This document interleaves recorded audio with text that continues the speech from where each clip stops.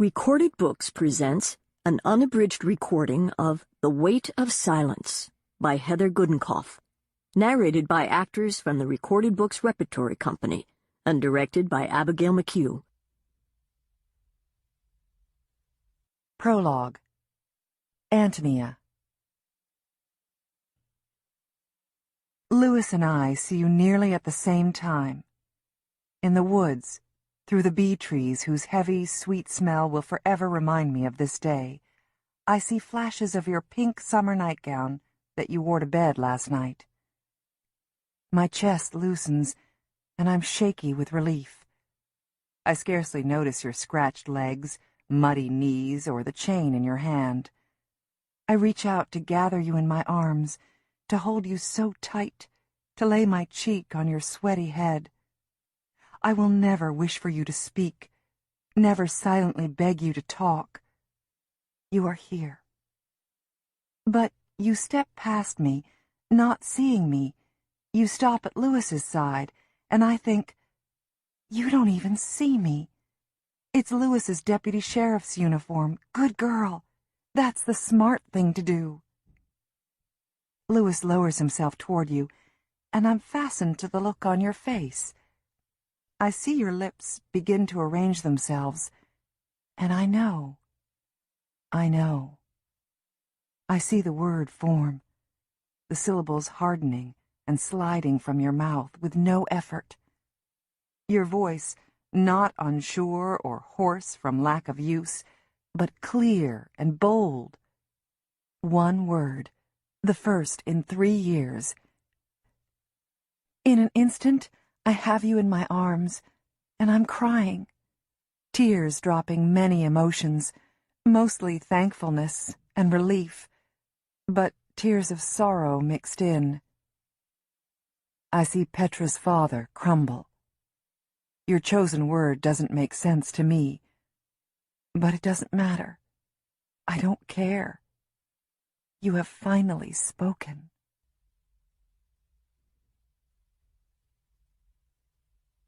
Callie. Callie stirred in her bed.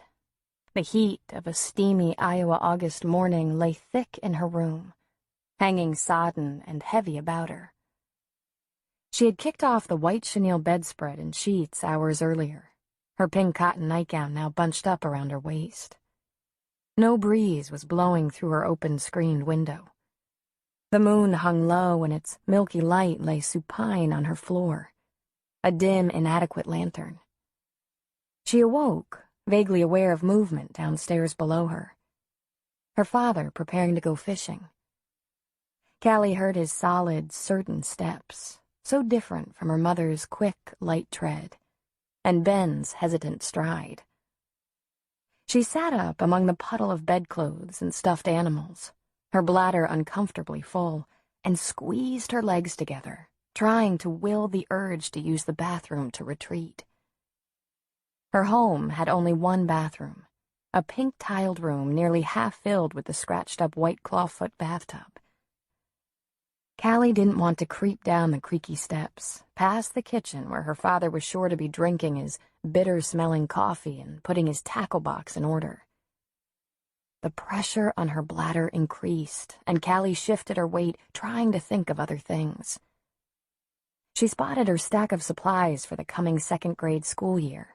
Brightly colored pencils, still long and flat-tipped, slim, crisp-edged folders, smooth rubber-scented pink erasers, a 64-count box of crayons. The supply list called for a 24-count box, but Mom knew that this just would not do. And 4 spiral-bound notebooks, each a different color. School had always been a mixture of pleasure and pain for Callie. She loved the smell of school, the dusty smell of old books and chalk. She loved the crunch of fall leaves beneath her new shoes as she walked to the bus stop. And she loved her teachers, every single one. But Callie knew that adults would gather in school conference rooms to discuss her. Principal, psychologists, speech and language clinicians, special education and regular education teachers, behavior disorder teachers, school counselors, social workers. Why won't Callie speak? Callie knew there were many phrases used to try to describe her. Mentally challenged, autistic, on the spectrum, oppositional defiant, a selective mute. She was, in fact, quite bright. She could read and understand books several grade levels above her own. In kindergarten, Miss Monroe, her energetic first-year teacher, whose straight brown hair and booming bass voice belied her pretty sorority girl looks, thought that Callie was just shy. Callie's name didn't come up to the Solution Focus Education team until December of Callie's kindergarten year. And that didn't occur until the school nurse, Mrs. White, after handing Callie a clean pair of socks, underwear, and sweatpants for the second time in 1 week, discovered an unsettling pattern in Callie's visits to the health office. "Didn't you tell anyone you needed to use the restroom, Callie?" Mrs. White asked in her low, kind voice. No response. Just Callie's usual wide-eyed, flat expression gazing back at her. "Go on into the restroom and change your clothes, Callie," the nurse instructed. "Make sure to wash yourself the best that you can." Flipping through her meticulous log documenting the date and time of each child's visit to the health office, the ailment noted in her small, tight script: sore throats, belly aches, scratches, bee stings. Callie's name was notated 9 times since August 29, the first day of school. Next to each entry, the initials UA for urinary accident. Mrs. White turned to Miss Monroe, who escorted Callie to the office. "Michelle, this is Callie's 9th bathroom accident this school year." Mrs. White paused, allowing Miss Monroe to respond. Silence. "Does she go when the other kids do?" "I don't know," Miss Monroe replied, her voice tumbling under the bathroom door to where Callie was stepping out of her soiled clothing. "I'm not sure. She gets plenty of chances to go, and she can always ask." "Well, I'm going to call her mom and recommend that she take Callie to the doctor. See if all this isn't just a bladder infection or something else." Mrs. White responded in her cool, efficient manner that few questioned. "Meanwhile, let her use the restroom whenever she wants. Send her in anyway, even if she doesn't need to." "Okay, but she can always ask." Miss Monroe turned and retreated. Callie silently stepped from the office restroom, garbed in a dry pair of pink sweatpants that pooled around her feet and sagged at her rear.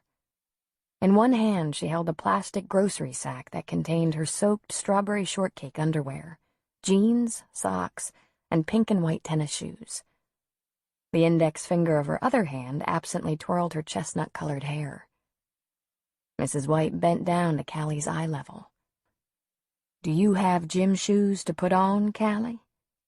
Callie looked down at her toes, now clad in dingy office-issued athletic socks, so worn she could see the peachy flesh of her big toe and the vamp-red nail polish her mother had dabbed on each pearly toenail the night before. "Callie," Mrs. White repeated, "do you have gym shoes to put on?" Callie regarded Mrs. White, pursed her thin lips together, and nodded her head. "Okay, Callie." Mrs. White's voice took on a tender tone. "Go put on your shoes and put the bag in your book bag. I'm going to call your mother. Now you're not in trouble. I see you've had several accidents this year. I just want your mom to be aware, okay?" Mrs. White carefully searched Callie's winter-kissed face. Callie's attention was then drawn to the vision eye chart and its ever-shrinking letters on the wall of the institutional White Health Office. After the solution-focused team of educators met and tested Callie and reviewed the data, there appeared to be nothing physically wrong with her. Options were discussed and debated, and after several weeks it was decided to teach her the American Sign Language sign for bathroom and other key words. Have her meet weekly with the school counselor, and patiently wait for Callie to speak. They continued to wait. Callie climbed out of bed, carefully picked up each of her new school supplies, and laid out the items on her small pine desk as she planned to in her new desk in her classroom on the first day of 2nd grade. Big things on the bottom, small things on top. Pencils and pens stowed neatly away in her new green pencil case. The need to urinate became an ache, and she considered relieving herself in her white plastic trash can beside her desk, but knew she would not be able to clean it without her mother or Ben noticing. If her mother found a pool of pee in her wastebasket, Callie knew she would fret endlessly as to what was going on inside her head. Never-ending, yes-no questions would follow. Was someone in the bathroom and you couldn't wait? Were you playing a game with Petra? Are you mad at me, Callie? She also considered climbing out her 2nd-story window, down the trellis, now tangled with white moonflowers as big as her hand. She discounted this idea as well. She wasn't sure how to remove the screen, and if her mother caught her mid-climb, she would be of a mind to nail Callie's window shut.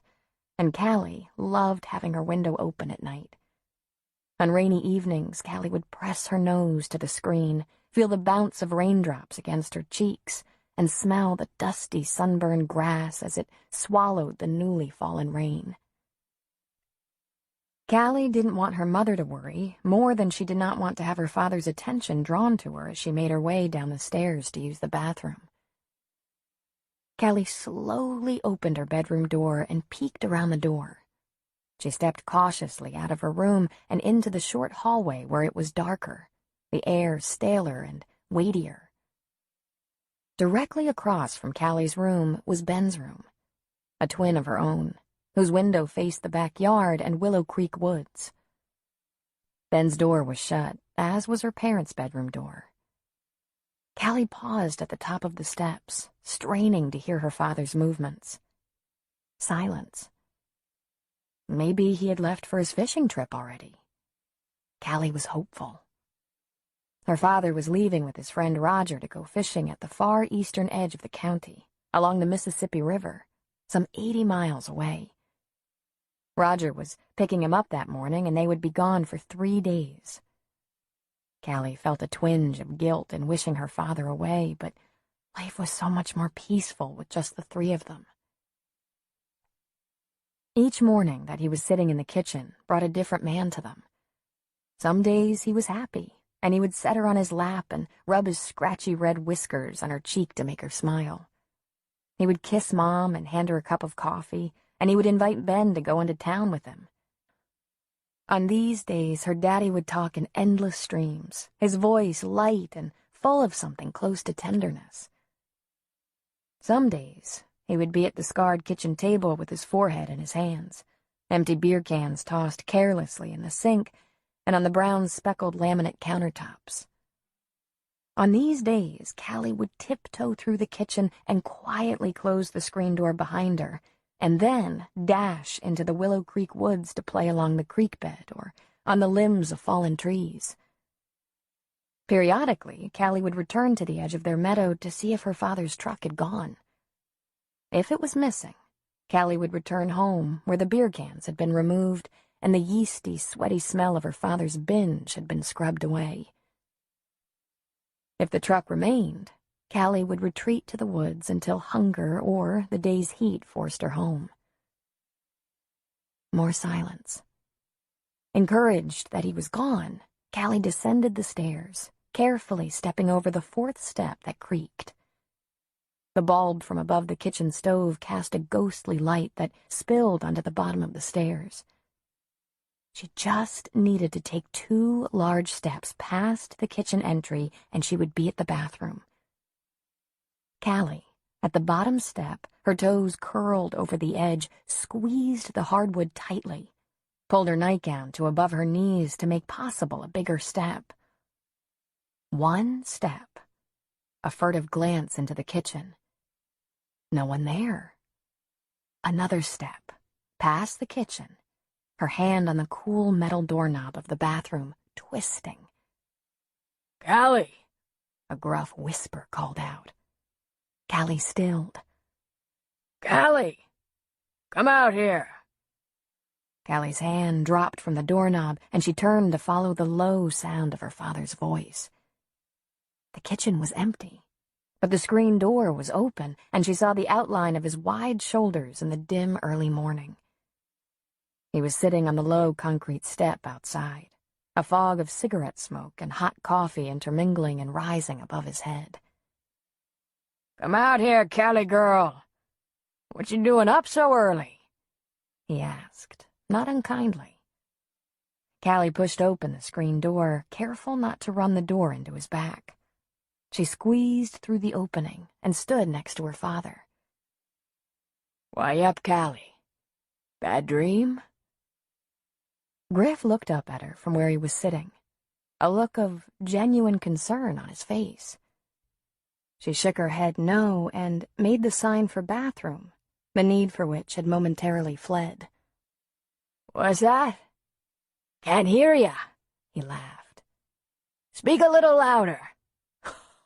Oh, yeah. You don't talk." And at that moment, his face shifted into a sneer.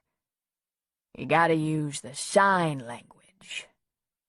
He abruptly stood and twisted his hands and arms in a grotesque mockery of Callie. "Can't talk like a normal kid. Gotta be all dumb like some kind of retard." Griff's voice was rising. Callie's eyes slid to the ground where a dozen or so crushed beer cans littered the ground, and the need to pee returned full force. She glanced up to her mother's bedroom window, the curtains still. No comforting face looked down on her. "Can't talk, huh? Bullshit. You talked before. You used to say, 'Daddy, Daddy,' especially when you wanted something. Now I got a stupid retard for a daughter. Probably you're not even mine. You got that deputy sheriff's eyes." He bent down. His gray-green eyes peered into hers, and she squeezed them tightly shut. In the distance, she heard tires on gravel, the sharp crunch and pop of someone approaching. Roger. Callie opened her eyes as Roger's four-wheel drive truck came down the lane and pulled up next to him. "Hey there! Morning, you two! How you doing, Miss Callie?" Roger tipped his chin to Callie, not really looking at her, not expecting a response. "Ready to go fishing, Griff?" Roger Hogan was Griff's best friend from high school. He was short and wide, his great stomach spilling over his pants. A foreman at the local meatpacking plant, he begged Griff every time he came home from the pipeline to stay home for good. He could get Griff in at the factory, too. "It'll be just like old times," he'd add. "Morning, Raj," Griff remarked, his voice cheerful, his eyes mean slits. "I'm gonna have you drive on ahead without me, Roger. Callie had a bad dream. I'm just gonna sit here with her a while until she feels better. Make sure she gets off to sleep again." "Ah, Griff," whined Roger. "Can her mother do that? We've been planning this for months." No. That girl needs her daddy, don't she, Callie? A daddy she can rely on to help her through those tough times. Her daddy should be there for her. Don't you think, Raj? So Callie's gonna spend some time with her good old daddy, whether she wants to or not. But you want to, don't you, Callie? Callie's stomach wrenched tighter with each of her father's utterances of the word daddy. She longed to run into the house and wake up her mother, but while Griff spewed hate from his mouth toward Callie when he'd been drinking, he'd never actually really hurt her. Ben, yes. Mom, yes. Not Callie.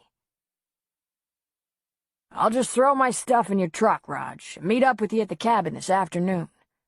There'll be plenty of good fishing tonight, and I'll pick up some more beer for us on the way." Griff picked up his green duffel and tossed it into the back of the truck.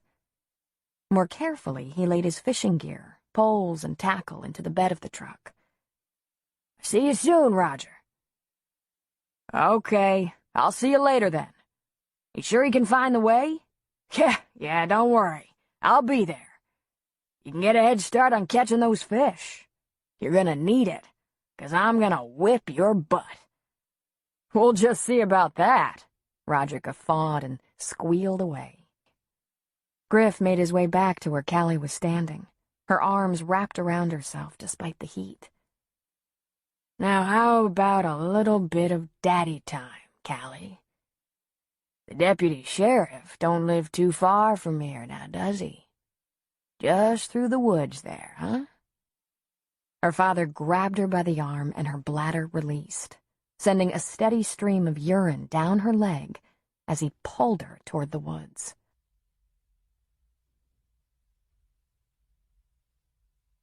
Petra. I can't sleep again. It's too hot. My necklace is sticking to my neck. I'm sitting on the floor in front of the electric fan, and the cool air feels good against my face. Very quiet, I am talking into the fan so I can hear the buzzy, low voice it blows back at me. "I am Petra, princess of the world," I say. I hear something outside my window, and for a minute I'm scared and want to go wake up Mom and Dad. I crawl across my carpet on my hands, the rug rubbing against my knees all rough. I peek out the window, and in the dark I think I see someone looking up at me, big and scary. Then I see something smaller at his side. Oh, I'm not scared anymore. I know them. I think, wait, I'm coming too. For a second I think I shouldn't go, but there is a grown-up out there too. Mom and Dad can't get mad at me if there's a grown-up. I pull on my tennis shoes and sneak out of my room. I'll just go say hi and come right back in.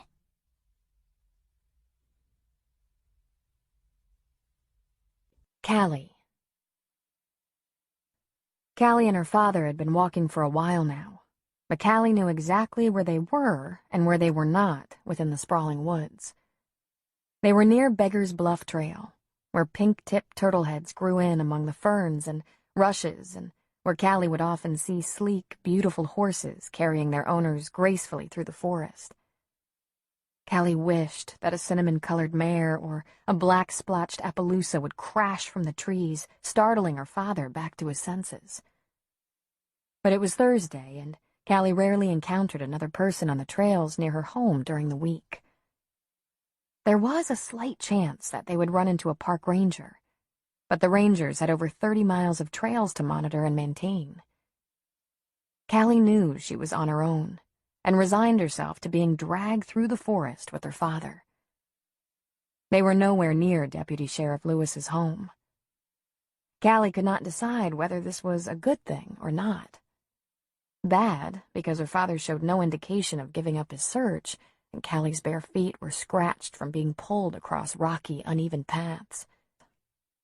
Good, because if they ever did get to Deputy Lewis's home, her father would say unforgivable things, and then Lewis would, in his calm, low voice, try to quiet him, and then call Callie's mother. His wife would be standing in the doorway behind him, her arms crossed, eyes darting furtively around to see who was watching the spectacle. Her father did not look well. His face was white, the color of bloodroot, the delicate early spring flower that her mother showed to her on their walks in the woods. His coppery hair the color of the red sap from its broken roots. Periodically stumbling over an exposed root, he continued to clutch Callie's arm, all the time muttering under his breath. Callie was biding her time, waiting for the perfect moment to bolt, to run back home to her mother. They were approaching a clearing named Willow Wallow. Arranged in a perfect half-moon adjacent to the creek was an arc of 7 weeping willows. It was said that the 7 willows were brought to the area by a French settler, a friend of Napoleon Bonaparte. The willows, a gift from the great general, the wispy trees being his favorite.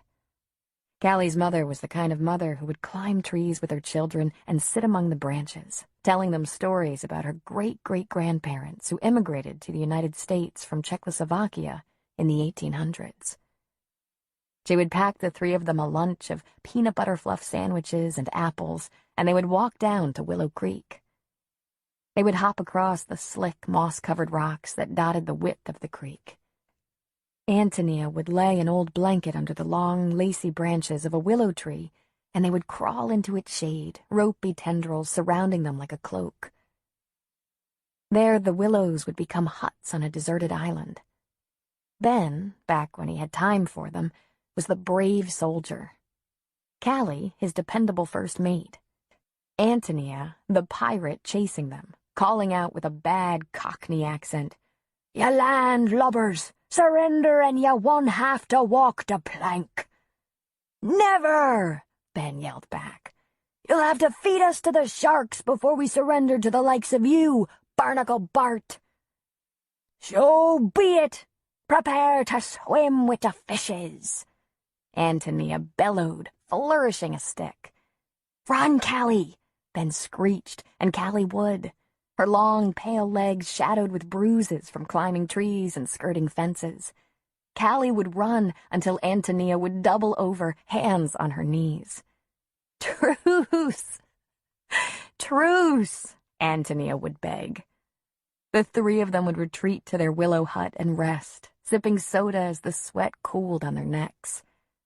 Antonia's laugh bubbled up from low in her chest, unfettered and joyous. She would toss her head back and close her eyes that were just beginning to show the creases of age and disappointment. When Antonia laughed, those around her did too, except for Callie. Callie hadn't laughed for a long time. She smiled her sweet, close-lipped grin, but an actual giggle, which once was emitted freely and sounded of chimes, never came, though she knew her mother waited expectantly.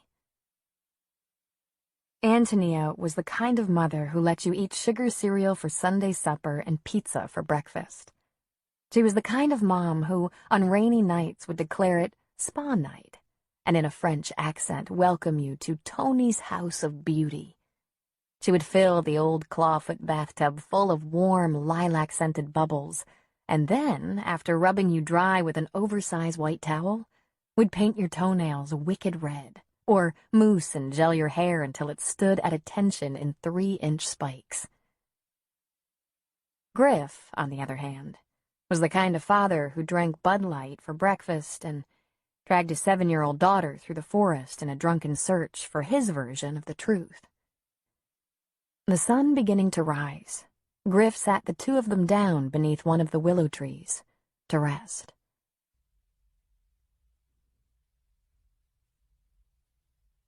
Martin.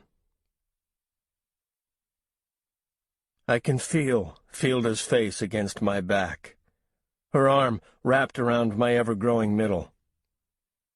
It's too hot to lie in this manner, but I don't nudge her away from me. Even if I was in Dante's Inferno, I couldn't push Fielda away from me. We've only been apart 2 instances since our marriage 14 years ago, and both times seemed too much for me to bear. The second time that Fielda and I were apart I don't speak about. The first separation was 9 months after our wedding, and I went to a conference on economics at the University of Chicago. I remember lying in the hotel on my lumpy bed with its stiff, scratchy comforter, wishing for Fielda. I felt weightless without her there, that without her arm thrown carelessly over me in sleep, I could just float away like milkweed on a random wind. After that lonely night, I forewent the rest of my seminars and came home. Fielda laughed at me for being homesick, but I know she was secretly pleased. She came to me late in my life, a young, brassy girl of 18. I was 42 and wed to my job as a professor of economics at St. Julianus College, a private college with an enrollment of 1,200 students in Willow Creek. No, she wasn't a student. Many have asked this question with a light, accusatory tone. I met Fielda Morning when she was a waitress at her family's cafe, Morning Glory. On my way to the college each day, I would stop in at the Morning Glory for a cup of coffee and a muffin, and to read my newspaper in a sun-drenched corner of the cafe. I remember Fielda, in those days, as being very solicitous and gracious to me. The coffee, piping hot, and the muffin sliced in half with sweet butter on the side. I must admit, I took this considerate service for granted, believing that Fielda treated all her patrons in this manner. It wasn't until one wintry morning, about a year after I started coming to the Morning Glory, that Fielda stomped up to me, one hand on her ample hip, the other hand holding my cup of coffee. "What," Fielda shrilly aimed at me, "does a girl have to do in order to get your attention?" She banged the cup down in front of me, my glasses leaping on my nose in surprise, coffee sloshing all over the table. Before I could splutter a response, she had retreated and then reappeared, this time with my muffin that she promptly tossed at me. It bounced off my chest, flaky crumbs of orange poppy seed clinging to my tie. Fielda ran from the cafe, and her mother, a softer, more careworn version of Fielda, sauntered up to me. Rolling her eyes heavenward, she sighed, "Go on out there and talk to her, Mr. Gregory.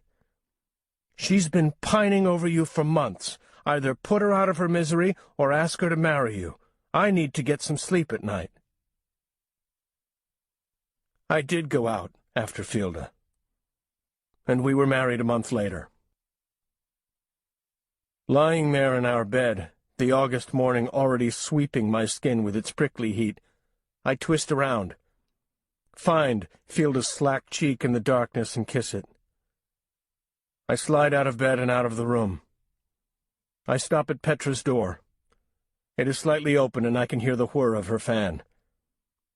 I gently push the door forward and step into her room, a place so full of little girl whimsy that it never fails to make me pause. The carefully arranged collections of pine cones, acorns, leaves, feathers, and rocks, all expertly excavated from our backyard at the edge of Willow Creek Woods. The baby dolls, stuffed dogs, and bears, all tucked lovingly under blankets fashioned from washcloths and arranged around her sleeping form. The little girl perfume, a combination of lavender-scented shampoo, green grass, and perspiration that holds only the enzymes of the innocent, overwhelms me every time I cross this threshold. My eyes begin to adjust to the dark, and I see that Petra is not in her bed. I'm not alarmed. Petra often has bouts of insomnia and skulks downstairs to the living room to watch television. I, too, go downstairs. But very quickly I know that Petra is not watching television. The house is quiet. No droning voices or canned laughter. I walk briskly through each room, switching on lights. The living room. No Petra. The dining room. The kitchen. The bathroom. My office. No Petra. Back through the kitchen, down to the basement. No Petra. Rushing up the stairs to Fielda, I shake her awake. "Petra's not in her bed," I gasp. Fielda leaps from the bed and retraces the path I just followed. No Petra. I hurry out the back door and circle the house once, twice, 3 times. No Petra. Fielda and I meet back in the kitchen, and we look at one another helplessly. Fielda stifles a moan and dials the police. We quickly pull on clothes in order to make ourselves presentable to receive Deputy Sheriff Lewis. Fielda continues to wander through each of the rooms, checking for Petra, looking through closets and under the stairs. "Maybe she went over to Callie's house," she says. "At this time of the morning?" I ask. "What would possess her to do that?" "Maybe she was too hot and went outside to cool off, and she lost track of time," I add. Sit down. You're making me nervous.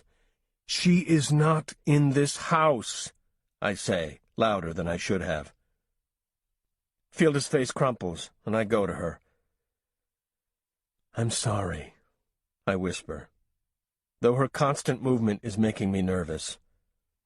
We'll go make coffee for when he arrives. Coffee? Coffee?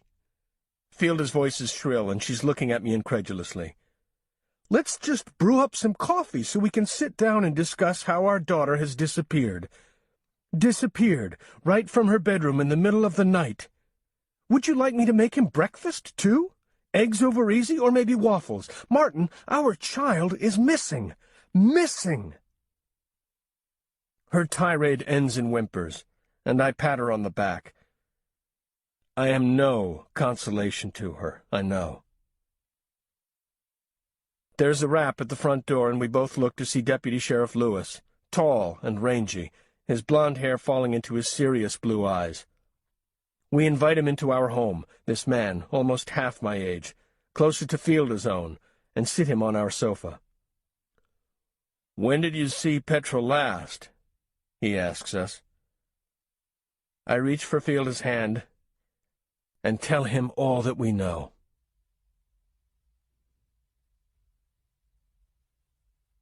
Antonia.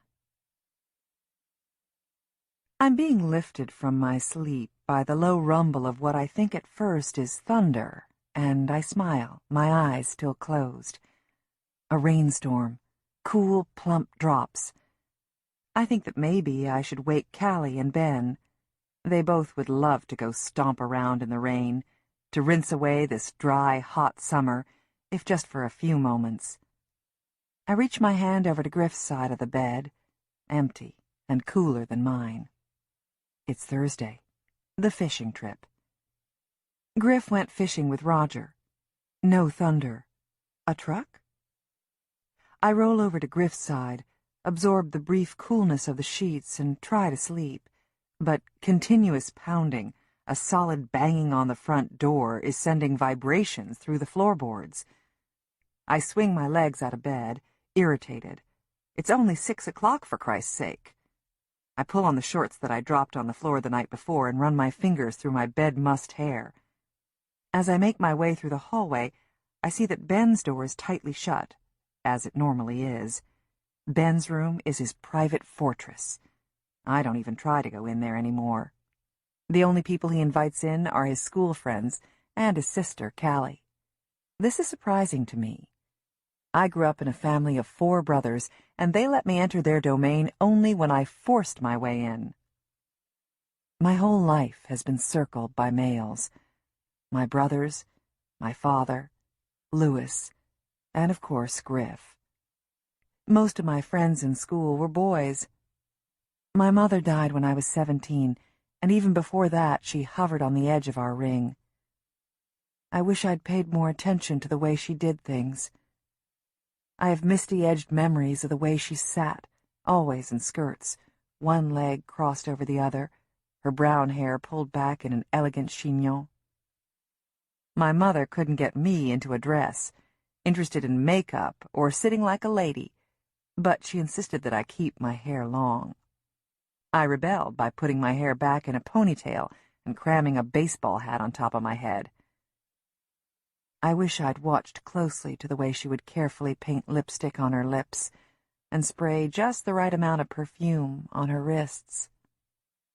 I remember her leaning in close to my father and whispering in his ear, making him smile, the way she could calm him with just a manicured hand on his arm. My own silent little girl is even more of a mystery to me. The way she likes her hair combed smooth after a bath, the joy she has in inspecting her nails after I've inexpertly painted them. Having a little girl has been like following an old treasure map with the important paths torn away. These days, I sit and watch her carefully, studying her each movement and gesture. At least when she was speaking, she could tell me what she wanted or needed. Now I guess and falter and hope for the best. I go on as if there's nothing wrong with my Callie, as if she's a typical 7-year-old, that strangers don't discuss her in school offices, that neighbors don't whisper behind their hands about the odd Clark girl.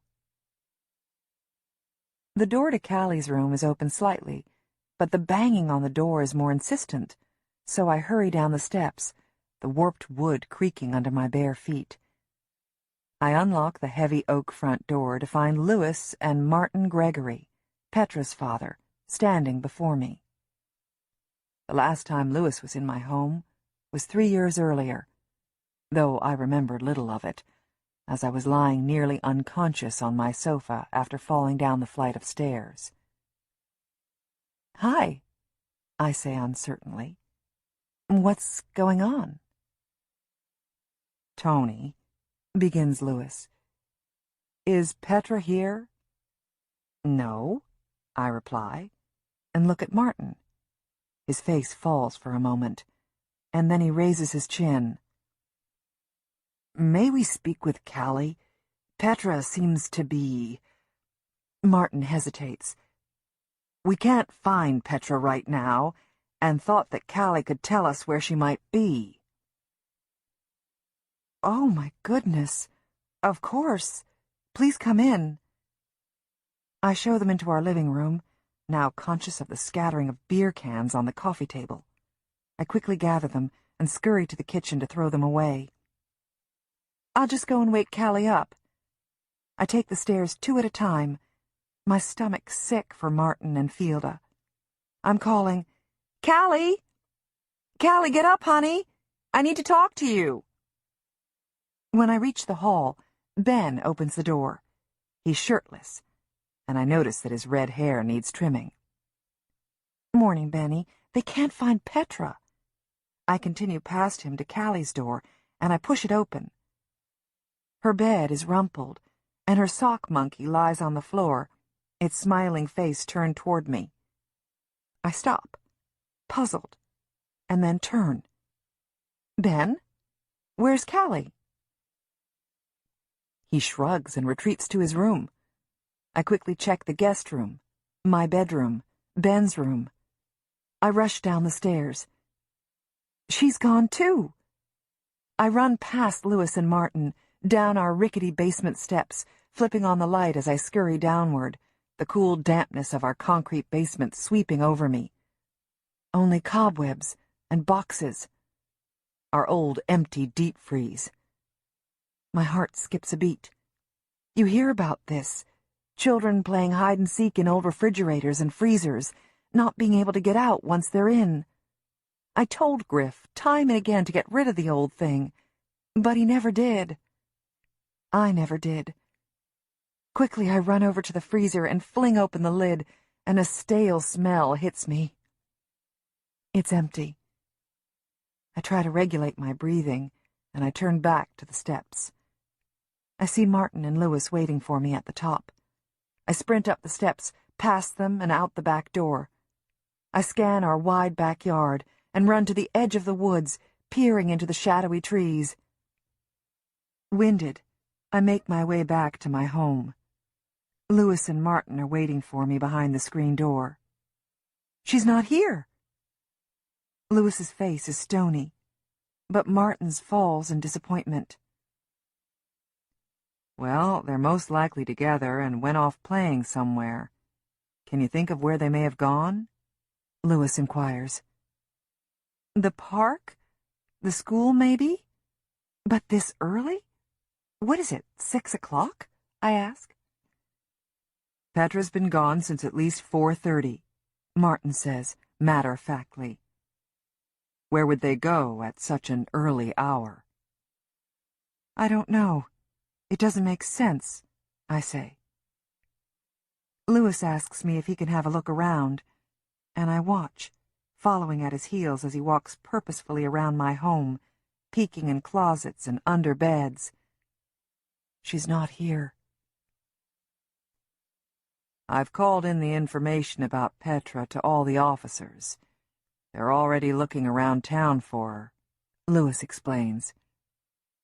"It doesn't appear that the girls were—" He pauses. that the girls met any harm. I suggest you go look around for them in the places they usually go." Martin looks uncertain about this plan, but nods his head, and I do too. "Tony, Griff's truck is outside. Is he here? Would he be able to tell us where the girls could be?" Lewis, in his kind way, is asking me if Griff is coherent this morning, or if he's passed out in our bed from a night of drinking. "Griff's not here. He went fishing with Roger this morning. He was going to leave at about 3:30 or so." "Could he have taken the girls fishing with him?" Martin asks hopefully. "No," I laugh. "The last thing Griff would do is take a couple of little girls on his big fishing trip. He's not supposed to be back until Saturday. I'm positive the girls didn't go fishing with him." "I don't know, Tony. Maybe he did decide to take the girls with him. Maybe he left a note." "No, Lewis. I'm sure he wouldn't have done that." I'm beginning to become irritated with him. "Okay, then," Lewis says. "We'll talk again in 1 hour. If the girls aren't found by then, we'll make a different plan." I hear a rustle of movement and turn to see Ben sitting on the steps. At a quick glance, he could be mistaken for Griff, with his broad shoulders and strawberry hair, except for the eyes. Ben has soft, quiet eyes. "Ben," I say, "Callie and Petra went off somewhere, and we need to find them. Where could they have gone?" "The woods," he says simply. "I'm going to go do my paper route, then I'll go look for 'em." "I'll call to have some officers check out the woods near the backyard. 1 hour," Lewis says again. "We'll talk in 1 hour."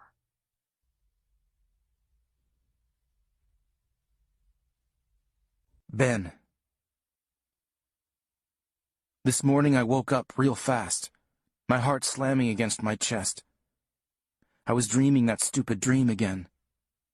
The one when you and me are climbing the old walnut tree in the woods, the one by Lone Tree Bridge. I'm boosting you up like I always do, and you're reaching up for a branch, your nail-bitten fingers white from holding on so tight. I'm crabbing at you to hurry up because I don't have all day. You're up, and I'm watching you from below. The climb is easier for you now. The branches are closer together, fat, sturdy ones. You're going higher and higher until I can only see your bony knees, then just your tennis shoes. I'm hollering up at you. "You're too high, Callie. Come back down. You're gonna fall."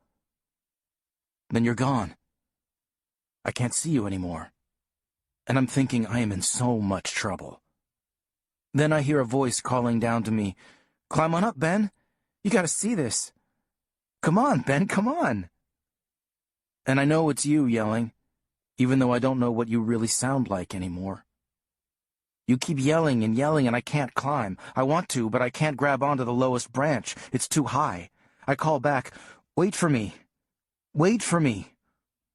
What do you see, Callie?" Then I woke up all sweaty.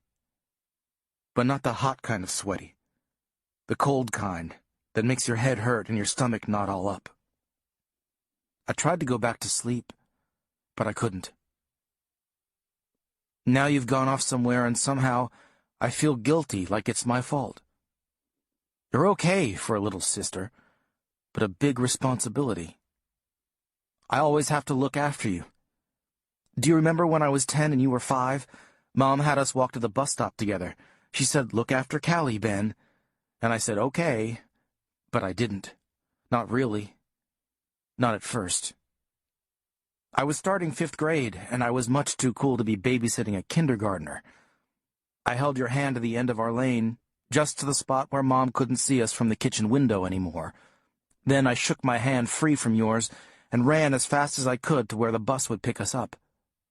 I made sure to look back and to check to see if you were still coming. I have to give you credit. Your skinny kindergarten legs were running and your brand-new pink backpack was bouncing on your shoulders, but you couldn't keep up. You tripped over that big old crack in the gutter in front of the Olson house, and you went crashing down. I almost came back for you. I really did. But along came Raymond, and I didn't come back to you. I just didn't. When you finally got to the bus stop, the bus was just pulling up, and your knee was all bloody, and the purple barrette that Mom put in your hair was dangling from one little piece of your hair. You budged right in front of all the kids in line for the bus to stand next to me, and I pretended you weren't even there. When we climbed on the bus, I sat down with Raymond. You just stood in the aisle waiting for me to scooch over and make room for you. But I turned my back on you to talk to Raymond. The kids behind you started yelling, "Hurry up and sit down." So you finally slid into the seat across from me and Raymond. You were all nudged up to the window, your legs too short to reach the floor, a little river of blood running down your shin. You wouldn't even look at me for the rest of the night. Even after supper, when I offered to tell you a story, you just shrugged your shoulders at me and left me sitting at the kitchen table all by myself. I know I was pretty rotten to you that day, but on a guy's first day of 5th grade, first impressions are really important. I tried to make it up to you. In case you didn't know, I was the one who put the Tootsie Rolls under your pillow that night. I'm sorry. Not watching out for you those first few weeks of school. But you know all about that. Being sorry and having no words to say something when you know you should, but you just can't.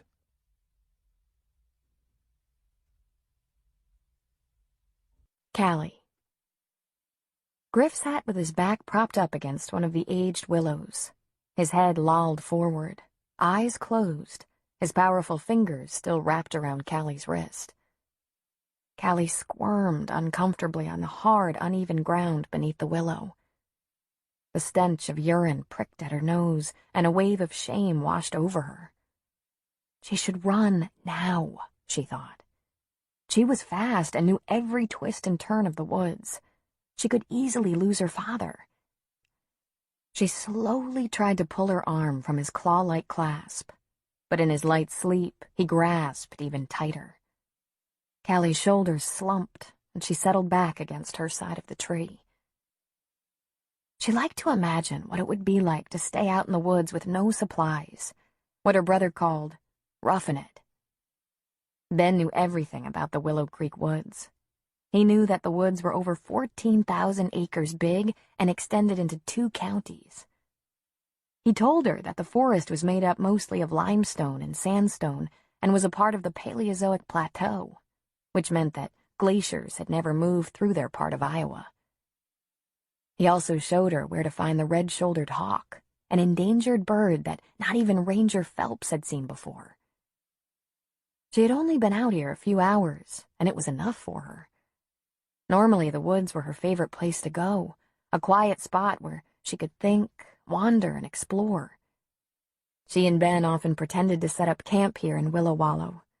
Ben would lug a thermos of water, and Callie would carry the snacks, bags of salty chips, and thick ropes of licorice for them to munch on. Ben would arrange sticks and brushwood into a large circular pile and surround them with stones for their bonfire. They never actually lit a fire, but it was fun to pretend. They would stick marshmallows on the end of green twigs and roast them over their fire. Ben used to pull out his pocket knife and try to whittle utensils out of thin branches he would find on the ground. He had carved out 2 spoons and a fork before the blade had slipped and he sliced his hand, needing 6 stitches. Their mother had taken the knife away after that, saying he could have it back in a few years. Ben handed it over grudgingly. Lately, instead of carving out the silverware, she and Ben smuggled dishes and tableware from their own kitchen. Under the largest of the willows, Ben had constructed a small little cupboard out of old boards and hammered it to the tree. They kept their household goods there. Once, trying to plan ahead, they had placed a box of crackers and a package of cookies on the shelf. When they returned a few days later, they found that something had been there before them, probably a raccoon. But Ben said in a teasing voice, it also could have been a bear. Callie hadn't really believed that, but it was fun to pretend that a mama bear was out there somewhere feeding her cubs Chips Ahoy cookies and wheat thins. She wondered if her mother had noticed that she was gone yet. Wondered if she was worried about her, looking for her. Callie's stomach rumbled, and she hastily placed her free hand over it, willing it to silence. Maybe there was something to eat in the cupboard 2 trees over. Griff snorted, his eyes fluttered open, and he settled his gaze on Callie's face. "You reek," he said, meanly, unaware of his own smell, a combination of liquor, perspiration, and onions. "Come on, let's get going. We've got a family reunion to attend. Which way do we go?" Callie considered this. She could lie, lead him deeper into the forest, and then make a break for it when she had the chance. Or she could show him the correct route and get it over with. The second choice prevailed. She was already hungry and tired, and she wanted to go home. She pointed a thin, grubby finger back the way they had come. "Get up," Griff commanded. Callie scrambled to her feet. Griff let go of her arm, and Callie tried to shake out the numbness that had snaked into her fingers. They walked in a strange sort of tandem, Griff directly behind her, his hand on her shoulder. Callie slumped slightly under the weight of his meaty hand.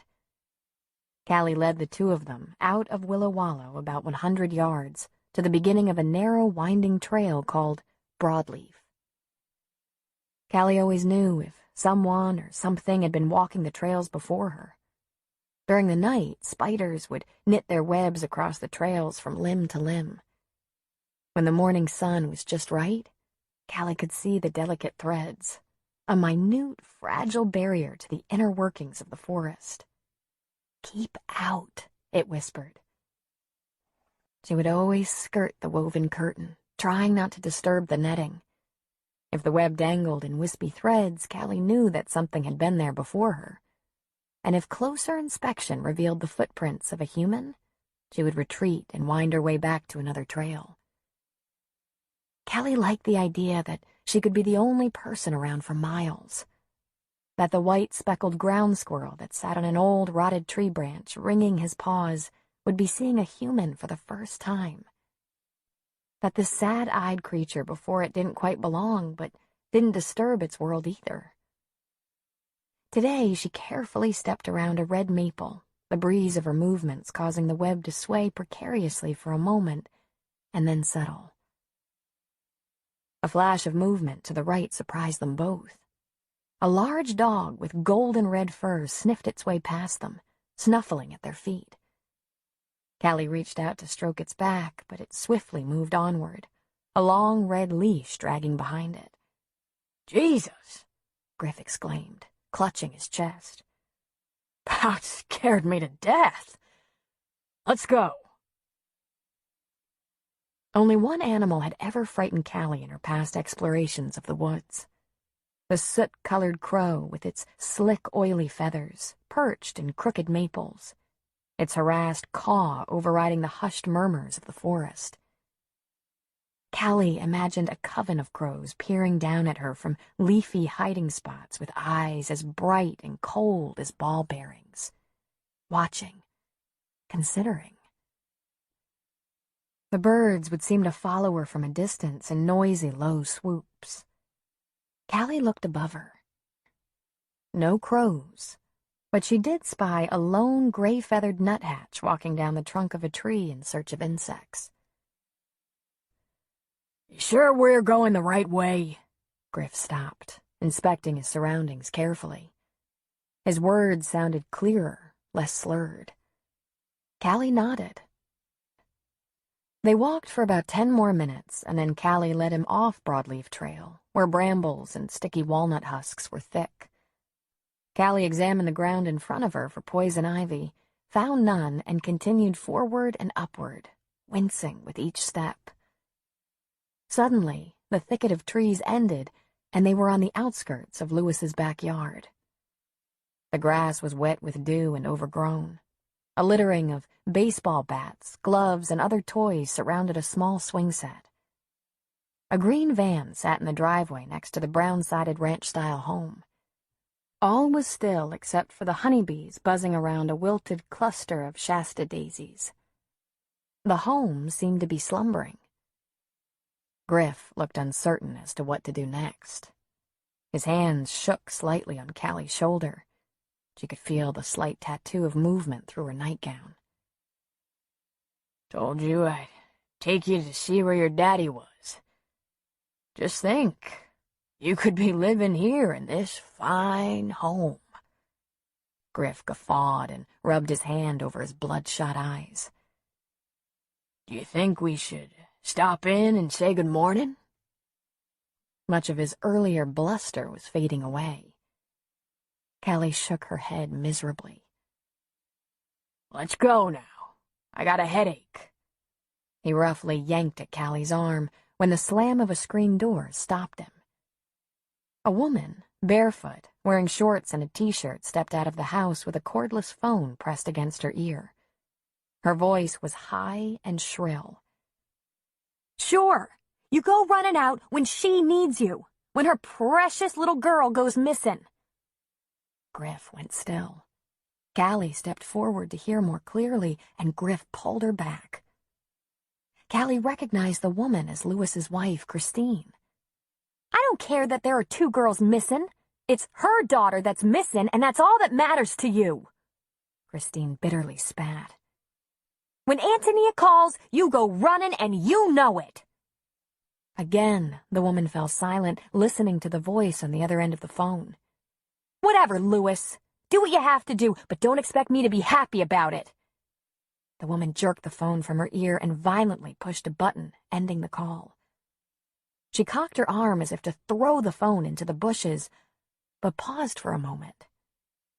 "Damn it!" she snapped, then lowered her arm and brought the phone back down to her side. "Damn it!" she repeated before opening the screen door and entering her home again, letting the door bang behind her. "Huh," Griff snorted.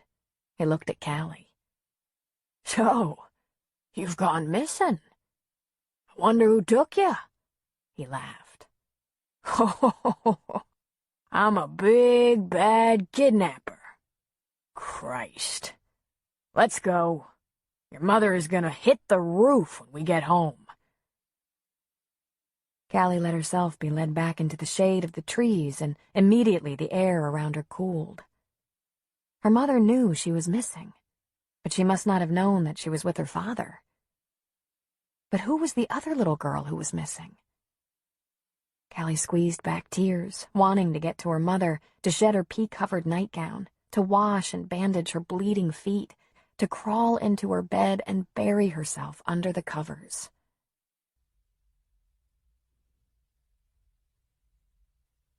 Martin. I have visited all the places that Petra loves. The library, the school, the bakery.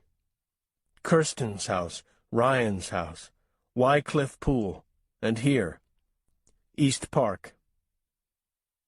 Now I walk among the swings, teeter-totter, jungle gym, slides, and the monkey bars, deserted due to the early hour. I even climb up the black train engine that the railroad donated to the city as a piece of play equipment. It amazes me that anyone with any sort of authority could believe such a machine could be considered a safe place for children to play. It was once a working engine, but of course all the dangerous pieces had been removed, the glass replaced with plastic, sharp corners softened. But still, it's huge, imposing. Just the thing to offer up to small children who have no fear and who feel that they could fly if given the opportunity. I've seen children climb the many ladders that lead to small nooks and crannies in the engine.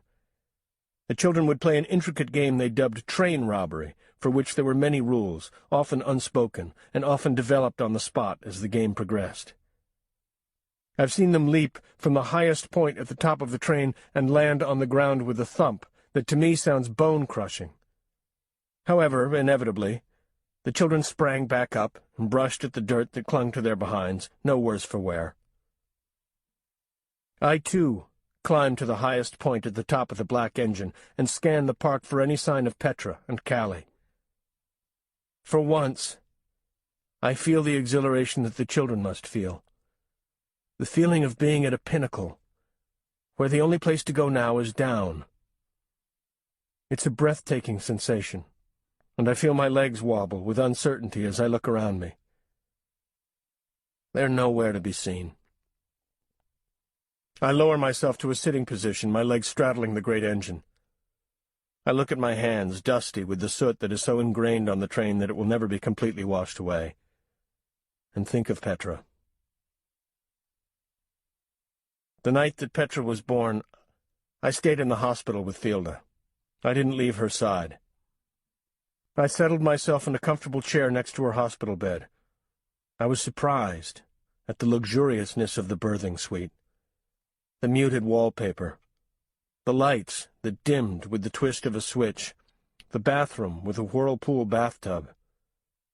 I was pleased that Fielda would give birth in such a nice place, tended to by a soothing nurse who would place a capable hand on Fielda's sweating forehead and whisper encouragement to her.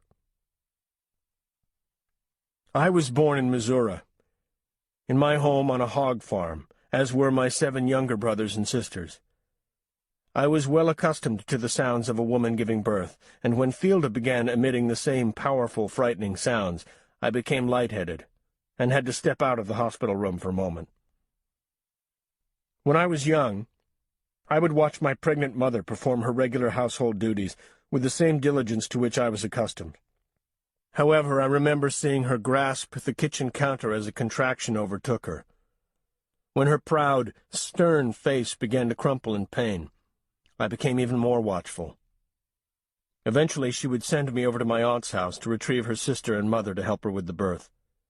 I would run the half-mile swiftly, grateful for the reprieve from the anxious atmosphere that had invaded our well-ordered home. In the summers I would go barefoot, the soles of my feet becoming hard and calloused. Impervious to the clumps of dirt and rocks, I could barely feel the ground beneath me. I preferred to wear shoes, but my mother only allowed me to wear them on Sundays and to school. I hated that people could see my exposed feet, the dirt that wedged itself under my toenails. I had the habit of standing on one leg with the other resting on top of it, my toes curled so that only the top of one dirty foot was visible. My grandmother would laugh at me and call me stork. My aunt thought this was quite amusing, especially when I came to get them to help my mother deliver her baby. She would discharge a big, bellowing laugh that was delightful to the ears, so much so that even I couldn't help but smile, even though the laugh was at my expense. We would climb into my grandmother's rusty Ford and drive back to our farm.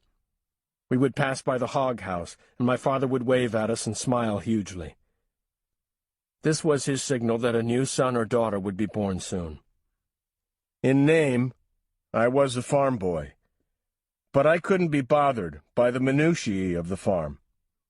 My interest was in books and in numbers. My father, a kind, simple man, would shake his head when I would show no interest in farrowing sows. But still, I had my chores to do around the farm. Mucking out the pens and feeding buckets of slop to the hogs were a few of my duties. However, I refused to have any part of butcher time. The thought of killing any living creature made me ill, though I had no qualms about eating pork. On butcher day, I would conveniently disappear. I would retrieve my shoes from the back of my closet and tie them tightly, brushing away any scuffs, and I would walk into town, 3 miles away. When I reached the outskirts, I would spit onto my fingers and bend down to wipe away the dust and grime from my shoes. I would double-check to make sure my library card, wrinkled and limp from frequent use, was still there as I stepped into the library. There I would spend hours reading books on coin collecting and history. The librarian knew me by name and would often set aside books she knew I would enjoy. "Don't worry about bringing these back in 2 weeks," she'd say conspiratorially, handing me the books tucked carefully into the canvas bag I'd brought with me. She knew it could be difficult for me to make the trip into town every few weeks, but more often than not I would find a way. I would slink back to the farm, the butchering done for the day. My father would be waiting on the front porch, rolling his cigarette between his fingers, drinking some iced tea that my mother had brewed.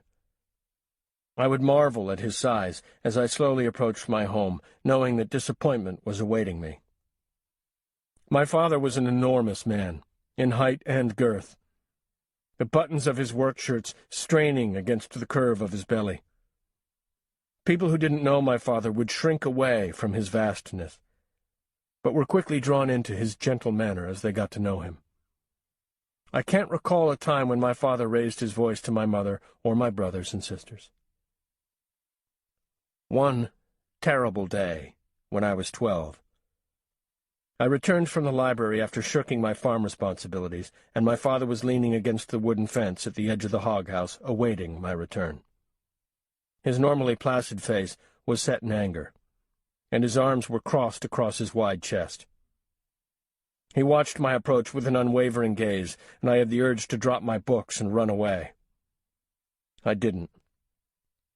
I continued my walk to the spot where he was standing, and looked down at my church shoes smeared with dust and dirt.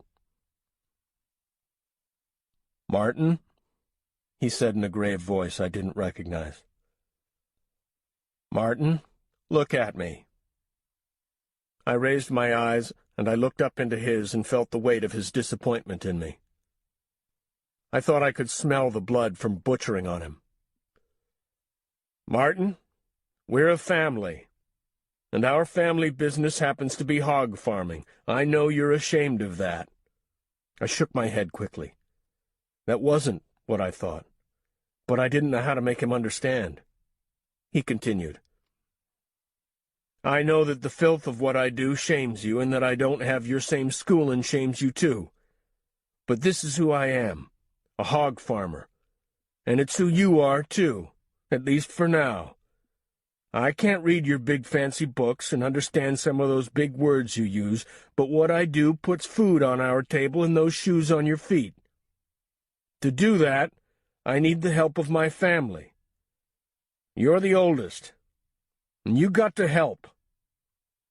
You find the way that you can help, Martin, and you tell me what that is, but you got to do your share. You can't be running off into town when there's work to be done. Understand?" I nodded, the heat of my own shame rising off my face. "You think on it, Martin, tonight. You think on it, and tell me in the morning what your part is going to be." Then he walked away from me, his head hanging low, his hands stuffed into the back of his work pants. I slept little that night, trying to find a way that I could be useful to my family. I didn't want to mind my younger brothers and sisters, and I wasn't very handy with building or fixing things. What was I good at? I wondered that night. I was a good reader. I was good at mathematics. Those were my strengths. I pondered on these the entire night, and when my father awoke the next morning, I was waiting for him at our kitchen table. "I think I know how I can help, Daddy," I said shyly, and he rewarded me with his familiar lopsided grin. "I knew you would, Martin," he replied, and sat down next to me. I laid it all out for him. The financial records of the farm, noting, in as kind a way as possible, the sloppiness and inaccuracies that they contained. I could help, I told him, by keeping track of the money. I would find ways of saving and ways of making the farm more efficient. He was pleased with my plan, and I was appreciative of his faith in me. We never flourished as a family farm, but our quality of life improved. We were able to update our utilities and install a telephone. We could afford shoes for each of the children all year round, though I was still the only one who chose to wear them in the summer. One winter day when I was 16, soon before my father's birthday, I took the farm truck into town to the only department store, which sold everything from groceries to appliances. I spent 2.5 hours looking at the 2 models of television sets they had available, weighing the pros and cons of each. I finally decided upon the 12-inch version with rabbit ear antennae. I settled it carefully in the cab of the truck next to me, wrapped in blankets to cushion any jostling that would occur on the winding dirt roads, and returned to the farm. When my father came in that evening, after taking care of the hogs, we were gathered in the living room, all 9 of us, blocking the view of my father's birthday present. "What's going on here?" he asked, as it was rare that we were all congregated in one place that was not the supper table. My mother began to sing Happy Birthday to my father, and we all joined in. At the end of the song, we parted to reveal the tiny television set that rested upon an old bookshelf. "What's this?" my father asked in disbelief. "What did you go and do?" We were all grinning up at him, and my little sister Lottie, who was 7, squealed, "Turn it on, Daddy! Turn it on!" My father stepped forward and turned the knob to on. And after a moment, the black and white image of a variety show filled the screen. We all laughed in delight and crowded around the television to listen.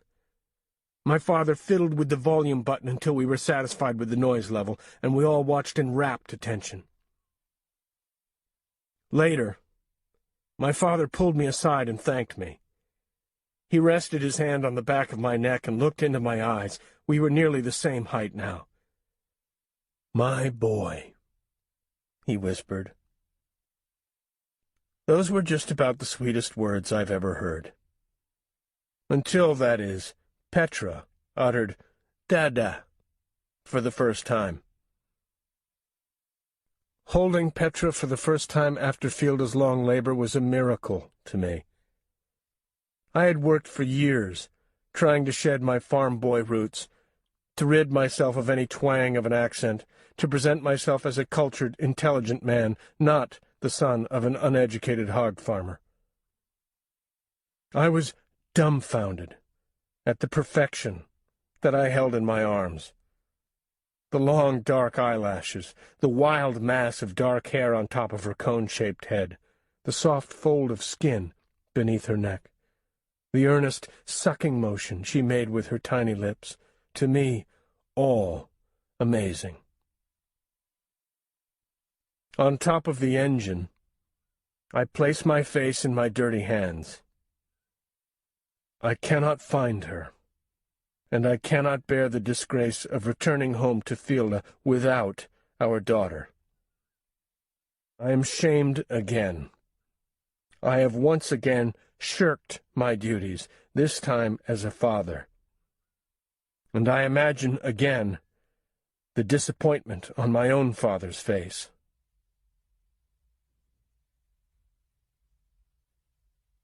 Deputy Sheriff Lewis. On my way over to the Gregory house, I contact our sheriff, Harold Motz. I need to update Harold as to what's going on. Let him know I have a bad feeling about this. That I don't think this is merely a case of 2 girls wandering off to play. "What evidence do you have?" Motz questions me. I have to admit that I have none. Nothing physical, anyway. There are no signs of a break-in. No sign of a struggle in either of the girls' rooms. Just a bad feeling. But Motz trusts me. We've known each other a long time. "You thinking FPF, Lewis?" he asks me. FPF means foul play feared in the police world. Just by uttering these 3 letters, a whole chain of events can unfurl. State police and the Division of Criminal Investigation will show up. The press and complications. I measure my words before I speak them. Something's not right here. I'd feel a lot better if you called in one of the state guys, just to check things out. Besides, once we call them in, they foot the bill, right? Our department can't handle or afford a full-scale search and investigation on our own. "I'll call DCI right now," Mott says to my relief. "Do we need a crime scene unit?" "Not yet. Hopefully not at all, but we just might. I'm heading back over to the houses. Better call the reservists, I say. I'm glad that Motz will have to be the one who wakes up our off-duty officers and the reservists. Take them away from their families and their jobs. Willow Creek has a population of about 8,000 people, though it grows by about 1,200 each fall due to the college. Our department is small. We have 10 officers in all, 3 to a shift. Not near enough help when looking for 2 missing 7-year-olds. We'd need the reservists to help canvass the neighborhoods and question people. Lewis, Mott says, do you think this is anything like the McIntyre case? It crossed my mind, I admit. We had no leads in last year's abduction and subsequent murder of 10-year-old Jenna McIntyre. That little girl haunted my sleep every single night. As much as I want to push aside the idea that something similar may have happened to Petra and Callie, I can't. It's my job to think this way.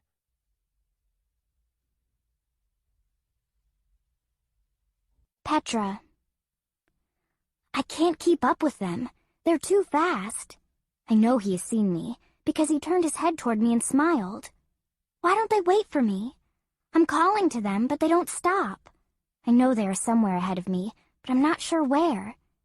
I hear a voice in the distance. I'm getting closer.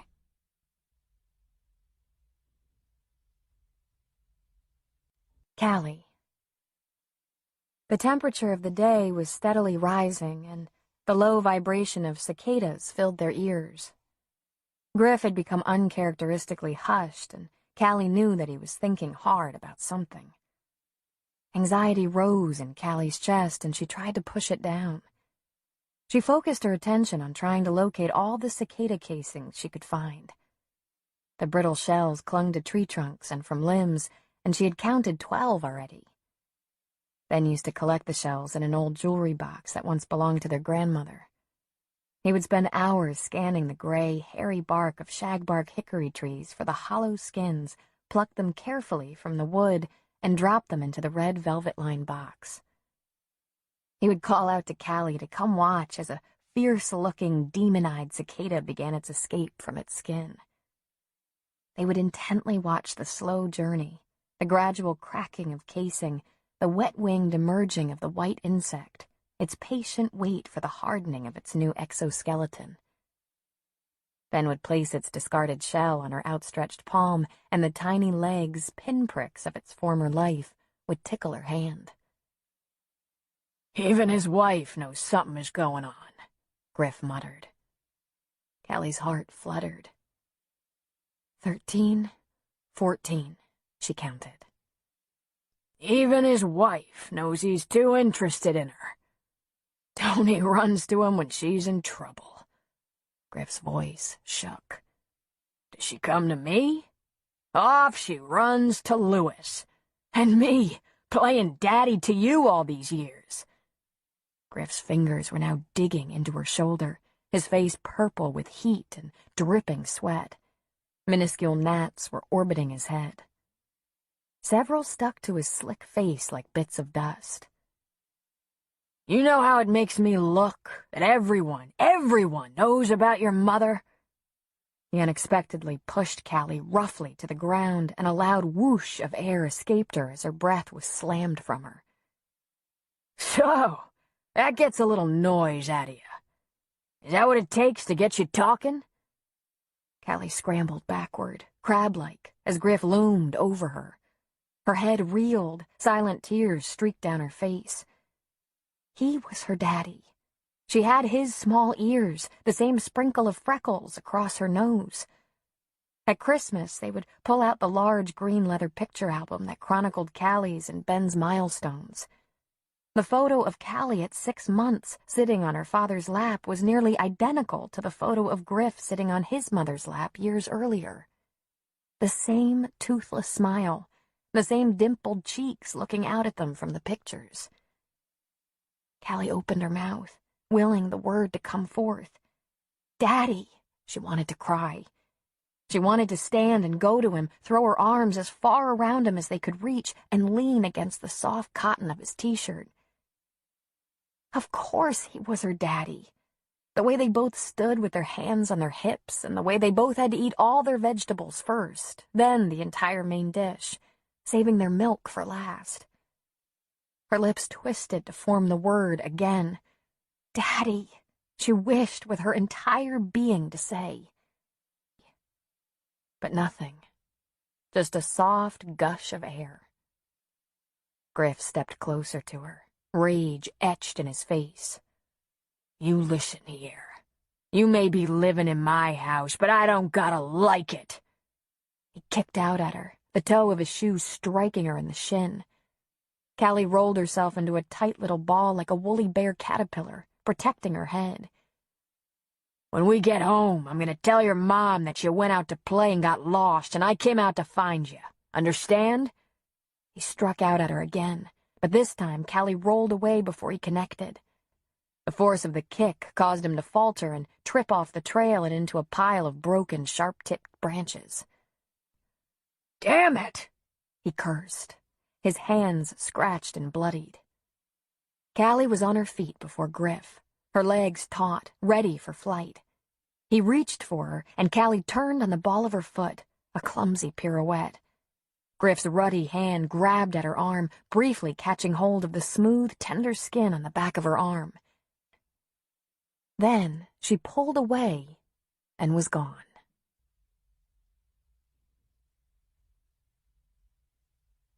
Antonia. I sit at the kitchen table, waiting.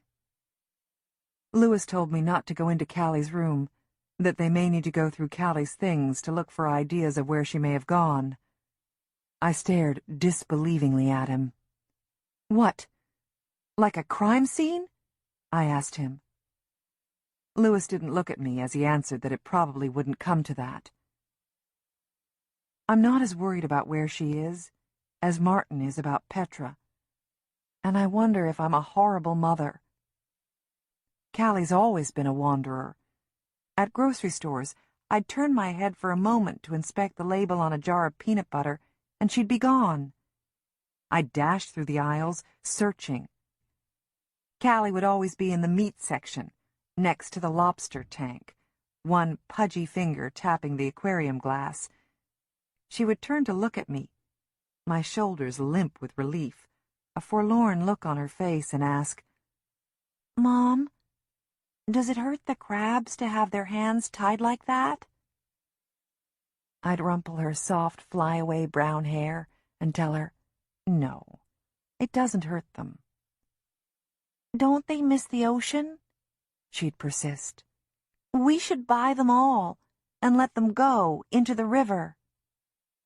"I think they'd die without ocean water," I'd explain. Then she'd gently tap the glass again and let me lead her away. Of course, this was before, when I didn't have to wonder if the next word would ever come. Before I woke up from dreams where Callie was speaking to me, and I'd be grasping at the sound of her voice, trying to remember its pitch, its cadence.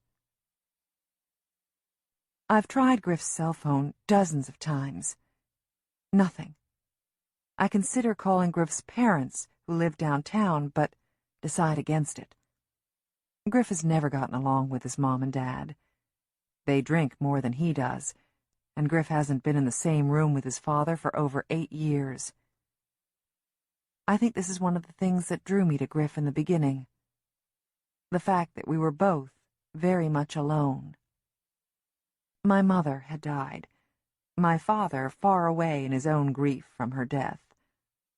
And Lewis, well, that had ended, not with great production, but softly, sadly. Griff had only his critical, indifferent parents. His only sister had moved far away, trying to remove herself from the stress and drama of living with 2 alcoholic parents. When Griff and I found each other, it was such a relief. We could breathe easily, at least for a while. Then things changed, like they always do. Like now, when once again I can't find him when I need him. I nervously fold and refold the dish towels from the kitchen drawer, and I think I should give my brothers a call, tell them what's happening. But the thought of putting the fact that Callie is lost, or worse, into words is too frightening. I look out the kitchen window and see Martin and Lewis step out of Lewis's car. Martin's shirt already soaked with a day's heat. The girls aren't with them. Ben will find them. They're of one mind, and he will find them.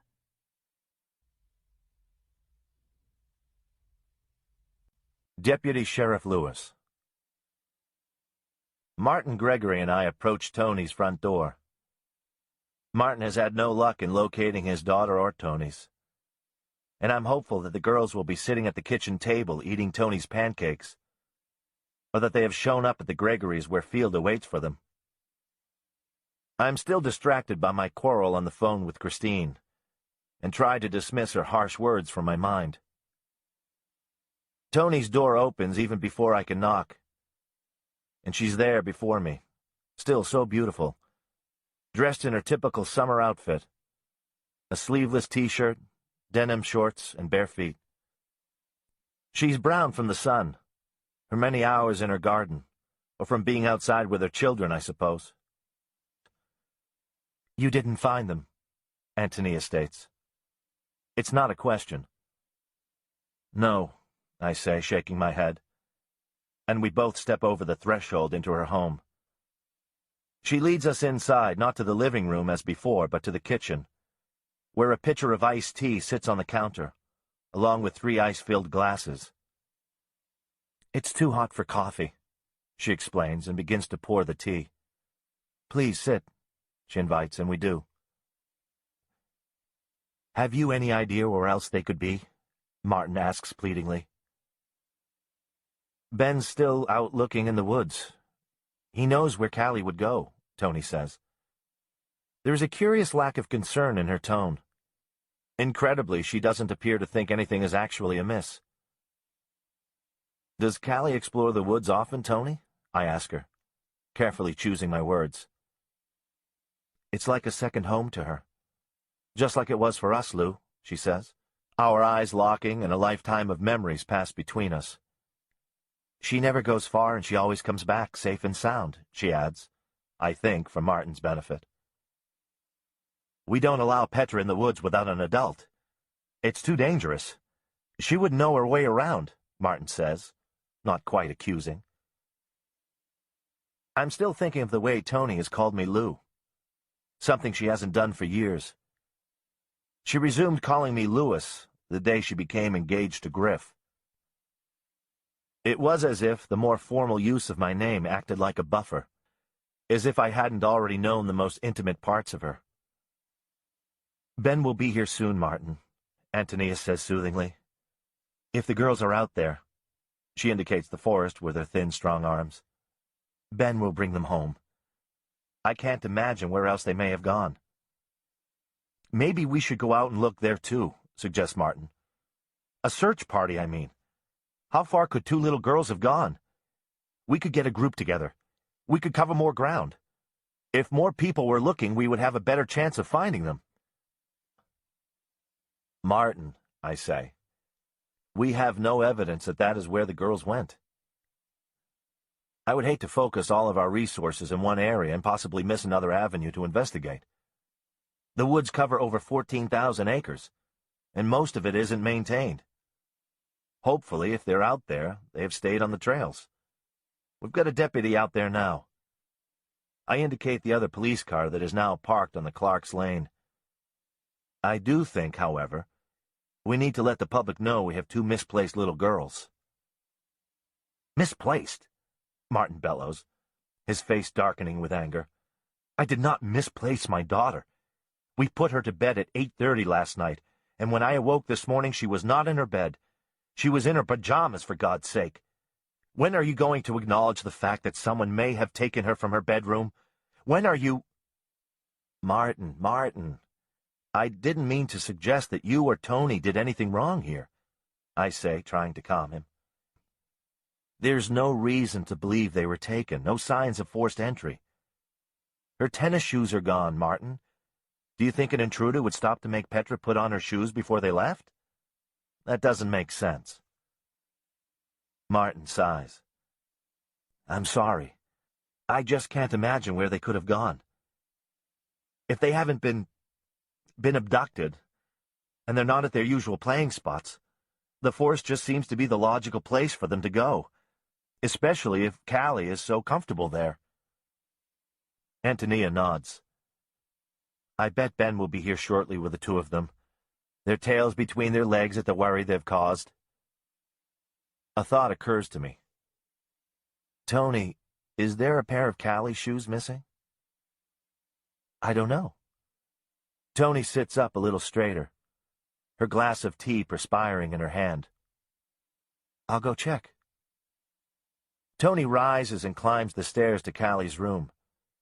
Martin sips his tea, sets his glass down, then, unsure of what to do with his hands, picks up the glass again. Martin and I sit in an uncomfortable silence for a moment, and then he speaks.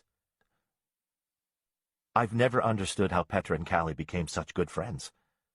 They have nothing in common, really. The girl doesn't even talk. What in the world could two 7-year-olds do for fun if only one of them speaks? He looks at me with exasperation. Petra would say, "Could Callie and I have a sandwich? Just peanut butter for Callie. She doesn't like jelly." I mean, how would she know that when Callie didn't speak? I just don't understand it, he says, shaking his head. Kindred spirits. A soft voice comes from the stairwell. Tony steps into the kitchen carrying a pair of tattered tennis shoes in one hand, and an equally worn pair of flip-flops in the other. They're kindred spirits, she repeats to our questioning looks. They know what the other needs. Petra can read Callie like a book. What game she wants to play, if her feelings are hurt, anything. And Callie is the same. She knows that Petra is afraid of thunderstorms. It will take her to her bedroom and play the music so loud that it covers the sound of the thunder. Or if Petra is feeling blue, Callie can get her giggling. Callie makes the best faces. She can get all of us laughing. They're best friends. I don't know how to explain how it works, but it does for them, and I'm glad of it. Petra doesn't care that Callie can't talk. And Callie doesn't care that Petra is afraid of thunder, and still sucks her thumb sometimes. Tony pauses and holds up the shoes. Her shoes are still here. We're going shopping for school shoes next week. Her cowboy boots are still in the garage. I saw them earlier. Callie doesn't have her shoes on. She wouldn't go into the woods without her shoes. Tony's chin begins to wobble, and for the first time since her girl has gone missing, she looks scared. I put my hand on her arm, and she doesn't pull away.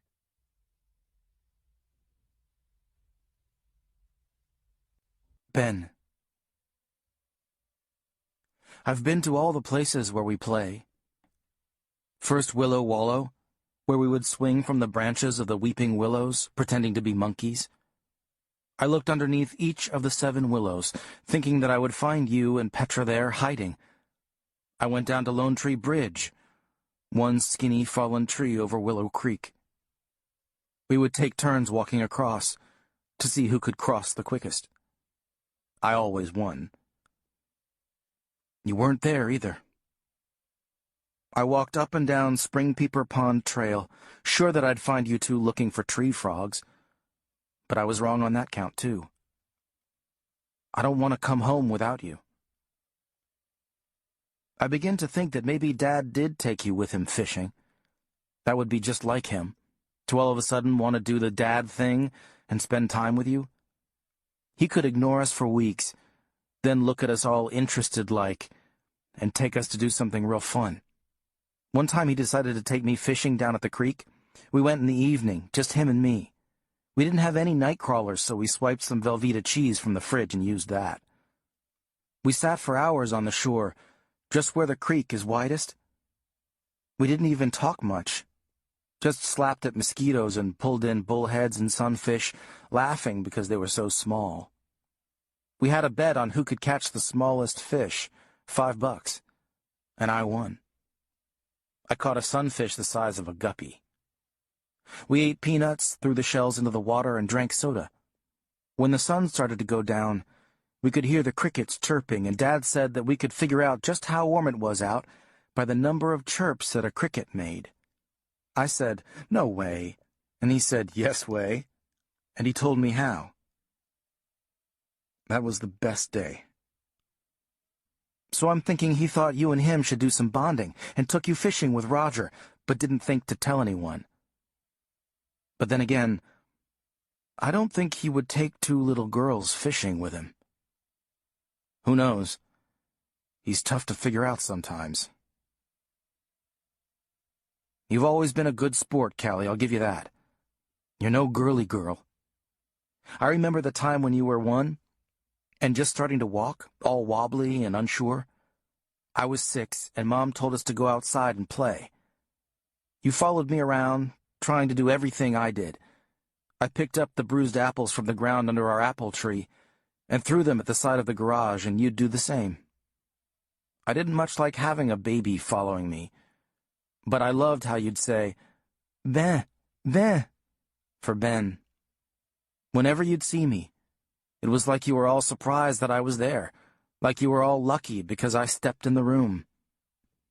Even if you'd seen me like 10 minutes earlier. Mom would laugh and say, "See, Ben, Callie loves her big brother, don't you, Callie?" And you would stamp your fat little feet and squeal, "Brudder, brudder." Then you'd come over and grab my leg and squeeze. Later that same year, when I turned 7, I got the coolest pair of cowboy boots for my birthday. They were black and had red stitching. I wore those things everywhere, all the time. And if a baby could be jealous of boots, you sure were. You'd catch me wearing my boots and admiring myself in the mirror, and you'd just go right after those boots and try to pull them off my feet. It was actually kind of funny. Mom would sit on the bedroom floor and laugh her head off. I don't know if you thought I loved those cowboy boots more than you, or if you just enjoyed seeing me all riled up, but that got to be your favorite pastime for a while. You always ended up getting at least one boot off me, because you were so much littler than me and I couldn't just kick you away from me. I'd get in a ton of trouble if I did that. Lots of times you'd just sneak up on me while I was watching TV, and you'd latch on until that boot just slid right off my foot, then you'd run. Most of the time you'd just throw the boot down the steps or out in the yard. But one time, you threw it in the toilet. Man, was I mad. I refused to wear them after that. Mom washed it out and set it out in the sun to dry, but I still wouldn't wear those boots. But you sure did. They were yours after that, even though they were way too big for you. You'd wear them with every outfit you had, shorts, dresses, even your pajamas. More than once, Mom had to pull them off your feet after you fell asleep in bed. You still wear them once in a while. In fact, I wouldn't be surprised if you weren't out in the woods in them right now, stomping around. When you stopped talking isn't real clear to me. But I know you were 4 and I was 9. One day you're wearing my boots, telling me the dumbest knock-knock jokes and giggling like mad, and I'd roll my eyes. Then one day, nothing. No words.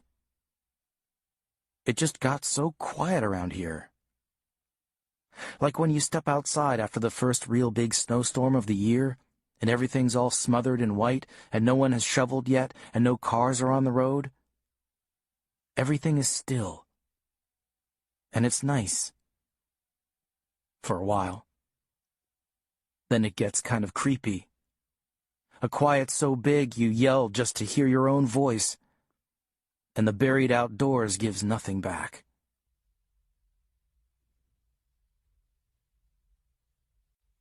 Callie. Callie ran down Broadleaf Trail until it intersected with River Bottom, where the trail traveled downward at a steep angle, winding its way down to the creek. Each dip or rise in the forest had its own smell, sweet with spiral flower, pungent with wild onion, fetid with rotting leaves.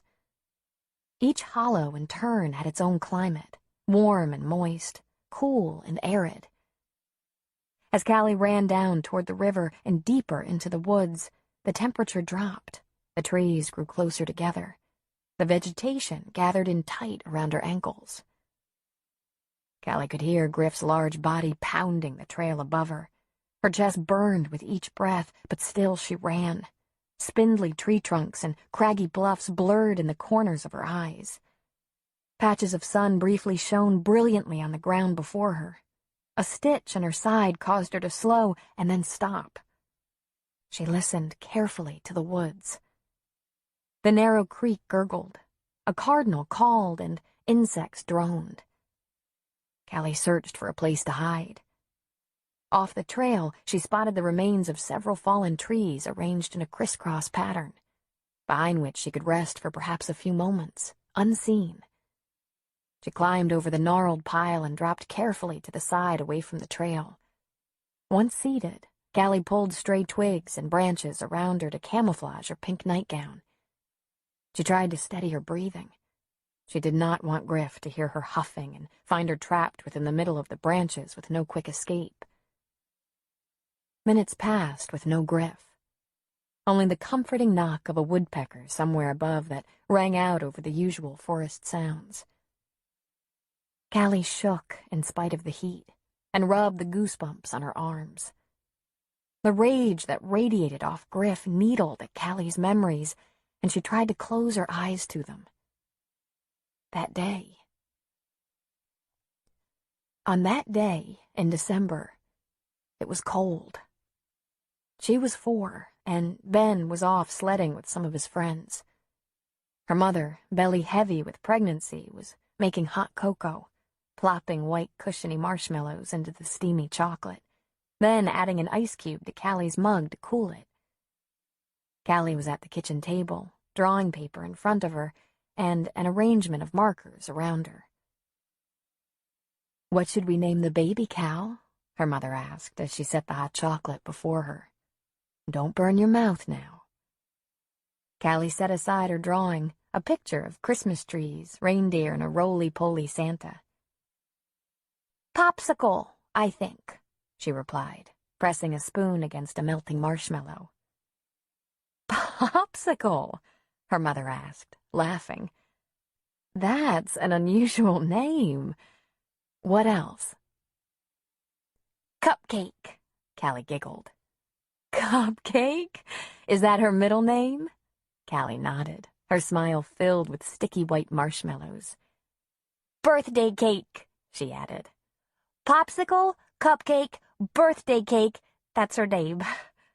"I like it," her mother said, grinning. "But every time I say her name, I think I'll get hungry. How about Lily or Evelyn? Evelyn was my mother's name." Callie made a face and tentatively took a sip of her cocoa. She felt the burn of the liquid traveling down her throat, and she waved a hand in front of her mouth as if to fan away the warmth. The back door opened, bringing with it a swirl of frozen air that made Callie squeal. "Daddy!" she cried out. "Daddy's home!" She stood on her chair and reached her arms out, snagging onto his neck as he passed by her. The cold that hung on his parka seeped through her sweatshirt, and he tried to set Callie down. "Not now, Callie. I need to talk to your mom." Callie did not release his neck as he clumsily approached her mother, and he shifted her so that she rested on his hip. The smell of beer bit at her nose. "Stinky," she grimaced. "I thought you were getting here hours ago," Antonia said in a measured tone. "Did you just roll into town?" "I've been gone 3 weeks. What are a few hours more?" Griff's words were innocent, but had a bite to them. "I stopped at O'Leary's for a drink with Roger." Antonia scanned him up and down. "From the smell of things and the way you're lurching around, you had more than a few. You've been gone for a month. I figured once you got back to town, you'd want to see your family." Callie heard the tension in their voices and squirmed to get out of Griff's arms. He held her tightly. "I do want to see my family, but I want to see my friends, too." Griff opened the refrigerator and searched for a beer, but found none. He slammed the door, causing the glass bottles to rattle against each other. "I don't want to fight." Antonia went to Griff and hugged him awkwardly, her belly an obstacle. Callie reached her arms out toward her mother, but Griff whisked her away and sat down at the kitchen table. Callie on his lap. "I had an interesting chat at O'Leary's," Griff said, conversationally. Antonia waited, poised for what she knew was to come. "Some guys are saying that Loris Lewis has been hanging around here lately." Antonia turned to a cupboard and began pulling dinner plates down. "Oh, he shoveled the drive one day for me last week. He was over checking on Mrs. Norland. The mail carrier said she wasn't getting her mail out of her mailbox. She was fine. Anyway, he saw me out shoveling and asked if he could help," she explained, turning to see Griff's reaction. Ben was sick, throwing up. He couldn't shovel, so I went out to do it. He stopped by. No big deal. He didn't come in the house." Griff continued to stare at Antonia, his face implacable. "What? You think I would... we would... I'm 7 months pregnant." Antonia laughed humorlessly. "Forget it. Think what you want. I'm going to go lie down." Antonia charged out of the kitchen. Callie could hear her weighted clumsy steps on the stairs. Griff shot from his chair, raising Callie up with him. The force caused her to bite down on her tongue, and she cried out in pain, the tinny taste of blood filling her mouth. "I'm talking to you," he shouted after her. "Don't you want to hear what everyone is saying?" He moved quickly to the bottom of the stairs. "Come back here!" Callie could see a purple vein pulse at his temple, could see the tendons of his neck strain against his skin. She began to cry loudly and struggled against Griff. "Put her down," Antonia called down to him. "You're scaring her." "Shut up! Shut up!" Griff bellowed at Callie, climbing the steps 2 at a time, her neck jerking violently with each step. "Put her down, Griff! You're hurting her!" Antonia was crying now, her arms outstretched to Callie, reaching for her. "Dirty whore! Taken up with him again! How does that make me look? I'm away, slaving to make money for this family, and you're sitting here taken up with your old boyfriend." Spittle flew from his lips, mingling with Callie's tears, and she arched her back violently, trying to escape his grip. Antonia screeched. "Oh my God, Griff! Stop it! Stop it, please!" Griff had reached the top of the steps, stood next to Antonia, and yanked her arm. "Slut!" Callie's hysterical wails nearly drowned Griff's ranting. "Mommy! Mommy!" "Shut up! Shut up!" Griff tossed Callie to the floor at the top of the stairs. Her head bounced sickeningly off the hardwood floor, and she was silent for a moment, her desperate eyes on her mother, who was shoving Griff away from her to get to Callie. Griff held tightly to her mother's arm, and she snapped back like a rubber band. For an instant, before Tony tumbled backward down the steps, Griff nearly steadied her. Callie and Griff both watched in horror as Antonia's back slammed into the steps and she fell to the ground below. "Mommy!" Callie yelped as Griff skidded down the steps to Antonia. He knelt before her where she was crumpled. She was conscious, her face twisted in pain, her arms cradled around her belly, moaning silently. "Can you sit up? Shut up, Callie!" he barked. Callie continued to sob as Griff settled Antonia into a sitting position.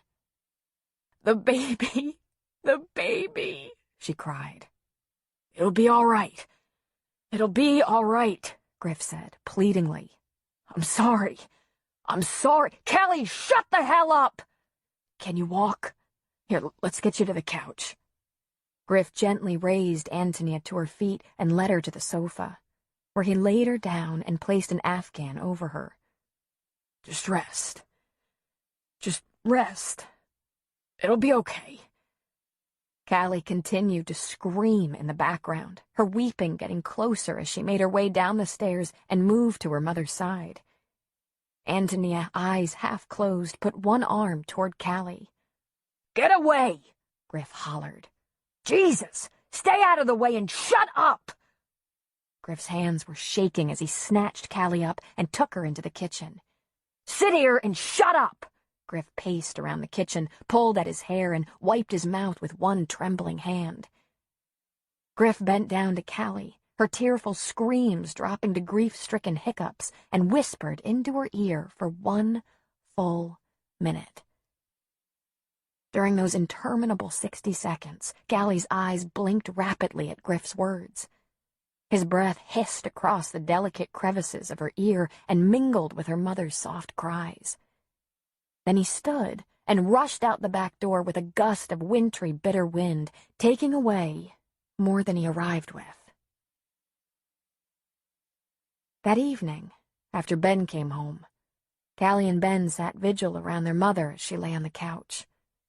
Her desperate, mournful moans filled the room until Ben finally called Officer Lewis and the ambulance arrived, just in time to deliver a perfect, silent, bird-like baby girl, whose skin was the same bluish color as her mother's lips. The paramedic swiftly whisked the breathless infant away, but not before Callie gently patted her strawberry-colored hair. Years later, Callie sat among the fallen tree limbs, alert and tense, remembering her father's whispers that still hummed in her ear. She heard a rustle from somewhere behind her. It couldn't be her father. Ranger Phelps? Hope rose in her chest. Did she dare to come out from her hiding place? She weighed her options. If she emerged, Ranger Phelps would surely help her get home. But what if they came across her father? He would hand her over to her father, and she wouldn't be able to tell the ranger what had happened. No, she needed to stay put. She knew her way home. She just needed to be patient and wait Griff out. He would give up soon. He'd want to get to fishing with Roger. He'd want a drink. The olive-green pants of Ranger Phelps' uniform flashed past her, and Callie resisted the urge to leap from the twiggy den she had created and grab hold of the man. Just as quickly as he'd appeared, he was gone, fading into the lacy ferns, his footfalls silent upon the spongy earth. Callie sat back, tucked her knees beneath her chin, and covered her head with her arms. If Callie couldn't see her father, she figured, he certainly wouldn't be able to see her.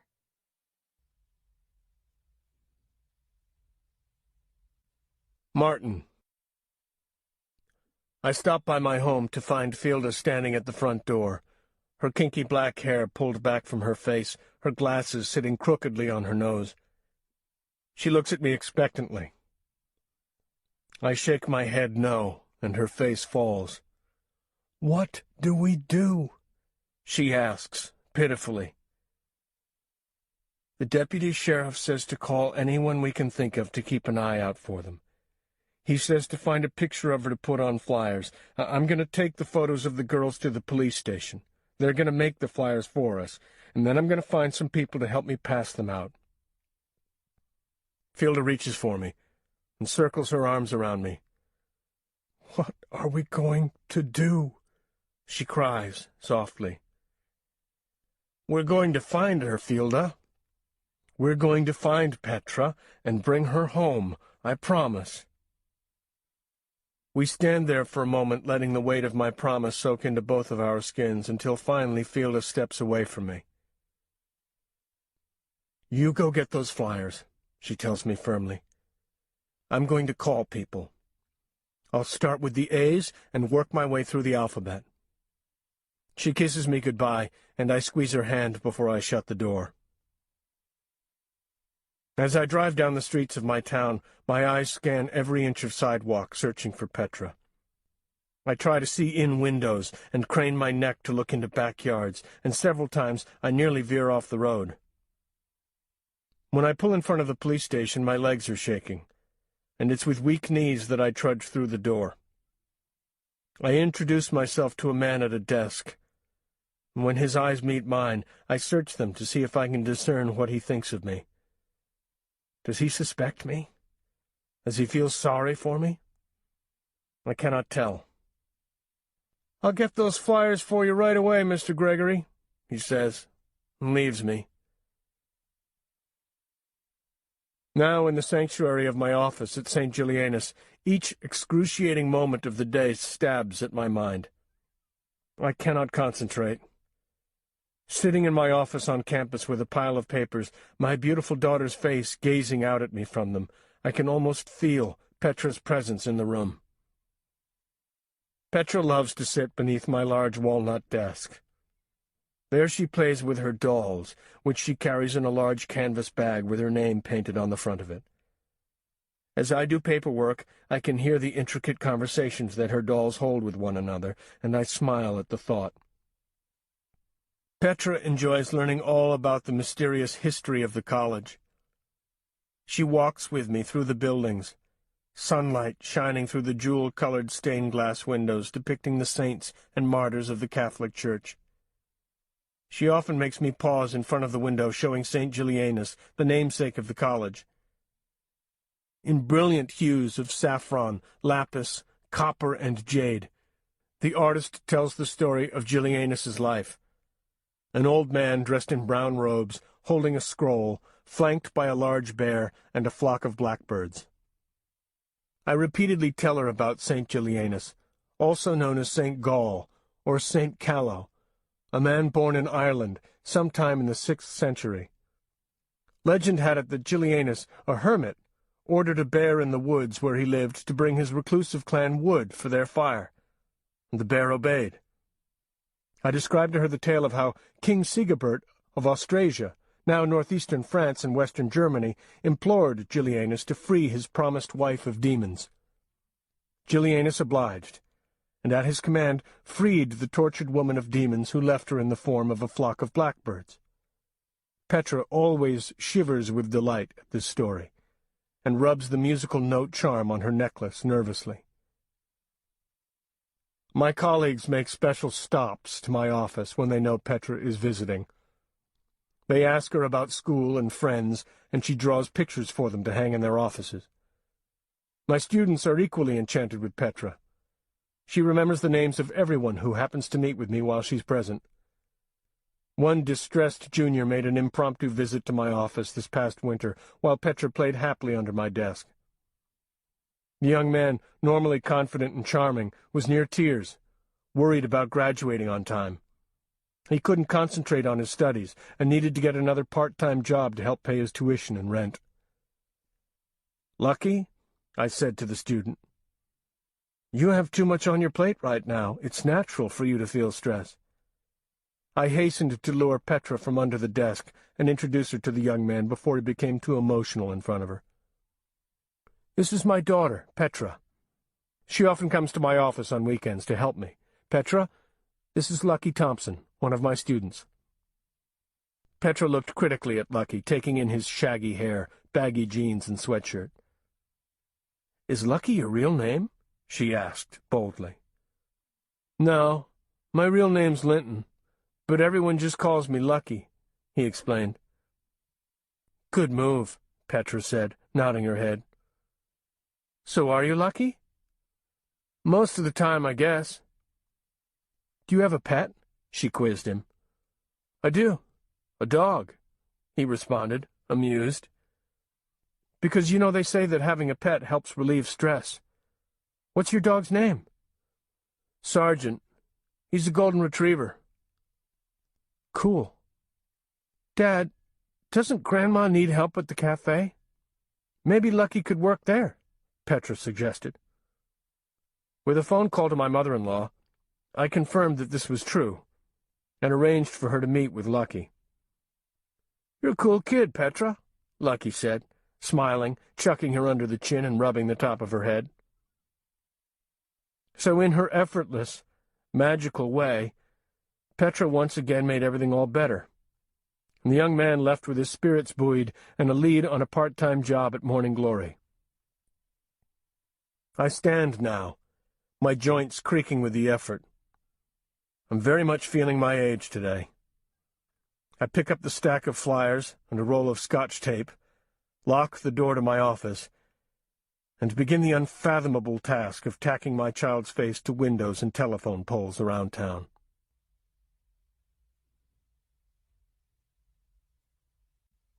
Antonia. My ear aches from all the phone calls I've been making, trying to find Callie and Petra. I've called everyone that I could think of, neighbors, classmates, and teachers even. No one has seen them. I can hear, in the pause on the other side of the phone, a silent judgment. I've lost my child, the most precious gift. Somehow I let her get away from me. I know what they're thinking. That first I let my daughter's voice be snatched away. Now her whole being is gone. What kind of a mother is she, is what they're not saying. Instead, they wish me luck and prayers, and say that they'll go out looking and tell everyone they know to look out for the girls also. They're very kind. I'm thinking that I should have put up posters the day Callie lost her voice. Missing, they would say. Callie Clark's beautiful voice. 4 years old, but sounds much older. Has a very advanced vocabulary. Last heard on December 19th, right after her mother fell down the stairs. Please call with any information regarding its whereabouts. Reward. Silly, I know. Especially when I've done so little to try and actually help Callie find her voice again. Oh, I've done the basics. Took her to a doctor, to a family counselor even. But nothing has changed. Not one word has been spoken. I've worked so hard trying to forget the day I lost the baby, but little snippets come to me at the oddest times. I could be weeding in my garden and would remember how I named her Poppy. I couldn't actually name her Popsicle Cupcake Birthday Cake, but Poppy seemed appropriate. She had the prettiest red hair. She looked like a little, wilted, red-petaled flower when they brought her to me to say goodbye. They'd tried so hard to save her, they said.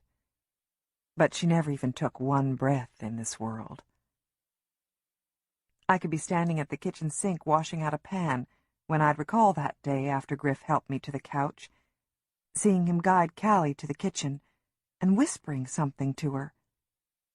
I remember thinking, oh, he's trying to reassure her, to calm her with comforting words. But after that, she said nothing. Ever. I never asked Griff what he'd said to Callie. And even worse, I never asked Callie. I step outside, and the high temperature instantly assaults me. I see the heat rising from the road, making the air wavery and thick-looking, and the saw of the cicadas is nearly deafening. Ben is walking slowly out of the forest. His shoulders are hunched, and his hands are stuffed in his front pockets. He's slick with sweat. To me, he looks like a little boy again, always so sweet and unsure, wanting to be one of the guys, but not certain of just how to do that. He's always been large for his age. His classmates look up at him, impressed with his bulk, but are always a little puzzled at his gentleness. Sorry, he'd always say if he knocked down an opponent during a basketball game, and he'd stop in his play to make sure he got up okay. Sorry, Mom, Ben whispers as he brushes past me into the house. I follow him in and find him leaning against the kitchen counter.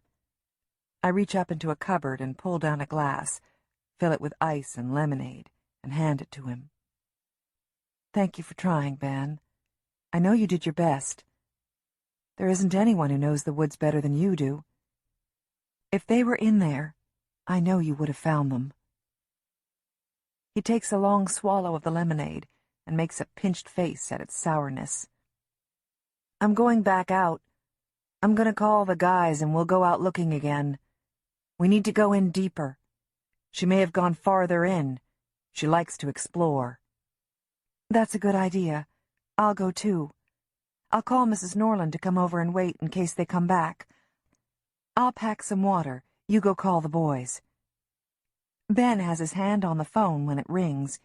He pulls back as if shocked, lets it ring again, and then picks it up.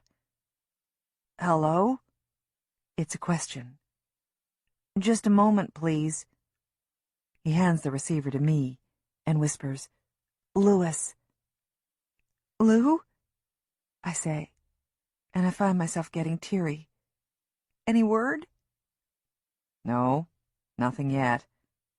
I've contacted the state police, and they're sending a guy over. He'll be here in an hour or so. He'll be wanting to talk to you, and Ben, and Mr. and Mrs. Gregory, too. He pauses for a moment. We've tried to contact Griff and Roger Hogan, but can't get a hold of them. Roger's wife said his plan was to pick up Griff at about 4 this morning, and to drive over to Julian. I called over to the Julian police station.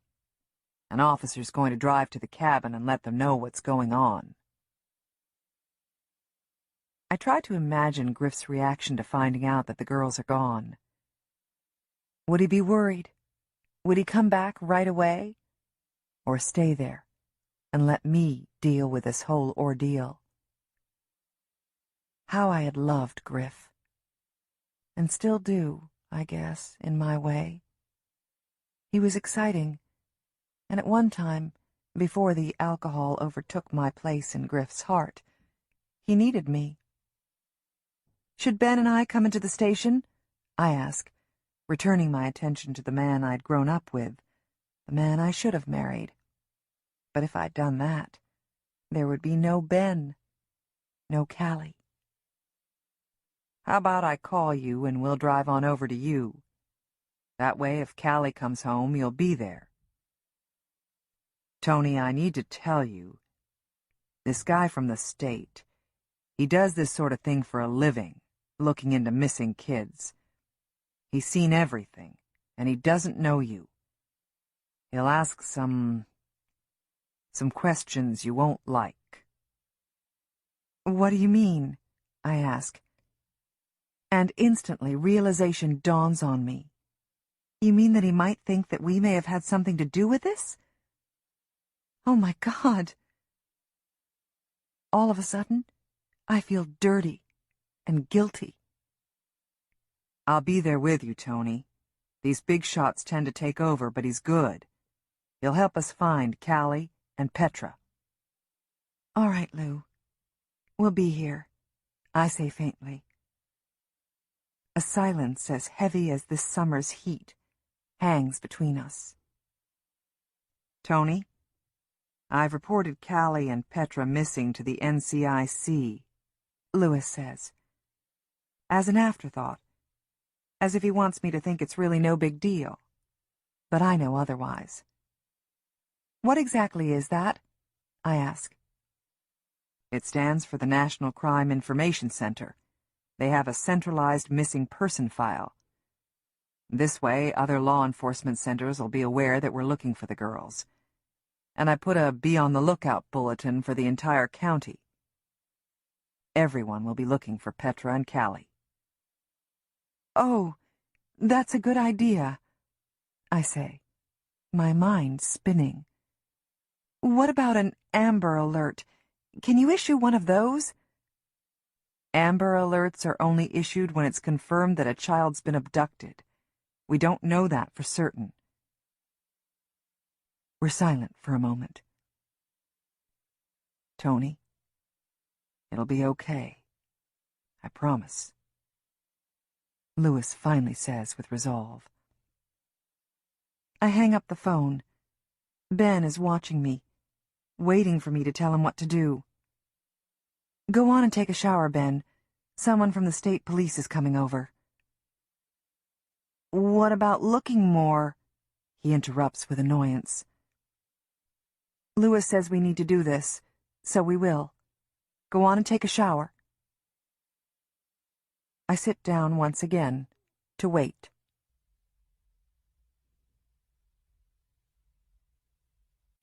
Callie. Callie's muscles went rigid at hearing a rustling in the brush, then a loud pop of a branch breaking. She was instantly watchful, her heart pounding a dull thud that she could feel in her temple. She sat frozen, waiting for the next sound, half expecting Griff to peek over the mound of tree limbs. A faint crunch of sticks, too light-footed to be Griff, and a white-tailed deer stepped into her line of vision, the reddish-brown coat lightly speckled with the white spots of a fawn. It stood still as it sensed Callie's presence. The deer's ears were long and slender, reminding Callie of a jackrabbit, its eyes black and gleaming, the color of the mica minerals Ben kept on his dresser at home. The two regarded one another for a while, and then the curious fawn stepped closer to Callie, so near that if Callie dared, she would be able to stroke its polished black nose. Holding her breath, Callie shifted her weight so that she was on her knees. The deer startled and took several steps backward and then stopped. Again, they observed one another, both long-limbed and knobby-kneed. Alone. Stepping tentatively toward Callie, the deer sniffed the air around her experimentally. Callie dared to pull herself out of the fallen boughs, and the deer stutter-stepped back in hesitation. Yet again, they stood placidly, each scrutinizing the other, until the fawn took 2 bold steps to Callie. Surprised, Callie stepped backward, bumping into a birch tree, its white paper-like bark peeling in her hands as she tried to steady herself. Once recovered, Callie moved toward the deer, one grubby hand outstretched. And on it went. A soundless, tender waltz, under a dome of shimmering shades of green, a carpet of soil under them, lost for a moment, together, each in their own quiet room, saying nothing, but whispering to each other in their odd little dance.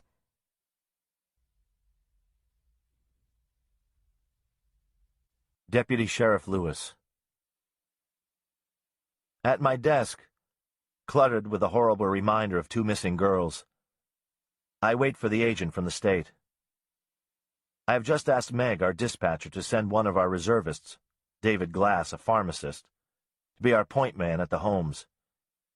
He'll park our oldest dented squad car at a point between the 2 homes. All the information gathered during the investigation will be relayed to David. The picture of Callie that has been passed out to all police officers stares up at me. She looks so like her mother.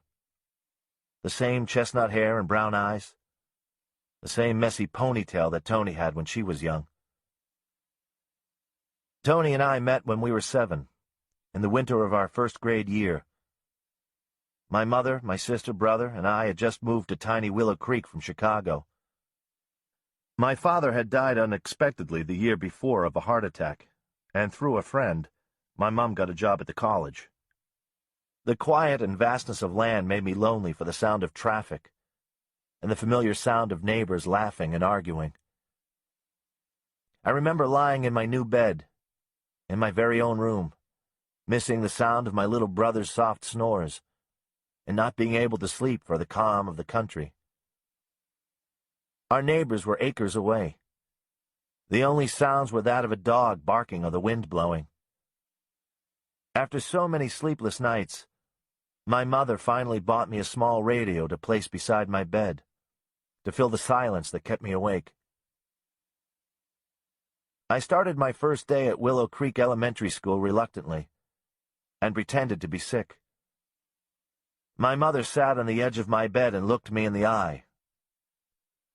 "Loris Michael Lewis," she began gravely, "I, of all people, know that it's not easy to leave what you know and begin something new.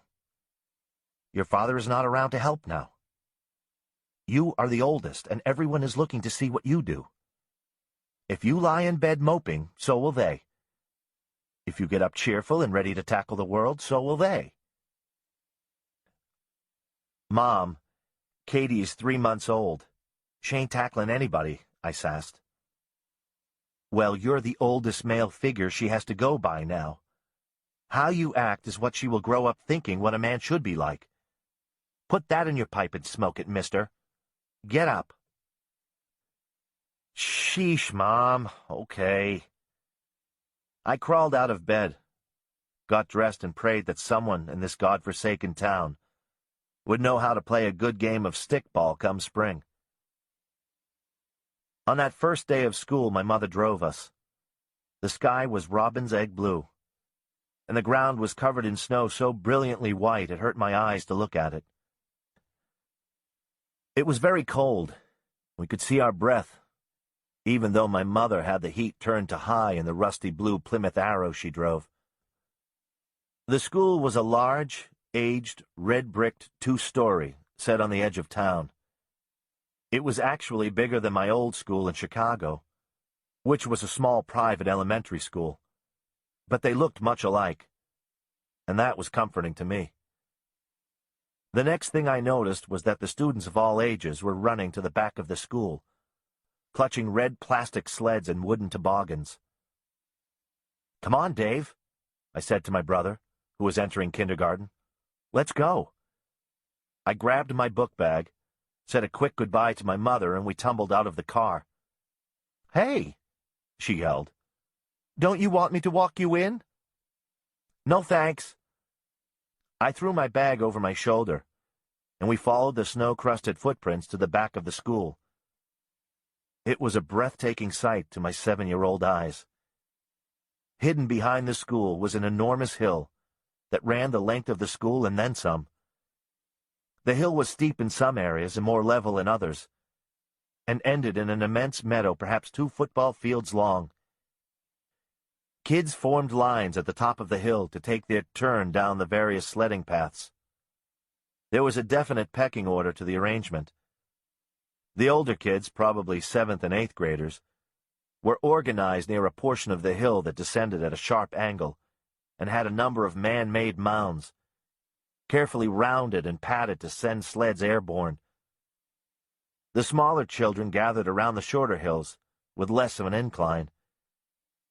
I watched as children whooped with glee on their way down the slopes, and viewed their determined journey back up the hill, dragging their sleds behind them. One small figure caught my eye. The child, a boy, I figured, my age or younger, was decked out in black snow pants, an oversized black winter coat, and black rubber boots.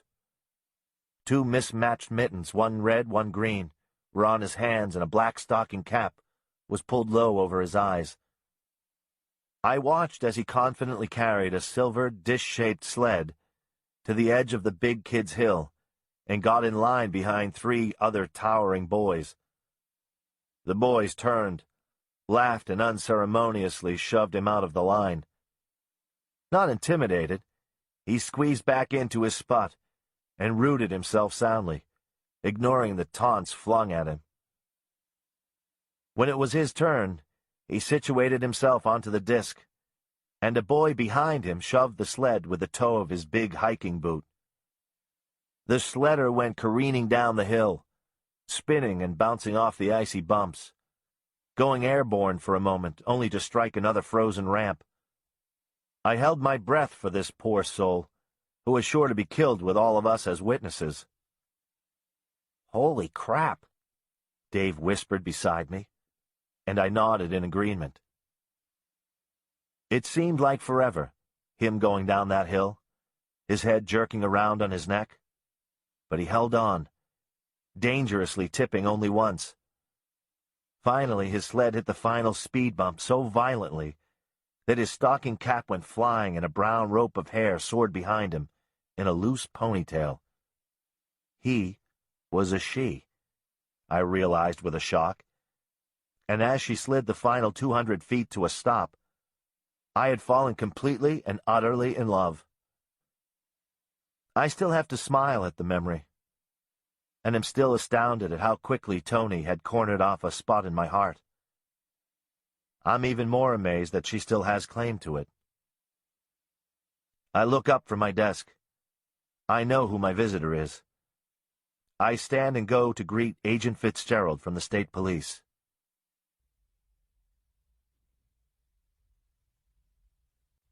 Ben. From the window of my bedroom, I see the deputy sheriff pull into the Gregory's driveway, and I crane my neck to see who's with him, hoping it's you, Callie. It isn't. A small man dressed in brown pants, white shirt, and a red tie gets out. I watch as he looks the Gregory house up and down and then walks with Deputy Sheriff Lewis to the front door. The policeman Mom was talking about, I figure. Callie, you sure are causing one mighty fuss. And how you do that without saying a word amazes me. I was supposed to go spend the night at Raymond's house tonight, but I guess that's out. At least until we find you. You never did like it when I spent a night away from home. You'd sit on my bed as I packed my backpack, looking at me so sad-like I'd have to keep saying over and over, "I'll be back tomorrow, Cal. It's no big deal." But you'd still look so disappointed that I'd let you play with my chess set, the one Dad got me for Christmas that one year, and you'd feel a little better. Mom was about as bad as you. Oh, she'd put on this brave face and say, "Of course you have to go to your overnight, Ben. We young ladies will be just fine here, won't we, Callie? We have Daddy here now to keep us company." Truth is, I'd only go on overnights when Dad was home from traveling. I could never stand the thought of you and Mom home completely alone, and sometimes it was just better for me to be out of the way when Dad came home. Do you remember the night of the talking lessons? Last fall, when you were in first grade and Mom was out, went to some meeting with your teachers, I think, and we were left home with Dad? He thought it was ridiculous, all this to do at school because of you not talking. He started out all excited, saying, "Callie, want to do something nice for your mom?" Of course you nodded, all happy. Dad had you come over to him, where he was sitting in his favorite green chair, and sat you on his lap. You looked at him, just waiting for him to tell you what great surprise he had for Mom. Dad looked so glad that I came over and asked if I could help surprise her too. Dad smiled. "That's nice, Ben, but this is something that only Callie can do for Mom." Then he looked at you. "Callie, wouldn't it be wonderful if you could tell Mom you love her? That would make her so happy, and me too." All of a sudden, your face got all sad, because you knew Dad just asked you to do the impossible. Dad said, "Aw, come on, Callie, you can do it. Just make your mouth say, Mom."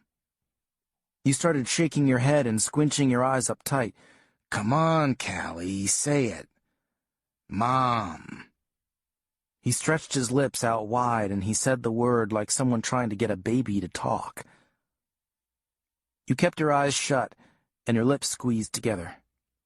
"You can do it, Callie. Don't you want to make your Mom happy? Mom." You were having none of it, and tried to hop off Dad's lap. "Oh, no you don't. Come on, Callie, say it. Say it," he shouted. He held you on him with one arm and grabbed your face with the other, trying to force your mouth into a shape to say the word. "Stop it," I said real soft, but he kept right on going, even though you were crying, but not making a noise. "Stop it," I said louder, and this got Dad's attention.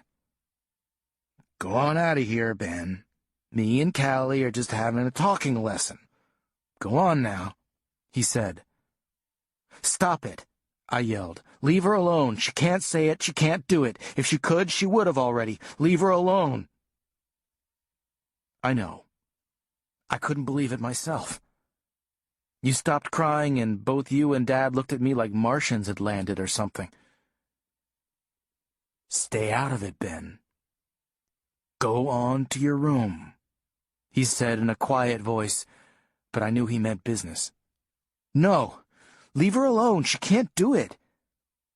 Dad stood up real quick and dumped you on your butt to the floor, and I yelled, "Run, Callie!" But you didn't. You just sat there on the floor and looked up at us. "Fabulous," Dad said, all huffy. "I got a retarded mute for a little girl and a smart-ass know-it-all boy. Fabulous. Maybe there's another way to get her to talk. Stand up, Callie. You did, quick.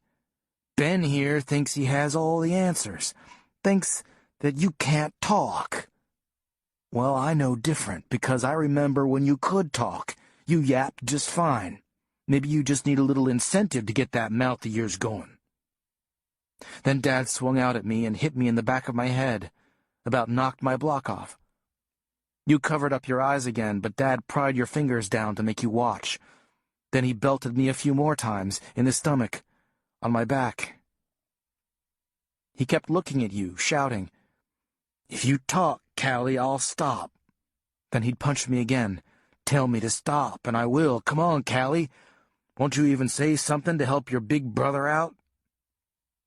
I knew you felt so terrible. Between the smacks I could see you trying to say the words, but you just couldn't. I knew you would have if you could. Finally, Dad got tired, and he said, "Hell, you both are hopeless."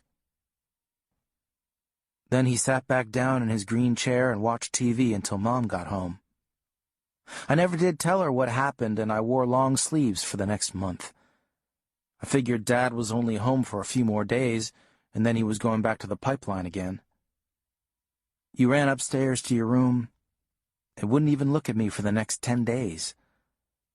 But I knew you were sorry. I kept finding Tootsie Rolls under my pillow every day for the next 2 weeks.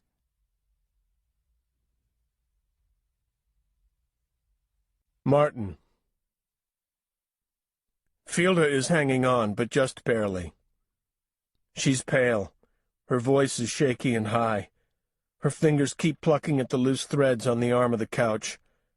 She's trying so hard to concentrate on the words that Agent Fitzgerald, sitting with Deputy Sheriff Lewis on the couch opposite us, is saying, but is struggling to focus.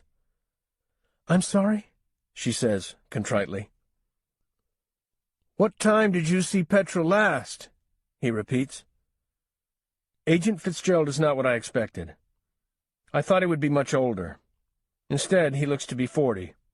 He's very short in stature, with a bulldog chin and small, feminine hands.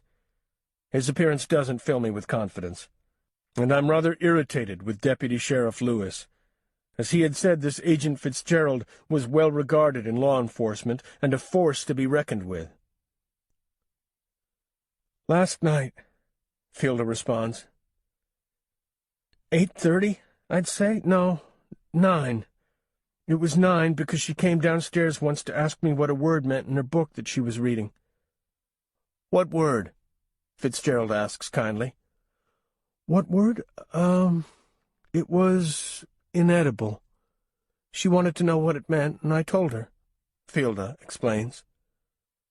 I begin to shift uneasily next to her. "What does that have to do with Petra being gone? We've answered all these questions for Deputy Sheriff Lewis. I don't understand why we need to answer them again. We should be out looking for the girls. Our time would be better spent," I tell him politely but firmly. "Mr. Gregory, I understand your concern," Fitzgerald says. "It's good for me to ask the questions also and hear your answers too. You may think of something that you didn't tell Deputy Sheriff Lewis. Please, be patient. We're all working very hard right now to find your daughter. All I know right now is that my little girl is missing, as is her best friend. She's out there somewhere in her pajamas, and all I'm doing right now is sitting here." My voice is getting dangerously loud. "Why aren't we out there finding her?" Fielda grabs my arm and begins to cry, rocking back and forth. "Shh, shh, Fielda," I soothe her. "I'm sorry," I whisper to her. Fitzgerald leans forward. "If we focus on all the facts that we have, if we look at each little piece, no matter how inconsequential, then we're more likely to find out where Petra and Callie are. So, I do understand how repetitive this is for you, but it's very important." I nod. I apologize. Please continue. "Can you give me a list of people who have visited your home in the last month or so?" he asks. Fielda sniffs and wipes her eyes with the heel of her hand. Callie, of course, was over. Callie's brother Ben, he delivers the paper. My friend Martha. Last names also, please, Fitzgerald instructs. Martha Franklin. The two men from the furniture store? Bandleworths. I don't know their names, though. They delivered the bookshelf. We had a dinner party about 2 weeks ago with some of my colleagues from the college, Walt and Jean Powers and Mary and Sam Garfield, I add. We often have students from the college come and do odd jobs for us, Fielda says. Fitzgerald looks expectantly at her. Mariah Burton babysat for us on a number of occasions the last 2 years. Chad Wagner has done some lawn work this summer. He's in one of Martin's economics classes. And Lucky Thompson. Lucky stops by once in a while. I can't think of anyone else. Can you, Martin? We have several hikers wander down this way, since we're right next to the woods. Many people from town come out this way to walk the trails, usually on weekends. Just about everyone we know has come near here at one time or another, I explain. When we leave, I'd like for you to make a list of everyone that has had contact with Petra as far back as a year. Now, some names may be repeats that we've already spoken about. That's fine. We'll run all the names through our system and see if anything unusual comes up. Has anyone paid any extra attention to Petra while they were here? Talked to her or looked at her in a way that made you uncomfortable? Fitzgerald asks, his blue eyes staring unnervingly at us. Everyone loves Petra, Fielda answers. She just lights up a room. She can talk to just about anybody about anything. I look forward to meeting her, too. Fitzgerald smiles. But think back. Did anyone you know maybe go out of their way to give her a hug or speak to her in a way that made you pause, even just for a second? Fielda blinks at him several times, and I can actually hear the connections clicking together in her mind. But she remains silent. I know these are uncomfortable questions for you, Mr. and Mrs. Gregory, but the sooner we look at all the possible scenarios, the sooner we get the girls home. We're sending officers door to door and checking on any known sex offenders in the area. You don't think Petra and Callie went off on their own, do you? You think someone took them? Fielda looks desperately at Fitzgerald, and when he remains silent, she turns to Deputy Sheriff Lewis. There are some slight similarities to the disappearances of Petra and Callie to the little McIntyre girl, Lewis says. Nothing concrete, but like Agent Fitzgerald says, we need to look at everything, no matter how hard. Oh, my God. Oh, my God. Fielda slowly slides off the slippery chintz sofa to her knees and then curls into a tight ball. Oh, my God, she wails. I drop to the floor next to her and glare at Lewis and Fitzgerald. Get out, I say, enraged, surprising even myself. Then more calmly add, please, leave us for a moment, and then we will talk more. Please go. I watch the two men as they stand and unhurriedly walk out the front door into the scorching heat. As the front screen closes and latches with a soft click, I lie down next to Fielda, molding myself to her, pressing my chest to her back, tucking my knees into the soft groove behind hers, sliding my arms around her middle and hiding my face in her hair. She smells sweetly of perfume and talcum powder, which to me will forever on be the odor of deep, deep grief.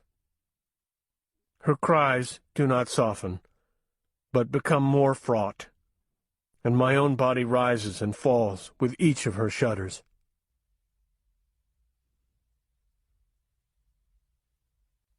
Deputy Sheriff Lewis. Fitzgerald and I step out into the Gregory's front yard. The sun nearly directly above us, hidden slightly behind an enormous maple tree. A perfect climbing tree, Tony would say. Jesus, Fitzgerald says in an exasperated voice, and I steel myself for criticism of the way I just handled the last 3 minutes in the Gregory home. How can you stand this sound? Fitzgerald says disgustedly. What sound? Those bugs. Sounds like millions of insects chewing on something. Makes my skin crawl.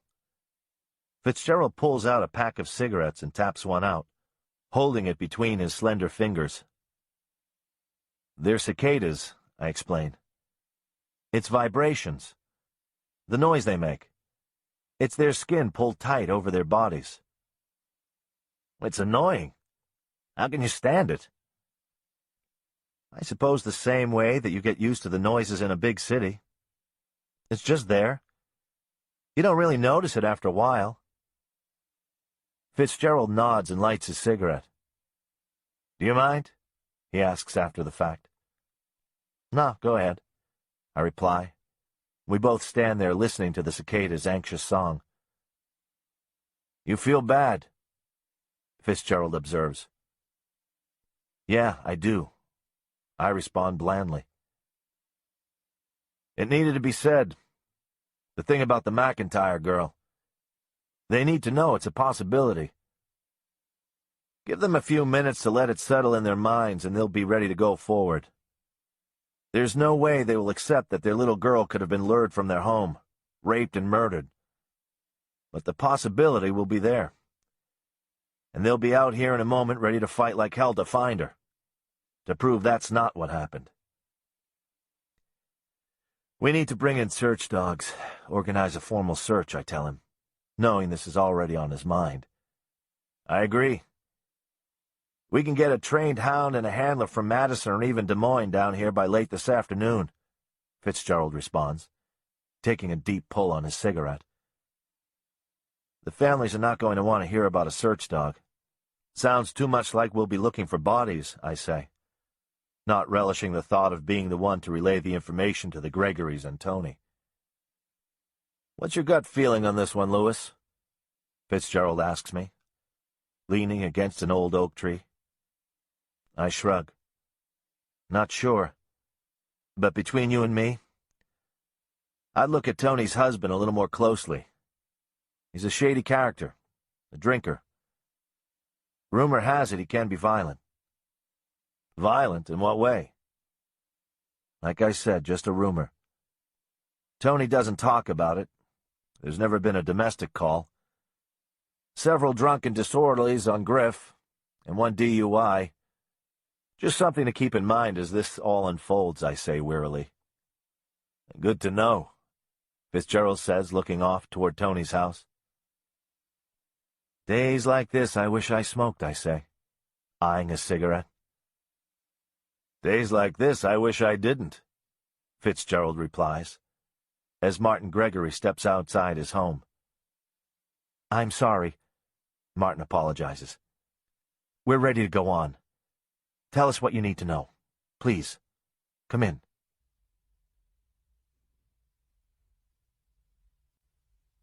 Callie. Callie had traveled deeper into the forest, beyond any spot she had been before. She was lost. The fawn had long since left to join its mother. Callie wandered around, trying to get her bearings. The trees here were thick and shielded the sun's rays from her, though the air around remained steamy, heavy with moisture.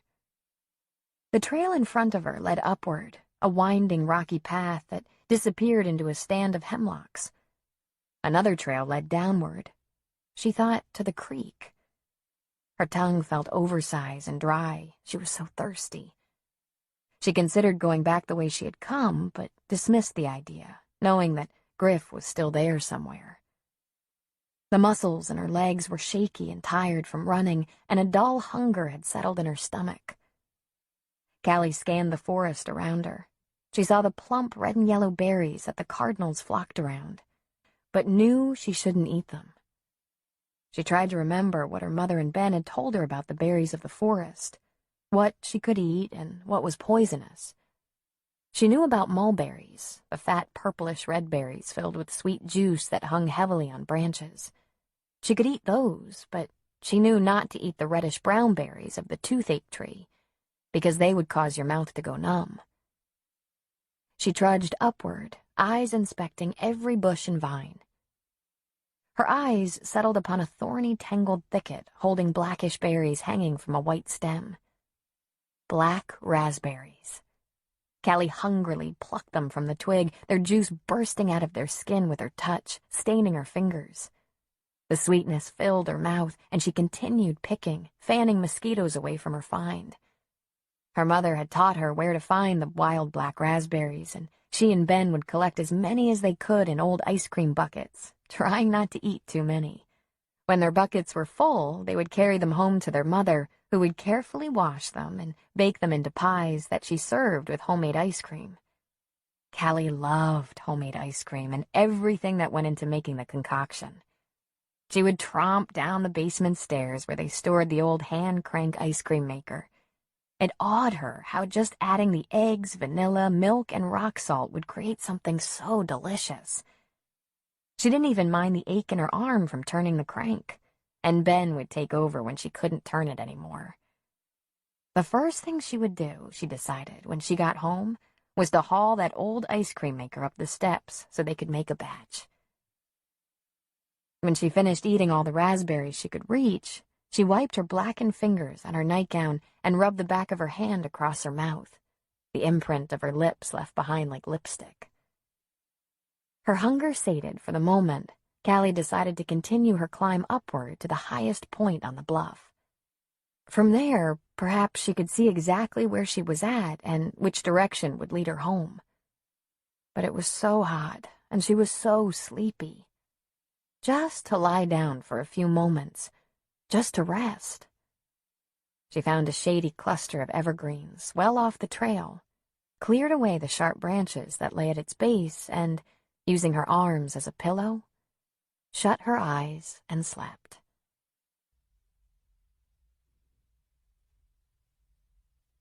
Ben. We've been waiting for eons for Deputy Sheriff Lewis and the other guy to get here. Mom made me put on a nice pair of shorts and a shirt with a collar for when they come over to talk to us. I'm starving, but feel weird making a sandwich or something when you're out all by yourself with maybe nothing to eat. I grab a box of crackers and take them upstairs to eat in my room. When I walk by the door to your room, there's this little stretch of crime scene tape stretched across the door frame. Stupid, I think. People rifling through your stuff in your room when we should all be out looking for you in the woods. I see Mom sitting on the floor of her bedroom, pulling things out of your treasure box. It's really an old hat box filled with junk. I got one too. Mom calls it our treasure box because she wants us to put all the important stuff from our life in it. Then when we're old and gray, as she says, we can dig through all the things that at one time were so valuable to us. Actually, I'm already on my second treasure box because my first one got all filled up. She doesn't notice me standing there, so I just watch all quiet. She's surrounded by a bunch of your school papers and art projects, and she's touching each one, gentle-like, as if one wrong move will cause them all to turn to dust. She reaches into the box again and brings out something that I can't quite figure what it is. Neither can she because she just stares at it for a long time, turning it around in her fingers.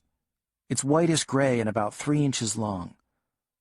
Mom hears me behind her, turns, and holds it out to me. "What do you think it is?" she asks me as I take it. I shrug and pick at some of the gray bits that look like fur sticking out of it. "I think it's an owl pellet," I say. "Look, you can see little bits of bone sticking out." Mom looks and takes it back from me. I love that about her. Most mothers would freak out at the sight of something like owl throw up, but she doesn't. "Yeah, I think you're right. Why would Callie have this in her treasure box?" she asks. I shrug again. I guess for the same reason that I have a box of periodical cicada shells in my room. This causes her to laugh, and I'm glad. She hasn't laughed much lately.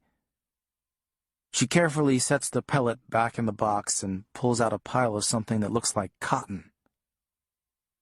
I know what this is, Mom exclaims, smiling. It's dandelion fluff all bunched together. Okay, I say. I can kinda understand the owl pellet, but I don't get the dandelion fluff. Don't you remember? She asks me. When fairies dance upon the air, reach out gently and catch one fair. Make a wish and hold it tight, then softly toss your pixie back to summer's night. I wonder what she wished for, I say. I wonder why she didn't let them go. Mom adds. Maybe she was saving the wishes up for something real big. Then she was going to let them all go at once. It's Mom's turn to shrug, and she lays the fluff back into your treasure box on top of all the other stuff, puts the lid back on and slides it under her bed. Come on, Ben, she says. Let's make you a sandwich. Louis will be here soon. I have an idea of what you might have wished for, because they're the same wishes as mine. Number 1, for you to talk again. Number 2, get a dog. Number 3, that Dad would just go on back to Alaska and not come back. God knows you'd never admit it, and neither would I. But those would be your wishes. I know.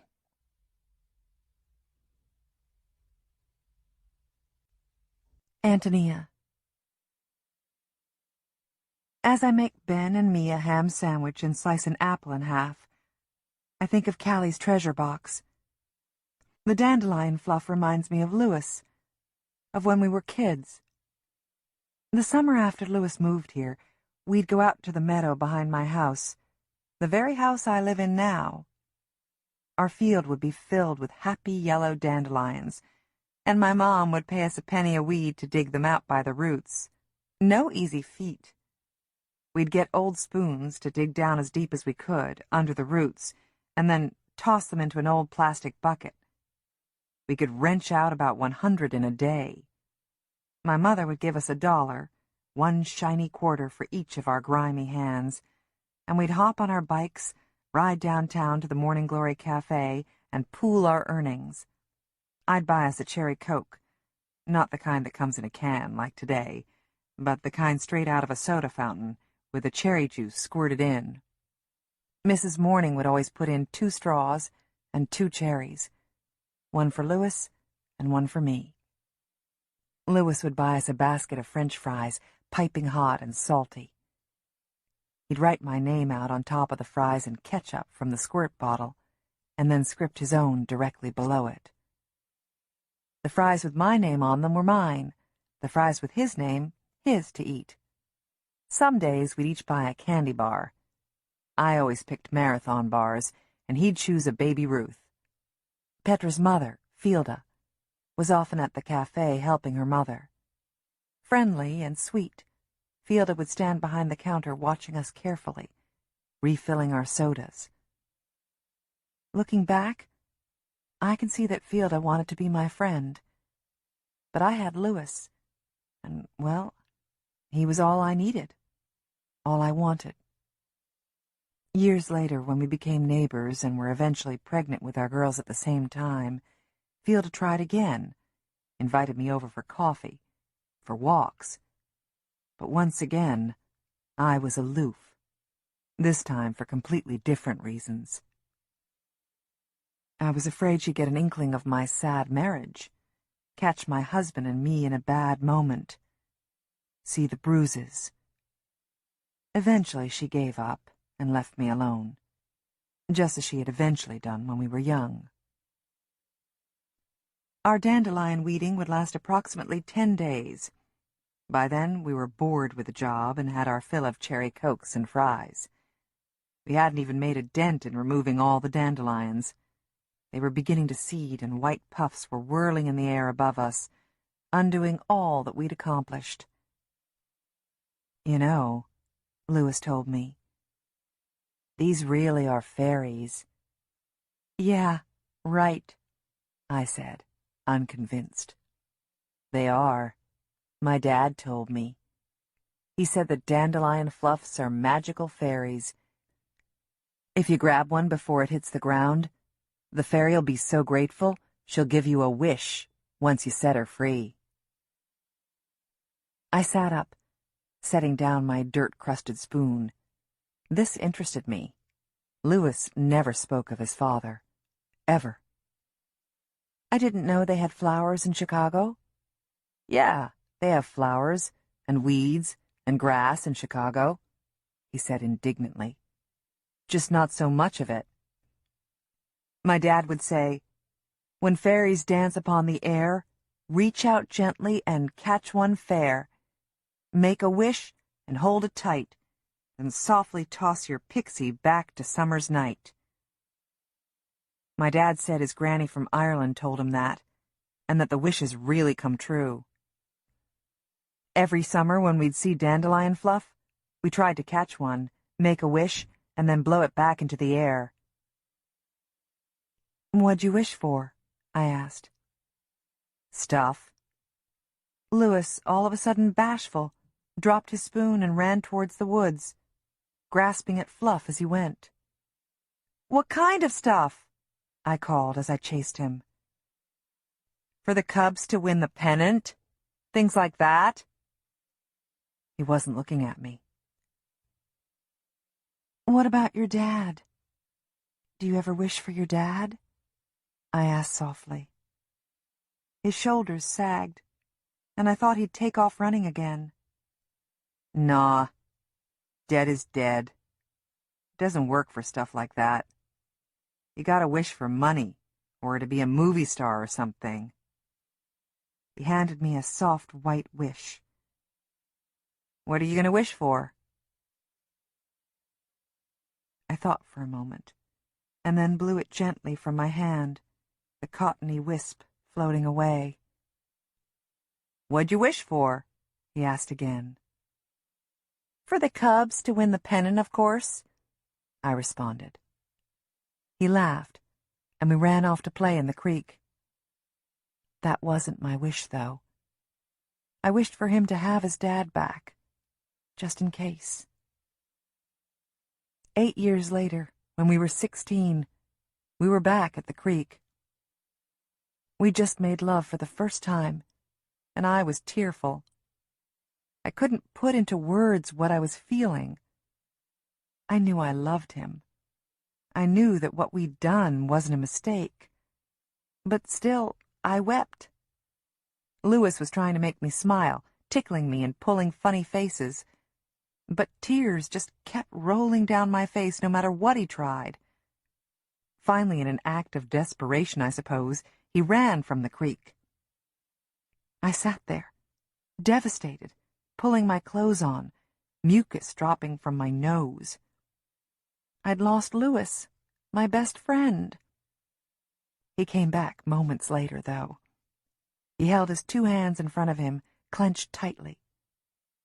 Pick a hand, he said, and I chose his left.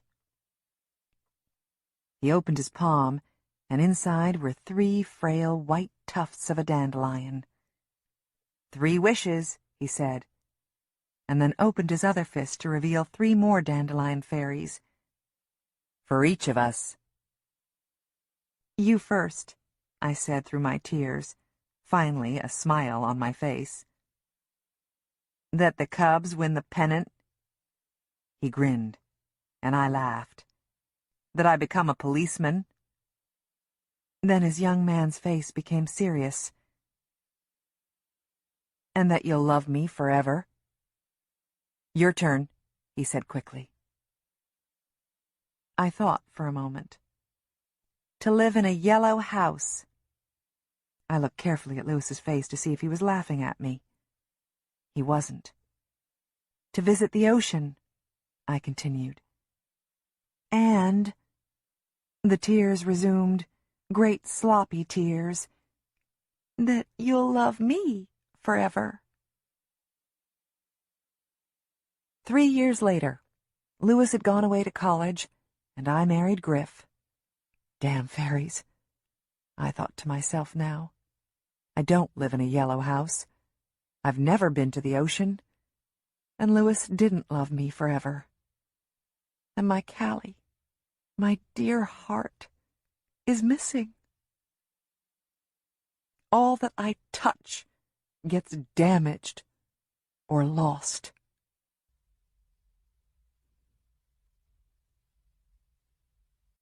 Deputy Sheriff Lewis. Once again, I'm sitting at Tony's kitchen table, a sweating glass of iced tea in front of me. This time, Agent Fitzgerald is sitting next to me instead of Martin. I worry, when this is over, Martin will never speak to me again. And I fear that Tony won't either. I can tell Tony doesn't know what to make of Fitzgerald. His precise, unemotional questions. She wonders if he is judging her, and her mothering. I see her turning over each of his questions, searching for any hidden meaning, any tricks, I suppose because she's so used to Griff's manipulative ways. Finding Tony curled up on her couch, delivering a dead baby girl 4 years ago, I'd hoped that she would wise up and get rid of Griff for good. Granted, I don't know exactly what happened that winter night. Just that Ben had come home and found his mother covered in a blanket on the sofa, with Callie sitting by, patting her shoulder. I couldn't get Callie to talk to me. She just looked up at me with her big brown eyes and sat there as the ambulance carried her mother away. I asked Ben where his father was, and he couldn't say for sure, but guessed that he was probably at Benke's, a bar downtown. I debated just phoning over there and talking to Griff, but decided a face-to-face conversation would be more effective. I asked the neighbor to come over and watch the kids, and I went over to Benke's. I saw Griff through a smoky haze, sitting at the bar next to a bunch of his old high school friends. His friends were laughing and talking, reminiscing, I'm sure, about the good old days, about the only thing that group had going for them.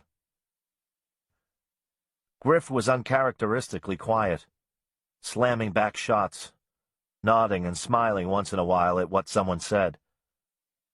I walked over to him and he glanced up at me. He didn't look surprised to see me. I felt the eyes of all the patrons of Benke's on me, watching what would happen next. My history with Tony was no secret in Willow Creek. I waited for Griff's usual sarcastic greeting. "Deputy Sheriff," he'd say in a pompous, wise-ass voice that made it sound like he was addressing a king or head of state. But he just looked expectantly up at me, and a hush fell over his cronies next to him. "Go outside for a minute, Griff?" I asked politely. "Got a warrant, Deputy Sheriff?" Roger, his idiot sidekick, asked, laughing hysterically. "You can talk to me here, Lewis," Griff said mildly, and then downed another shot. "Can I buy you a drink?" "No, thanks, I'm on duty," I replied. And for some reason his friends thought that was funny too and collapsed in laughter. I leaned in close to him. "It's about Tony, Griff," I said in a low voice, not wanting these jokers to hear. Griff stood up. I'm a good 4 inches taller than Griff, but he's broad and built like a weightlifter. I had no doubt that he could beat the shit out of me, just like he did when I was 19 and had come from college to try to get Tony to come back to me. I'd gone to her house where she still lived with her dad, who seemed to have aged decades since Tony's mother died. I took one look at Tony's face that night and knew something was irreparably broken between the two of us. We could never go back to the way it was. At the time, I didn't want to stay in Willow Creek, and Tony didn't want to leave. My mom had remarried earlier that year and moved back to Chicago with my brother and sister. I loved college, loved Iowa City, and wanted Tony to come back with me. There wasn't really anything left for her in Willow Creek, I thought. But she said no, with regret, I think. Said she was seeing Griff Clark and was doing just fine. That she couldn't leave her father alone. He'd lost too much already. Then she crossed her arms over her chest like she always did when she made a decision, and it was final. I leaned in to kiss her goodbye, but she dropped her chin at the last second. My lips landed on her nose. Griff waited until I had driven away. He waited until I had driven 40 miles and stopped for gas. He waited until I was just about ready to get back in my car after paying the clerk. And then he came out from the shadows and sucker punched me in the stomach. And while I was bent over, he kicked me in the balls. "Stay away from Tony, asshole," he hissed at me. I could smell the alcohol on his breath. "We're getting married," he slurred before one boulder-like fist crunched into my face. Those 3 words hurt more than the punch. A few months later, I heard through a friend that Tony and Griff had gotten married. And it wasn't all that many months later when I heard about Ben. It didn't take a genius to do the math. I should have tried harder. I shouldn't have let her go. "Let's go," Griff said, the yeasty smell of beer that emanated from him bringing me back to Benke's, and I followed him out of the bar. The cold, brisk air of the parking lot was welcoming after the stale nicotine cloud we just left. "What's up?" he asked innocently. "Is Tony okay?" "She's at Mercy Hospital," was all I said. Even as much as I hated the guy, I couldn't tell him that his baby had died. "What happened?" "What'd she say?" Griff asked. "Not sure," I replied. "She's not saying much right now.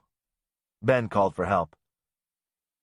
I left out that Ben had called me at home, knowing that this could cause him grief later. Griff paused at his truck, keys in hand, and turned to me. "Probably not a good idea for me to drive, huh?" "Probably not," I agreed. We looked at each other for a moment. "Come on," I said finally. "I'll drive you over."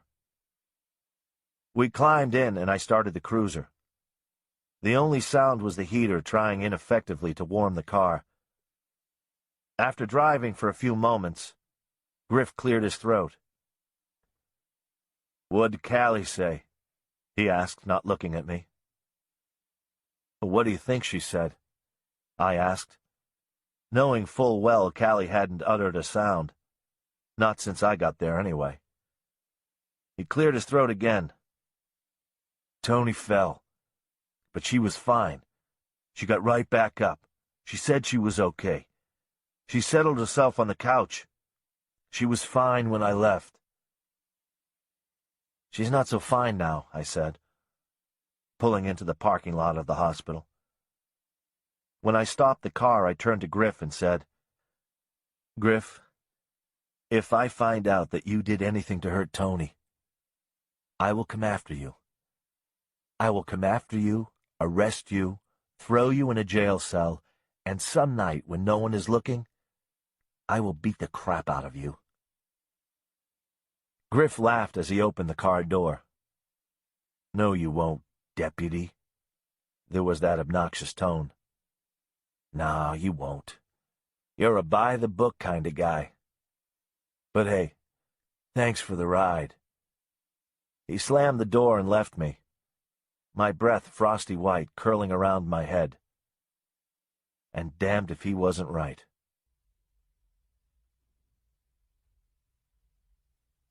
Ben.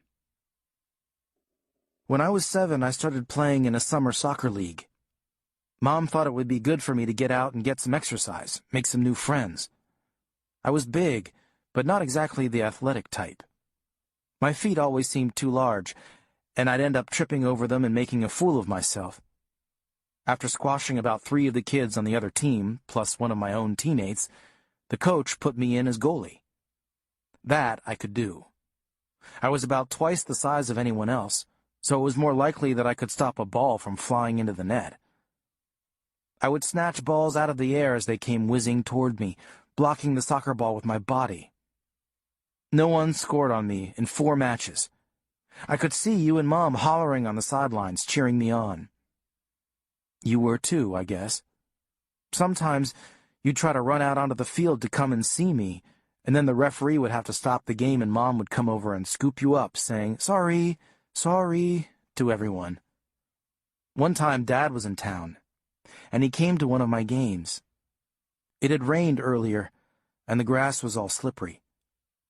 Dad came a little later, after the game had started, and I was standing in the goalie box, wearing my blue soccer shirt with the number 4 on it and my black goalie gloves. They were so cool, I thought, those gloves. They looked all professional-like, and had these bumpy knobs on them for better grip to hold onto the ball. You and Mom were sitting on an old blanket, but Dad was pacing up and down the sidelines. I kept watching him, walking, walking, walking, like some caged-up lion. He'd be yelling, "Come on, boys, get that ball, move it up the field." When the ball came toward me, I'd have to force my eyes off him, trying to concentrate. My hands were in front of me, my knees were bent and my legs were spread apart, trying to take up as much space as I could, just like the coach told me. "Come on, Ben," he shouted. "You could do it. Get that ball. Grab it. Grab it." I can still see the ball flying at me, the black and white spots on the ball spinning so fast they looked gray. The ball sped right past me. I didn't even get one fancy-gloved finger on that ball. I expected to hear Dad shouting and yelling at me and Mom trying to shush him. But when I looked to the sidelines, to where he'd been pacing, he wasn't there anymore. I searched and searched the crowd and finally spotted him, walking back to his truck. We won the game, 4-1. Mom took you and me out for ice cream to celebrate, but I wasn't very hungry. Dad didn't say anything about the game when we got home, which was worse in its own way.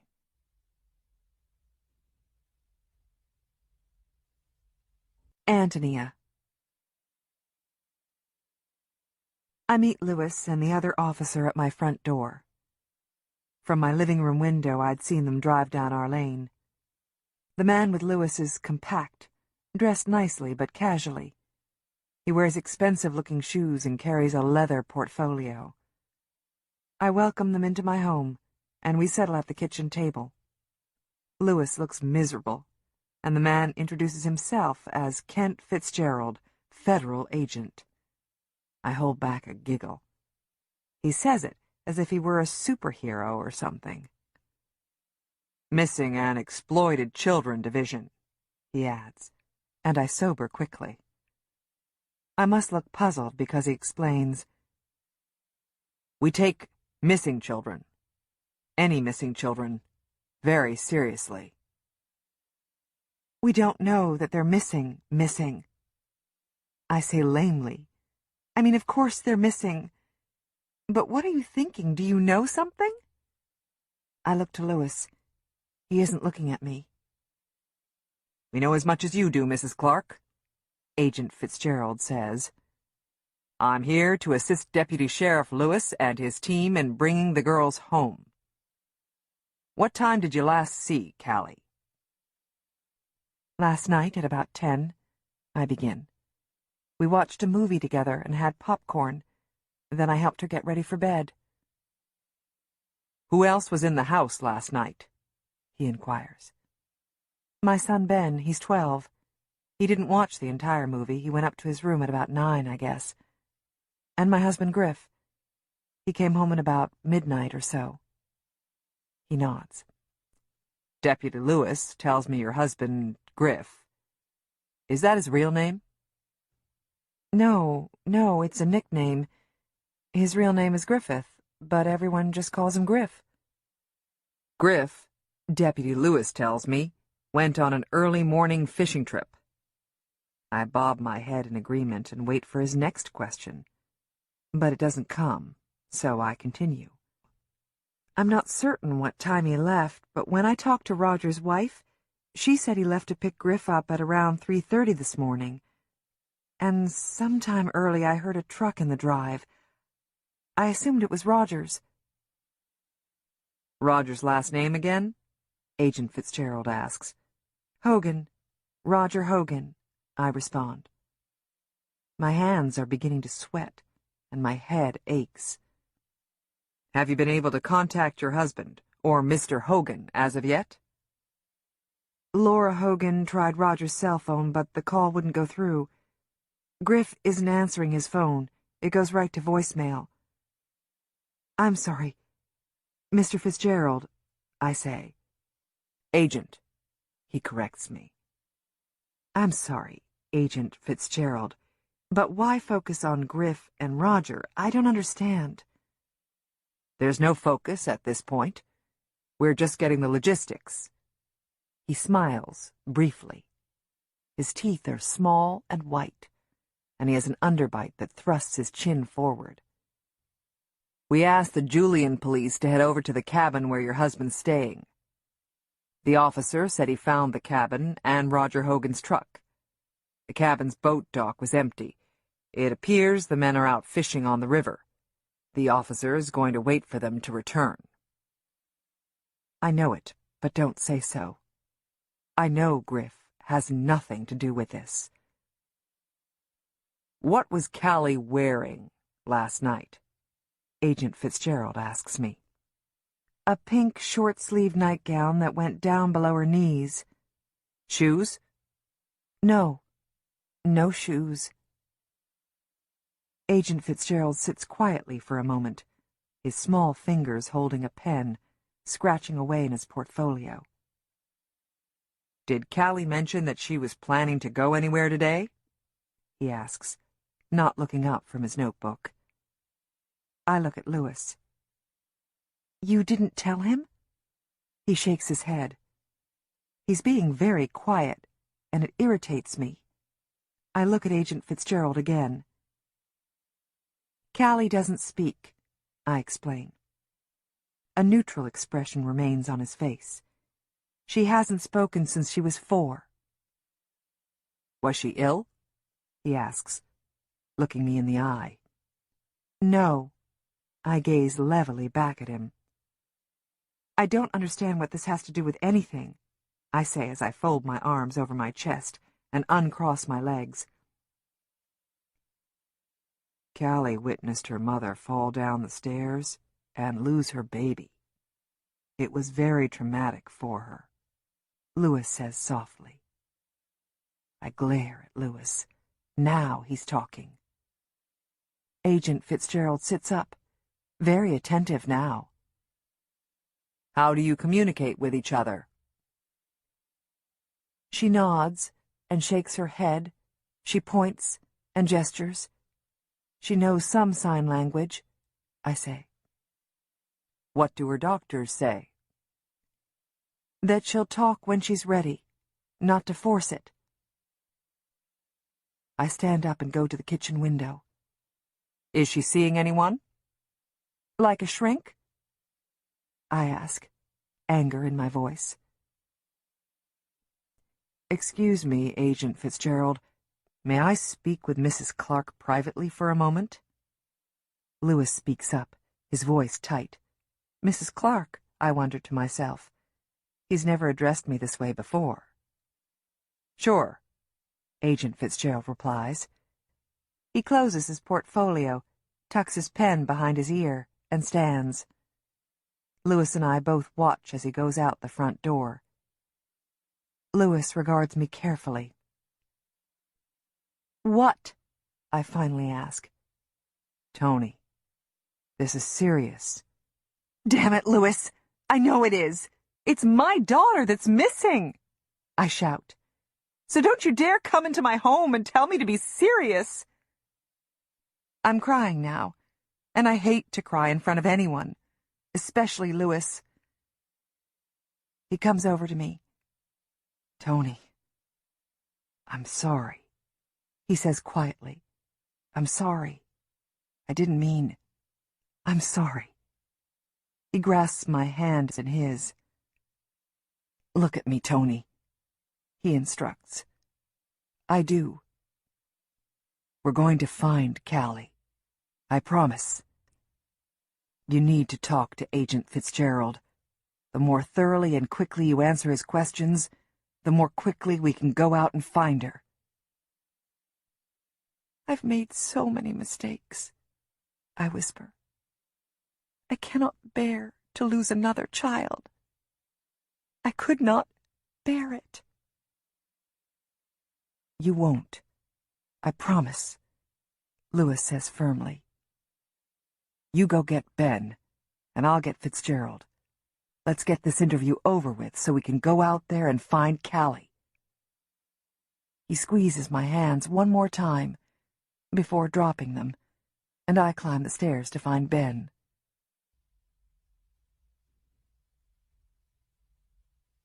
Petra. I'm lost. 1 minute they are there, and the next they're gone.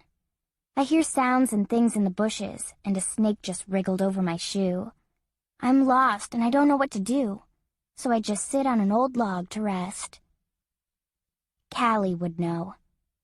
Everybody thinks I'm the tough, smart one, but I'm not really.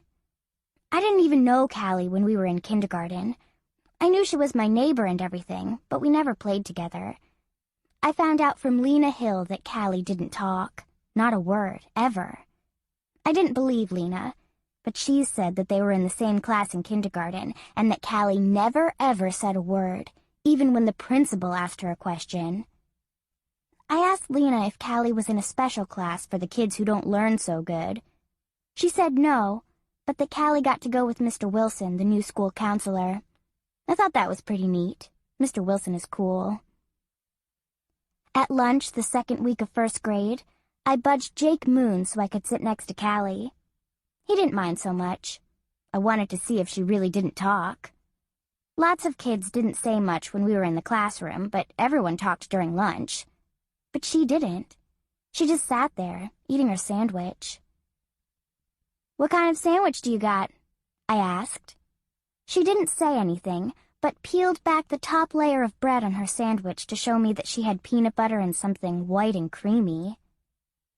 "I sure hope that's not mayonnaise. Gross," I said. Callie wrinkled her nose and stuck out her tongue to tell me she thought that was gross too. She handed me half of her sandwich, and I took a bite. "Peanut butter fluff," I said. "Lucky. I never get good sandwiches like that. My mom puts everything on wheat bread." Callie shook her head like she understood. We walked out to recess together. I saw my group of friends that I always played with. I said, "Come on," to her, and she followed me to where the kids were jumping rope. We got in line. "I like ice cream. I like tea. I want Petra to jump with me," Bree called. And I stood just outside the middle of the turning jump rope.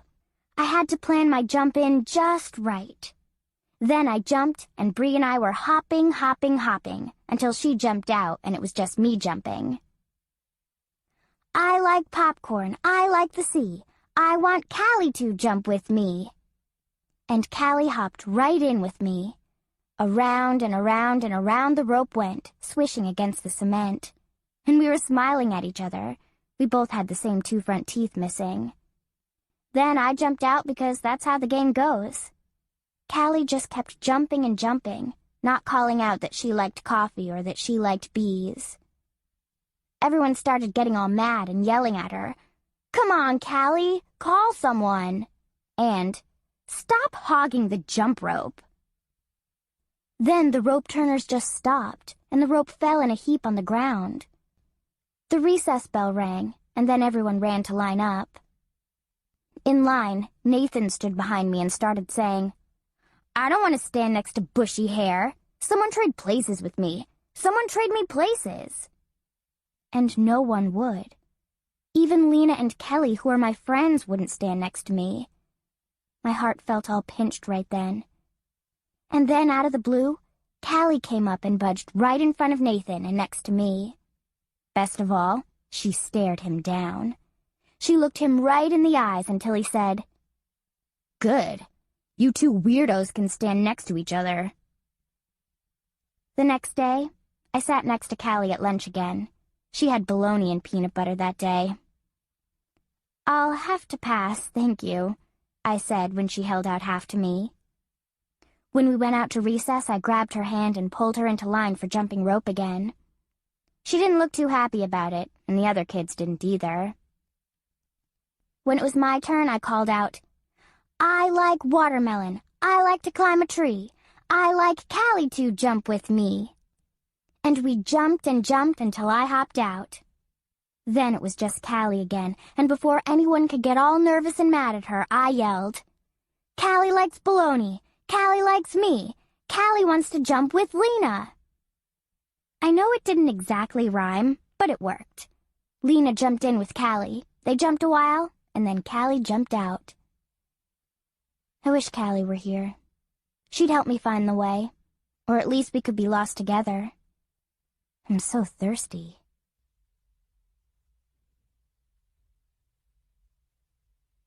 Deputy Sheriff Lewis. Ben comes slowly down the steps. I'm struck at how much he looks like his father, and I'm jealous. My boy, Tanner, looks just like his mother's side of the family. Dark and small with gray-blue eyes. Ben looks nervous, but then he always seems jittery to me. Quick to startle, but nice, polite. "Ben," I say, "this is Agent Fitzgerald. He's here to help find Callie and Petra." Fitzgerald holds out his hand for Ben to shake. We all settle at the kitchen table. Tony right next to Ben. Fitzgerald and I sit across from them. Fitzgerald looks to Tony. "Mrs. Clark, we like to interview family members separately. It sometimes allows them to speak more freely." "Oh, well, I think I'd rather stay here with Ben," Tony says firmly. "Tony, I'll be right here, don't worry," I reassure her. And she reluctantly rises from her chair and leaves the room. "Ben," begins Fitzgerald, "how old are you?" 12, he answers softly. Fitzgerald continues to ask Ben easy questions, keeping everything light. I know, to make Ben feel more at ease. "Tell me about your sister, Ben," Fitzgerald instructs. "She's good," Ben says. "She never gets into my stuff. She does what I tell her to." "What do you tell her to do?" Fitzgerald interrupts. "Things. Help take out the garbage, help put away the dishes, stuff like that," Ben answers, shrugging his shoulders. "Did you two ever argue?" "No. It's hard to argue with someone who doesn't talk back." Fitzgerald chuckles at this. "She ever say no to you, Ben?" "Not really. She likes to help out." "You two pretty close?" "I guess. We hang out a lot together." "You're what, 12? Isn't it unusual for boys your age to hang out with their 7-year-old little sisters?" Ben lifts his shoulders and then drops them. "Callie doesn't have a lot of friends, so I play with her." "What about Petra Gregory? She's Callie's friend, right?" "Yeah, but she isn't around all the time," Ben explains. Fitzgerald seems satisfied with his answers. Quickly, though, Fitzgerald changes his approach with Ben. "Ben, I've heard some very nice things about you," Fitzgerald says smoothly. "Your teachers, neighbors all think you are a nice boy." I think I know where this is going. Fitzgerald had asked me about it earlier, when looking through files. I told him it had nothing to do with this and to leave it alone. "But," Fitzgerald continues, "the parents of Jason Meacham have had some concerns about you, Ben, and their son. Can you tell me about that?" "Jason Meacham is a jerk and a liar," Ben says stiffly. "Tell me about it, Ben." "I don't have to tell you anything," Ben says petulantly. "No, you don't," Fitzgerald says mildly. "But you should. You want to help Callie, don't you?"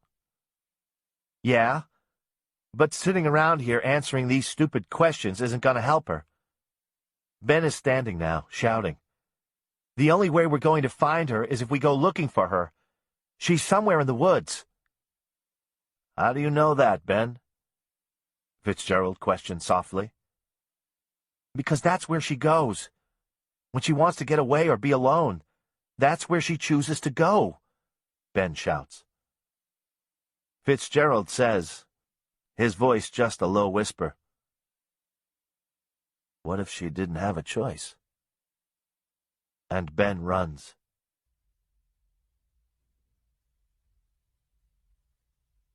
Antonia. I hear the loud voices in the kitchen and hear the name Jason Meacham spoken. What in God's name was that all about? I ask angrily as I come into the room. What did you say to him? Do you actually believe that Ben has something to do with any of this? He's trying to help, for God's sake. I am furious. This stranger ran my son out of his own home, and Lewis just sat by and watched. He's looking down at his fingers now, something he's done since he was 7 and knew he was in trouble. Agent Fitzgerald doesn't look upset in the least. But of course, he wouldn't. He just swoops into a place, creates havoc, and then picks up and leaves. I tell him so. I'll go after him, Lewis offers, but I shake my head. He'll be fine. I know exactly where he's going. I'll go after him, and I'll go look for Callie while I'm at it. Nobody else appears to be doing anything but insulting the family who's missing somebody, I mutter. That's not a good idea, Mrs. Clark, Agent Fitzgerald informs me. It's not in the best interest of the investigation. What about Ben? I ask. Who's serving his best interest? What's all this nonsense about Jason Meacham? This has nothing to do with Callie, and I don't understand why you're bringing it up. My voice is shrill, and I hate the fact that I was losing control of it. More softly, I continue. Deputy Sheriff, I am surprised that you found it necessary to share that information with Agent Fitzgerald. To Fitzgerald, I say curtly, folding my arms in front of me. Tell me now what it is that you think I should be doing.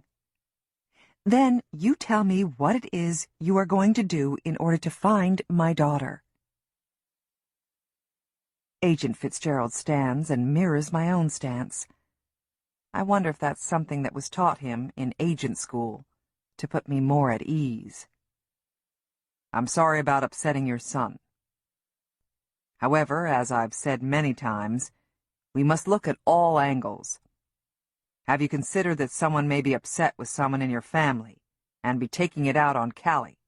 I'm not saying this is so, but we must look at all possibilities. As for Deputy Sheriff Lewis, he had no idea I was going to broach the subject of Ben and Jason. Please don't blame him. Fitzgerald looks properly chagrined. I shake my head in disgust. What is this? Good cop, bad cop? I'll stay here. You do what you have to do to find Callie. But if you don't find her by 6 o'clock this evening, I'm calling everyone I know, forming my own search party, and going into those woods. I know she's in there, and I'm going in after her. I will not support a search after dark, he replies. But I understand your need to participate in searching for her. We are at this moment organizing a search. The key word is organizing. We don't just want anybody out there stomping through the woods looking for the girls. We may bring in dogs to aid in the search, and don't want the area to be compromised more than is needed. We have officers out looking now. If we need more, we'll get the manpower. Everyone is doing all that they possibly can to find your daughter, Mrs. Clark. I'll also need to speak with your son again. Getting upset and running away will not help Callie. Ben would do anything for Callie, I say through clenched teeth. I believe that's true, Mrs. Clark. We'll speak soon. Fitzgerald turns to leave. Wait, I call after him. What are you going to do now? We're going to follow up some leads, interview neighbors and other individuals, and we're going to search for Callie and Petra. What leads? What individuals? Do you know something? I ask desperately. Nothing concrete that I can share with you at this time, Mrs. Clark. Oh, and please be aware that the media will most likely be contacting you shortly. This can be a very good thing. I suggest that you say no more than that your daughter is missing.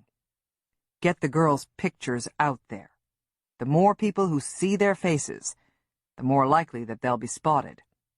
A crime lab team will also be here shortly to gather evidence from the home. Please, stay out of Callie's bedroom.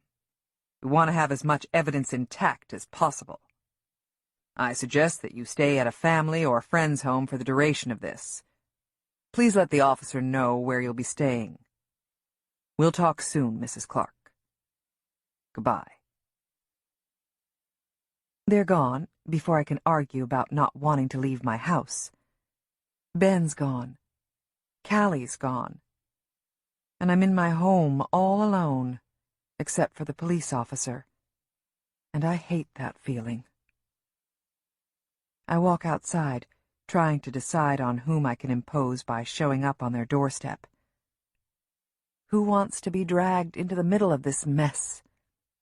Maybe Mrs. Norland, our elderly neighbor. She's as close to a friend that I have anymore, even though most of our interactions are simple waves from across our yards. My eyes take in my garden, which needs weeding, and I decide to wait a bit for any news before calling Mrs. Norland. I'm not going to let a stranger run me out of my own home. I go to the shed to gather up my gardening gloves, trowel, and bucket. I haven't watered in days, but know not to do so now. The blazing sun would evaporate the droplets immediately, and the plants wouldn't be able to drink. In the darkened shed, a knotty peeling structure that's beginning to lean, I grab my gardening tools and notice among the cobwebs 4 old gallons of paint, a soft, creamy yellow. Years ago, my brothers had moved away, and my father joined them soon after. The house was too lonely, he said, without my mother. After Griff and I were married, he handed me the keys to the white, peeling 2-story and wished us much happiness there. I was 18. I still had wanted to live in a yellow house. I had spent hours in the hardware store, staring at paint chips, trying to decide on the perfect shade for our home. I lugged the gallons of paint home the week after the wedding. Griff smiled and said he'd get right on it. He never did. I was 18 then. Now I'm 31, and still no yellow house. I step back out into the blinding sun and scrutinize my flower beds. Where to start? They're all neglected. It's been too hot to venture out into the heat these past weeks. My vegetable garden is brimming over with overripe tomatoes and zucchini. My flower beds are filled with creeping Charlie, deer-bitten blossoms, and wilted stems. My eye settles on a patch of dirt just beyond my vegetable garden. I'd sowed it with grass seed earlier in the summer, but it didn't take. Instead, it appears that the plot has expanded to a stretch of soil about 5 feet long and 3 feet wide. I step over an overgrown stalk of rhubarb and examine the patch. 2 perfectly shaped child's footprints are imprinted in the dust. The toes are entirely defined. Larger prints of a man's boots are facing the smaller marks, almost toe-to-toe. Then, a few steps farther, just the boot prints, somewhat swept over by drag marks. My stomach fills with dread. The footprints could be old, I reason, but I know better. I bend down, lightly touch the dust, and rub it between my fingers. I stand quickly and run back to the house to tell an officer and to call Lewis.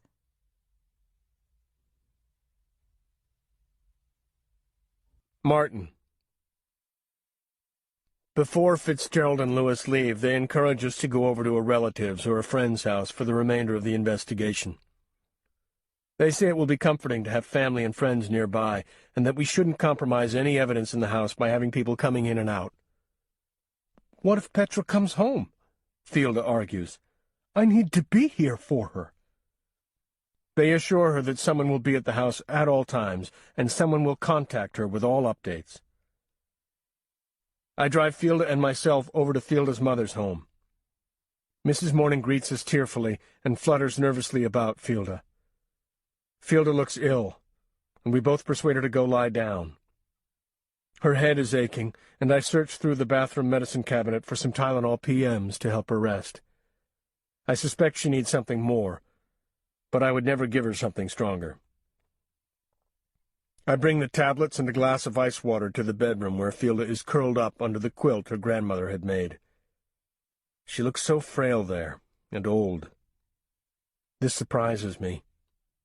Fielda, when in motion, is solid and vibrant, a force of nature, young. I'm not used to this, taking care of her. She always has looked after me. Odd, I know, because being a bachelor until I was 42 ensured that I took care of myself quite efficiently until I met Fielda. I enter the bedroom and close the door behind me. The room is hushed and cool. Fielda obediently lays the pills on her tongue and sips the water that I offer her. I pull the sheet up around the curve of her shoulders as she settles her head on the pillow. "Just for a minute," she says, about resting. She doesn't want to. Doesn't know how she possibly could rest with our daughter out there somewhere. But I murmur softly into her ear to just close her eyes for a moment. Her curly hair fans out, dark on the crispness of the pillowcase. I long to crawl in next to her, to swallow a handful of pills and let sleep pour over me. I cannot, though. I need to be alert, prepared to aid in the search for Petra. Lewis and Fitzgerald assured me that they would contact me when their interviews with Antonia and her son were complete. When Fitzgerald and Lewis had finished questioning Fielda and me, shaken my hand and climbed into the car, a feeling of dirtiness, edging toward perverseness, crept next to me. Agent Fitzgerald did not accuse me of anything, certainly. However, he did request that Fielda and I stop in at the police station and have our fingerprints taken. "Exclusionary purposes," Fitzgerald reassured us. I'm not an uninformed man, oblivious at times, I admit, to the world around me, but not unaware that family members are the initial suspects in any missing child situation, and that more often than not, they are the guilty ones. The verity that the police, my community, my colleagues, would entertain the notion that I could harm 2 young children, my daughter, makes me angry. I know that Fielda and I had no part in this, and the fact that crucial minutes are being squandered in that consideration makes me ill. I recall feeling the same when Fielda left me. The second of 2 instances when we've been apart. A panicked, out-of-control sensation that started in my extremities and coursed through my veins toward my center, tossing me off balance. Since the day Fielda and I were married, Fielda spoke of children. A home full of curly-haired, dark-eyed babies who loved books as I did and who loved food as Fielda did. To be honest, I was so astonished to have this wondrous, beautiful woman next to me. The whole of being married seemed unreal to me, magical. I viewed children in the same manner. I could not imagine being a father. Fielda would spend hours looking through parent magazines and children's clothing catalogs, perusing and planning. I always nodded and made a non-committal noise when she showed me a particular article about prenatal health care or organic baby food. Months passed, then a year, and no baby. Looking back, I should have seen the change in Fielda. The gradual slump of her shoulders, the slight pull of the corners of her mouth downward, the way she would stare at new mothers in grocery stores and at church. But I didn't notice. For 2 years, 3, then 4, Fielda continued to pore over parenting books. All she could talk about was babies. How to become pregnant with one, having one, raising one. I'm ashamed to say that I lost patience with her. I'm not a handy individual, but once in a while I've been known to try and tighten a pipe or replace a fuse. I went down to our basement where I keep my toolbox, nearly pristine from lack of use. I was going to attempt to change the shower head in our bathroom. I don't know why the box caught my eye, but it did. It was a large, plain, clear plastic container with a blue lid, and it appeared to be filled with clothing. Maybe it was the bright pink fabrics that were such a contrast to the gray, dark basement that made me take notice. I don't know. But I pulled the box down from the shelf and opened it, almost fearfully, as if I was doing something wrong. Inside were dozens of tiny baby outfits in pinks and blues and yellows, with the price tags still hanging from them. There were dresses for a girl and overalls for a boy. There were socks that would barely cover my thumb. There were bibs in bright colors that said, "Daddy's little girl," or "Got milk?" It wasn't the money, though the amount of clothing in that box must have cost a small fortune, that bothered me. It seemed to me so sad in some way. Pathetic, really. Looking back, I can see that it was simply hope. That for Fielda, purchasing the clothing meant that she was going to conceive and have a child. She had to. She already had the outfits. I didn't look at it that way, though. I grabbed a fistful of the clothing, dropping impossibly small T-shirts and booties behind me as I stomped up the steps. "Fielda!" I bellowed, startling her so that she dropped the pot of spaghetti she was carrying to the sink to drain. She hopped back to avoid the scalding water, and limp strings of pasta slid across the floor. "Martin!" she snapped back impatiently. "What's the matter?" "This is the matter," I said, holding out the baby clothing. "Are you crazy?" I asked. Words I immediately regretted, because by the look on her face, I think she may have wondered the exact same thing of herself. Still I ranted on. "Fielda, there is no baby. There may never be a baby. Maybe it's time you faced it." "I'm going to have a baby, Martin," she told me, her voice low and dangerous. "I can't not have a baby. I've got to have a baby," she went on, and I saw a light go from her eyes. A sense of dread wheedled through me, but I pushed it away. "Oh, don't be so dramatic," I said cruelly. "I'm not going to sit by and watch you waste money on a baby that doesn't exist." I might as well have slapped her. The hurt on her face still takes my breath away, and the fact that I caused it to be there still makes my face burn with shame. She stalked out of the room, nearly slipping on the spaghetti as she left. She didn't talk to me for nearly a week, and even after she did begin to talk to me, she didn't allow me to touch her. She spent endless minutes in the bathroom, and she would emerge with red, swollen eyes, but she never cried in front of me. One day, I found the sleeping pills in the medicine cabinet. Good, I told myself. Maybe she would begin to sleep through the night again instead of the endless pacing. If I had thought about it, I would have known. I should have known. I should have thrown that bottle away the minute I saw it. And then, one day, it was as if nothing had ever happened, and she appeared to be the same old Fielda. I thought she had come to her senses, decided to let nature take its course. But I was wrong. Her mission to become a mother was as strong as ever, and I found out about the doctor's appointment when the receptionist from the office called to confirm the appointment. "We have the test results in," the receptionist explained. "He'd like for Fielda to come in to discuss them." I gave her the message, trying to conceal my wounded feelings at being left out of this part of Fielda's life. Though I must say I couldn't really blame her. I had told her to stop, which is something Fielda never did. Give up, I mean. She thanked me for the message, staring at me levelly, as if daring me to call her on it. I didn't.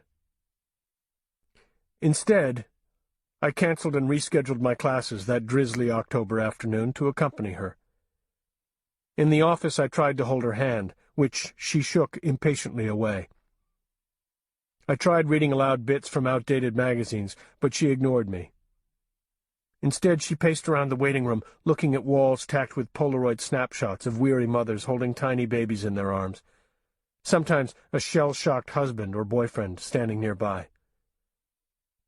When the nurse called her name, Fielda marched back to the examining room without a backward glance toward me. Moments later, however, the nurse returned to the waiting area and called my name. "Mr. Gregory, would you please come on back? Dr. Berg would like for you to join us," she said, smiling. I followed her, heartened at her smile. Good news, I thought. Fielda will return to her former self. Her shoulders would straighten, and laughter would return to her eyes. When I entered the room, Fielda sat, fully dressed, on the examining table, crossing and uncrossing her ankles nervously. The doctor was a dark-skinned man with a serious face. His hair was black and slicked back from his forehead, and he had caring eyes. "Mr. Gregory, I'm Dr. Berg. Mrs. Gregory's gynecologist. Please take a seat." He indicated a plastic chair across the small room. "No, thank you," I replied, and continued to stand next to Fielda. "We asked you both to come in today to share with you the results of some initial tests that we've done in order to find out why Mrs. Gregory has not conceived." I nodded and reached for Fielda's hand. This time she didn't pull away. "The good news is, we cannot find anything conclusively wrong that is preventing conception with Mrs. Gregory. There is, of course, further testing that we can do, but I would recommend that you try some other avenues." "For example," I began. "For example, I would suggest that you, Mr. Gregory, have a sperm sample taken. This could address any concerns with sperm viability." "Oh," I laughed uneasily. "I don't think that will be necessary. I believe that these things come in due time. Perhaps parenthood is not for us." I felt Fielda pull her hand from mine. It wasn't a violent pull, more like an easing away. It didn't alarm me. Fielda's next act, however, did. She slid off the examination table and breezed out of the room without a backward glance or an acknowledgement to the physician, which surprised me, as Fielda is normally unfailingly polite. I thanked the doctor for the both of us and quickly made my exit. When I stepped out into the wet parking lot, I could see Fielda speeding away in our car. I walked the nearly 2 miles home, ruining my dress shoes, the chill of autumn pouring into them as I sloshed through puddles. When I arrived at our house, Fielda was not at home. I decided to give her some time to think, to be on her own. But the minutes stretched into hours, and evening arrived. I finally called the Morning Glory and asked Mrs. Morning, albeit awkwardly, if she had seen Fielda. She hadn't. "Did you all have your first fight?" Mrs. Morning teased good-naturedly. "'Bout time. You've only been married 4 years." I laughed feebly and asked her to tell Fielda to call me if she happened to hear from her. It had stopped raining, but darkness was gathering, pressing in on the house so that I nearly choked on its emptiness. Finally, I abandoned the notion that Fielda needed some time to herself and climbed into our other car. The regular folk car, Mrs. Morning would say. A Chevette that was a shade of bronze that fortunately covered the rust stains eating away at its edges. I spent the next hour driving up and down side streets, looking for Fielda. I drove past the library, the fabric store, the candy shop, searching to no avail. I even paused briefly in front of the Morning Glory and glanced into its gleaming storefront, lit warmly, but didn't see Fielda or our Camry. I decided to drive into the Willow Creek camping grounds, a dismal, junky spot, I thought, to which people who had nothing better to do with their time would pull cumbersome campers in order to sit around a fire and drink beer all day and all night. I couldn't imagine that Fielda would be there, but I had run out of ideas. As I pulled into the paved entrance area lined with gigantic maples, their bright red plumage shadowed in the dusk, I saw the car almost immediately, and pressed my foot to the pedal, sending my car lurching forward. I pulled in next to Fielda, and could see at once that something wasn't right, that something very, very bad had happened here. Slowly, I do not know why, I did not rush. I opened my car door, stepped out, and firmly shut it again. I could hear my shoes slapping against the wet pavement as I approached the still car. No movement inside. I went first to the driver's side of the car and pressed my forehead against the glass, framing my face with my hands to get a better look. My Fielda was seated, if I can call it that, in the driver's seat, but sprawled in such a way that her head lay on the passenger's side, her arms tucked up around her face as if she was sleeping. But she wasn't. I attempted to open the car door, but Fielda had locked it. I fumbled for what seemed an eternity with my keychain, found the correct key, and tried to insert it into the lock. I had to stop myself to take a breath and steady my hands. Finally, I yanked the door open and pulled Fielda toward me. I could smell it first, the vomit, an acrid odor, and then I saw the mess on the car floor and car seat. Fielda had been lying in it. I don't know if I spoke, I don't recall that I did, but I remember thinking, "Please, don't take her away from me." I held her close to me, I know, rocking her back and forth for a moment, until I pulled myself together. I pushed her away as gently as possible, but knowing the urgency that was upon me, not as gently as I would have liked. I climbed into the Camry and, breaking every traffic law, drove to Mercy Hospital, where the hospital personnel took Fielda away from me. I wasn't allowed to see her. They pumped her stomach. I handed the emergency room nurse the empty bottle of pills Fielda had ingested, and she informed me with a scathing look that it was a miracle that she had survived and would be recuperating on 4 West, a place described by my students as 4 West Nut Nest. I knew I deserved these looks. I knew I had failed my wife, and I was punished. She was taken from me. For 2 weeks, even when they allowed her to have visitors, she refused to see me. I didn't teach, and I didn't go to my office. I went to the hospital and sat in the waiting area, begging the nurses to let me see her for just 1 moment, no more. I sent flowers, candy, orange poppy seed muffins, but still she refused. At last, at the insistence of Mrs. Morning, I'm sure, Fielda sent for me. Alone, I entered her room. Not dark and sad as I thought it would be, but sunny and cheerful, smelling of roses. My flowers surrounded her bedside, along with cards and well wishes from family and friends.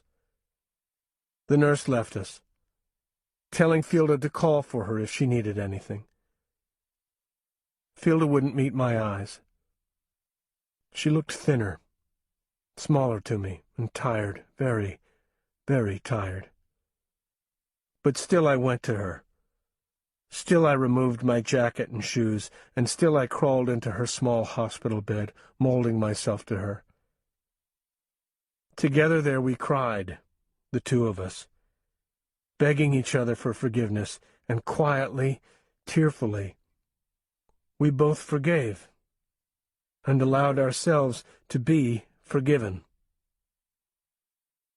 Now, 10 years later, in the swelter of summer, our daughter missing, Fielda has pulled the bed covers up around her head, and I can hear her breath in sleep, heavy and even. I touch Fielda's shoulder before treading softly from the room and closing the door behind me. I hesitate in the hallway. I don't quite know what to do with myself. I know I can't stay here, at my mother-in-law's home, too far away from what is going on. I need to be near the officers. I need to be there at a moment's notice. I had already let my daughter down once by letting her be taken from our home, hadn't I? I would know, would I not? Someone entering my home in the dead of night, slinking up the stairs past my bedroom, down the hallway to my daughter's door, standing on its threshold, listening to the whir of the box fan, watching the rise and fall of Petra's chest. Here is where I must stop. I cannot imagine what could have happened beyond this point. I would know, wouldn't I? Someone in my home, I would know.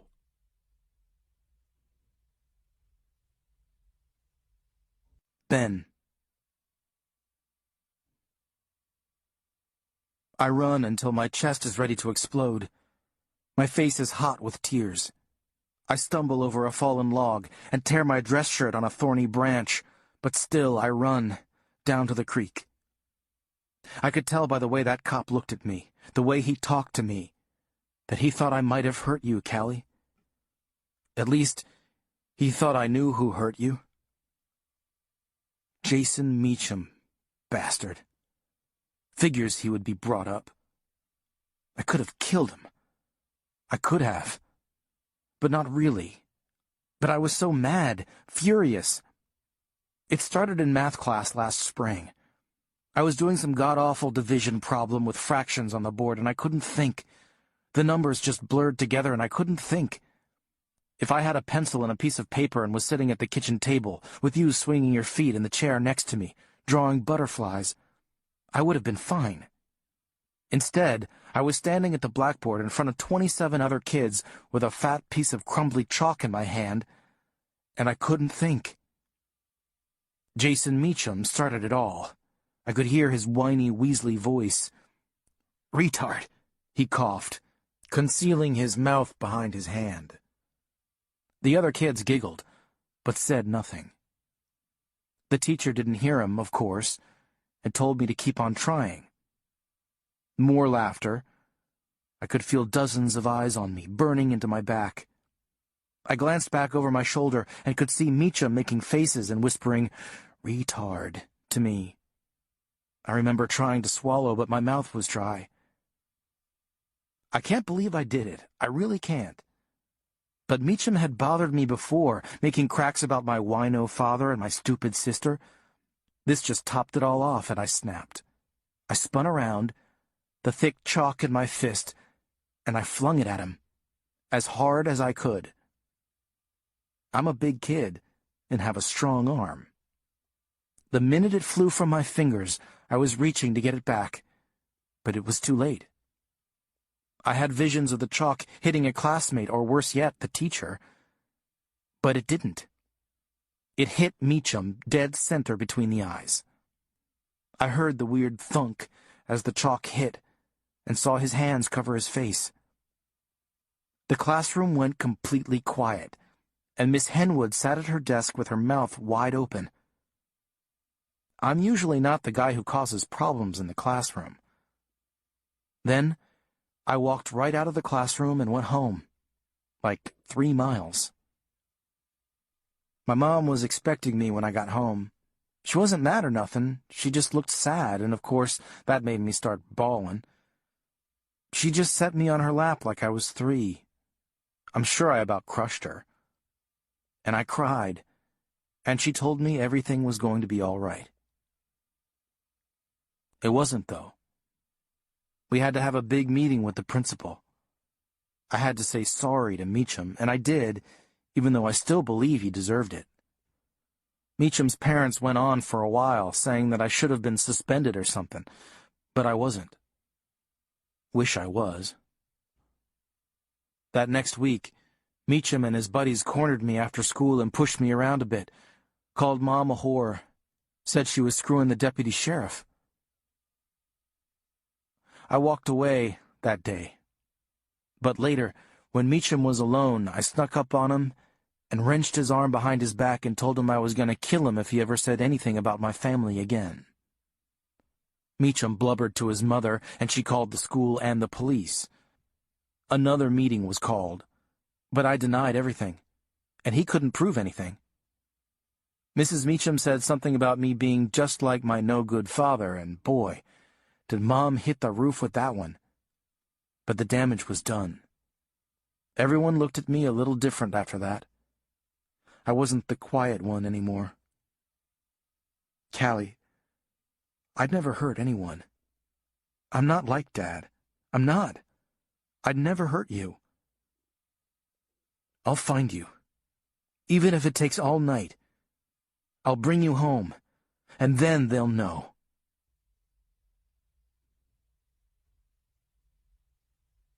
Callie. Callie slept fitfully. The ground was hard and unforgiving. Mosquitoes hovered around her exposed parts, though she had tried to tuck her legs underneath her nightgown, and they bit at her ankles and forearms. She dreamed intermittently of flying among the branches of the trees. She felt cool air on her forehead and the pleasant swoop in her stomach that came with flight, like the tilt-a-whirl at the county fair. Below her she could see the creek, cool and beckoning.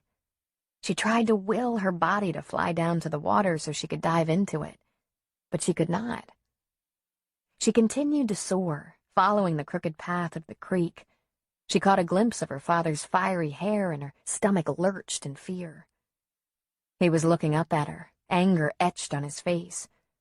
She quickly passed over him and saw the rabbit-eared fawn drinking at the water's edge. Its soft eyes calmly summoned her, and Callie winged down and hovered just a few feet above the deer. She reached out her hand to stroke its hide, but it darted out of her reach and into the woods. Callie tried to follow, the puff of its white tail raised in warning, her beacon. In and out of firs and buckeyes, it twisted and turned. Callie concentrated to keep up. A hand snatched at her from behind and tried to grab at Callie, but only caught the hem of her nightgown. Looking over her shoulder, she could see that it was Petra who waved happily after her. Another hand clamped briefly on her arm, and her mother smiled up at her. Callie's flight slowed, but did not stop, and she momentarily spied her mother's hurt, confused look as she flew onward. Then the wood was filled with people who were familiar to her, grabbing at her in a friendly way, like children chasing bubbles. There was Mrs. White, the school nurse, and her kindergarten teacher, and Mrs. Vega, her first-grade teacher, whom she loved dearly.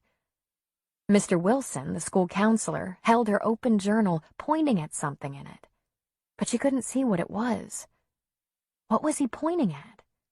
She so badly wanted to know.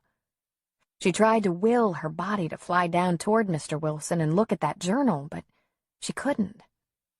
She kept soaring onward. There was Mrs. Norland, Deputy Sheriff Lewis, Mr. and Mrs. Gregory, Jake Moon, Lena Hill the librarian, all there reaching out for her. She peered through the throng of people searching for Ben, but she couldn't find him. Now there were people grasping at her that she didn't know, and this was frightening to Callie. She tried to kick her feet and swim upward with her arms through the air. Onward she flew, following her doe. Soon she came to a beautiful clearing. Trees circled the small green meadow. A small pond was nestled in the center, and the fawn stopped for a drink. She was so thirsty, but could not pull herself down to the bank. Suddenly Ben was there. Big, strong, kind Ben. He called to her. She tried to tell him that she was thirsty, so thirsty, but no words came. He seemed to know, though. Ben always seemed to know, and he dipped his hands into the water and pulled them out, cupped full of water. Still, Callie couldn't bring her body down to him, but he tossed the water up at her and she caught a drop on her tongue. It was cold and sweet. Callie reached out for her brother, but it was as if she was filled with helium, and she kept rising, higher and higher above the treetops. Ben quickly began disappearing, his red hair a small flag below her. She continued to travel upward. The temperature rose as she rose, until she crashed into the sun. Callie awakened with a start, momentarily disoriented. She sat up and tried to wet her cracked lips, but her tongue was thick and heavy and held no moisture. Her dream had fled from her mind as she blinked herself awake, but was left with the comforting feeling that Ben was nearby. She stood slowly, her muscles tight, her feet sore. Downward, she decided, toward the water, and she began her slow descent down the bluff toward where she thought the creek might lay. As she walked gingerly along the path, avoiding broken twigs and jagged rocks, Callie recalled snatches of her dream and the image of the school counselor, Mr. Wilson, holding her journal, pointing at something inside of it. At their first meeting, Mr. Wilson, a tall, thin man with bone-white hair and a long nose, invited her to sit next to him at the circular table in the guidance office. In front of them lay a black journal made with a rough, raspy paper with little natural fibers poking out. The book was held together with white silky ribbon. Callie thought it was a beautiful book and longed to flip through the pages to see what was inside.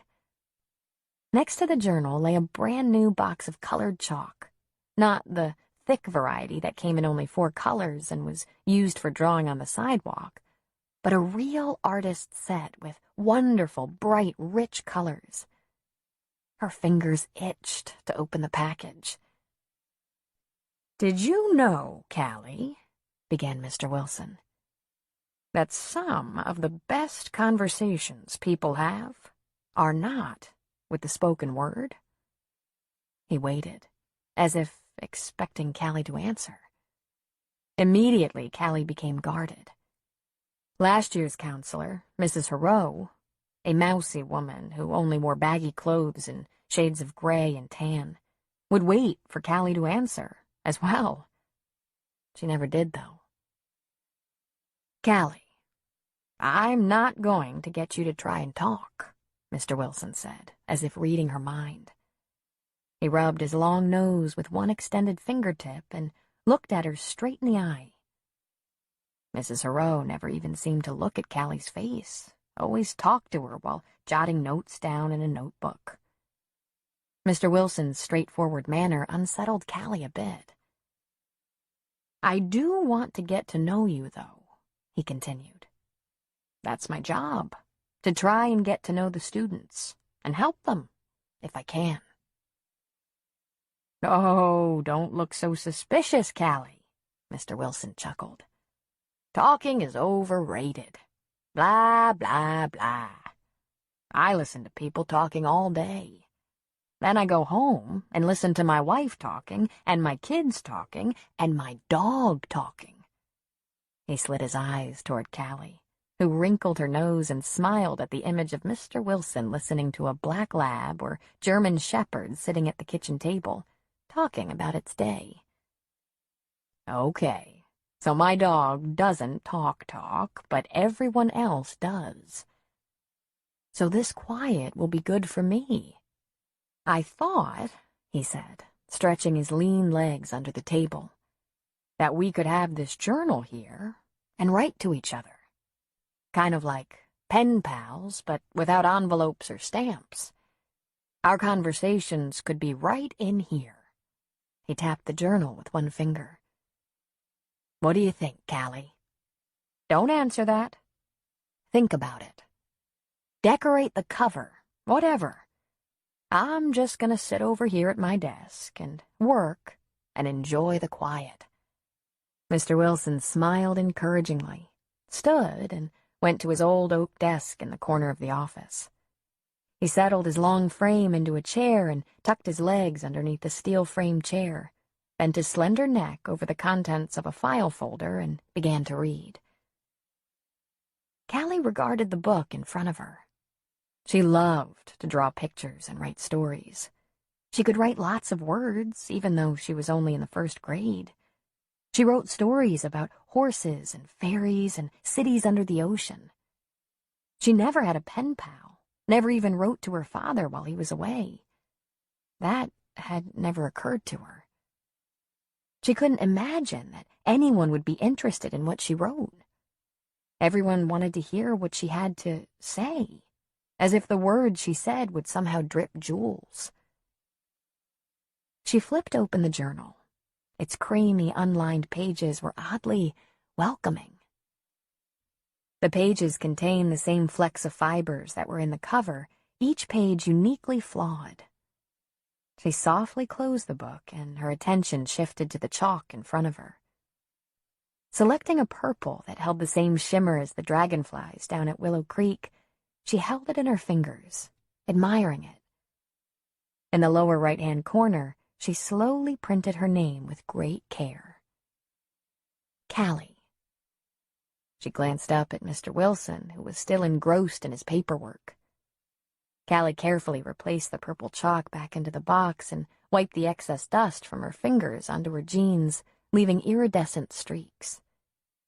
She pushed her chair back from the table, stood, picked up the journal, and carried it over to Mr. Wilson. She held it out to him. "Just set it over there, Callie," he said, indicating the round table. "We'll meet again on Thursday. Have a good day." Callie paused. Was that all? "No, you need to speak now, Callie. You're worrying your mother needlessly. Stop this nonsense. There is nothing wrong with you. Just have a good day." Callie turned away from Mr. Wilson and gently laid the book on the table, gave a small breath of relief, and walked out the door. Callie spent 2 half-hour sessions a week with Mr. Wilson, writing and drawing pictures in her journal. Often he would draw a picture or write back to her, only if she asked him to in writing. Her favorite pictures and writings were about his dog, named Bart. He told tales of Bart being able to open doors with his paws, and the time when he was begging at the dining room table and actually said the word hamburger in his little dog voice. Sometimes Callie would have to point at a word for Mr. Wilson to read to her, but most often she could read what he wrote on her own. She looked forward to the beginning of 2nd grade and her meetings with Mr. Wilson. She felt safe in his quiet little room with her chalk, a sharpened pencil, and her journal. Mr. Wilson had said he would keep the journal over the summer and that it would be waiting for her when school began again.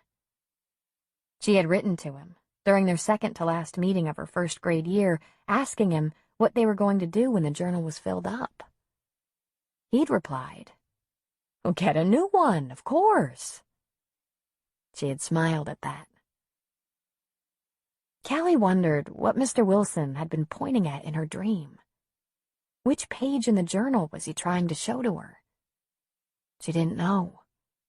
They had written so much in it, none of it particularly important, not to an adult anyway, except Mr. Wilson had a way of making you feel as if everything you wrote and did was important. A ground squirrel skittered by and startled Callie. She listened for the gurgle of the creek, but heard nothing but the cicada's steady thrumming. Downward, she told herself. Downward is where the creek will be, with cold water and silver fish. Maybe she'd see a frog and shimmering purple dragonflies that sparkled as they skimmed the water. Downward.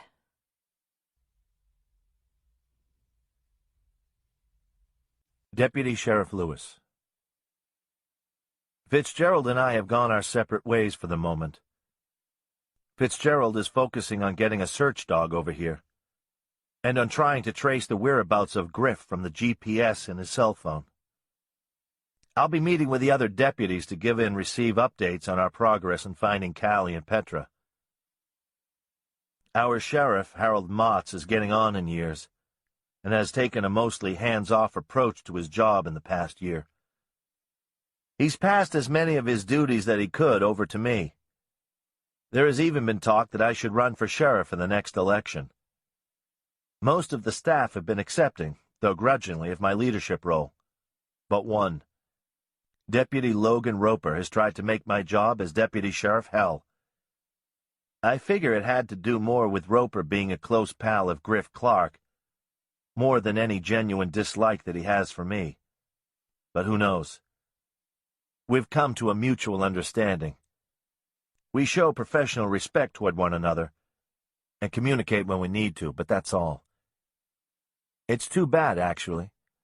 But as long as our tension doesn't interfere with the job, I can live with it. Griff and Logan were 5 years ahead of Tony and me in high school. I never really knew much about them, just that they were wild and could be mean. I'm not sure how Griff and Tony were first introduced, but I suspect it was through her job as a clerk at the Gas and Go, a convenience store on Highway 10.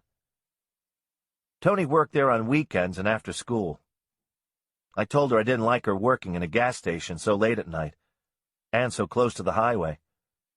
Anyone could take off with her, and would be well on his way without anyone knowing.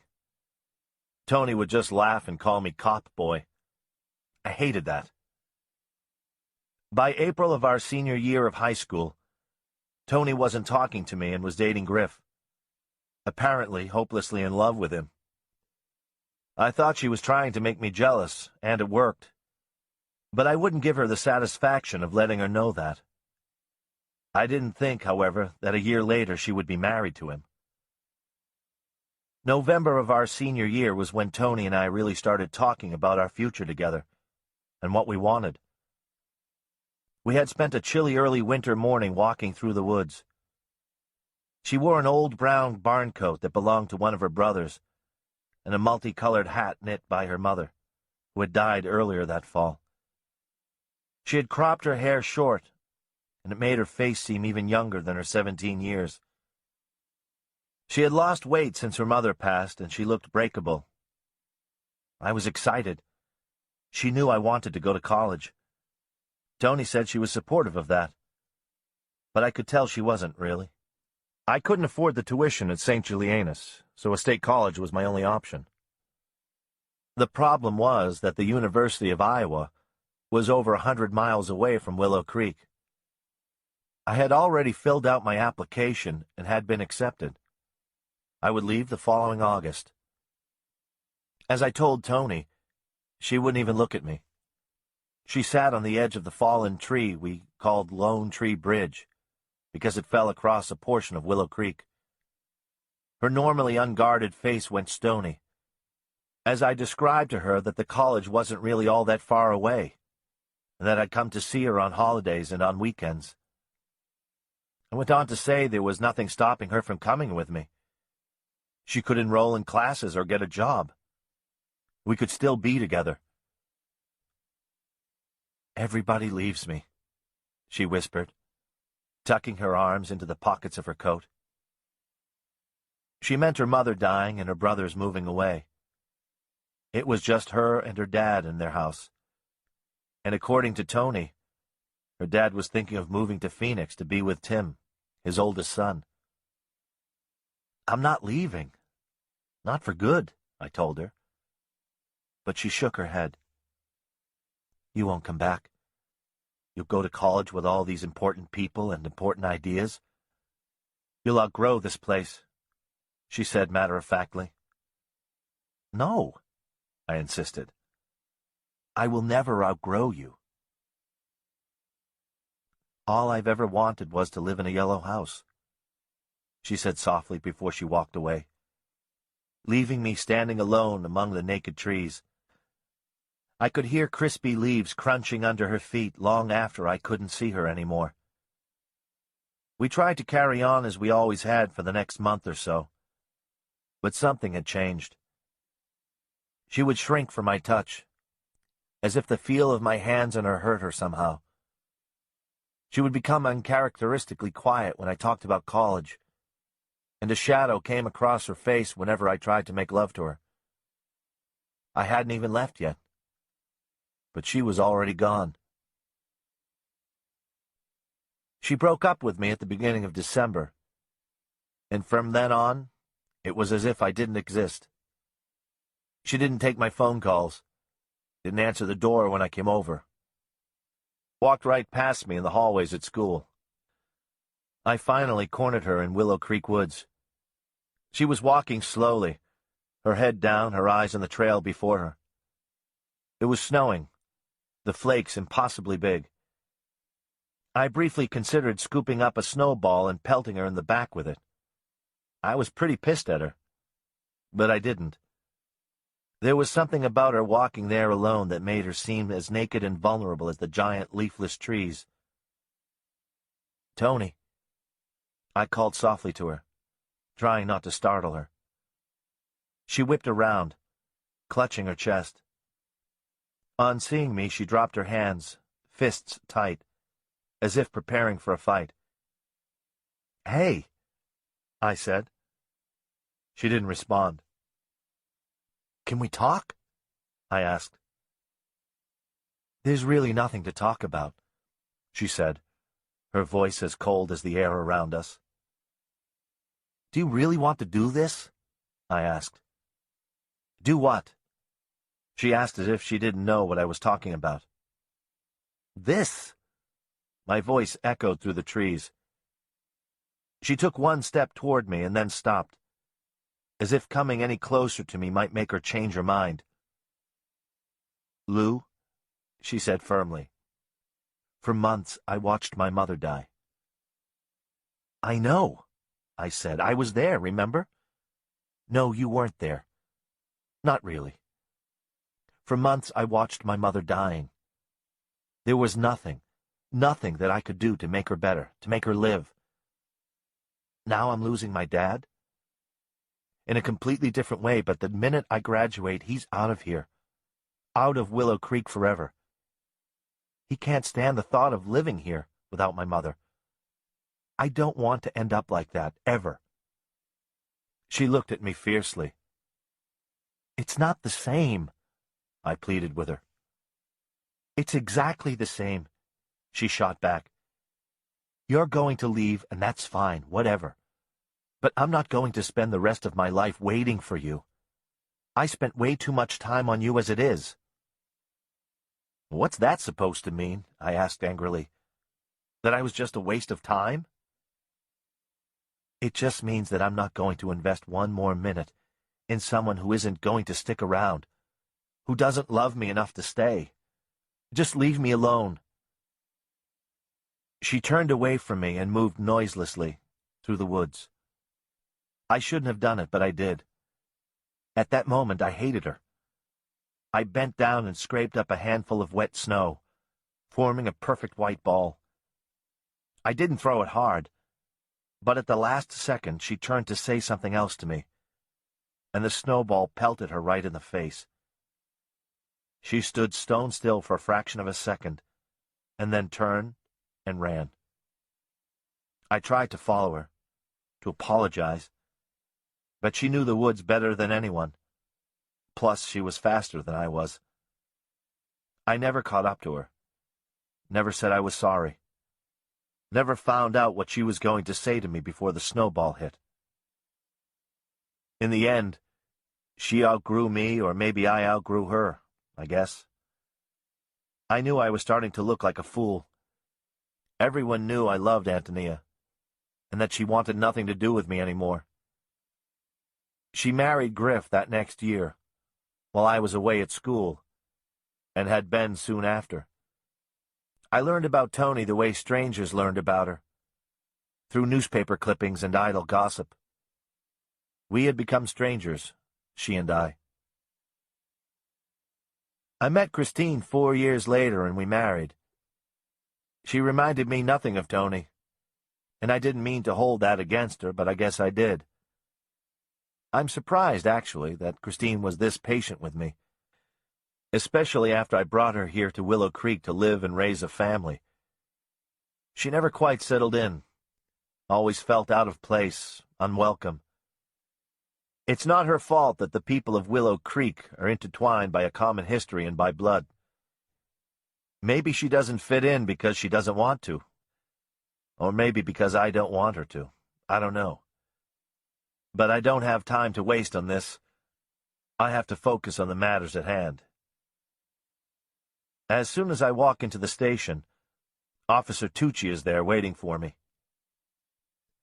"We got some info on some of the names you wanted, Brun," he tells me. "There's not much. Mariah Burton, the babysitter, is completely clean. Chad Wagner, one of the students, was arrested when he was in high school for underage drinking. Got a hold of him, and he's home visiting his mom and dad in winter. Nothing's come up on this Lucky Thompson, but we can't contact him. He isn't at home, or he isn't answering his phone. The men from the furniture store are accounted for and are being interviewed. We're also checking on all the teachers at the girls' school. Callie spent a lot of time with a school counselor, a Charles Wilson. We haven't been able to contact him either. Only other red flag was on Sam Garfield. He teaches at St. Julianus. Been here for about 3 years. Before that, he was at another college in Ohio. Left under a cloud. Had an affair with a student. Oh, and Antonia Clark called about 20 minutes ago, Tucci says. She says she's found footprints that look like Callie's, and a man's footprints, too. She was very upset, crying and carrying on. Couldn't make much sense of her after that. What did you tell her, I ask. Told her I would let you know as soon as I could. She said she wanted to talk to you. Had to talk to you. I tried to explain to her that you weren't available at a second's notice. Tucci sounds irritated. That you're a busy man. Well, who's over there now, I ask, already heading back out the door. Logan Roper, he says. Great, I mutter under my breath. Well, he was there and available, Tucci blusters, sounding confused. Shouldn't he be the one? That's fine, I say regretfully.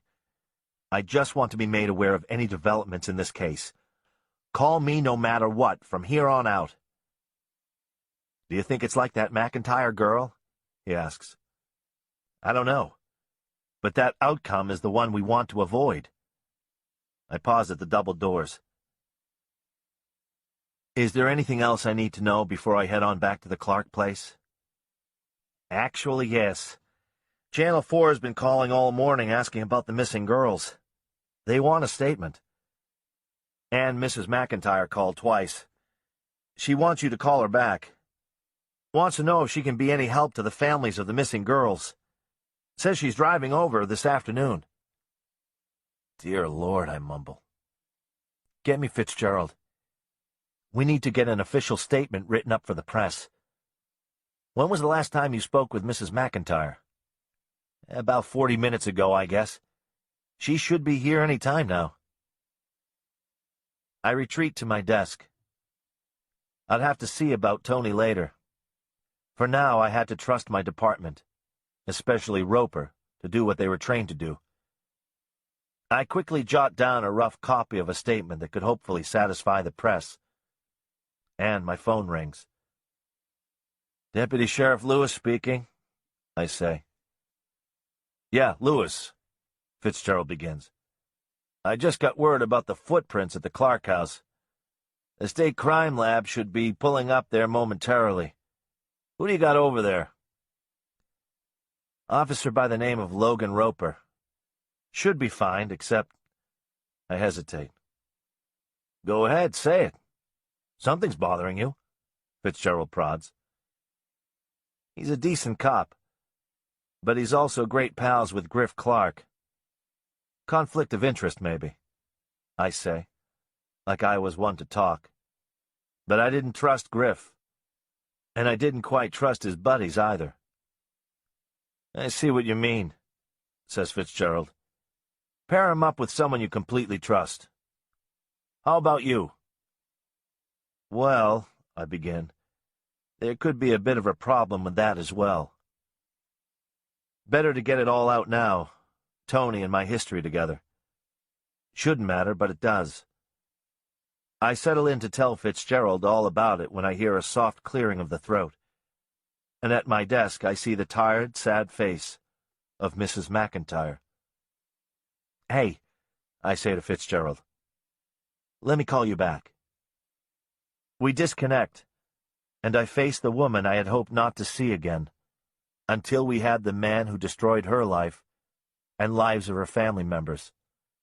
The woman whose battered, abused daughter was found dead in a woody area 10 miles from her home, on the other side of the county. The woman who I had to help pick up off the floor of the morgue after she identified the body as her Jenna's, and the woman who cursed me last time she talked to me for having to bury her daughter without knowing who had done this to her.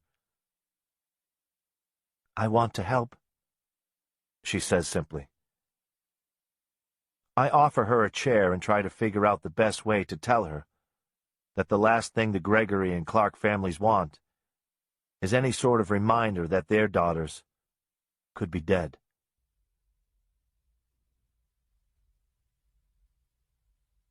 Martin. I can't sit around and wait. I tell Fielda's mother that I'm going to check on the investigation, and I drive back toward my home. I park on the shoulder of Timber Ridge Road. Something is going on at the Clark house, a flurry of activity. Several police cars drive past and turn down the Clark's lane. My heart quickens, and for a moment I think that I'm having a heart attack, but I don't collapse, though I feel a heart attack would be preferable to what is going through my mind right now. The sun is bearing down more ferociously now, if that is possible. The car thermometer reads 99 degrees, and that doesn't even include the heat index. I step from my car and make my way toward the Clark house. The woods and this quiet, uneventful neighborhood were what brought Fielda and me to our home. We like the fact that, while we have neighbors, there are only 4 close by. The Olson and Connolly families live to our right, and the Clarks and old Mrs. Norland are on the left. 100 yards separate each of our homes, so we're close enough to call each other neighbor, but far enough away for privacy's sake. We never let Petra visit the Clark house when Griff was home, from wherever he works, the Alaska Pipeline, I believe. We don't tell Petra that Griff is the reason she cannot go over there at times. We simply say that Callie has so little time with her father that we must not disturb their family time. Petra accepts this good-naturedly, and I don't believe she knows of Griff's illness. Callie certainly never speaks of it. On the other side of Timber Ridge is another line of trees, not the forest that lies behind our homes, but a high bluff that separates us from the rest of Willow Creek. Many miles down Timber Ridge, a few other homes are situated in much the same manner, neighbors here and there with backyards fading into the forest. My feet crunch on the grass, burned yellow from the sun and lack of rain. From a distance, I see some officers speaking with Antonia in her front yard. She is pointing and gesturing, but I cannot see her face. I see a van speed past and turn down the Clark's drive. It's a television van. I can't quite make out the call letters, and they're obviously in a great hurry. Again, my heart flutters, and I quicken my step.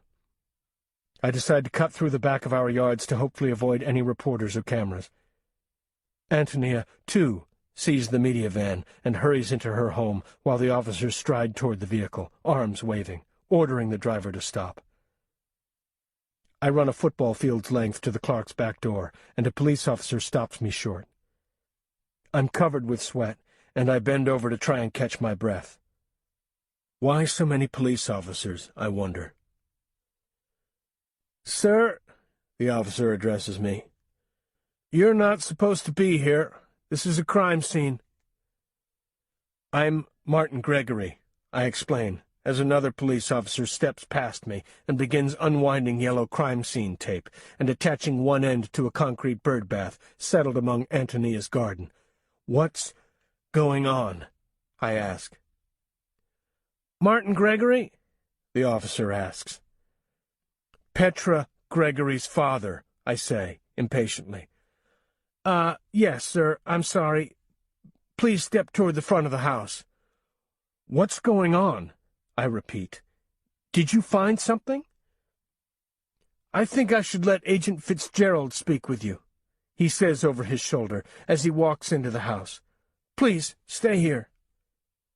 I ignore his direction and follow him into the house. Antonia, I call out. She's sitting on her couch, her face in her hands. Antonia, what's going on? Did something happen? Did you find something out? My voice is trembling. Footprints, Antonia says, shaking.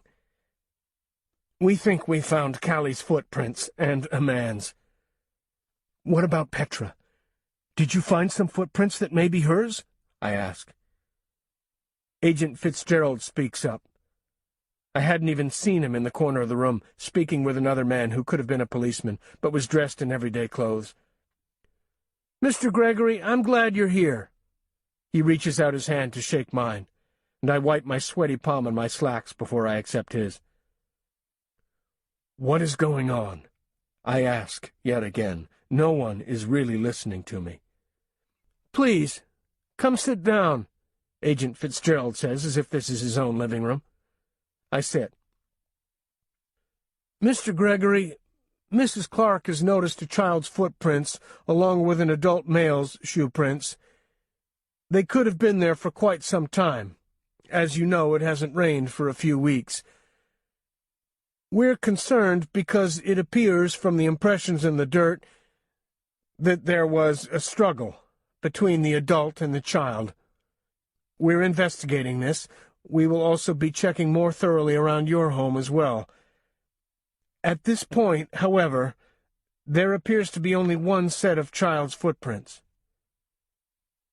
Agent Fitzgerald pauses, letting this information soak into me, then continues. We've called in a crime scene unit from Des Moines. They'll be here shortly. The crime lab will be doing a thorough search of this yard and of your yard as well to see if any other footprints or evidence can be found. The media has arrived, Fitzgerald announces. This is a good thing for you and Mrs. Clark, although it makes things somewhat more difficult for us, logistically. We don't want anyone getting in the way of us doing our job. I need to go tell Fielda what is going on. What should I say to her? I ask. Tell her the truth. You can't hide anything from her during this. You two need to stick together and be strong. But I have to insist that you stay away from your home. To Antonia, he says, Mrs. Clark, we need you to also stay away from your home. This is now a crime scene. Do you have anyone with whom you can stay? Tony looks dazed. I suppose Mrs. Norland's house over there. She motions weakly toward our neighbor's home. Good. If the reporters ask you questions, tell them you'll be speaking with them in about... Fitzgerald checks his watch. 1 hour. Will that give you enough time to gather your thoughts and speak with Mrs. Gregory? I nod, though, in fact, I have no idea if I will be ready or not. You and Mrs. Gregory and Mrs. Clark will speak first. Then I will give the press a brief overview of the status of the investigation and answer any questions that may be asked, okay? I nod again and stand. I'll go and get Fielda, I say, resignedly. All at once there's a commotion outside, a series of shouts, not in anger. The press, perhaps. Agent Fitzgerald moves quickly to the front of the house. Mr. Gregory, you'd better get out here, he instructs. Damn press, he mutters. I rush to his side and see what concerned him so. I see Fielda emerging from her mother's car, walking dazedly down the Clark's lane. A lone reporter and cameraman begin to press in around her, and she looks so confused. Her eyes dart anxiously around for help, and I fly out of the house and run to her side. Are you related to one of the missing girls? The reporter asks. What do you know about the evidence that was found in the backyard? Fielder looks at me desperately. Her flowered sundress is wrinkled, her hair is flattened on one side, disheveled, her mascara is smudged beneath her eyes, and one cheek bears a slight imprint left behind from the bed linens. We have reports that the mother of Jenna McIntyre is in town. Have you met with Mary Ellen McIntyre? Has she given you any advice on how to handle this? The reporter, a serious woman in a red suit, thrusts a Channel 4 microphone under her chin. Fielder goes rigid and she gapes up at me. For one horrible moment I think she will faint. Her eyes briefly roll back in her head, but I wrap my arms firmly around her shoulders and hold her close to me. She steadies, and I lead her away from Antonia's house. Antonia follows close behind us. Agent Fitzgerald steps forward and introduces himself to the reporter. Fielder takes several deep breaths. "I'm fine, Martin. Tell me what's going on. I can handle this." I must look doubtful because she gives me a steely glare. "Martin, I'm fine. I promise. I need to be fine if I'm going to be any help to Petra. Tell me what is going on so we can figure out what to do next."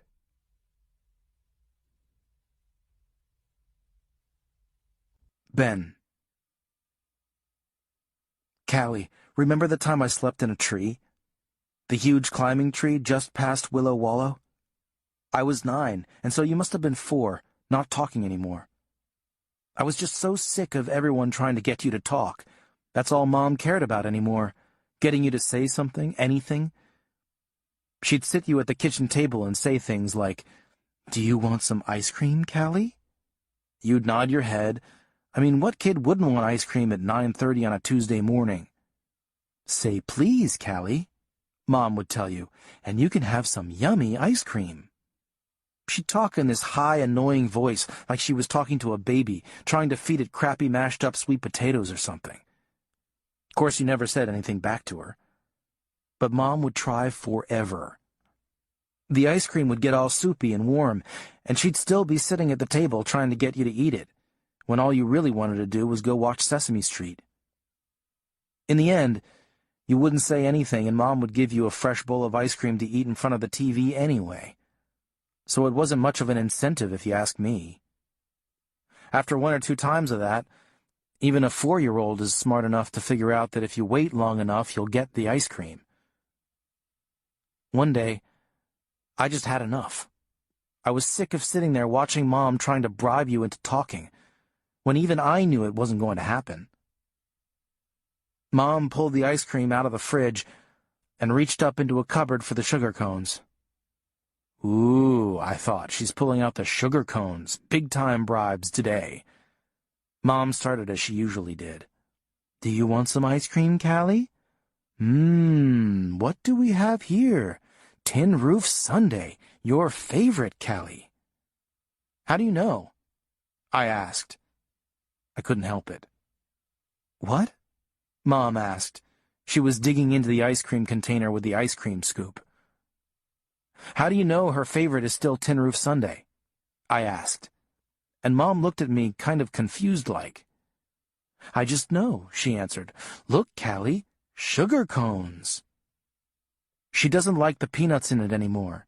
She always eats around them," I said. "Ben, go play," Mom said, kind of snotty-like, I thought. "No, this is stupid," I said loudly, surprising myself.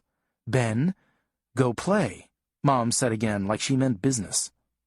"No, Callie can't talk. She can't do it. No matter how much ice cream you give her, or candy, or pop, she isn't going to say anything. She can't talk," I shouted. "You be quiet, Ben," Mom said real soft. "No," I said, looking her in the eye, just daring her to make me. "You want to know why she can't talk? I'd go talk to Dad." I remember looking around me to see if maybe he could hear, even though I knew he was traveling. "Ben, stop it," Mom shouted back, her chin trembling. "No!" I grabbed the ice cream scoop out of her hand and walked to the back door, opened it, and flung it out into the yard. I don't know why. It just seemed like the right thing to do at the time. The whole time, Callie, you just sat there, with your big eyes, all scared. Then, when the yelling started, you put your hands over your ears and closed your eyes. For a minute, I thought Mom was going to hit me. She had that same look in her eyes that Dad gets. I yelled, "Go ahead, hit me. You're turning into Dad anyway, a big bully trying to make people do what you want them to do no matter what." I ran and ran and ran. Kind of like what I did today. Not so brave, huh? I spent the night in that old tree down by Willow Wallow. You and Mom came looking for me, and I sat on my branch all quiet, looking down at you two, thinking that you didn't see me. But I caught you looking up at me. You gave me a little wave, and I waved back. Mom must have figured out where I was because later on, she came back with a paper sack full of sandwiches and some pop. She set it at the bottom of the tree and said to you, "I'll set this here for Ben, Callie, so if he gets hungry, he'll have a little something to eat." I spent all day and night in that tree. I came down only to grab the bag of food and to go pee. You and Mom came back to check on me a bunch of times that day, and I was just sure Mom was going to try and make me come down. But she didn't. She just lay an old pillow and blanket down on the ground under the tree. I slept in that old tree and climbed down the next morning all stiff and sore. But I did it. Mom didn't get mad like I thought she would. She didn't say a word about the whole thing. She stopped trying to bribe you into talking with ice cream, though. She never did that again. Oh, we had ice cream. But it was never Tin Roof Sundae. And it never came with a "say please," Callie. Callie, if we get you home safe today, I'll buy you the biggest ice cream sundae without nuts that I can buy with my paper route money. Callie. Callie walked slowly down the trail. It opened up to a golden meadow on either side. Dainty Queen Anne's lace waved at her. She had never been this far before, but the open sky made her feel safer. There were fewer shadows and hidden figures behind trees. Orange tiger lilies framed the trail, as did wilting purple coneflowers. Petra always called them purple daisies and would pick one from a ditch in front of her home and tuck it behind her ear, and then gather armfuls of flowers. She'd plan intricate weddings with dolls and stuffed animals. Once, when one of her father's students, a man named Lucky, stopped by the house this summer with his dog Sergeant, Petra and Callie had hurriedly designed invitations for the wedding. "Please join us to celebrate wedded bliss between G. Willikers Gregory and Sergeant Thompson. This afternoon in the backyard." G. Willikers was Callie's stuffed Yorkshire Terrier. Callie slipped black-eyed Susans into Sergeant's red collar and had woven crisp white daisies into chains for G. Willikers, Callie, and Petra to wear as crowns. Petra presided over the ceremony, and Callie was the flower girl. Lucky, Martin, Fielda, and Antonia were all guests and sat in lawn chairs in the backyard. Ben wanted nothing to do with all that business. Petra hummed the wedding march as Callie walked Sergeant and G. Willikers down the makeshift aisle, an old lace table runner. Lucky pretended to cry with happiness, wrapped his arm around Petra, drawing her close to him, declaring the wedding just beautiful. Antonia took pictures, and Petra's mother served lemon sherbet ice cream and Kool-Aid. She remembered playing tag with Lucky and Petra, remembered trying to climb the oak in Petra's backyard. Lucky boosting her up from below and then climbing up himself. They had tossed acorns down, watching Sergeant chase after them. With Lucky's arm steadying her, she felt no fear of falling. It was such a happy day. Callie remembered throwing her arms around Sergeant, his bushy reddish-brown fur heated by the sun. It came out in shaggy tufts and stuck to Callie's fingers and face, sticky with ice cream. Now, sitting among the wild grasses, Callie wove a chain of purple coneflowers into a wreath and set it on her head. Then she began to make another crown for Petra. Petra. She missed Petra. After Petra and Callie had become friends, Petra became her official spokesperson at school. From that day forward, Petra was Callie's voice, her verbal communication with the world around her. Mrs. Vega, their first-grade teacher, was very accepting of this and often regarded the girls as one entity. Once, while on a field trip to Madison to visit the zoo, they stopped the school bus at a fast-food restaurant. Mrs. Vega, asking Callie what she would like to eat, looked at Petra to answer. Petra answered with little thought. She wants a hamburger with just mustard, French fries, and a Sprite. Callie loves mustard. Most of the adults that Callie encountered at school were accommodating to her special needs. However, one day when Callie came to school, it was not Mrs. Vega greeting them at the classroom door, but a substitute teacher. She was a large woman, round and doughy, with a great mound of gray curly hair and a stern, wizened face. Her name was Mrs. Hample, and she had none of the good humor or patience that Mrs. Vega had. When Mrs. Hample asked each child his or her name and came to Callie, she did not respond, but just looked shyly down at her desktop. Her name is Callie, Petra piped up. Mrs. Hample looked sharply at Petra.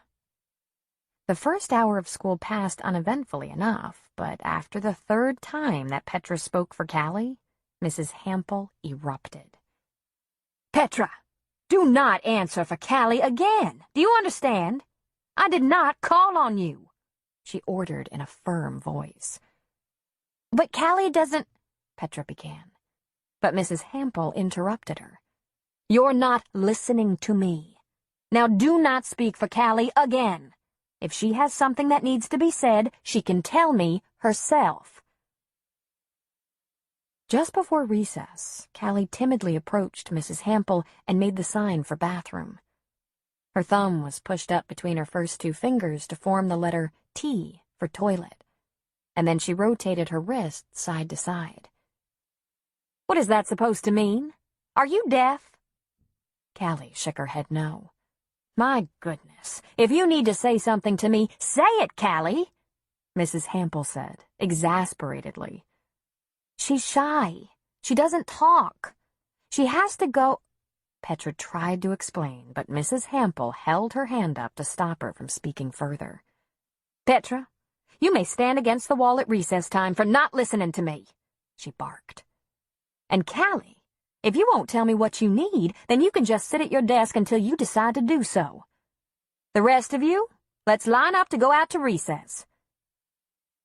So, while Callie sat in her desk, squeezing her legs together, Petra stood last in line while the first graders filed one at a time out the door to recess. Instead of going outdoors with the others, however, Petra snuck up the steps and down the corridor to Mr. Wilson's office. The counselor was sitting at his desk, speaking on the phone, but when he saw the desperate look on Petra's face, he quickly hung up. Petra, good morning. What's the matter? He asked. It's the substitute teacher, Petra whispered, as if afraid that Mrs. Hample would be able to hear her. She's real mean. I mean, really mean. Mr. Wilson chuckled. I know substitute teachers aren't like your regular teachers, Petra, but you still have to listen to them. I am, but it's Callie. She's being really mean to Callie. She won't let her go to the bathroom. What do you mean? Mr. Wilson asked. I've been trying to help Callie like I always do by saying stuff for her, but Mrs. Hample won't let me. Callie tried to tell her she had to go to the bathroom, but Mrs. Hample said, if you can't tell me yourself, you can't go, Petra said, in a remarkable likeness of Mrs. Hample. Come on with me, Petra. We'll go figure this out. "Nuh-uh," Petra exclaimed. "I'm supposed to be outside standing by the wall for recess. If she knows I told you, I'm going to be in big trouble." "You can go on outside, then, and stand by the wall. I'll go check on Callie and visit with Mrs. Hampel. And Petra, you're a good friend. Callie is lucky to have you," Mr. Wilson told her, and Petra smiled her big, toothless grin at him. Mr. Wilson went to the classroom, looked through the window in the door, and saw Callie sitting at her desk, her head bent forward and her long hair shielding her face. He entered the room, stood beside Callie's desk, and watched as big, fat tears plopped down, causing a wet stain to slowly spread across the brown-gray handwriting paper that lay in front of her. "Hey, Callie, ready for our appointment?" Mr. Wilson asked her in a cheerful voice. Callie looked up at him in surprise. They never met on Friday, only on Tuesdays and Thursdays, and in the late afternoons, near to the time that school ended. "I'm sorry I'm late." Mr. Wilson looked concernedly down at his watch. "I was stuck in a meeting. Let's go on up to my office." Callie stood and looked fearfully at Mrs. Hampel. "I'll bring her back in about 20 minutes, right before lunch." He addressed his last comments to Mrs. Hampel. "She should be in a special classroom. She doesn't talk, you know," she said as if Callie could not hear her. "Or maybe in a behavior disorder class. She's being obstinate, not talking like that. All our students are special here, and Callie is right where she belongs. You won't be needed for the rest of the day, Mrs. Hampel. You may sign out at the office. Thank you." When Callie finished using the restroom, he sent her outside to play with her classmates for recess. She and Petra played hopscotch with some other children. Mrs. Hampel left and never returned, and Mr. Wilson was their substitute teacher for the rest of the afternoon.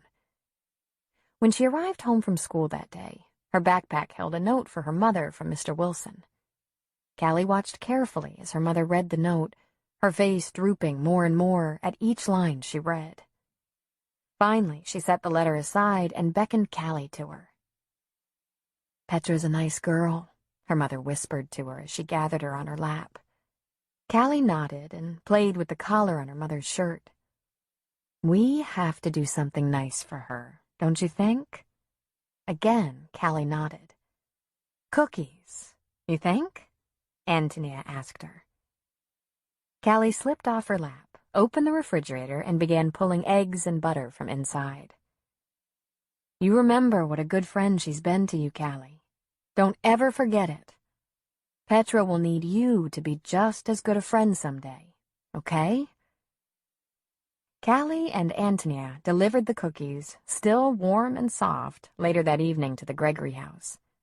Petra's mother and father had smiled proudly at their daughter's kind actions on Callie's behalf. Callie and Petra had run off into the porch to sit and eat the chocolatey cookies. Now, in the meadow, her stomach growled in remembrance of those chocolate chip cookies as she wove a crown of flowers for her best friend. Callie felt her nose begin to burn from the harsh sun, and she headed back into the woods and its dim calm.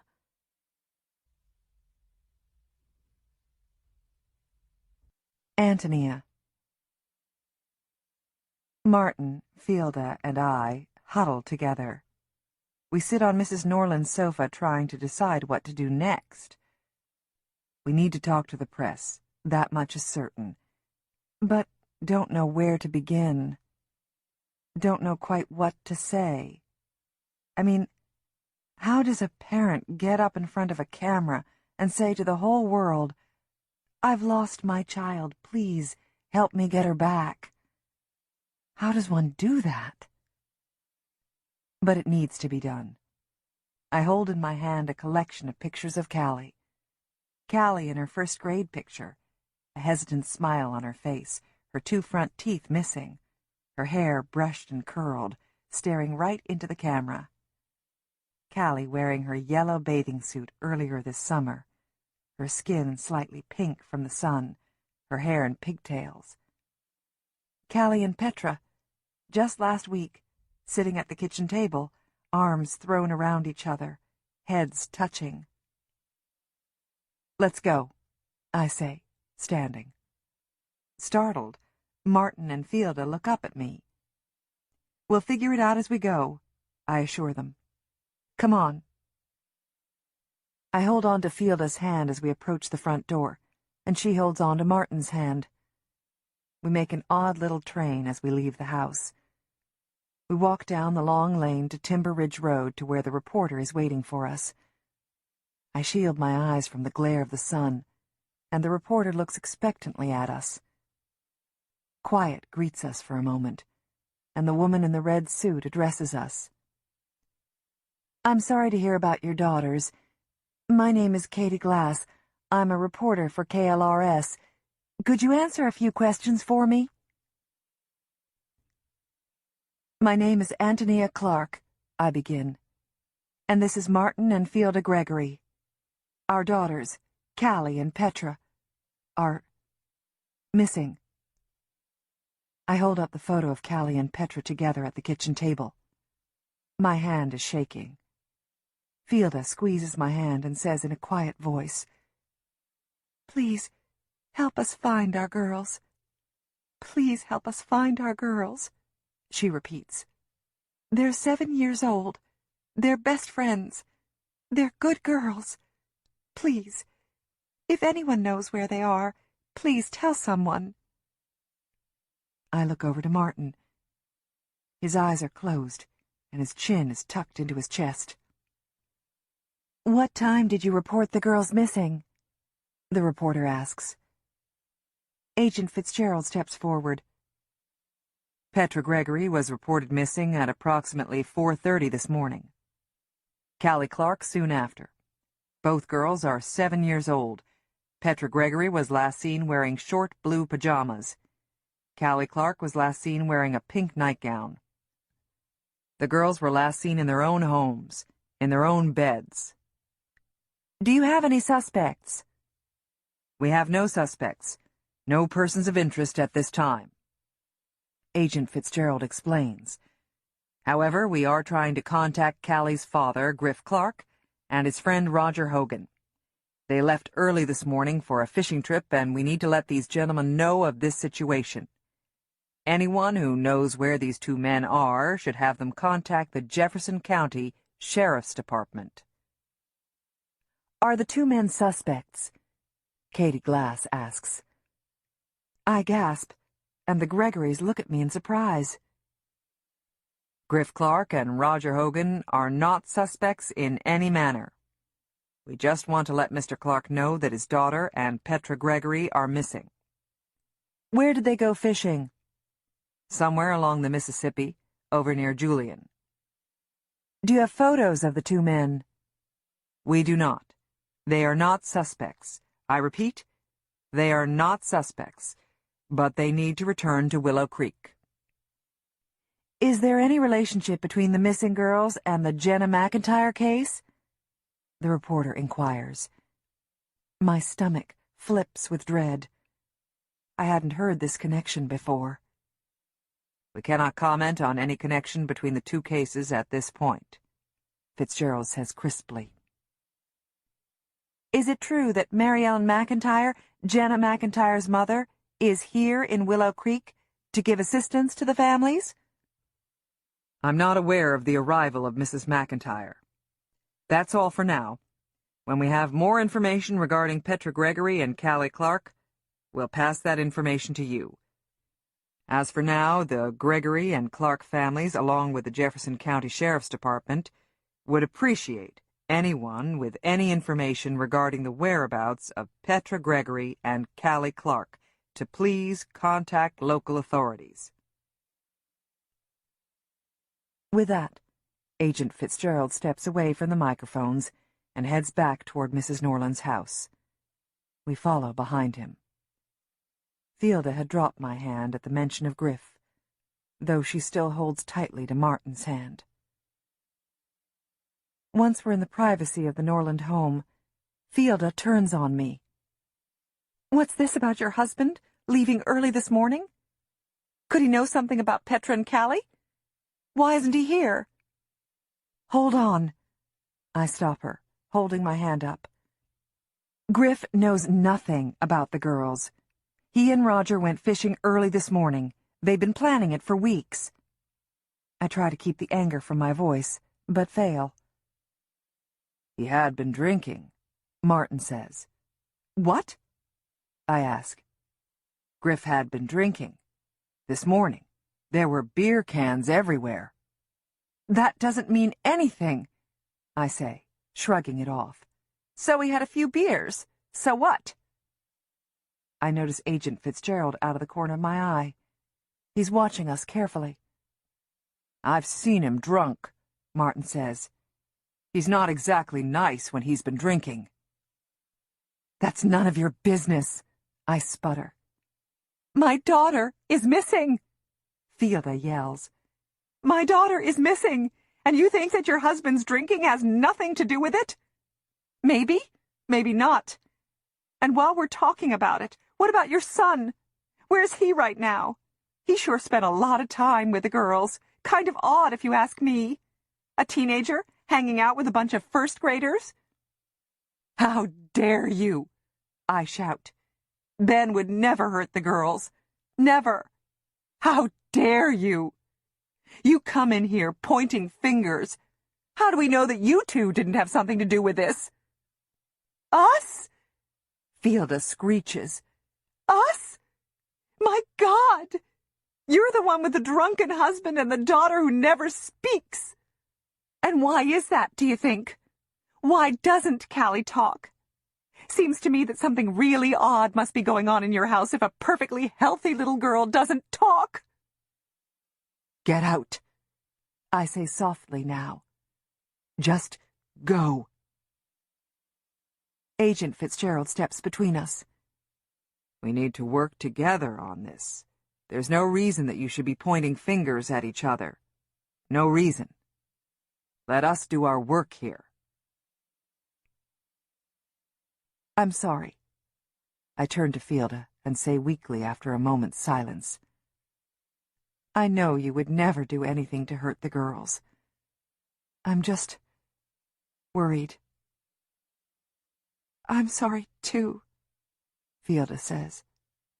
And I know Ben would never hurt them. I'm so sorry. We'll talk soon. Fielda pats my arm, and they leave. I noticed that she hadn't said that she knew Griff wouldn't have hurt the girls either. Griff hasn't always been the way he is now. Not at first, anyway. He always drank a lot. I knew that back when I was first dating him. I just thought it was his age, just being wild, having fun. It was exciting to be around him. I was thrilled that someone older than me would be interested in 17-year-old me. And he was sweet and wanted to be with me. I was so lonely at that time. My mother had died, my brothers had left, and my dad was moping around the house, missing my mother, missing my brothers. That winter of my senior year, Griff sauntered into the Gas and Go, the convenience store where I worked. He smiled at me, went back to the beer display, grabbed a case, a bag of Fritos, and a ding-dong, and set them all in front of me on the counter. "Great supper, huh?" he asked. "Very nutritious," I observed as I rang up the items. "I'll need to see an ID for the beer." "Why? Don't I look 22? Griff asked, grinning. "Didn't say that. I just have to check everyone's, even if they look 80, I grinned back. "You saying I look 80? "That's what a diet of beer, Fritos, and ding-dongs will do to you," I replied, trying not to laugh. God, I was so dumb. "How old are you?" 12, Griff shot back. "Funny. No, I'm almost 18, I said, straightening my shoulders, trying to appear taller, older, Huh. I would have thought maybe... He peered at me closely. 13. 14 maybe on a good day. Ha, ha, I deadpanned. I felt my face redden and hoped that I wasn't sweating too much. I'm Griff Clark, by the way, he said, as he pulled his driver's license from his wallet and laid it in front of me. I'm Antonia Stradensky, I said, using my full name, hoping at least to sound older. Griff was looking at my name tag. Then who the hell's Tony? He asked. Where'd you put her? I'm Tony, I said, flustered. I mean, you know that. Tony's short for Antonia. Mortified, I laid his change in his outstretched palm. See you later, Antonia.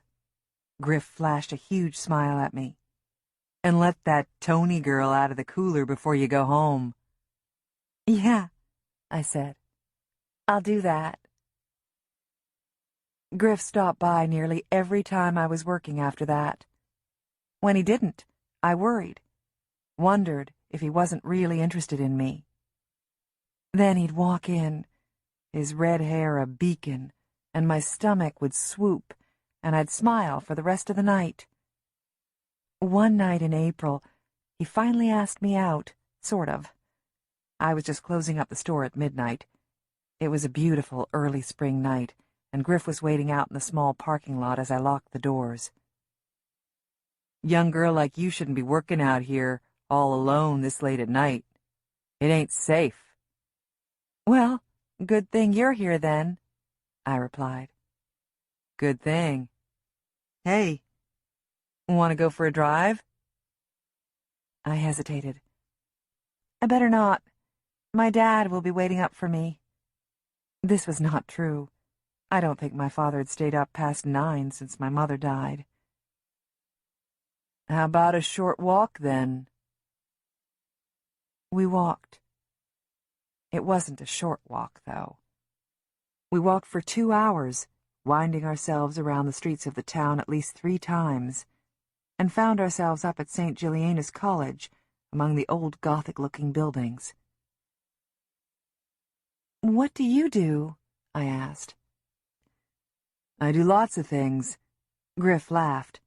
I eat. I sleep. I go for walks. I mean, for a job. What do you do?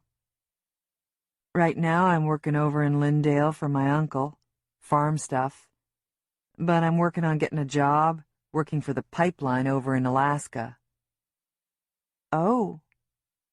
A pebble of dread dropped into my stomach. You're moving away? Maybe. Never was much to stay around for before. Before what? Before this kid started hanging around me. I'm not a kid. Oh, yeah? Prove it. And I did. There behind the field house. Afterward, Griff was quiet, the first of his silent rages I would have to endure. What? I asked. What's wrong? Who was he? What? Who? I asked, thoroughly confused. Who'd you date before me? He said date as if it was a curse word. No one. I mean, someone, but it was nothing. He wrapped his fingers in my hair and held tightly, but didn't pull. It didn't hurt. Stay away from him. Don't talk to him no more. I won't. I mean, we don't talk anymore. Good. He relaxed and smiled at me. He walked me back to my car, kissed me goodnight, and sent me on my way. We saw each other every day after that, and were married that next fall. I don't regret my marriage. I have, after all, 2 amazing children. I do wonder often, however, what would have happened if I hadn't married Griff. Would I have married someone else? Lewis, maybe? Would I still live in Willow Creek, or would I live by the ocean in a yellow house? But I don't wish what I have away.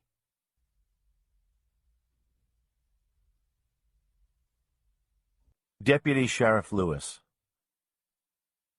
Mary Ellen McIntyre is about the saddest woman I've ever seen. Deep grooves are etched into her cheeks, and it's hard to meet her puffy, weary eyes. The hurt just bores into you. I welcome her into my little domain. I wish that Fitzgerald was here, but he's not. So I offer Mrs. McIntyre a seat. The whole Jenna McIntyre affair was a complete and total tragedy. All around, every which way. Beautiful 10-year-old girl goes missing from her house in the middle of the night. No one knows why. She'd never left before. Jenna loved to play with dolls. Had a whole collection of those American Girl dolls. I saw her room. Dolls everywhere, dressed in these little outfits. No sign of a break-in, no struggle. Just a little girl gone. The dad swore that he had locked the back door the night before, but it was found unlocked the next morning. Always, the parents are the first suspects, it seems. Even when every indication is that it's not so. Most missing child cases are perpetrated by a family member, or someone known to the child. The most humiliating thing is for parents to know they are persons of interest, when in fact they would die. They would open their wrists, bleed slowly and painfully, do anything to bring their child home safely. Jenna McIntyre was found 6 days later, in a wooded area 10 miles from her home. There was plenty of evidence collected. Each horrible, unspeakable act on Jenna was chronicled, but still no resolution. We don't know who did this. Why? Yeah, some sick son of a bitch. Not even sick. Evil is a better word. So now, sitting before me is Mary Ellen McIntyre, daughterless. If the gossip is accurate, she and her husband are separated. She has an older boy, 14, I think. I ask after him. Jacob is doing fine, I guess, she says. You know teenage boys, though. Always somewhere to be, something to do. I'll be happy when school starts, then at least I'll know where he's at. I hear voices and the shuffle of many feet near the front door, and I crane my neck to see what's going on. I see 2 reservists escorting a dazed, disheveled-looking man into the building. Excuse me, Mrs. McIntyre, I say, standing. The man being brought in is tall and thin. He towers over the other officers, but looks fragile, like a brittle stick. His hair is white, and he looks as if he might cry. Mary Ellen McIntyre is staring at me, a look of impatience spreading across her face. She is tired of being put off, tired of having to fight for her dead daughter. I pull my eyes away from the man, sit down, and return my attention to Mary Ellen. What brings you here to Willow Creek, Mrs. McIntyre? I heard, she begins. I heard about the missing girls, and I thought maybe I could, help. Carefully weighing my next words, I say, do you think that it's a good idea to be part of this kind of situation so soon? Mrs. McIntyre swallows hard. I think this is just where I need to be right now. I know how they feel, the families. I know what they are going through. There is really no proof, that Petra's and Callie's disappearance has anything to do with Jenna's. I know that, she says shortly. I'm not here to ask about Jenna's case. I could do that by phone, and will keep on doing. I just keep thinking of those poor mothers, not knowing where their daughters are. It's a horrible, horrible feeling. The girls could just be off playing, I say, though I feel certain that it's not true. They could come strolling home at any moment. You know that, don't you? We are still very much in the initial stages of this investigation. I know, she says tiredly. Please, just tell them I'm available if they would like me to sit with them, pass out flyers, call people, anything. Please, will you tell them? I will. I promise. Can I get you something? Coffee? She shakes her head no. I have my cell phone. Do you still have my number? Yes. I'll call you either way, Mrs. McIntyre. She stands and holds her hand out to me. This is her first offering to me since the whole bad business with Jenna. I take it and shake it, gratefully, and pray that these two cases are not related in any way.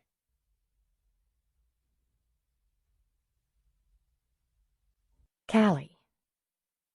Callie pounded up the narrow, steep trail.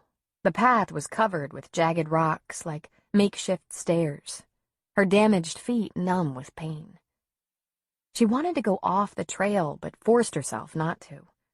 It would be too easy to get hopelessly lost if she were to veer away. What had caused her to retreat upward again? She wasn't sure. She had been strolling, almost in a carefree manner, down the trail when she heard it. Just a rustle, really. Just a murmur of movement. But it caused her to pause. Below her, just off the path, she saw the silhouette, an indeterminate figure. Too tall for an animal, maybe too tall for a human. Or could it just be the lengthening of late-afternoon shadows?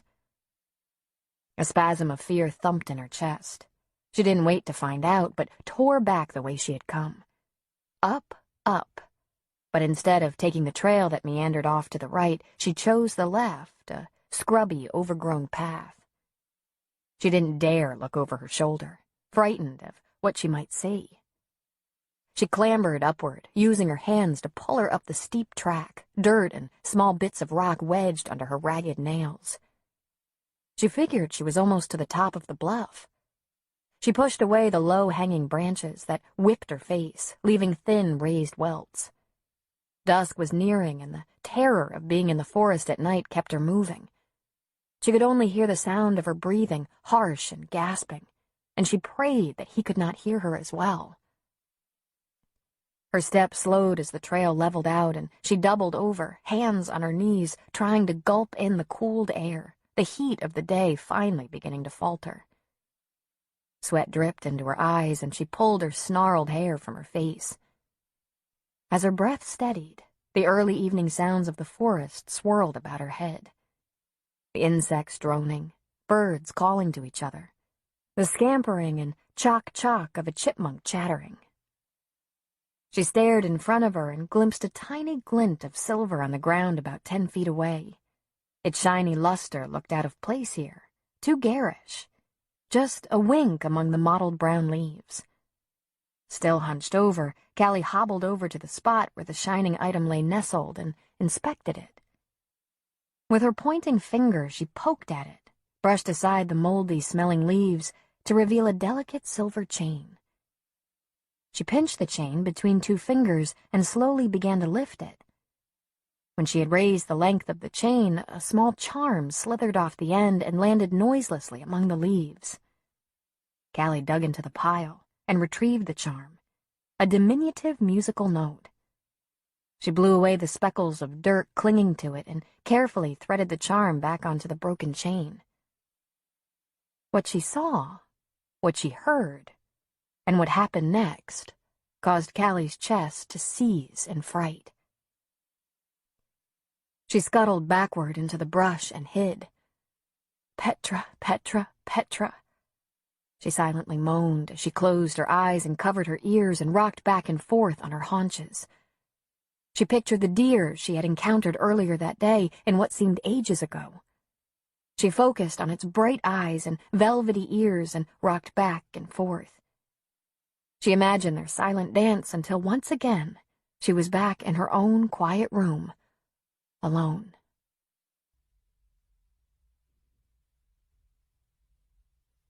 Martin. Upon leaving Mrs. Norland's home, Fielda and I stand outside our cars. I can't believe the gall of Mrs. Clark, accusing me of harming our children when it is her husband who is the troubled one. Fielda complains bitterly to the deputy who has the unfortunate luck of walking us to our cars. "Why aren't you looking into where Griff Clark is?" she asks the young officer, who must have been in his early 20s. "Ma'am, I know the department is looking into everyone involved in this case." Yes, she says impatiently, "but why haven't you found Griff? How hard can it be to find him if he really is fishing with this Roger person?" "I really am not able to discuss any details with you, ma'am. I'm sorry," he says uncomfortably. "You can't discuss the details with me? I'm her mother, for God's sake." I rest my hand on Fielda's shoulder. She brushes my hand away with irritation. "Where is Deputy Lewis?" she asks. I wonder the same thing. "He, at least, has tried to keep us informed of what has been going on." "I think he's meeting with someone at this time." The officer opens the car door for Fielda. Fielda turns to face me. "Who do you think Lewis is meeting with? Do you think maybe they've found Griff?" "I'm not sure," I answer her. "Maybe he has a suspect. Maybe they've found the girls. Do you think they've found the girls?" Hope radiates on her face for a moment. "I think we would have heard the moment they found Petra and Callie. I think they would have called us." We both climb into our cars and drive back to my mother-in-law's house. She's standing on her front step and talking to a strange man. We park the cars and join Mrs. Morning and the stranger. "I was so worried about you," Mrs. Morning scolds. "Fielda, you should have told me you were leaving. This is Mr. Ellerbach. He's a reporter with Channel 12. "Good afternoon, Mrs. Gregory." The man offers her his hand. "Would you have a few moments to visit with me?" I see Fielda hesitate, and I step forward. "We're really not quite prepared to visit with you at this time, but we'll answer what we can." "Thank you. Have the police found your daughter yet?" "No, they have not," Fielda says. I'm more than a little surprised at the forcefulness of her voice. She sounds strong, capable, determined. "Are there any more developments in the case? Are there any suspects that you're aware of?" "Nobody has spoken to us about suspects," Fielda answers. "Have you or your husband been questioned in the disappearance?" "Of course we've been questioned. Petra's our daughter." "Please," I say impatiently, "no more questions. We need to focus on finding our daughter. Please go." The gray-haired reporter thanks us for our time and begins to leave. "Wait," Fielda calls after. "Wait. Please keep putting her picture on the TV. Please keep talking about her. I'll get more pictures for you," she pleads, and I see pity on the reporter's face. Lawrence Ellerbach quickly steps back toward us and presses something into Fielda's hand. "Please call us if you'd like to talk more. We'll keep the girls' pictures on the air." "What did he give you?" I ask curiously after he's left. Fielda hands me the business card. Printed in simple script was the name Lawrence Ellerbach, followed by an email address and telephone number. Centered at the bottom of the card was the Channel 12 logo. I look at it for a long moment before meeting Fielda's eyes. "What do you think?" she asks me, biting her lip. Maybe we need to talk to Lewis or Agent Fitzgerald before we agree to speak with Mr. Allerbach, I say. Maybe, she echoes me. But maybe we should just do it. I mean, Agent Fitzgerald said to use the media, that they could be helpful. We could get Petra's name out there. And Callie's name, too, I remind her. A shadow passes over Fielda's face. Of course, Callie, too. I still think that Griff Clark has something to do with this. It's just too convenient that he happens to be home from Alaska and then goes on a fishing trip just when the two girls disappear. It doesn't add up. I don't think we should do anything that the police don't approve of, Fielda. What if we go against their wishes and something bad happens because of it?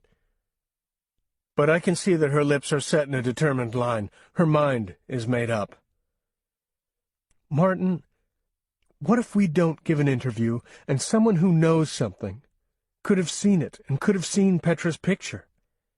What if that person didn't know to come forward? I really don't care if it's handy for the police to have us give an interview or not. They haven't brought our daughter home, and this is one way that I can help. If you feel so strongly, I think that you should give an interview, I tell her as I drape my arm around her shoulder. My shirt is wet with sweat, but she doesn't step away. She comes closer to me and kisses my cheek. I do feel strongly about this, Martin. She pauses before continuing. You aren't going to do the interview, are you? I shake my head. I'm going to go look for Petra and Callie. This is taking too long. I'm going into the woods. I'll call Deputy Lewis and Antonia and invite them to search with me. I'm not the most intuitive of men, as I have clearly shown through my many years on this planet. However, I do know numbers. I do know that the probability that someone known to us has abducted Petra and Callie is much higher than the possibility that a stranger has done this. I also know that Griff Clark can be a scary man.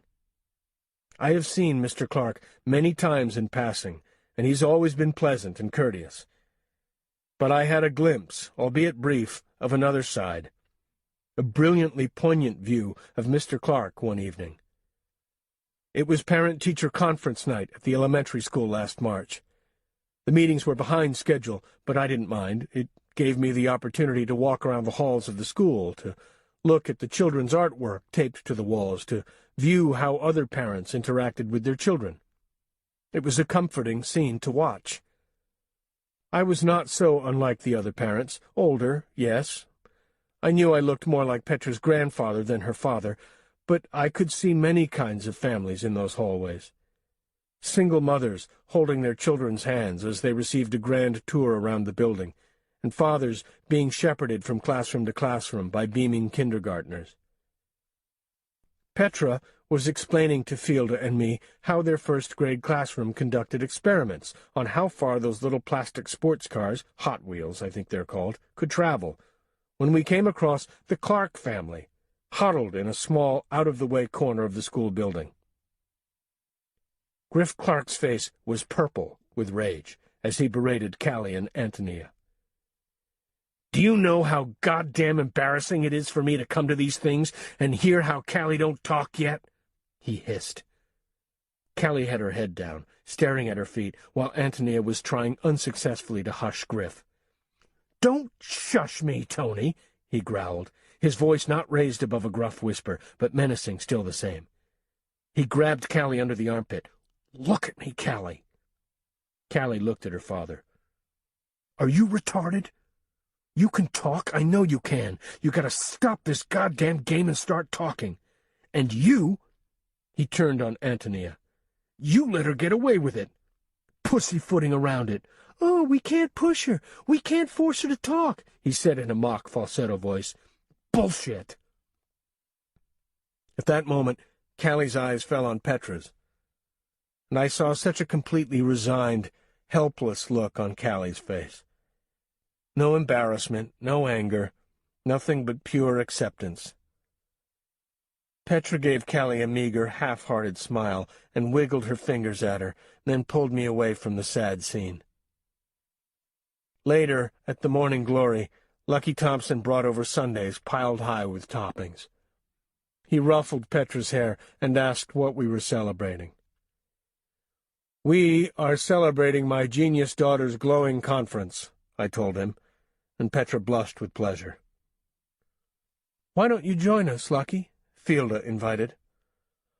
"Oh, I don't know," Lucky said, looking over his shoulder. "I've got a lot to do." "Please," Petra begged. "I'll share my sundae with you. You made it way too big." "Okay, then," Lucky said, sliding into the booth next to Petra. "How can I resist that invitation?" I asked Petra, "Do you think it is always like that for Callie?" Petra knew exactly to what I was referring. "When her dad is there, I think so. When he's gone, it's okay. Her mom is real nice," Petra said around a spoonful of turtle sundae. "I don't want you going over to the Clark house when her father is there. Do you understand, Petra?" I said sternly. She nodded her head. "I know. But sometimes I feel like Callie needs me even more when her dad is home, you know? It seems too bad that I have to stay away from her then. That's when she's the saddest, when he's home." She shrugged her shoulders. "Are you talking about Griff Clark?" Lucky asked. Fielda nodded. "Do you know him?" "No, not really. I've just seen him around, you know, when I've gone out with the guys. It's a pretty rough character," Lucky said. "Do you think that her dad hurts her? You know, hits her when he gets mad?" Fielda asked with concern. I prayed that Petra would say no, that she didn't think that Griff hit Callie, and Ben, or Antonia for that matter. I had visions of having to call the Department of Human Services and inform them of abuse, not an enviable position to be in. She shrugged her shoulders again. "I don't know. She doesn't talk, you know. She just seems sadder when he's home."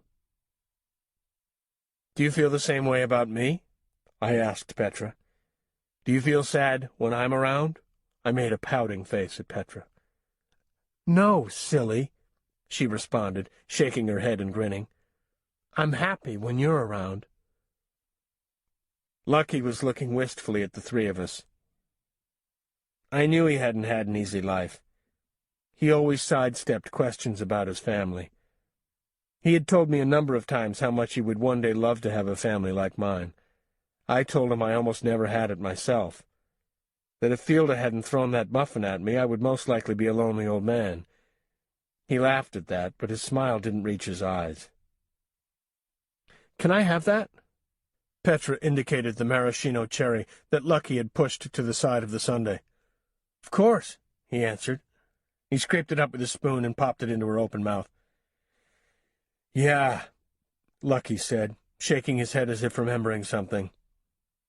"I wouldn't let Petra anywhere near Griff Clark." I readily agreed.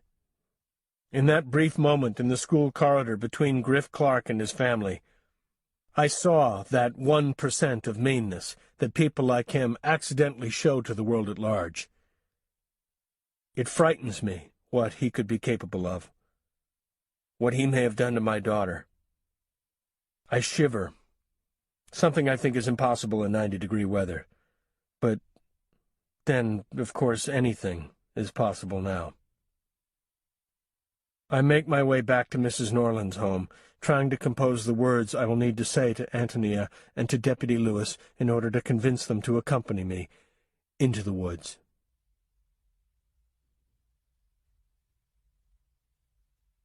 Callie. "Callie?" She heard the voice, calm, almost loving, but the same fear that pressed against her throat moments before returned. Griff was standing over her, gray-faced and ill-looking. "Callie, let's stop this nonsense. Come on over here." Let's go home. Don't you want to see? His voice trailed off as he stepped closer to Callie, and he ingested the scene in front of him. First, Petra's battered head, discolored face and neck. He looked again to Callie. Jesus. What happened? Jesus, Callie. What happened to her? Callie stood silently, weighing her options. Which way to go? The deep ravine behind her, Griff in front of her, barring her passageway. Callie, he barked sharply. What happened here? Tell me. He roughly grabbed her shoulder, but let go when he noticed something among the thistles. He bent down to retrieve it, held it in his fingers. A dirtied, ripped rag, white with dainty yellow flowers. Jesus, he said, looking to Petra again. His eyes traveled down her motionless form, the dirty blue pajama top, her naked, bruised legs, speckled with blood. Jesus, he repeated. Griff turned swiftly and retched, bitter yellow bile spewed from his throat.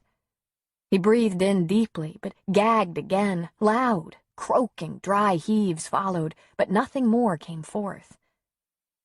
Callie took this opportunity, with Griff hunched over, clutching at his cramping stomach, to slide down the bluff and steal past him, but not retreating into the forest.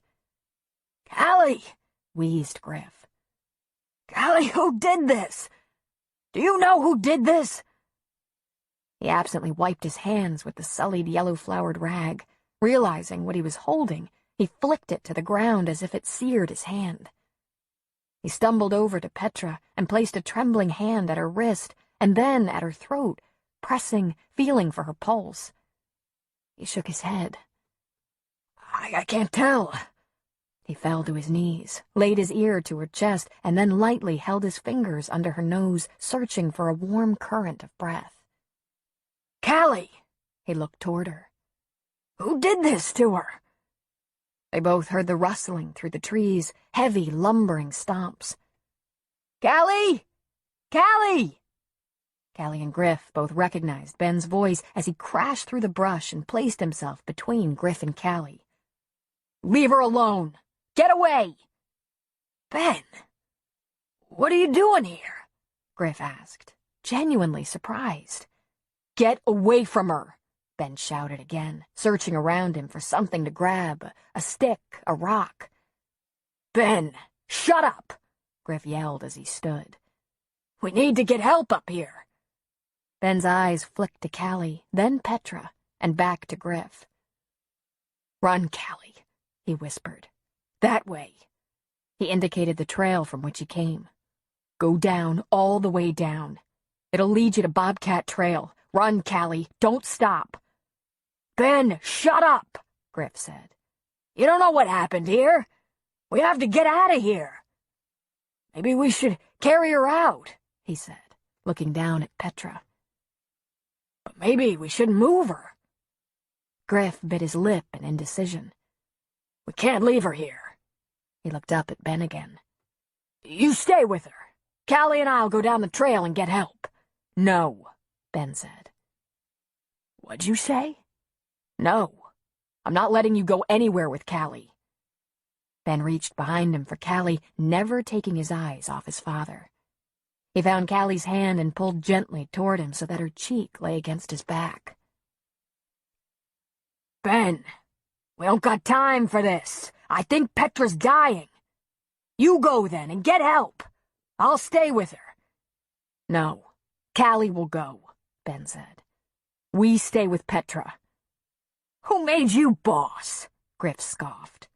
Who's she gonna tell? What'll she do, mime it? You stay, me and Callie'll go. Griff began to walk past Ben to take hold of Callie, but Ben stepped to the side, blocking his path. Ben, I will knock you silly if you don't get out of my way. This isn't a game. Griff made to move past Ben again, but Ben sidled in front of him. No, Callie's going down to get help. I'm not leaving you alone with Petra. Griff blinked. What? You think I had something to do with this? Ben said nothing. He stared warily at his father, his arms stretched out to the side, a wall between Griff and Callie. What? You really think I did this, Ben? I'm your dad. I know, Ben said, walking backward, trying to ease Callie toward the trail that would lead her downward. Why are they even up here? Ben asked, sweeping his arm to indicate Callie and Petra. Why are you even up here? You never go up here. Griff faltered, stammered, said nothing. You're here. They're here. Petra's hurt bad and Callie's a mess. What am I supposed to think? Don't think, Ben. You might hurt yourself. Now get the hell out of my way. Callie, let's go. Griff reached around Ben and snatched Callie's arm and began dragging her toward the trail. No! Ben exclaimed. Keep your hands off of her! Ben shoved at Griff, who stumbled backward, caught, surprised. Ben moved quickly and swung around to Callie. He grabbed her shoulders and lowered his nose to hers. Go, Callie. Get help.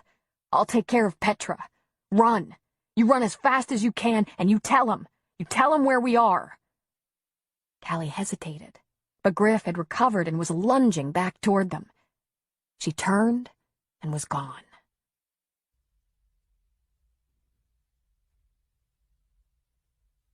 Ben. Dad looks crazed as he gets back to his feet. What the hell have I done? Ben, you stupid son of a bitch. Why the hell did you do that? Now she's gone. Once we get out of here, I'm gonna beat the crap out of you. I don't care, I say as I move to get away from him. You're gonna stay here with me until the police come. The hell I am, he laughs. He's always laughing at someone. Go ahead, laugh, I don't care, I say, sounding like a stupid son of a bitch. Stay here with her. God knows the sick fuck who did this is probably still hiding behind a tree, but you stay here and I'll go get help, he says. No, you're not going anywhere. I stand my ground. Fuck that, Dad says, and he runs at me and stiff-arms me right in the chest. I think I shocked him by not falling over and crumpling into a little ball like a baby. I'd grown a lot this summer, gotten a lot stronger. He bounces off of me like a spring and falls backward. He looks funny, the surprise on his face. I would laugh if the look on his face didn't scare me to death. Little fucker, he whispers as he struggles to get to his feet. For once in my life, I think my dad looks old. Not ancient old, like an 80-year-old man, but just tired old, like a middle-aged man who spent too much time drinking and being mean to others. Time sits on his face like some Halloween mask. He comes at me again, this time more prepared. He swings his right arm as if to smack me in the head, but lunges at me down low, hitting me in the stomach, and lands on top of me. My air is instantly gone. I try to suck more in, but I can't, and I fight wildly to get him off of me. I pound on his back, at his face, even pull his hair, I'm embarrassed to say, anything to get him away from me so I can breathe again. He tries pinning my arms down above my head, but I'm flailing around like a maniac and he can't quite get a good grasp on me. Ben, God damn it, stop it, hold still, he shouts. But I won't. I can breathe again, and it's a few seconds before I realize that he's trying to get off of me. But I won't let him go. He's trying to get away from me. He's trying to crawl over the top of me, but I have hold of his leg and am holding on with all my might. He stands on one leg and sort of drags me along with him a few feet, but like I said, I'm a pretty big kid, and he can't get too far. He falls backward on his butt. That's just enough to loosen my grip a bit, and he pulls his foot back and then kicks forward, hitting me smack dab in the nose. I think we both hear it break. I don't see stars like they always show on Saturday morning cartoons, but I think I see what looks like a few fireflies blinking at me. We both freeze for a second, I honestly don't think he can believe he did this to me, and I can't either, though he sure has hit me enough. Blood comes rushing out of my nose, and it feels like someone pinched my nose off with pliers. "God damn it, Ben," he says. "What do you have to go and do that for?" He means it, too. This is my fault, like I broke my own nose. I've never felt like killing something before, not even Meacham, but I feel like killing my own dad right now in these woods. Instead, I wallop him in the side of the head with my bloody fist. "I know you think I had something to do with this, but I didn't. I really didn't, Ben." He tries to reason with me as he moves to block my blows. "I don't believe you. I'm gonna tell what you did to Petra and to Callie." My hands are slick and slimy with my blood, and my punches slide uselessly off him. He crawls away from me. I don't go after him, but I stand and wipe my bloody hands on my shorts. Ruined. "Ben," he gasps, "you want me to go to jail? You want me to get sent away for something I didn't do? 'Cause that's what'll happen. They'll send me away, probably forever." He rubs his face. I see that his hands are shaking. "Jesus, Ben, I think Petra's dying. We gotta get her help." "Callie will get help. She's probably near the bottom now. She'll get help up here," I insist. "Christ, Ben, she hasn't talked in 4 fucking years. You think she'll talk now? How's she gonna tell what happened?" I don't answer him. I'm too worn out and my nose hurts, but I watch him carefully through my swelling eyes. When I was 5, I remember thinking that my dad was the biggest, strongest guy around. I'd follow him around the house when he was home, squeeze in next to him when he was sitting in his lazy boy chair. I'd watch his every move, the way he stuffed his hands into the front of his jeans when he would talk to one of his friends, the way he held his beer in his right hand and popped the top with his left. I would watch the way he'd close his eyes, take big drinks of the beer, roll it around in his mouth, and swallow. I was amazed at how much pleasure I would see on his face when he drank his beer, the way that all of us, Mom, baby Callie, and I, would just seem to disappear when Dad was drinking. During the first 2 or 3 beers, he'd be nice, and funny even, playing tickling games and pulling Mom down onto his lap to hug her. He might play card games like Go Fish or Old Maid with me, or he might hold Callie, her back on his thighs, holding her little feet, singing Bicycle, Bicycle Cruise, as he moved her legs like she... As the notes fade gently, let your mind feel lighter, ready to re-enter the world of the story.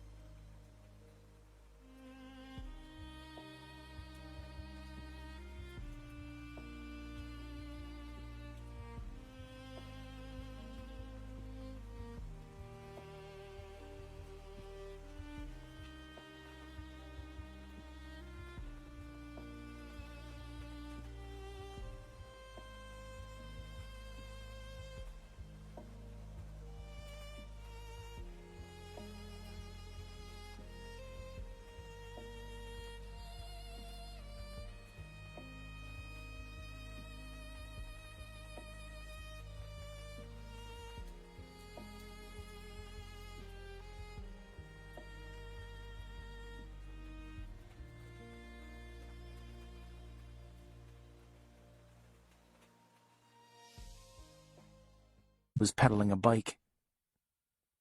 But after that 4th beer, it started to change. Dad would pick on Mom for stupid stuff, for not hanging up his shirts just right, or the kitchen floor wouldn't be swept good enough. He'd yell at her for spending too much money on groceries, and then yell at her for not making anything good to eat. He'd get bored playing cards with me, and quit in the middle of the game, even if he was winning. Dad just plain ignored Callie after beer number 4. Now, after beer number 7, he'd get all impatient and not want to be touched. When I'd try to snuggle in next to him in his chair, he'd push me away, not hard, but a person could tell he wanted to be left alone. Mom would take Callie and me upstairs to read stories. I'd get in my pajamas. I remember they were white and had these grinning little clowns holding balloons all over them. I wouldn't tell any of my friends this, but I loved those pajamas. It was like sliding into something happy when I put those on after a bath. One time, though, after beer number 7, Dad said I looked like a goddamn sissy in those pajamas and that he should burn 'em.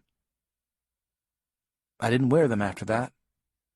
I wore an old t-shirt of Dad's to bed. But I didn't throw the pajamas away, either. They're still folded underneath my winter long johns in my bottom drawer. Personally, I don't think they're sissy pajamas. I just think they were happy. Every 5-year-old kid should have a pair of happy pajamas. After beer number 12, we left. If it was during the day and it wasn't raining, Mom would take us for a walk in the woods. She'd put Callie in this harness thing that hung in front of her, and we'd head off into the woods. She'd show me all the places she played when she was a little kid: Willow Wallow, Lone Tree Bridge, and, of course, Willow Creek. She'd take us down to where the creek was wide and had these big boulders sticking out like steps. Mom would lift Callie out of the harness and lay her in a blanket in a shady spot, and then she'd show me how she could cross the creek using those boulders in 25 seconds. When she was younger, she'd be able to make the trek in 15 seconds flat, 3 seconds faster than her friend would. Her friend, I knew, was Deputy Lewis, though she'd never call him by name. He was just her friend. One time, after beer number 12, before we up and left the house, Mom said something about Lewis, something about when they were kids, like 9, and Dad hit the roof. He started ranting about Mom, calling her all these horrible names, threw a beer can at her. So Mom doesn't talk about when she was little anymore around Dad. After a couple of hours clomping around the woods after Dad had a good chance to get up to beer number who-knows-what, she'd take us home. Beer number who-knows-what was usually followed by a long sleep. We could make as much noise as we wanted to. Dad would be completely passed out. But we didn't. We stayed quiet. Didn't even watch TV when he was like that. I was always a little worried that he'd wake up when I was caught up in some old rerun, and he'd smack me upside the head when I wasn't ready for it. I used to walk around holding my pop can the way Dad held his beer can. I'd hold it in my right hand, popping the top with my left, even though I'm a righty. I practiced tilting it back to my lips, taking a big gulp and swishing it around in my mouth before swallowing hard, then tossing the can to the floor when I was finished. Mom caught me doing this once. She looked at me long and hard, and I thought for a minute that she was going to get mad at me, even though I never saw her get mad at Dad for doing it. But she didn't. She just looked at me and said, "Benny, let me get you a glass of ice for your pop next time, and a straw. It tastes so much better that way." And she would. Every time I had a pop, out came the frosted glass, ice, and a straw. She was right, though. It did taste better that way. Sometimes after beer number who-knows-how-many and the long nap, Dad would wake up and still be real nervous-like. Then he'd go into his bedroom clothes closet, dig around in there for a while, and then pull out a dark bottle of something. The minute Mom saw him searching through his closet for that bottle, we were out of there. Mom would stick us in her car, and off we'd go. If it was evening time, she'd take us out to eat over in Winter, which was a bigger town and had a Culver's. We'd get hamburgers and French fries and share an order of onion rings. Callie'd sit in her high chair, and Mom would break off tiny pieces of her food and lay them on the tray in front of Callie. It was funny watching Callie try to pinch those tiny bits of food between her fingers. Sometimes she'd miss, but still stick her fingers in her mouth, hoping to get a taste of something. Afterward, before we'd leave, Mom would buy me a big, thick Oreo shake all my own, She'd buckle me into the back seat, and I'd settle for the long ride home, sucking on my shake. Winter wasn't all that far from Willow Creek, but Mom would take what she called the scenic route, and we'd drive and drive and drive. One night after driving and driving, I was jerked awake when our car bounced down the side of the road in and out of a ditch. Mom stopped the car on the edge of the road and turned back to Callie and me. "You okay?" she asked. I nodded yes, even though she couldn't have seen my face in the dark. "I spilled some of my shake, though," I told her. She handed me some napkins to wipe up my pants and then laid her head on the steering wheel. "I'm sorry," she said, but not really to me. "I'm sorry. I'm just so tired."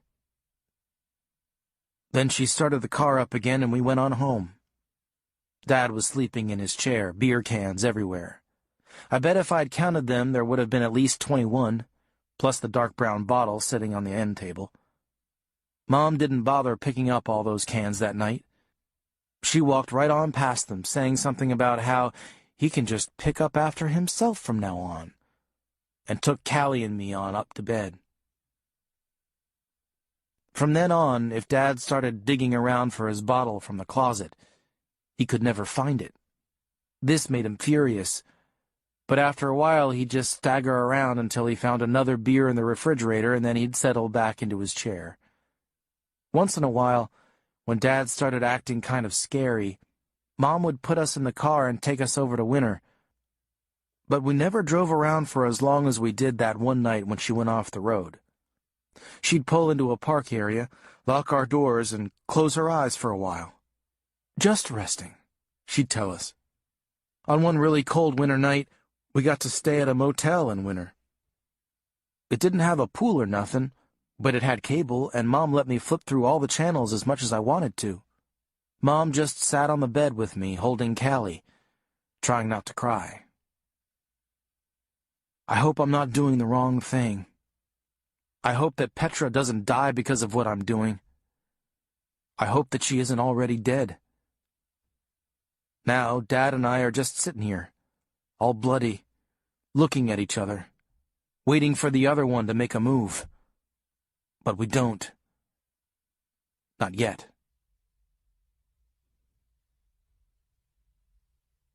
Antonia. Ben hasn't returned yet, so on top of everything else, I need to worry about him as well. The comments from the Gregorys didn't help matters either. I know Ben. He wouldn't hurt the girls. And I know Griff.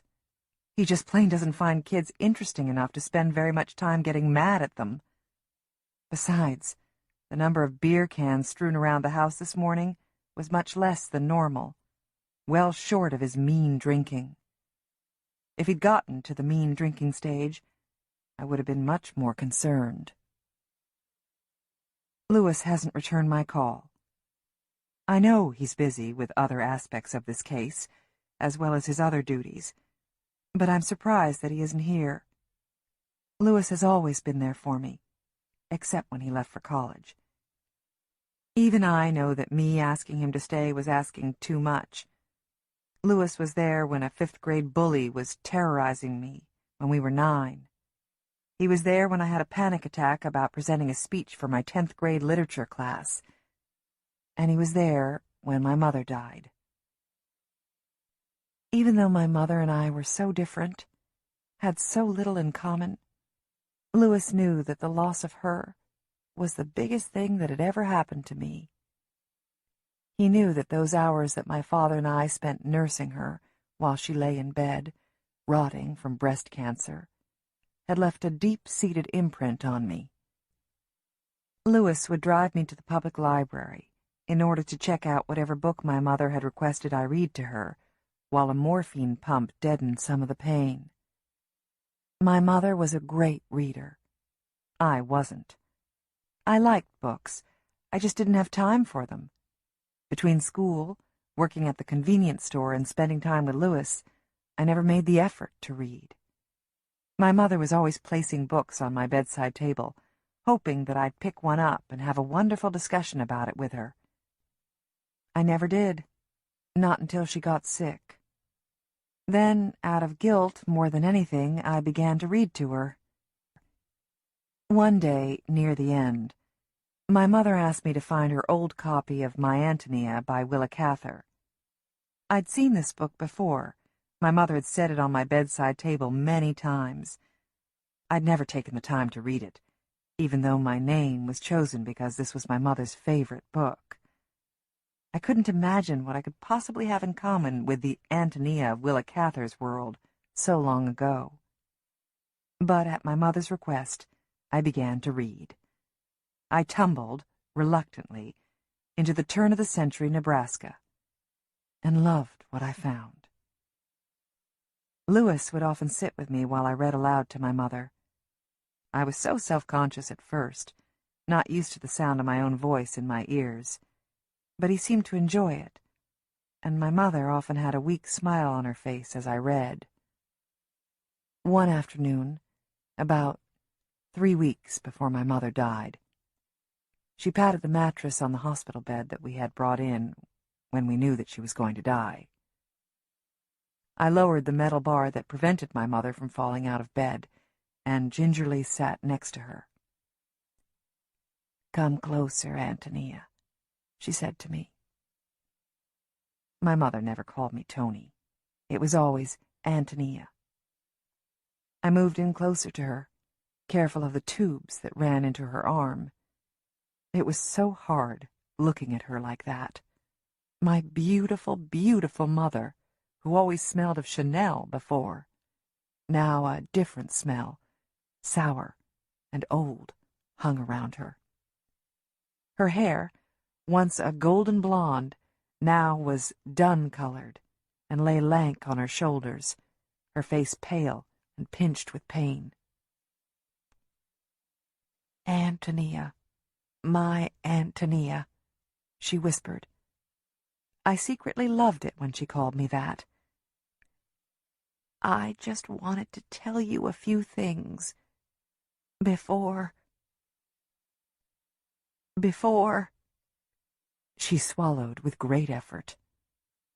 "Before I die," she finished. "Mom, don't say that," I squeaked. And before I knew it, the tears were falling. How I hated to cry. "Antonia, I'm going to die, and very soon. I just didn't get enough time with you," she sighed. "The boys, they'll be all right. But you I worry about."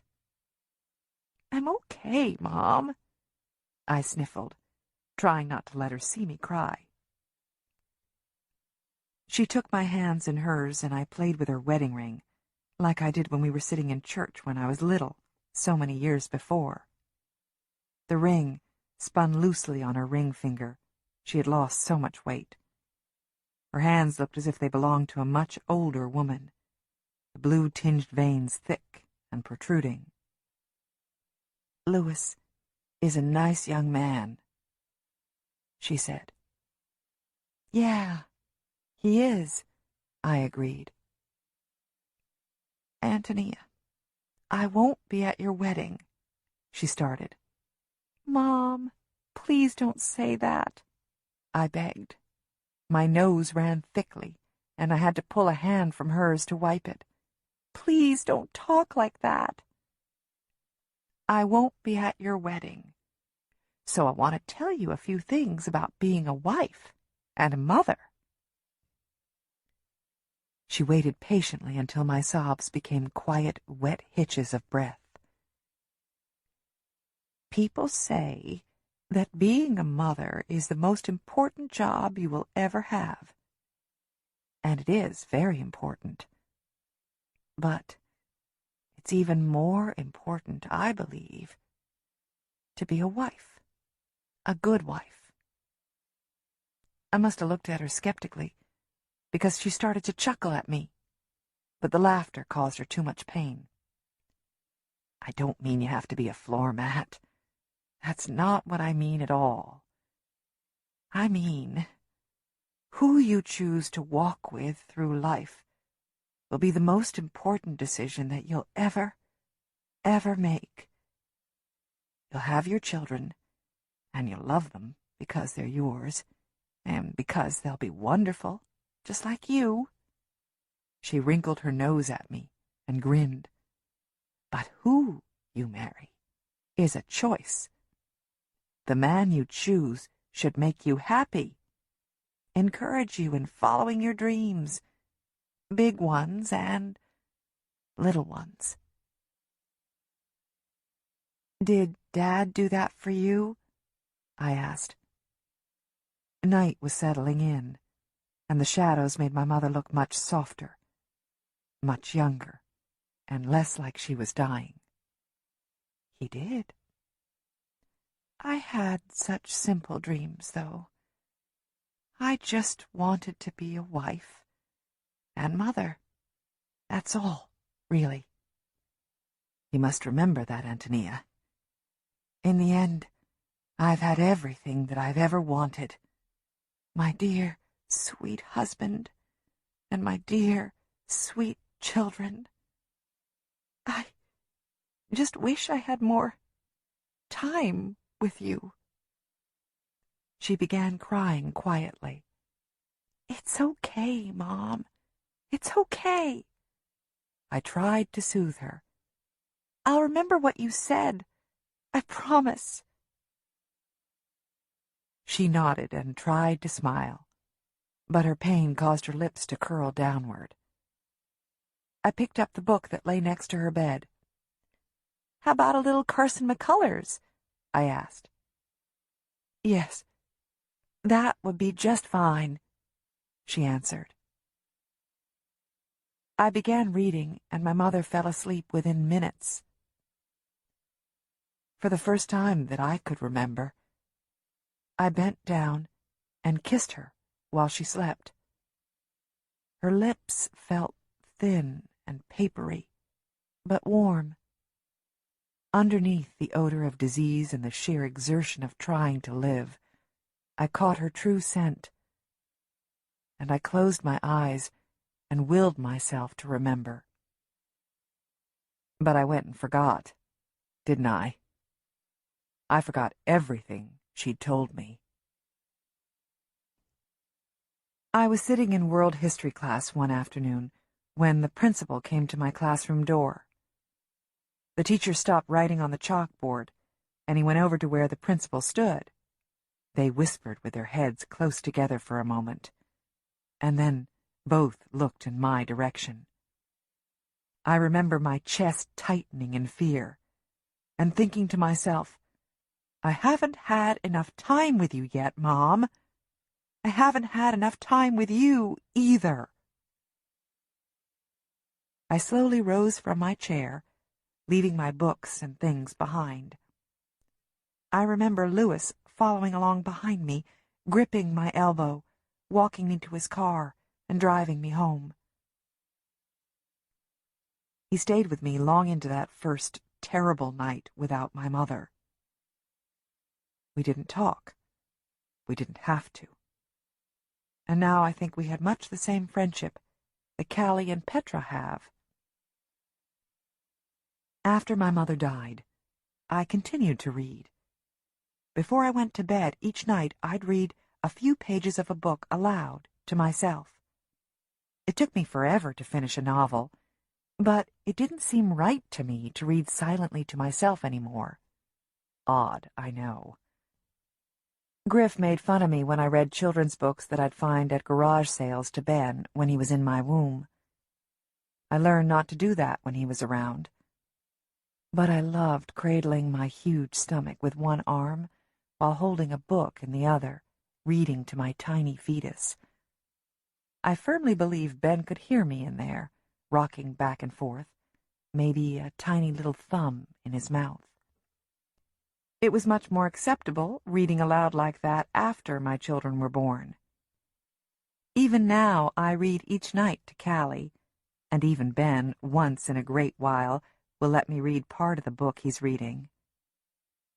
When Griff is out of town, I'll crawl into my bed and read myself a bedtime story until I fall asleep, book in hand. Louis asked me a few times after my mother died if I'd read to him, but I was too self-conscious and wouldn't.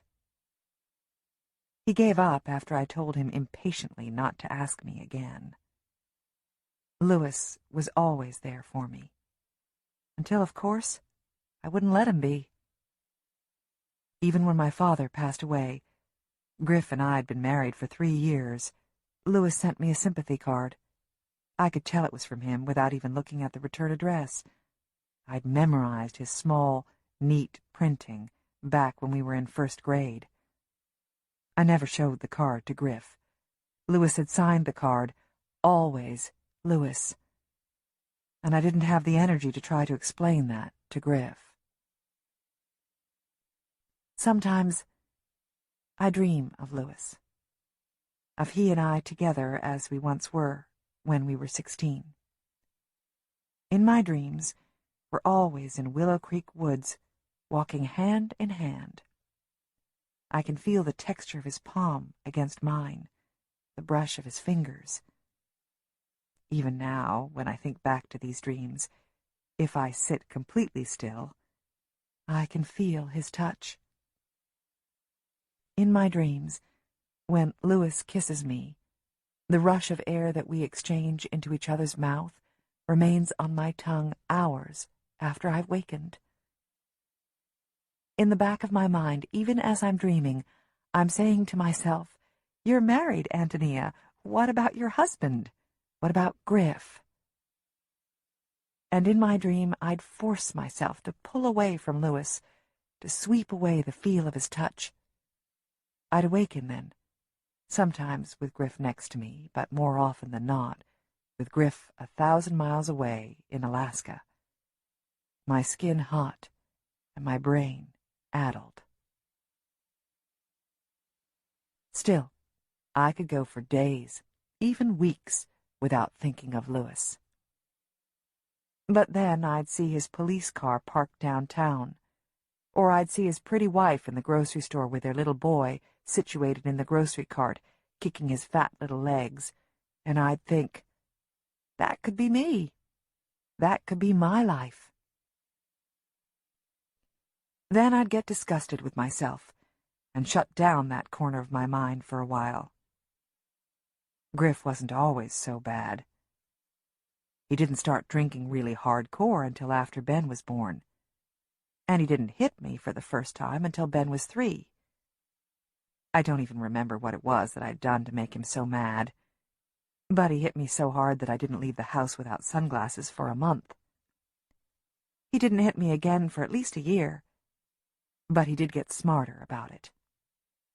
He never hit me in a place where someone would see the marks. But even so, he could be so wonderful, so funny and sweet.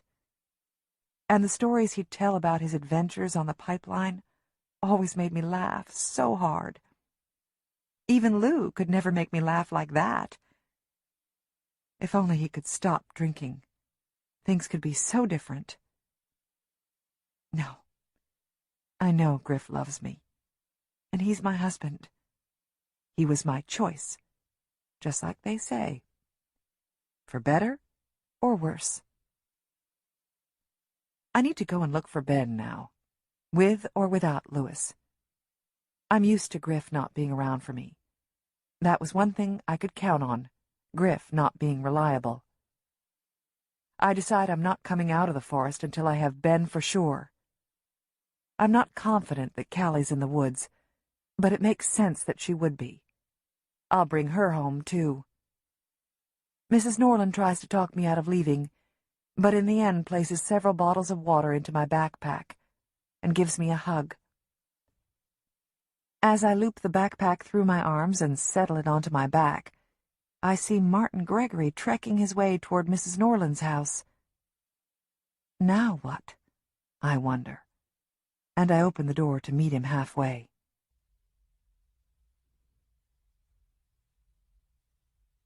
Deputy Sheriff Lewis. I walk Mary Ellen McIntyre to the exit. open the door for her, and once again the heat of the day nearly takes my breath away.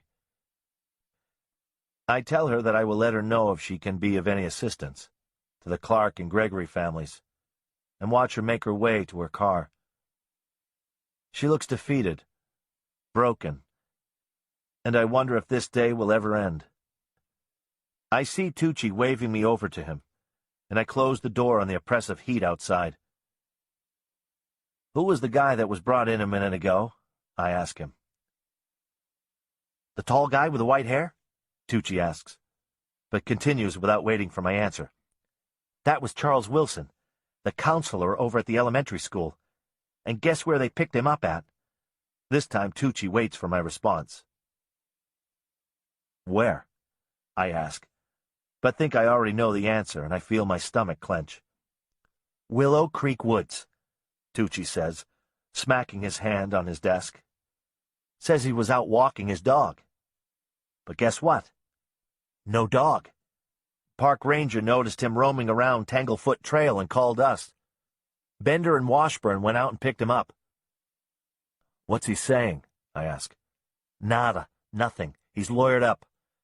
The minute the little girls were mentioned, he clammed up," Tucci says triumphantly. "Already he thinks that Wilson is the one who took the girls. Maybe so. But what about Griff?" "Do you think he would talk to me?" I ask Tucci. "No way.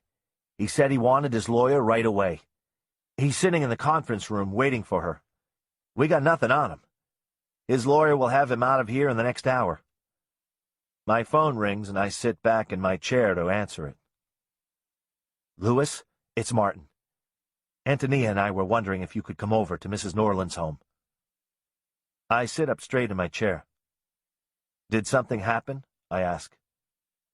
"Nothing you don't already know about. They found those footprints in Antonia's backyard. But we want to talk to you about searching for the girls." "Martin, a few officers made a sweep of the woods near your home and found nothing. A larger-scale search is being planned with dogs and a helicopter," I say. I consider telling him about Charles Wilson being brought in, but decide against it. I know too little, and I don't want to get his hopes up for nothing. "I know. I understand you are doing what you can, but time is passing too quickly. Please come over to Mrs. Norland's house. We need your help. Please," Martin pleads.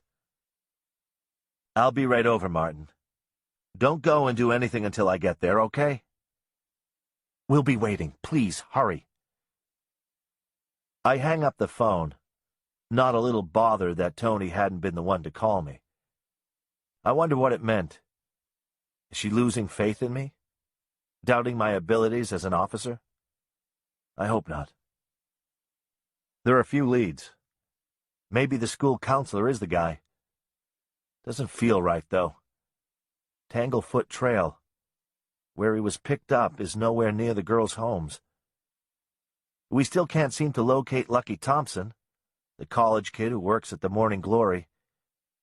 He hadn't shown up for his afternoon shift at the cafe. So many questions. My hand rests on the phone's receiver, and I'm debating whether to call my wife. I should have checked in with her by now. I leave the police station without calling her. As I pull away, I switch my radio to F2, so that only Meg, our dispatcher, can hear me. "Meg, this is for your information only," I tell her. "Go ahead," she responds. "I'm checking out the woods along Bobcat Trail for our missing girls. I'll be back in contact shortly. 10-4.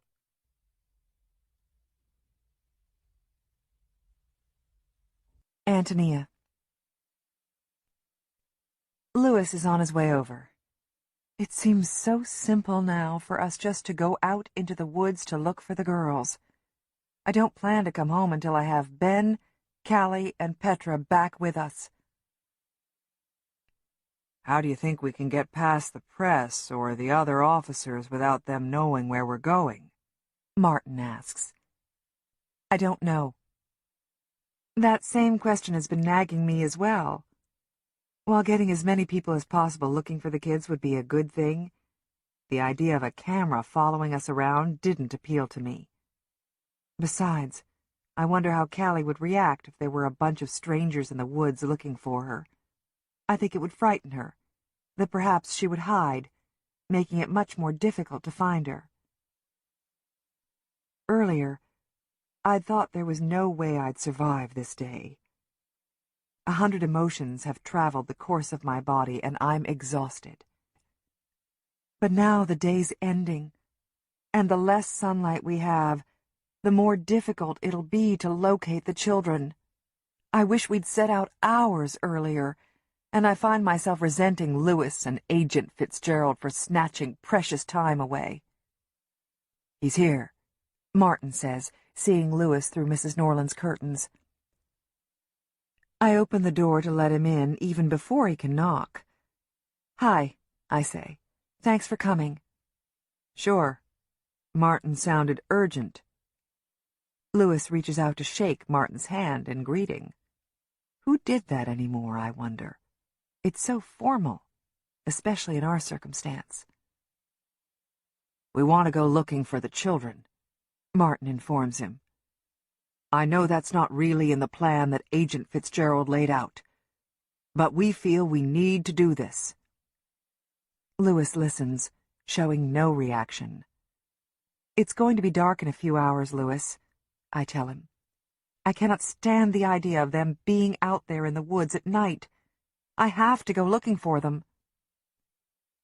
"I know what you're saying. I don't disagree with you.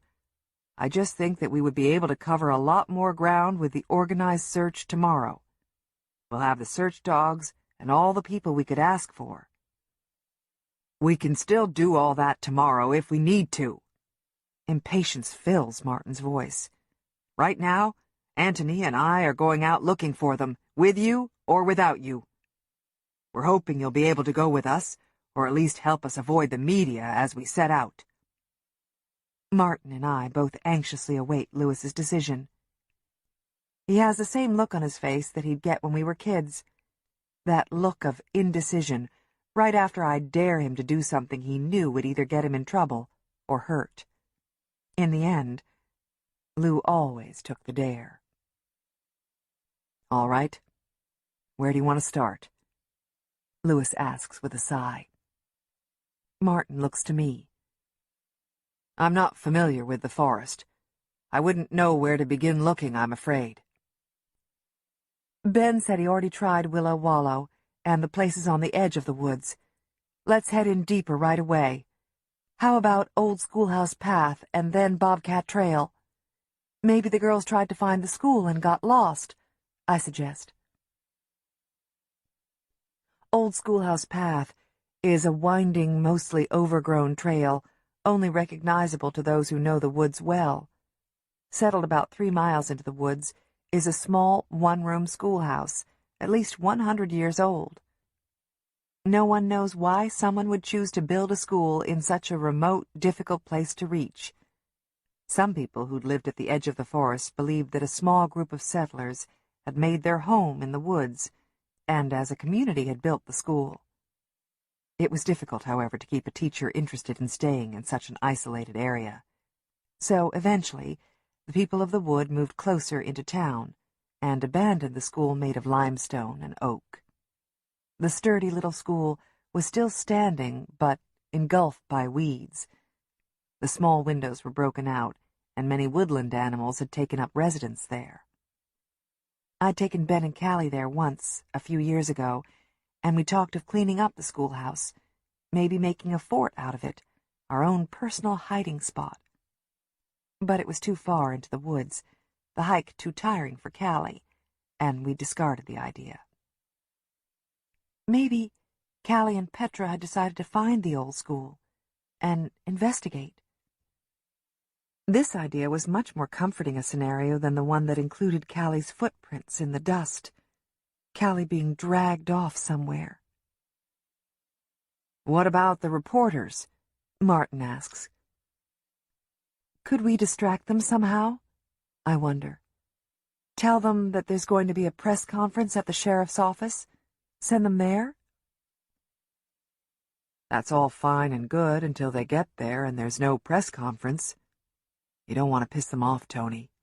You may need them later on, Lewis says. I think I know what we can do, Martin remarks.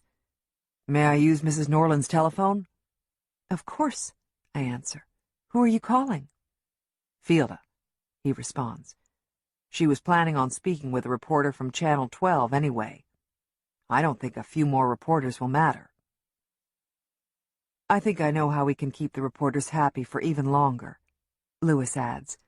If Fielda wouldn't mind, I know of someone who wants to help in any way that she can.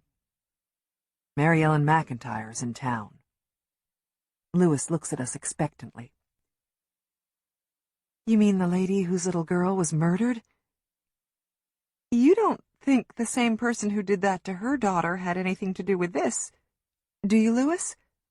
I ask, my voice cracking. I don't know, Tony. I hope not. It's different in many ways, but Jenna McIntyre was somehow lured from her home and into a wooded area. There's just enough of a similarity for Agent Fitzgerald to be interested, and for the press to be all over this. It'll keep the media occupied for a while. Martin and I look at each other. I'll call Fielda and explain what we're doing. Lewis, call Mrs. McIntyre and have her drive over to my mother-in-law's home. Antonia, go outside and tell the reporters that there'll be a press conference at the Morning Home in... He looks at his watch. In 15 minutes.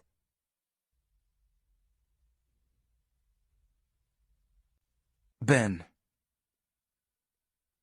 I'm so tired, and I keep nodding off. My eyes are nearly swollen shut and my head is throbbing. Dad looks like he's sleeping, so I relax a little bit. Through my slits for eyes, I see Petra move just a little bit. So she's not dead, thank God. I stand from where I'm sitting, using a tree to steady myself. I feel dizzy and so tired.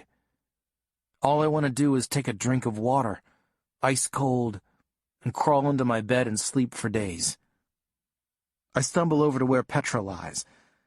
She's tucked herself into a little ball, her arms covering her head so I can't see her face, which is probably a good thing. My stomach isn't feeling so great. I don't think I can stand to get too close to look at Petra's face beaten to a pulp. But I need to get her to talk to me, to tell me what happened while Dad is sleeping. Petra, I whisper. Petra, I say a little bit louder. I kneel down and place my hand on her shoulder. My fingers are covered with dried blood, and no amount of wiping them on my shorts will clean them off. Petra curls up tighter into her little ball. Petra, it's Ben. Please wake up. I gotta talk to you. She moans a little bit as if it hurts her even to hear my voice. It's okay, Petra. You're safe now. I won't let him hurt you anymore. I glance over to where my dad sits, still sleeping. Petra moans again, and I pat her on the arm. Mommy, she cries softly. You'll see your mom soon, Petra. I try to make her feel better. Petra, did my dad do this to you? No response. Come on, Petra, you could tell me. Did my dad hurt you? Who brought you here? No answer. I sigh and sit back on my butt. At least she said something. She isn't going to die this instant anyway. Petra is okay for a 7-year-old, and she's real good to Callie. I gotta give Petra some credit. It couldn't have been easy having a kid who didn't talk, ever, for a best friend. It didn't seem to bother her any, though. Those two would just play like any first graders, except that Petra'd do all the talking. Ben, she'd say when she was over, Callie and I were wondering if we could borrow your baseball glove and bat. Or, Callie's not feeling very good. Is your mom around? It was pretty amazing, come to think of it. As long as Petra was around, I didn't worry too much about Callie. Those two would go off together with their heads bent toward one another, looking like they were having this serious conversation. It made me wonder sometimes if Callie just wouldn't talk to us. Maybe she and Petra really talked all the time. I asked Petra once, I said, "Petra, has Callie ever talked to you?" "We talk all the time," she said, all casual-like, "but not out loud. I know what she's thinking and she knows what I'm thinking." "Weird," I'd said. "Yeah, I guess," she said. "But a good kind of weird," I said quickly. Having Petra around made my life easier, and I didn't want her to go thinking she was nuts to be Callie's friend. "Yeah, a good weird," she agreed, and then skipped off to where Callie was waiting for her. It's a mystery to me. I pat Petra on the shoulder again, and she cringes at my touch. She begins crying softly and moaning again. I look back to where Dad is, do a double take. He's gone.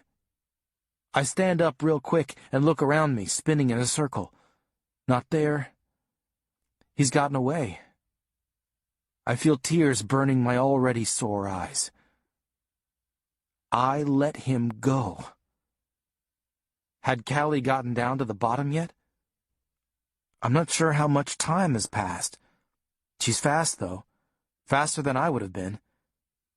But did she have enough time to get to help before Dad got to her? I didn't know. Maybe he's just hiding behind a tree somewhere, waiting for me to turn my back, then he can finish both me and Petra off. I feel only a little bit of shame in thinking that Dad would kill me, but he had broken my nose, and Petra was lying there half dead. I don't feel so big and strong just now. I can almost hear Dad laughing at me. "Ooh, the big hero, Ben. What you gonna do now? Them tears, Ben? A crybaby on top of it all?" Then the tears really come pouring out, and I can't stop them. What if Dad got to Callie? I let her down again. I was tired of being the big brother, tired of taking the licks for everything. What should I do? Do I stay with Petra until help comes, or do I go on down the bluff looking for help myself? I don't know what to do. I'm 12 years old, and I shouldn't have to make these decisions. What would Mom do?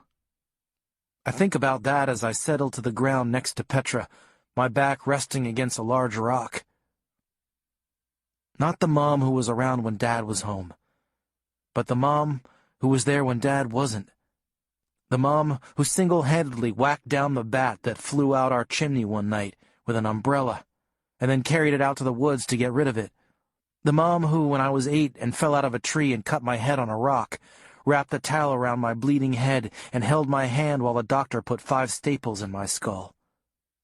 She didn't even cry or get sick. She just sat there, made me look at her, and told me it was going to be okay while they shot those staples into my head. What would that Mom do in my place? I chew on that for a while, and finally decide that Mom would stay with Petra until help came. That would be the right thing to do.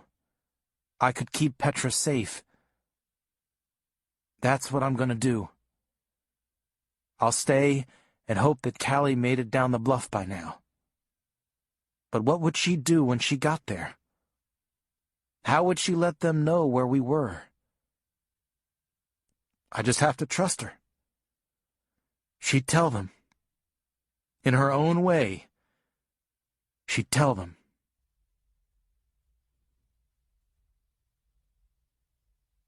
Deputy Sheriff Lewis. Antonia is describing again to me Callie's favorite spots in Willow Creek Woods, and I'm writing them down in my notebook, though I don't need to. I know these places. We both grew up here and played in these woods since we were kids. I know each hollow and gully as I know the curve of Antonia's face. I know the trails as I have known the map that is Antonia's skin. My cell phone rings, and I consider ignoring it. But it might be someone with info on the girls. I answer it and hear my wife on the other end. Loris, what are you doing? She asks impatiently. Working, I tell her, turning away from Tony and Martin. You weren't even supposed to work today, she reminds me. I don't answer, knowing she has a lot more to say to me. Lou? Tony asks, coming up behind me and placing a hand on my shoulder. Is there news? Who is that? Christine asks. Is that Tony Clark? Loris, what's going on? Are you with her? I'm working, I repeat. I know I'm acting cold toward my wife, but this is serious. 2 girls are missing, even if one of the girls belongs to my ex-girlfriend. Loris, you need to come home. Christine's voice is dangerously low. You haven't spent time with Tanner in days. I can't do that at this time, I say, my voice professional. I could be talking to the dispatcher. Why am I acting this way? It's as if I don't want Tony to know I'm speaking with my own wife. Loris. Christine is on the verge of tears. You're talking to your wife, not another deputy. I need to know what's going on. That's just not possible at this time. I'll contact you later. Christine explodes. Damn it, Loris, knock it off. Don't you care? Her voice shrieks from the cell phone, and I know that Tony and Martin can hear her. They both look down, embarrassed for me. You are throwing this marriage away, she rants on. You're with her, aren't you? You are going to fucking ruin our marriage over that sad, stupid woman who can't keep her husband from drinking or even look after her own kids. I feel Tony's hand on my arm, and I look over at her, expecting her to try and yank the phone from me and give Christine hell. But she doesn't. Instead, she points toward the trees. I follow her outstretched finger and hang up on Christine without even saying goodbye. Tearing out of the woods is Callie. Seeing the anguish fall from Antonia's face when she realizes her daughter is coming toward us sends a burst of relief through me. I can't stand to see Antonia in pain of any sort. She has carried around too much of her fair share anyway. Callie and Ben are Antonia's life. Even if her no-good husband doesn't have the same priorities, his being a bottle of beer and a place to flop. Callie is out of the woods, and I see Martin looking behind Callie hopefully, searching into the hawthorn trees that edge Bobcat Trail. No one is coming behind Callie. Not yet. As she stops beside me, Callie appears unharmed. She could be any 7-year-old playing a running game, but for 2 things. In her right hand she is holding a silver necklace, with a charm in the shape of a musical note. The necklace, I know, belongs to Petra, because her mother described it to me in perfect detail when she called me at 4:35 this morning to tell me that Petra was missing from her bedroom. As is procedure, I also got a photograph of the girl, and a full description of the clothing she was wearing when she was last seen. Short blue pajamas, white underwear with yellow flowers, and of course, the necklace. Petra's white tennis shoes were also reported missing. Martin has seen the necklace too, and briefly collapses. But he's up quickly. In long, purposeful strides, he approaches. I've seen this look before. A tortured, keening need to know, brushed raggedly on the face of a desperate parent, most recently on the parents of 10-year-old Jenna McIntyre. Callie clutches at my sleeve, and I stoop so as to be face to face with her. I expect no words. Callie hasn't spoken for years. Perhaps she'll point and lead us to Petra. Hopefully to a positive end. But she doesn't indicate with her finger or lead me by the hand to the woods. She speaks. One word. As Antonia steps closer, I see both confusion and relief. Martin is crying, great inconsolable sobs. and I see what they both do not. Bunched up in Callie's other hand is Petra's white underwear with yellow flowers.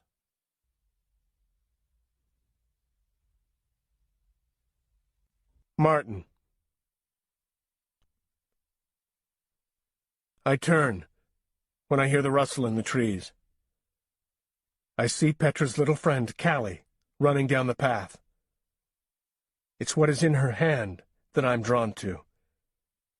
From so far away it glints as it swings from her hand. It has never been off Petra's neck, and my stomach seizes, and the strength rushes from my limbs, and I stumble to my knees. I look to her face, and on it I see fierce determination, not fear, not terror. A smile almost plays on her grimy face, a moment of hope. I look behind Callie, and do not see Petra following. She's cleared the brush now, and I stand up, my hand already outstretched to take back my child's necklace. The girl stops in front of her mother and the deputy sheriff, her breath coming out in ragged puffs, this mute little creature who never speaks. And I feel desperation roiling up in me. I need to find my Petra now.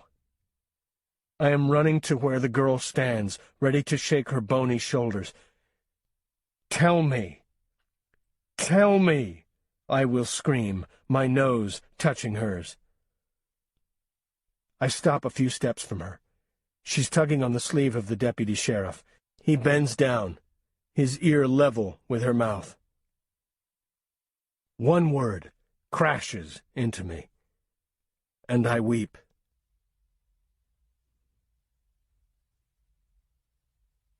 Antonia. In the woods, through the bee trees, whose heavy, sweet smell will forever remind me of this day, I see flashes of your pink summer nightgown that you wore to bed last night. My chest loosens, and I'm shaky with relief. I scarcely notice your scratched legs, muddy knees, or the chain in your hand. I reach out to gather you in my arms, to hold you so tight, to lay my cheek on your sweaty head. I will never wish for you to speak, never silently beg you to talk. You are here. But you step past me, not seeing me. You stop at Lewis's side, and I think, you don't even see me. It's Lewis's deputy sheriff's uniform. Good girl.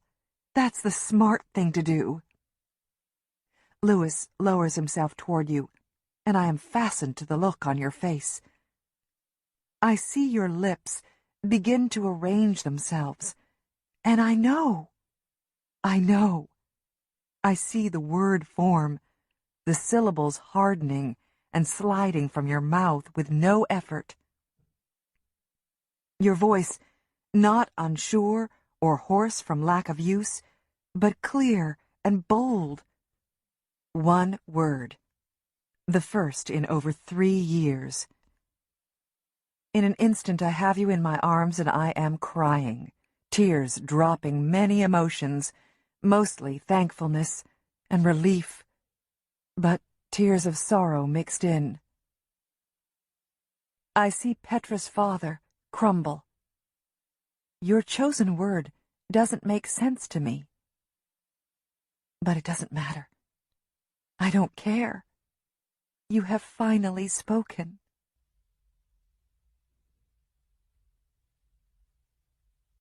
Callie. Callie ran on legs that she could no longer feel, just a heaviness below her waist, but the need to move forward kept her going. For Ben. For Ben, who always came through for her, who took beatings and cruel words that in all rights belonged to her. Callie gripped more tightly to the items in her hands, Petra's necklace and her underwear. Why Petra wasn't wearing them, Callie didn't understand. But she knew that they were important in all of this. Petra. Hurt so badly. He had said she might die. Oh, God. Would that be her fault, too? Out of the corner of her eye, she saw a straw-colored lump among a patch of brown-tipped ferns. Callie stopped abruptly. The dog. The dog she had seen earlier, wandering playfully through the woods. Dead. Lying there in a heap, its long pink tongue poking from between its pointed teeth, its eyes open wide and unseeing. The dog's collar had been removed. Callie had the unnerving feeling that something was watching her, and she turned away from the dog and continued her trek down the bluff. Faster, faster, not even watching the ground in front of her for rocks or roots that could cause her to stumble. Ben said go down to find help, and she would. That man. That scary man up there, too. His dog. Yes, that was his dog. Daddy, she thought. Daddy, he was so angry with her, and he would take it out on Ben. She knew. And Petra, maybe. Ben, Daddy, Petra, that man. Ben, Daddy, Petra, that man. Ben, Daddy, Petra, that man. The words spiraled through her mind. Then she could see it. The end of the trail, where the trees abruptly stopped. Ben, Daddy, Petra, that man. Ben, Daddy, Petra, that man. She ran out into the clearing, saw an unexpected sight. Her mother. Oh, her mother and Deputy Lewis and Petra's daddy. She could stop running now. She did what Ben had told her to do, get help. Ben, Daddy, Petra, that man. Ben, Daddy, Petra, that man. Ben, Daddy... Who to go to? Deputy Lewis, yes, he would get help right away. Get that man, get Daddy. She was at the deputy's side, her mother's arms stretched out toward her. Ben, Daddy, Petra, that man. Ben, Daddy, Petra, that man. Ben, Daddy, Petra, that man. Ben! The name erupted from her. It didn't feel like it came from her mouth exactly, but somewhere deeper, from just below her breastbone. She didn't recognize her own voice. It sounded so strong, so clear. And she wanted to say more. Ben, Daddy, Petra, that man. Ben, Daddy. But then her mother's arms were around her, rocking her. She was so tired, so thirsty. They were all moving now. And she went silent once again.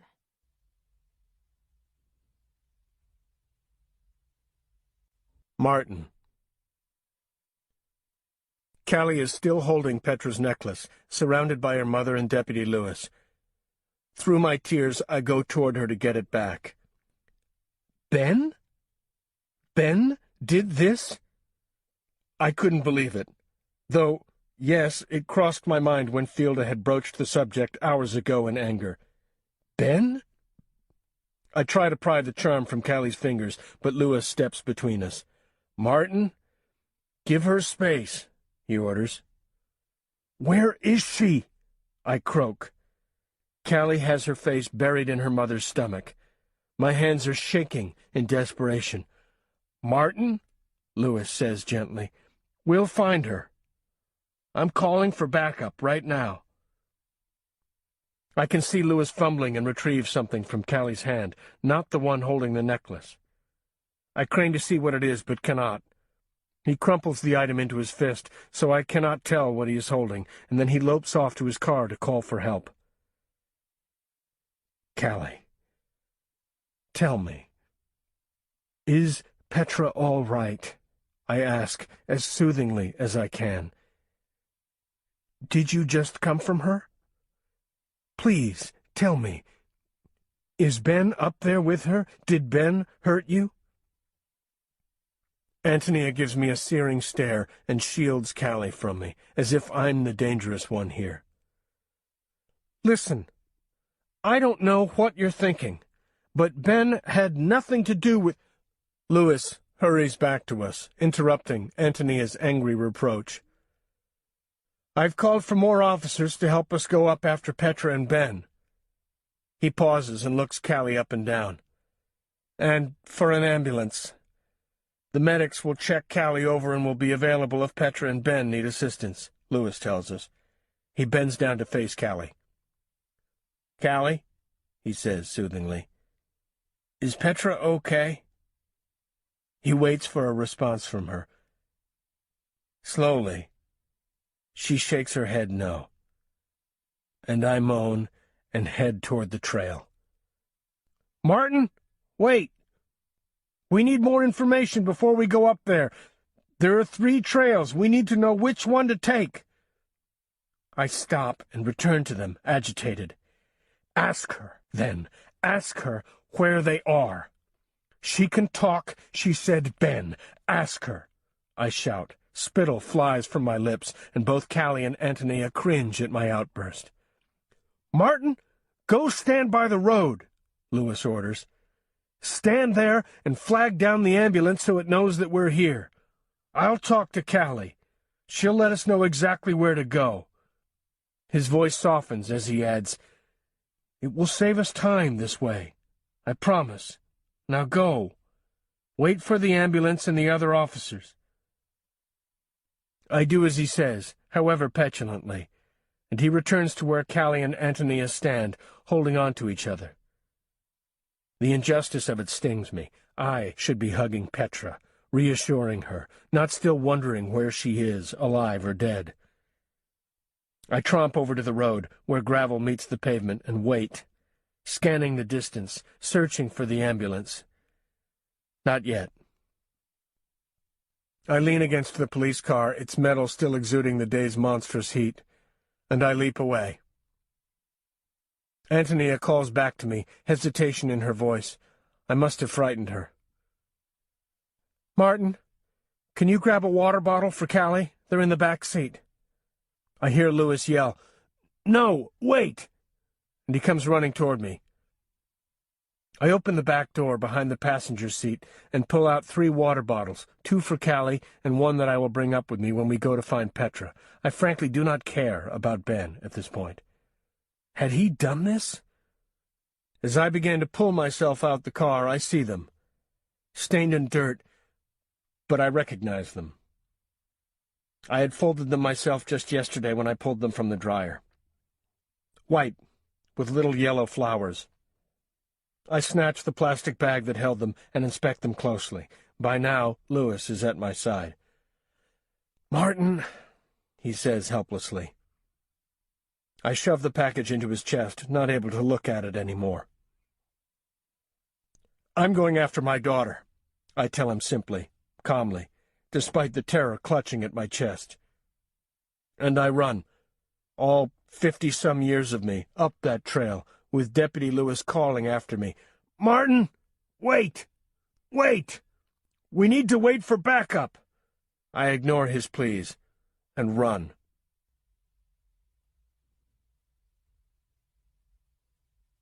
Deputy Sheriff Lewis.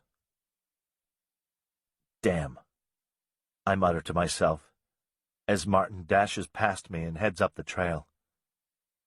God knows what he will find up there. Tony, I bark. Wait here for the other officers and the ambulance. I'm going with Martin. I scan her worried face. It will be okay. I'll go up there and bring Ben down, safe and sound. Don't worry. We'll take Hobo Hollow. Tell them the trail on the left where it forks. She nods and squeezes my hand. Thank you, Lewis. Her voice trembles. I squeeze back and follow Martin into the woods. It doesn't take me long to catch up with him. He's stopped near the edge of a trail and is examining something lying off to the side. He's breathing heavily and doesn't turn as I step close to him at his elbow. It's dead, he says matter-of-factly. I reach down to touch the dog's flank. He's still warm, I observe. He hasn't been here long. What do you think happened to him? Martin asks fearfully. I don't know. I keep my voice level and calm. Martin, you need to go back down now. You're going to get both of us in a lot of trouble if you go up there. I'm going up, Martin says firmly. I sigh in resignation. Let's take it somewhat slower, though, all right? It will do Petra no good if one of us gets hurt before we reach her, okay? Yes, fine, he says, gazing down at the dead dog. We need to hurry, though, please. Let's hurry. We continue upward. Dusk is only an hour or so away, but close enough for me to begin to worry that we won't get Petra, Ben, and whoever else was at the top of the bluff down. A rescue mission down the bluff would be difficult enough during daylight, but in the dark of night it would be complex. I requested that several all-terrain vehicles be brought to the trail to expedite matters. I had also told the dispatcher to have a helicopter from Iowa City on standby, in case of serious injuries. Petra isn't dead, Martin. He looks at me. Did Callie tell you that? Not in words, but I questioned her. She indicated that Petra was at the top of Hobo Hollow, and she was hurt, but she couldn't say how badly. Did she tell you who did this? Martin says through gritted teeth, wheezing with exertion of the climb. No, I didn't get that from her. That was when you found... Do you need to sit and rest for a moment, Martin? No, I'm fine. We continue forward in silence. I could kill whoever did this, Lewis. I really and truly could. That wouldn't solve anything, Martin. It would make things worse. So much worse. You have a child. A son. It wasn't a question. Yes. His name is Tanner. He's 4. And you would do anything for him? Martin asks, concentrating on the ground in front of him. Yes, I think I would. Then you could kill someone who hurt your child in that way, he says resolutely. I take a sidelong glance at Martin. His face is waxy. A sweaty sheen covers his forehead, and he mops at it with a handkerchief that he pulls from his pocket. I would probably feel like killing someone who would hurt Tanner, but I don't actually think I would, especially if the police were already there to help. She said Ben, and she was holding Petra's necklace and her underpants in her hands. What do you suppose is going through my mind? He stops for a fraction of a second, shakes his head, and then hurries onward. We need to get to the top, and then we'll go from there. I take a moment to use my walkie-talkie to convey where I am, and to get an update on what was happening at the base of the trail. The ambulances have just arrived. One to transport Callie and Tony to the hospital. Another standing by, waiting for further direction. 2 officers on 4-wheelers and several on foot and horseback would be joining us shortly. I remind everyone that we had no suspect and no description of a suspect. Just that everyone needed to be on the lookout for Petra and Ben. Most of the officers knew them by sight, but pictures were circulating. We're nearing the fork in the trail, and I use my arm to specify the direction we would take. Whatever we find up there, Martin, you must let me step forward first. Your first thought will be to go to Petra, but don't. I step in front of him in order to make him stop.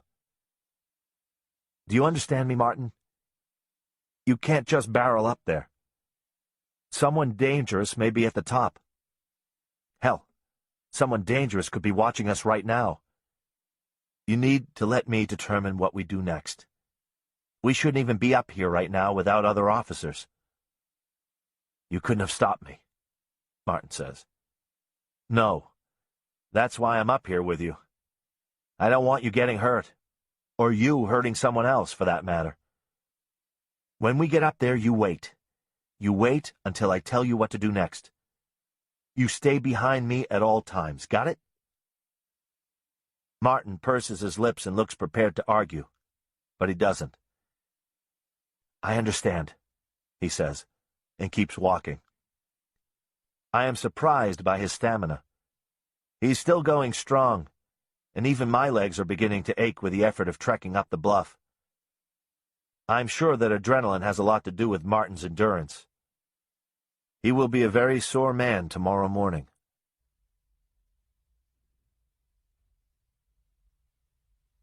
Callie. Her mother had taken one look at her torn and bleeding feet and picked her up, holding her as she would a toddler, chest to chest, Callie's chin resting on her shoulder.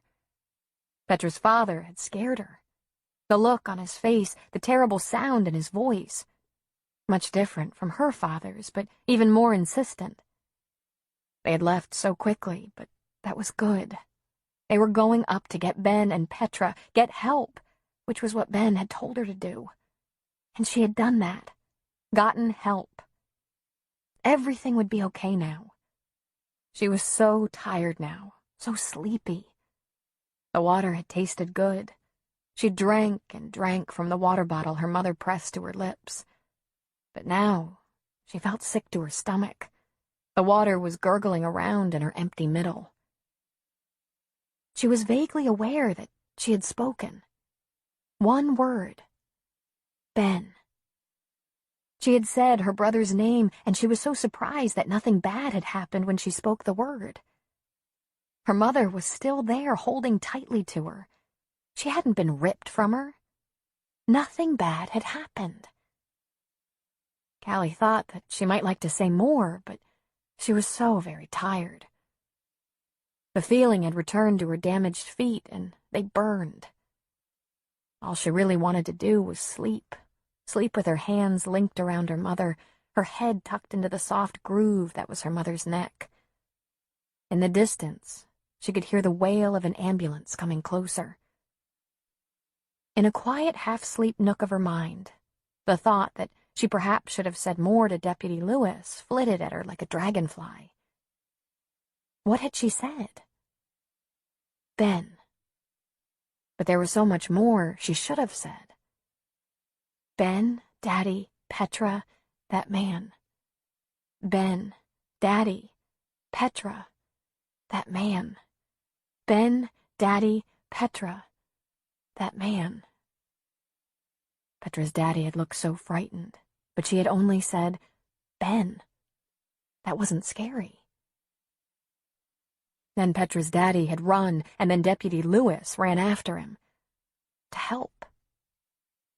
Ben, Daddy, Petra, that man. Ben, Daddy, Petra, that man. Ben, Daddy, Petra, that man. Callie soundlessly mouthed the words. Ben, Daddy, Petra, that man. Ben, Daddy, Petra, that man. Ben, Daddy, Petra, that man. She was too weary, and her mouth stilled. The siren from the ambulance came to an abrupt stop, and Callie could feel her mother laying her down. She struggled to stay in her mother's arms, plucked at her shirt, trying to take hold, but her fingers felt weak and boneless, and she was only able to feel the fabric slide through her grasp like water. Her mother's face drifted above her, and she heard her say, It's okay now, Callie. I'm staying with you. I won't leave. Sleep now. Just sleep. She felt her mother's own fingers rest lightly on the side of her cheek, and her mother kissed her, her lips warm and dry, like paper. And Callie drew in the scent that was her mother, and let sleep take her.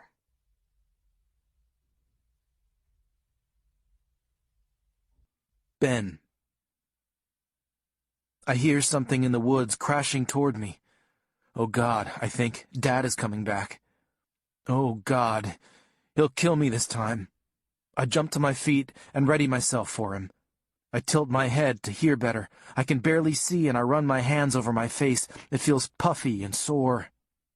I reach for a nearby branch. It isn't very thick or sturdy, but it has sharp points. I may be able to hold him back with it. Aim for the eyes, I tell myself. The noise from the forest comes closer, and it sounds too big to be Dad. It sounds like it's running on more than 2 feet, and my next thought is coyote. And that freaks me out more than my father for some reason. Maybe because with Dad I know his ways, the way he moves, how he fights. A coyote would be a whole different story, and I look around for a bigger stick. Then the noise is here, right here, and my next thought is of Petra. A coyote might go right for her. She's so little and helpless. She looks hurt bad. A big old coyote could just drag her off, eat her up in 3 big bites. I hurry over to her and spread my arms out wide, holding the stick ready for battle, waiting. I'm not sure what's more surprising, me not seeing a coyote or my dad smashing out of the woods, or seeing Petra's dad and the deputy sheriff. I keep my eye on Mr. Gregory because he looks so dang mad. I see him see Petra lying there, and then he sees me holding this big old stick, and I know right away what's going through his mind. Before I can even say anything, he's flying at me. This old, real, proper man flying at me. I see his feet actually leave the ground, and I think, well, crap. He thinks I did this to Petra. For the second time that day, I get the wind knocked out of me, and let me tell you, it hurts a heck of a lot more the second time around when you can see what's coming. Then Mr. Gregory is on top of me, screaming something I can't understand, and the whole time I'm not breathing, so I can't tell him what really happened, that they should be out there looking for my dad. But the only thing that comes out of me is a big oomph.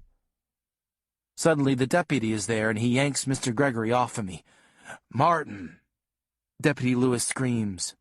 But Mr. Gregory is still trying to pound on me, saying something about pervert and how he's going to kill me. "Martin!" He screams again. "Martin, look at him!" And finally Mr. Gregory drops his fists and looks at me, really looks at me, and then at Petra. Mr. Gregory looks down to where Petra is lying, and he bends down. I can see him check to see if she's breathing. Mr. Gregory starts crying then. And I think I never saw a man cry before. Really cry. I stand up and try to see what he's seeing. And my second thought is, she's died. I let her die. I was supposed to take care of her until help came, and she died. So then I start crying. Thank God. Thank God. I think I hear Mr. Gregory whispering over and over, and I try to stop my blubbering to listen more closely to him. Thank you, God, Mr. Gregory says even louder. Is she okay? I ask him, trying not to sound like a little kid, but my voice sounds all squeaky, so that it's pretty clear that's all I am. Ben, what happened? Deputy Lewis asks me. Are you all right? Who did this to you? And I know just then that at least the deputy doesn't think I hurt anybody. My dad? I whimper, giving in to the mess of it all. My dad did it. I cry, and in an instant, Deputy Lewis has his arms around my shoulder, telling me that it's going to be okay. But how could it be? Petra needs a doctor right now, Martin says. We need to get help up here right now. Deputy Lewis gets on his walkie-talkie and says a few numbers that I take to be secret police codes, and then I thump right back down on my butt because all the fight has gone out of me, and I can't do one more thing. My legs feel like rubber, my face hurts, and I figure Mr. Gregory broke something in me when he tackled me. A helicopter is coming in from Iowa City, but we need to get Petra to the nearest clearing, which is at the bottom where we came up from, Martin. Deputy Lewis tells him. I don't think we should move her, Martin says worriedly. How are we going to get her down the bluff? An EMT crew is coming up with the officers. They can check her out and recommend how this should be done. Deputy Lewis looks at his watch. It'll be dark any time now. We need to move fast. I look up to the sky and can see the pink and orange colors that come out right before the sun sets. I think she needs medical care as quickly as possible. Please, Mr. Gregory implores. We need to get her help now. Mr. Gregory isn't looking at me. I'm not sure if he feels bad about knocking me down, or if he still isn't sure what part I had in all this. Now we can hear the low rumble of engines. The four-wheelers are almost to us. They come one by one to the top of the bluff. Two people, a man and a woman who I think must be the paramedics, hop off and rush over to Petra and immediately check her over. I scoot over to the far side of where the action is, trying to stay out of the way. Deputy Lewis is busy talking to a group of police officers and to Ranger Phelps, who has come up on horseback. I sit back and just watch for a while and try to keep my eyes open, but keep dozing off. I open my eyes and I can hear the chop-chop of a helicopter coming closer. It's night now.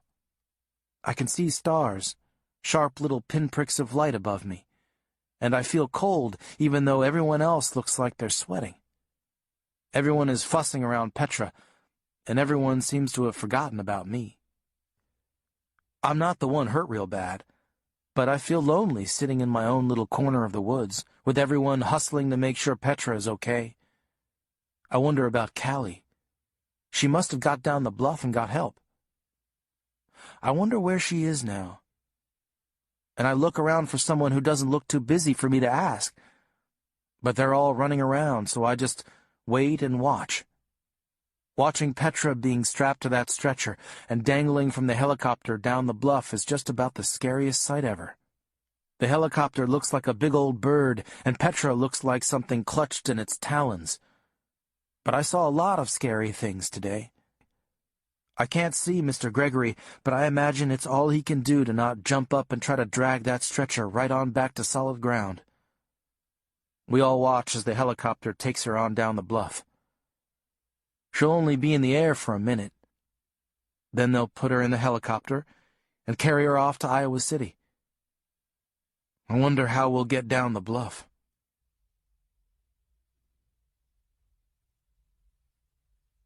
Antonia. I insist that I go in the ambulance with Callie. I'm not going to let her out of my sight again. I have mixed feelings leaving Ben behind, but I know that Lewis will bring him to me safely. Poor Ben. He's always the one left to fend for himself, it seems. I feel a flash of anger at Griff for always leaving me in this position, the one to parent all on my own. He's never there when I need him. Callie immediately falls asleep when she's laid in the ambulance, despite the paramedics poking at her, taking her pulse and blood pressure. One of the paramedics, a kind-looking older woman, gives me a reassuring smile. "She'll be okay," she tells me. All her injuries appear to be superficial, but they'll give her a thorough examination at the hospital and get her cleaned up. We need to give her an IV. She's showing signs of dehydration. I watch as the paramedic swipes Callie's arm with alcohol and expertly inserts the IV. Callie barely stirs at the procedure. I give a sigh of relief, and the woman looks at me questioningly. "What happened up there?" "I'm not sure. Something very bad," I tell her. And I look down at my Callie, knowing that right now, at least, she's the only one who can tell me exactly what happened up on Hobo Hollow. I wonder if she'll speak again, or if she'll go back to her silence. "Can you go any faster?" I ask the paramedic. She shakes her head no. "We don't put on the lights unless it's life or death emergency," she says apologetically. "My son is still up there. The sooner I get Callie taken care of, the sooner I can get back out to the forest and find out what's happening with Ben." "Is their father in the picture?" she asks, and I listen closely to her voice, searching for any judgmental undertones. I don't hear any. "He is, but he's away on a fishing trip. I can't get a hold of him," I explain. "Oh, that's too bad." She resumes attending to Callie. "How old's your boy?" "He's 12, I respond, inching closer to Callie. "People are up there looking for him?" I nod. And another little girl. What would you do? I ask this kind woman who's taking an interest in me. Have any family here in town? No, it's just the four of us. Friends you can call? No, I whisper. And once again loneliness presses in around me, and for the first time I am truly aware of the isolation I've found in my own hometown. My name is Rose Callahan. I'm off at 10, she tells me. Once the doctors and nurses get Callie checked over and settled in, I'd be glad to sit with her. I'm sure they'll keep her for observation. She may be pretty dehydrated after being up in the woods all day. You see how when I pinch the back of Callie's hand, the skin doesn't immediately lay flat again? That's called skin turgor, a sign of dehydration. It's easily remedied, but we need to keep a close eye on her. I really would be glad to sit with her if you need to be somewhere else. I hesitate and do not respond to her offer. Everyone at the hospital knows me. I have 3 grandkids of my own, but they live out west. I don't know, I begin. If you need me, you call me. I'll give you my phone number, and please call me. I don't have anyone here in town anymore either. Are you from Willow Creek? I was born and grew up here. We pull into the ambulance unloading area. Rose jots her number down on a scrap of paper and hands it to me. You call me, understand? If you need anything, you call me. I will. Thank you. I tell her as some attendants come, gently lift Callie from the ambulance, and wheel her into the hospital emergency room, as Rose and her partner fill them in on Callie's situation. This is Tony Clark, Callie's mother, Rose informs them.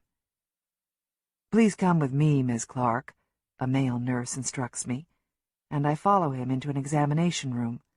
I turn back to wave at Rose, but she's already gone. Tell me what happened here with Callie, he asks. I'm not really sure what happened. She wasn't in her bed this morning and we couldn't find her. Another little girl, Petra Gregory, is still on the bluff. The police have been looking for them all day. She came running down from the woods, like this, I say, indicating her scratched legs and bleeding feet, her dirty nightgown. Was she able to tell you what happened? No, I shake my head. But she said her brother's name, Ben. He's still up there. The nurse looks confused. Both your children were missing? No, just Callie and her friend, not Ben. He went looking for them. Callie came out. Ben didn't. Not yet. I'm so tired. The entire story makes little sense even to me. The police are up there looking for them. I'm sure a police officer will be here shortly, the nurse assures me. He or she will most likely question Callie about what she remembers about today. We'll get her checked out and cleaned up before that happens. All right. Thank you, I tell him. Dr. Higbee will be right in. The nurse leaves me in the brightly lit examination room, alone with Callie, and I try to brush her matted hair away from her forehead. Callie tries to curl herself up into a tight little ball, but this is difficult as the examination table is narrow. She shoves a grimy thumb into her mouth, and every few moments her eyelids flutter as if trying to open, but they remain closed. I hear the door open behind me, and in steps a man, the doctor, I assume, as he's wearing a white lab coat. He's completely bald, his head gleaming underneath the fluorescent lights. He wears glasses with red frames and a tie decorated with smiley faces. I'm Dr. Higbee. He introduces himself. He holds his hand out to me, and I shake it. He has a powerful grip, and I'm struck by how much his hand looks like Griff's, strong and coarse from manual labor. "Tell me about who we have here," he says, looking down at Callie, who's trying to warm herself by pulling the sheet that covers her more tightly about her. "This is Callie Clark. I'm Tony, her mother. She's been out lost in the woods all day. I don't know what happened to her." "Was she found like this?" "She came out of the woods on her own, but she was exhausted. She fell asleep the moment she was off her feet." Dr. Higbee refers to the notes in a chart he holds. "Her vital signs look strong. Let's check her over and see what we have here." "We're going to have to wake her up, Mrs. Clark," he says apologetically. "Having her awake and able to tell us where it hurts will help us treat her. Would you like to be the one to wake her? She'd probably find it frightening to wake up to this scary mug of mine." He smiles at me. "Callie? Honey?" I go to her side and rub her shoulder. "Callie, I need you to wake up now." I gently try to pull the sheet from her, and her eyes open, instantly awake. Her eyes dart around in panic. "It's okay, Callie. Mom's here," I croon. "You're at the hospital. We need you to wake up so you can let us know where it hurts. This is Dr. Higbee. He's going to help you feel better." Dr. Higbee steps into Callie's line of vision, and she watches him carefully for a moment, taking in the red glasses and his tie. "Hello, Callie. I'm Dr. Higbee. Just like your mom said, I'm going to check you over to see if you're hurt anywhere. I hear you had a pretty scary day." Callie gives no response, but continues to observe the doctor. "I want you to know, Callie, that you're completely safe here." Dr. Higbee assures her. "Nothing bad is going to happen here. We all are here to help you, okay?" Callie doesn't answer. "Dr. Higbee, may I speak with you a moment?" "Callie, we'll be right out here. You okay?" She nods, and Dr. Higbee follows me out into the hall. Callie doesn't talk. I mean, she spoke for the first time in 4 years today. She said her brother's name. It's all she said, but that's huge for us. I'm not sure what to expect now. If she'll talk all the time now, or what. "Callie's a selective mute?" he asks. "There's no physical reason for her not talking?" "That's what we've been told. I'd almost given up hope in her ever talking again. But she did today. She said her brother's name.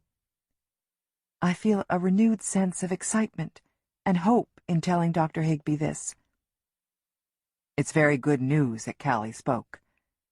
I have a very limited experience with selective mutism, Mrs. Clark, but we have a psychiatrist on staff who may be more informed on the subject. Would you like for me to call her and have her visit with you?" "Callie isn't crazy," I tell him, my initial liking of the man fading quickly. "No, of course not. I didn't mean to imply that. Dr. Kelsing's a medical doctor with a wide expertise. She could be very helpful." Dr. Higbee waits patiently for me to mull this over. "You think she's good?" I ask. "You think she could help Callie?" "I implicitly trust her judgment, Mrs. Clark," he responds. "All right, then. I'd like to meet her," I say as I notice 2 police officers come through the emergency room doors. "I'll call her immediately, and then we'll get to work on fixing up Callie." He pats my arm and goes to contact Dr. Kelsing. The 2 officers confer with the emergency room receptionist and make their way over to me as I peek in the examination room to check on Callie. She waggles her fingers at me in a half-hearted wave, and I smile at her and hold up a finger to tell her that I'll be right back. I meet the officers back in the hallway. Their faces are familiar to me, and I recognize them as being several years behind me in school. "Mrs. Clark?" the taller officer asks. I nod. "I'm Officer Bees, and this is Officer Thumpser. I think you went to school with my sister, Cheryl." I nod distractedly. "Did you find my son?" I ask anxiously. "Yes, Mrs. Clark. He's on his way now to be checked out here at the hospital." "Is he okay?" I ask, my heart thumping. "It appears he's fine, Mrs. Clark. He should be here within the next hour or so. We need to talk to your daughter, ma'am." "Did you find Petra? Is Petra okay?" "I'm sorry, I can't share any information about Petra Gregory at this time. Mrs. Clark, we really need to see your daughter. She's crucial to this investigation." At this moment, Dr. Higbee reappears. "Hello, Mike. Russ. What can I do for you tonight?" he asks. "We were just explaining to Mrs. Clark that we need to visit with Callie about what happened to her today. We need to make sure that Callie's condition is stable before anyone speaks with her. You can understand that?" "Yes, we understand. How long till you think she can talk to us?" Dr. Higbee and I look at each other, and I nod to him, giving him permission to share Callie's situation. "Callie's a reluctant speaker. She may not be able to tell you what you want to know. We have a consultant coming in to help us. We're going to need to proceed very slowly with her." The officer's disappointment is apparent, but they're wise enough to say nothing. "Could you give us a call when you feel she's ready to see us? It really is important. And Mrs. Clark, we'll need to visit with your son after he gets checked out, and you as well." "Me?" I ask. "Why me?" "Just follow-up questions. We finally located Roger Hogan, your husband's fishing buddy. Mr. Hogan didn't offer much, but your husband wasn't with him." "Good luck, Mrs. Clark," the tall officer tells me. "I'm glad your little girl's back, safe and sound." I freeze for a moment, trying to process that news. Griff isn't with Roger? Where is he then? I don't allow myself to consider what it means. Dr. Higbee and I return to Callie's side.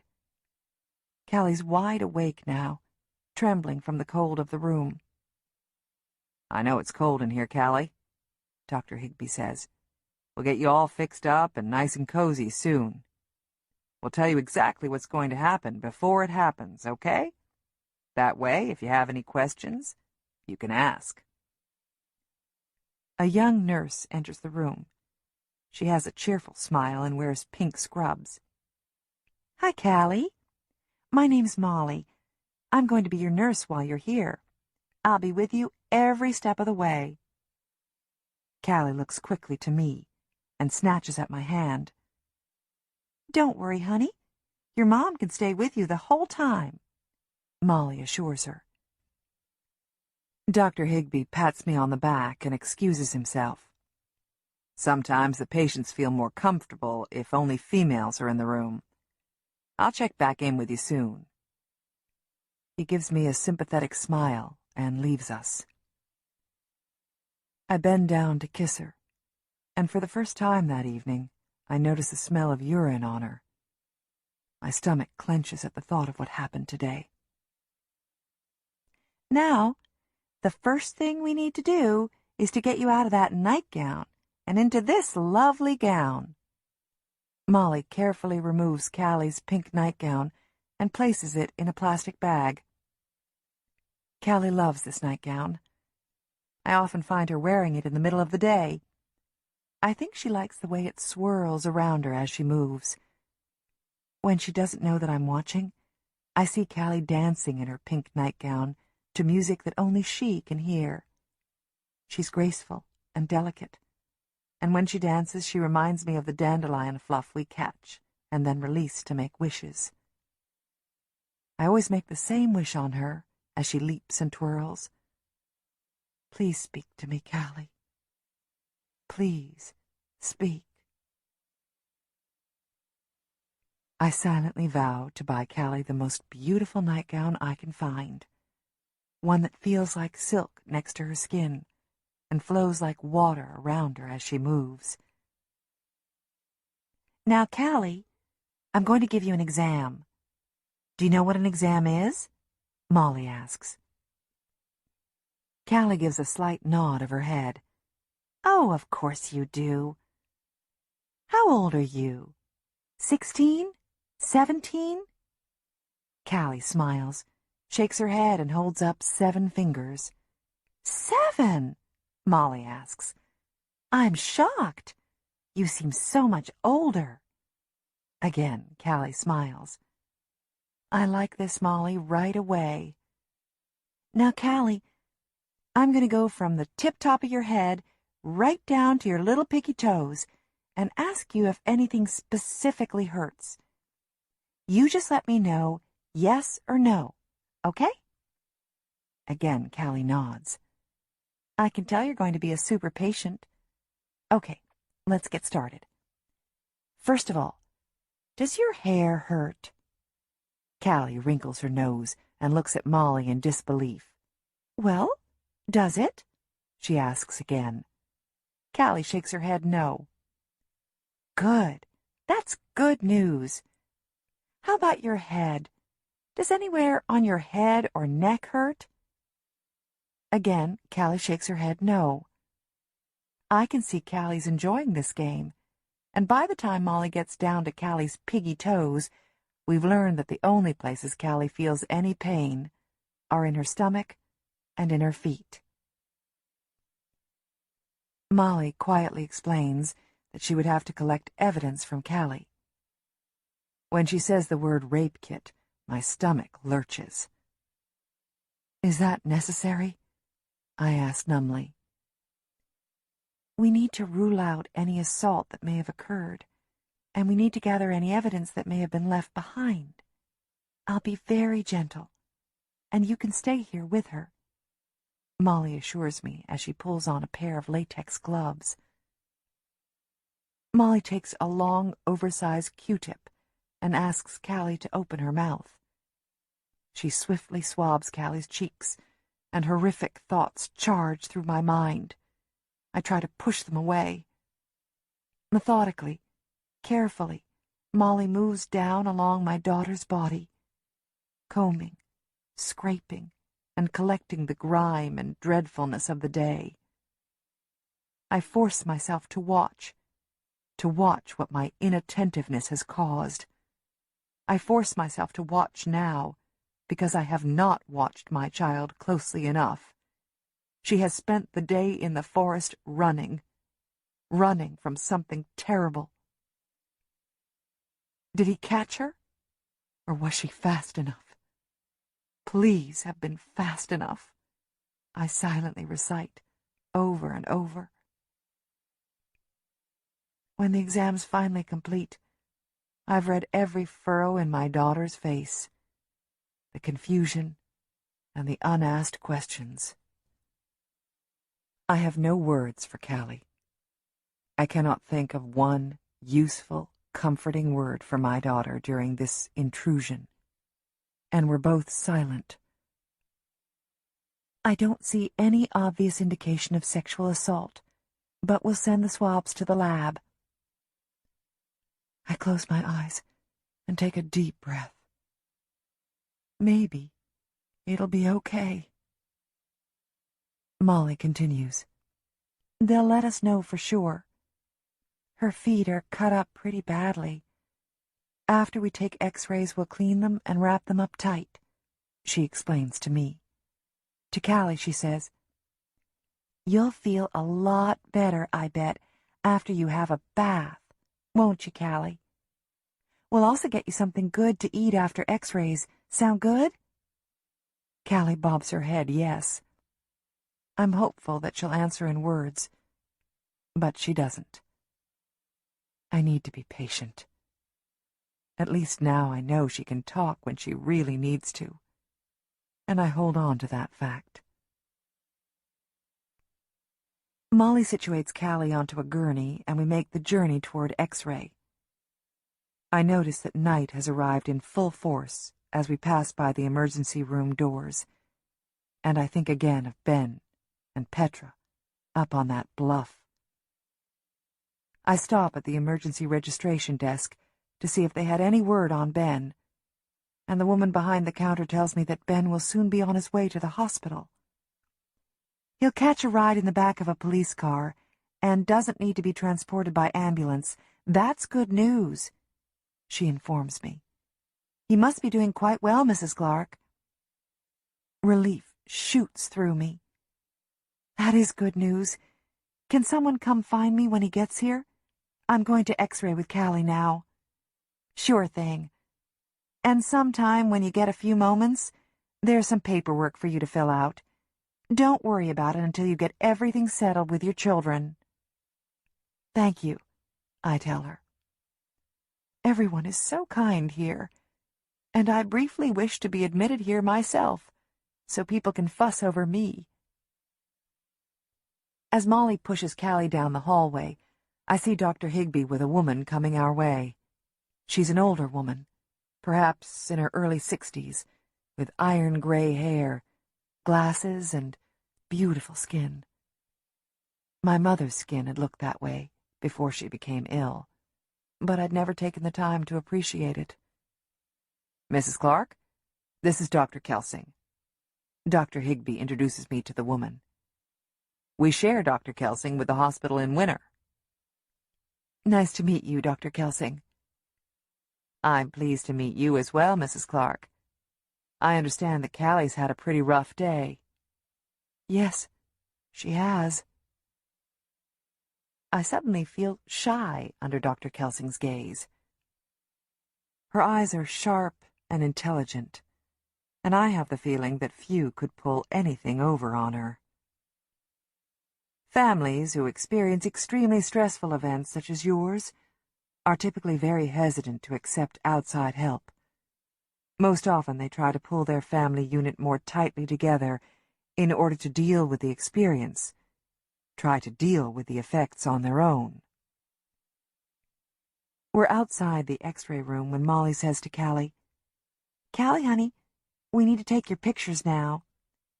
We would like your mom to stand out here because we don't need to take her picture today, just yours. You'll be able to see her through this window, though, okay? You all right with that?" Callie nods yes. "I'll be right out here, Callie, watching you through the window," I assure her. Molly wheels Callie into the X-ray room, and I watch as they situate my little girl on the table, bending her arms and legs in different directions, trying to get the best angle for the picture. Callie looks so small, so young. The reality of it all burns at the back of my eyes, and I press my fingers to my eyelids. I do not want to cry in front of these strangers. I turn back to Dr. Kelsing. "I know I can't do this on my own. Can you help us? Can you help Callie continue to speak?" "I can't promise you anything, Mrs. Clark, but we can work together to do what you decide is best for Callie. I've had some experience with selective mutism. I have information about it that may be useful for you, if you'd like." For some odd, unknown reason, I decide to trust this woman who has skin like my own mother's. "I'm scared," I tell her, struggling not to cry. "I'm so scared to find out why she stopped talking in the first place. But I'm even more scared." The tears spill over, and I bite my lip, willing them to stop. Dr. Kelsing doesn't speak, but waits for me to compose myself, and I like her even more for it. "I'm even more scared to find out what happened out in the woods that caused her to start to talk again.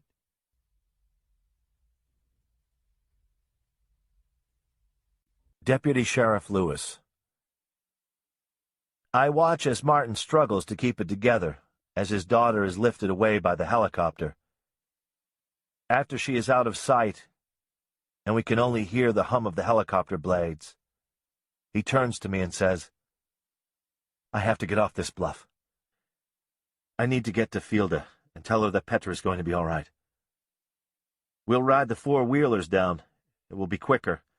And then I'll drive you to Fielda first thing," I tell him. Awkwardly, Martin straddles the four-wheeler and clasps his arms around the officer, who will transport him down the bluff. The officer gives Martin directions over his shoulder to hold on tightly to him. Then the two are off into the thick of the forest. I hope that all will be well with Petra. She didn't look good to me, and I knew the stress of the transfer in the helicopter could be more than her little body could take.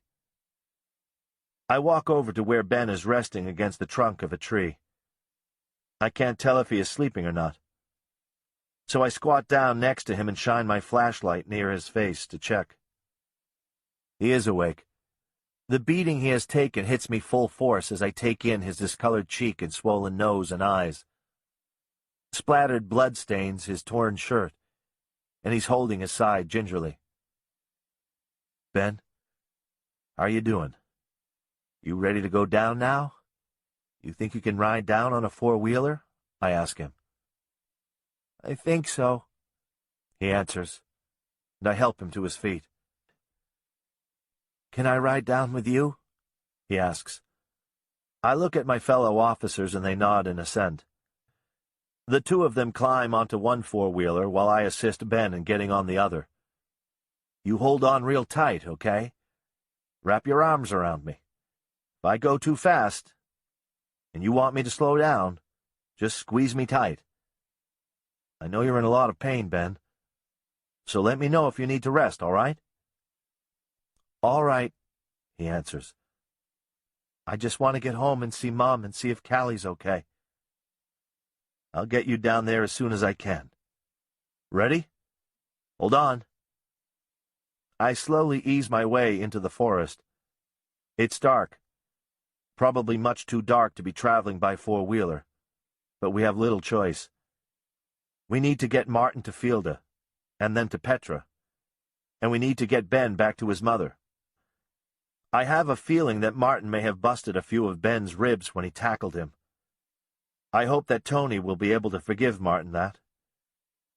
It was a horrific sight, seeing Ben standing in front of Petra, holding that stick. If I had known Ben, I think I would have jumped to the same conclusion that Martin had. The light from the four-wheeler does little to illuminate the trail, and I think that we might be better off ditching the quad and walking our way out. But we're making decent time. I know that the trail will become more even, less steep, the farther we go. I'm sure that Ben can feel the pounding of my heart as he leans against my back. I have no clear vision of what is ahead of us, and I can't hear any noise except that of the engine, and of sticks snapping as they crush beneath the wheels. I feel that I'm both blind and deaf, and I'm more frightened than I care to admit. If what Ben has told us is true, then Griff is somewhere in these woods hiding, perhaps waiting to pounce. In my mind, he's capable of most anything. I remove one hand from the handlebars and pat my revolver, double-checking that I have quick access to it. "What about my dad?" Ben says over the engine. "We're just worrying about you and Petra and Callie right now." I call back, hoping that Griff isn't lurking behind some tree, overhearing what I'd just said. "It will be very difficult to find him tonight. We'll go back out full force in the morning to find him. Don't worry, Ben. I won't let him hurt you." "I'm not worried," he says. But I hear the drop in his voice, the uncertainty in his tone. I pat his hands that are wrapped around my waist, and I speed up. We are minutes now from the bottom. Out of the corner of my eye, I see something. The glow from the headlights of the four-wheeler shine briefly on a figure, crouched among the trees. For an instant, I think it could be a mountain lion. But that doesn't make sense. Mountain lions have not been seen in these woods for decades, well before I even moved to Willow Creek. The angles and posture of the form are too human, and I briefly consider stopping. But Ben is clinging to me, and my first responsibility is to get him safely out of the forest. I take the four-wheeler up a notch and feel Ben tighten his grip around me. I don't think he has seen what I have, but I'm not going to bring up the subject. Ben is going to have enough nightmares as it is. He doesn't need me fueling more fears. I radio in a message that would be cryptic to Ben and any average listener, but the gist of it is that I need backup for when I return to the woods, after I drop Ben off at the bottom. At the base of the bluff, I hand Ben off to Deputy Roper, the same deputy who is Griff's good friend. Logan knows that we are on the lookout for Griff, but he doesn't know that Ben has told me Griff is in those woods, was the one who had beat him senseless, who most likely hurt Petrick Gregory. Logan, can you transport Ben here to the hospital in Willow Creek? We need him to get checked out. His mother is there waiting for him. Logan looks at me suspiciously. You got a suspect back in there? Maybe. Tucci, Dunn, and I are going back in to check a few things out. How about it? Can you take Ben to town? Sure, Logan answers. I can tell he doesn't want to, but he can hardly refuse to help the son of one of his good friends. Ben, boy, you really got messed up. Who did this to you? Logan asks. Ben knows enough not to tell Logan that Griff, in fact, had been the one to mess him up. He just shrugs his shoulders and then winces at the pain the movement causes. I see Ben settle into the back of the cruiser, and I poke my head into the open door. Your mom is waiting for you at the hospital. So is Callie. You don't worry about things out here. We'll take care of everything. You just look after your mom and sister. They're really gonna need you now, Ben. Okay, Ben says softly, and I pat his shoulder before I close the car door. Poor kid, I think, then stop myself. I had hated it when people whispered that about me. It got to be so that I could tell when people were just thinking, poor kid. Could tell just by the sad look in their eyes after my dad had died. I opened the car door again and leaned forward. You're a strong kid, Ben, I tell him. I'm proud of you. Your mom and Callie are very lucky to have you. He doesn't respond, doesn't even look at me. But I see his shoulders straighten slightly. He'll be fine. Ready? I ask Tucci and Dunn, as Logan pulls away with Ben. They are, and we head back into the forest, this time on foot, and with flashlights in hand.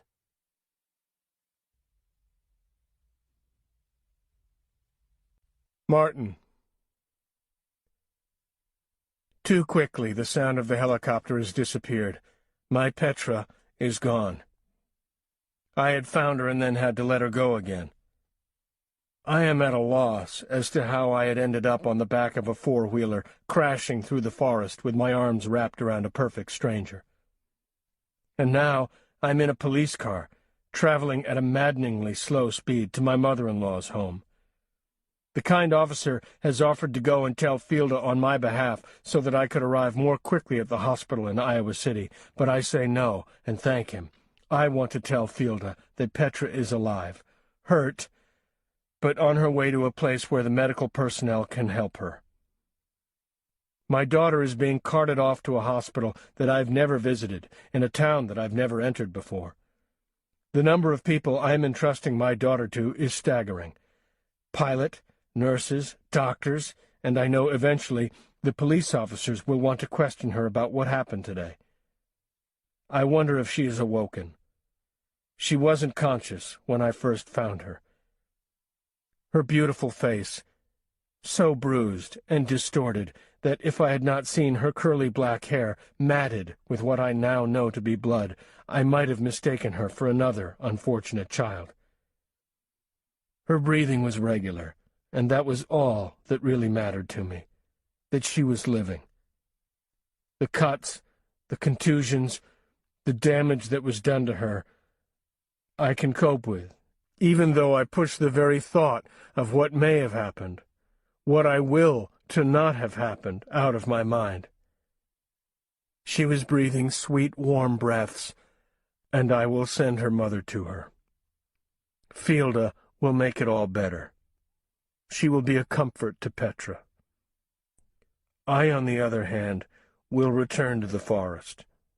I will return and find the monster that has done this to my family. It will not matter that the man is Callie and Ben's father, or Antonia's husband. That will be of little consequence to me. I will find him, and I will kill him.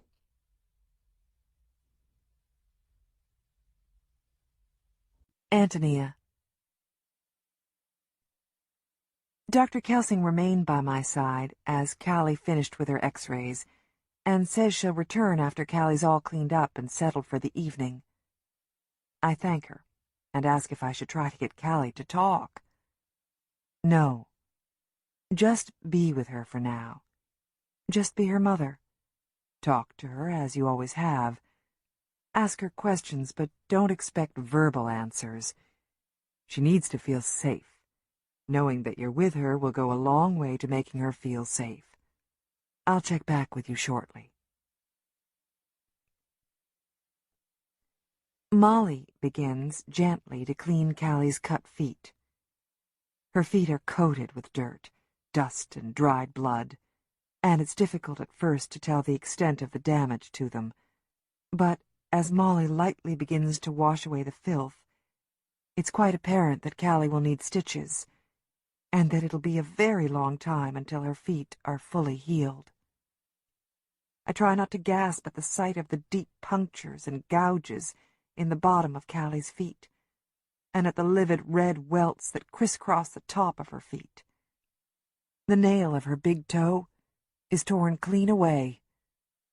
Callie goes rigid and begins to shake in either cold or in pain. I suspect both. She begins to cry silently. "It's going to be okay, Callie," I tell her, finding my voice, stepping in front of her line of vision so she'll not have to see what Molly's doing down there. I rub her arms to try and warm her. "Callie, I'm just getting your feet cleaned up so you don't get a nasty infection in them. I know it's no fun. Just hang tight, okay?" Molly explains. Callie nods bravely, wraps her arms around my neck, and squeezes. "That's right, Callie," I whisper in her ear.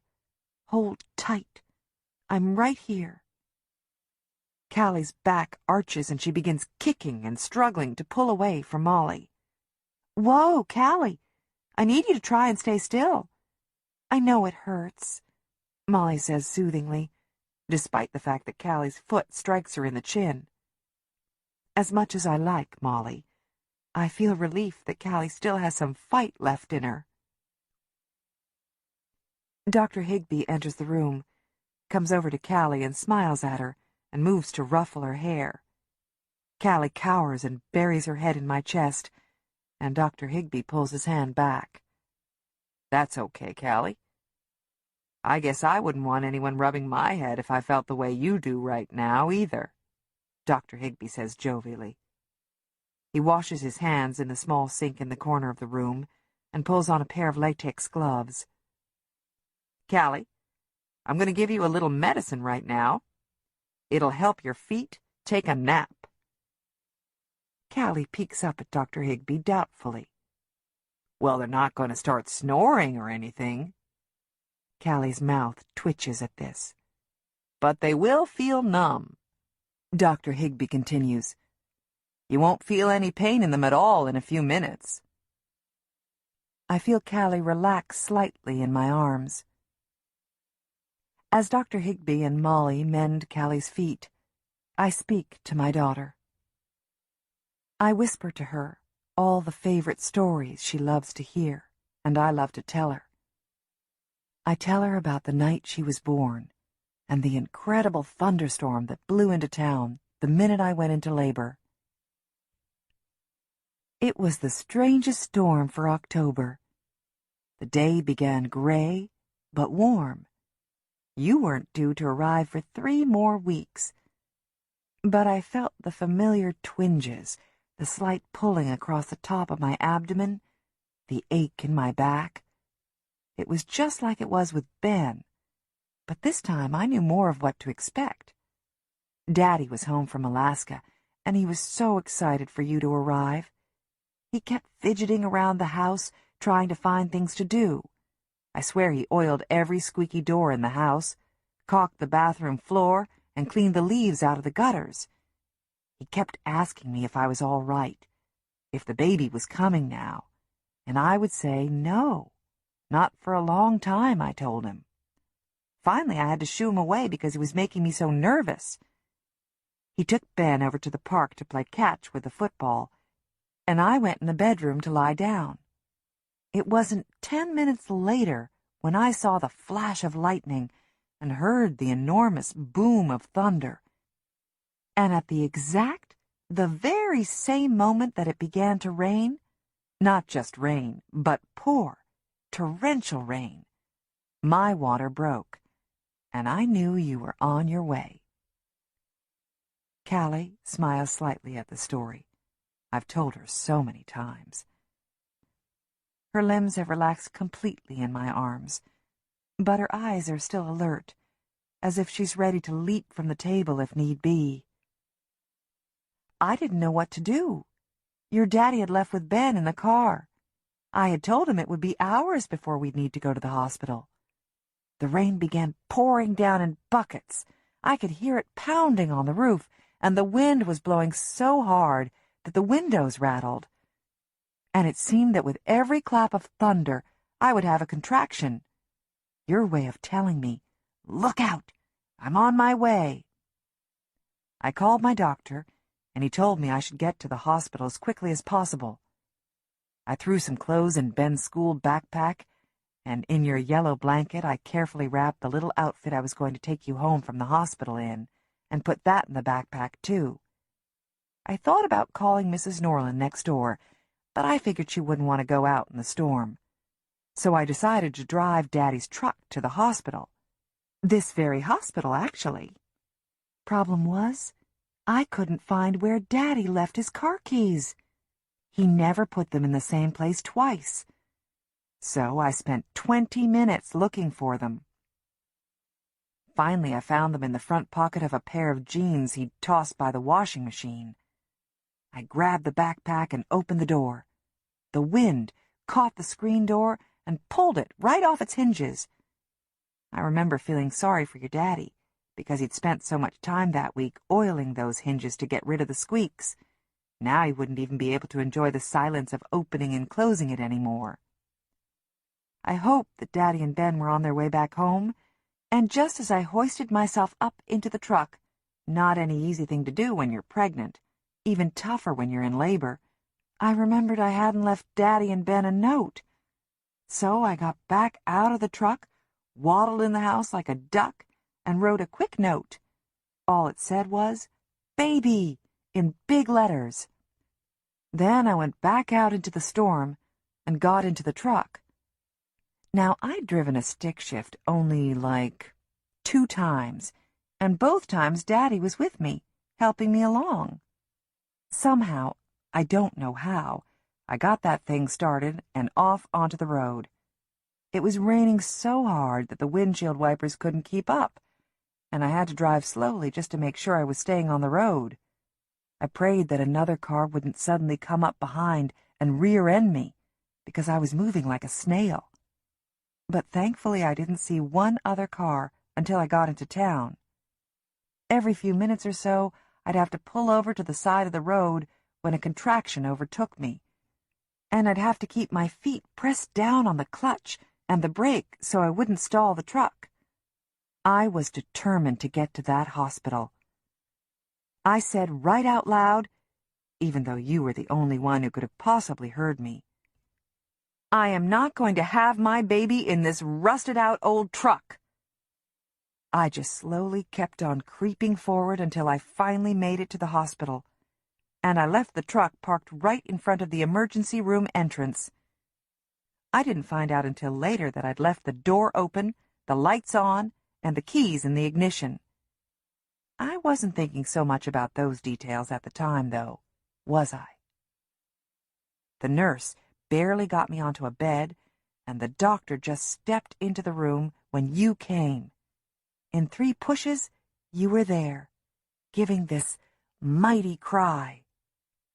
And then suddenly, you were in my arms, this perfect, beautiful little baby girl with a head of dark hair.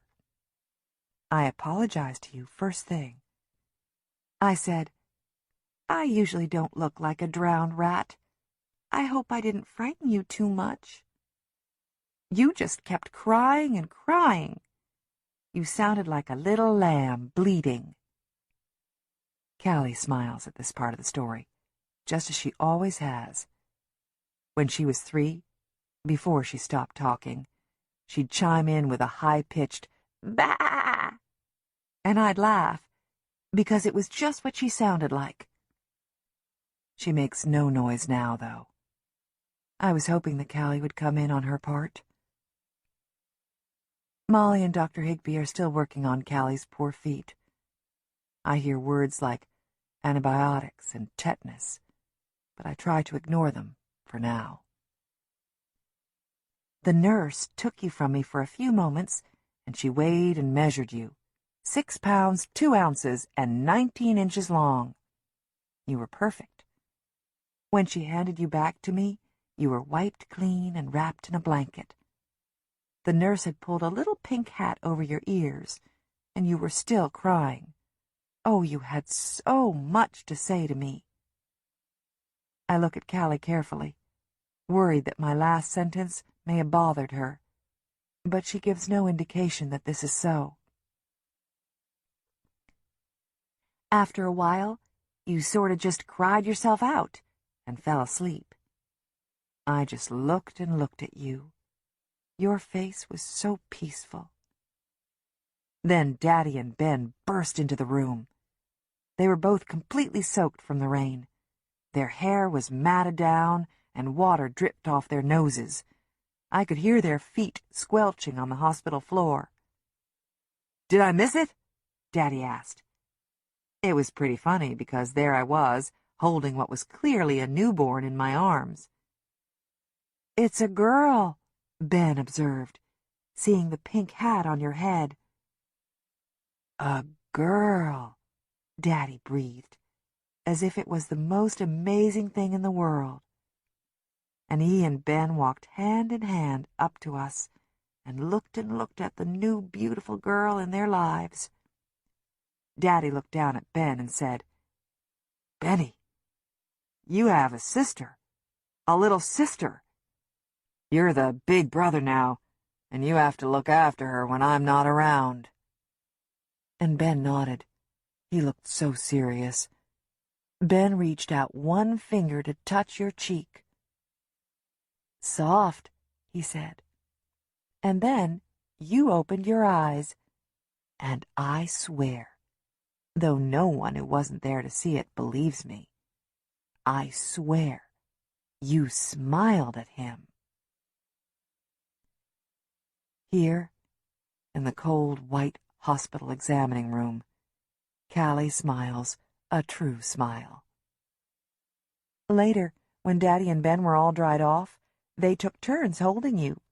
Daddy paced and paced the hospital room, saying, "My Callie girl." It was still thundering and lightning out, and the power went out, so the hospital had to use their backup generators. They let Ben and Daddy stay with us at the hospital room that night, though technically they weren't supposed to. It was a perfect night, Callie, the day that you were born. Callie closes her eyes, as if she's remembering. I wish she could remember that day. It was truly perfect. At least the way I told the story, it was perfect. I remember feeling so hopeful that the birth of Callie would be the catalyst to a new beginning for our little family.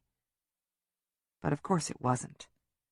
Nothing's perfect, not even the perfect day, though I've set into Callie's and Ben's mind that it was so.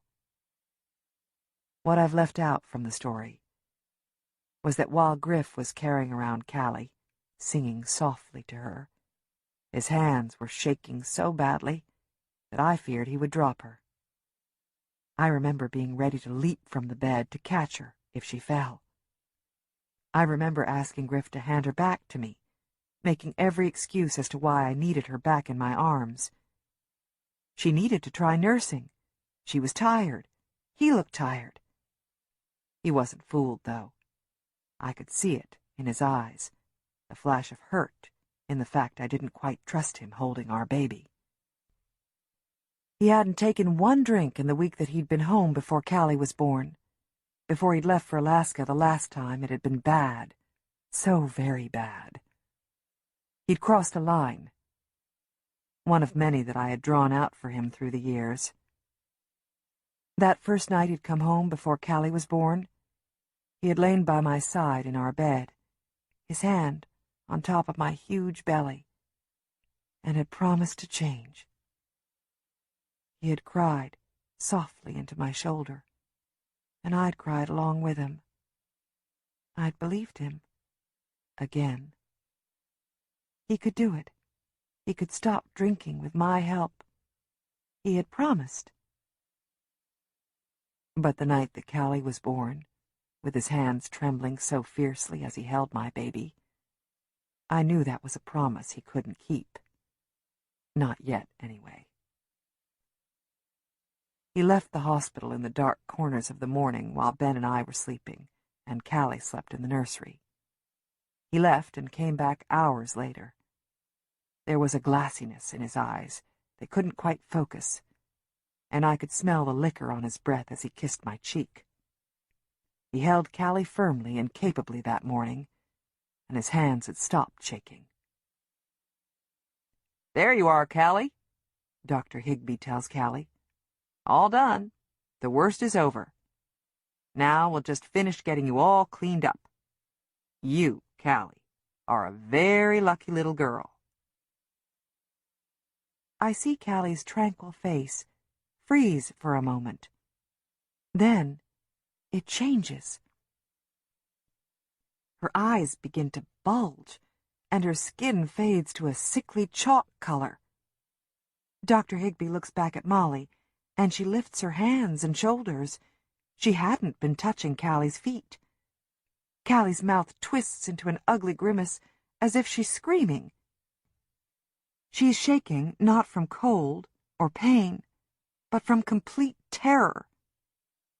I look around helplessly as her silent shriek clangs around my head. "What's wrong?" I ask her. "What's wrong, Callie?" But still she thrashes almost convulsively. Molly and I hold her so that she won't fall off the table.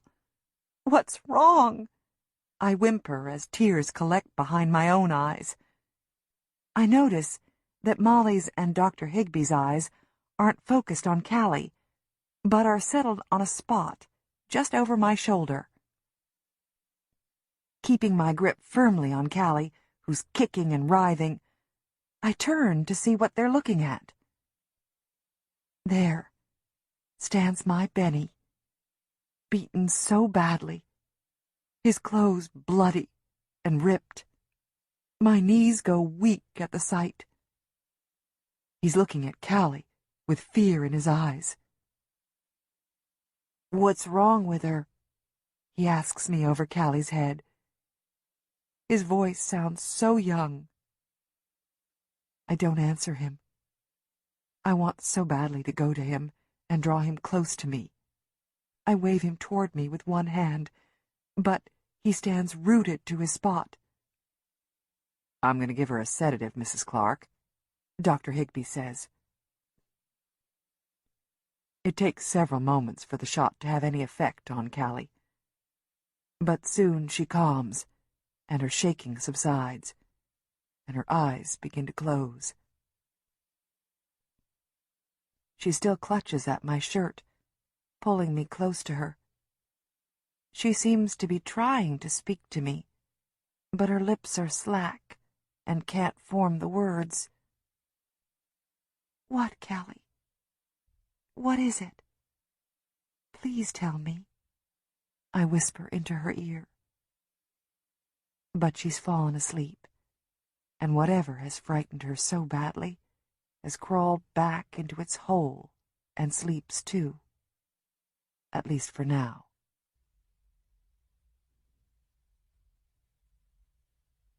Martin. When we pull up to the front of my mother-in-law's home, I see that the reporters have gone, but one strange car remains in the drive.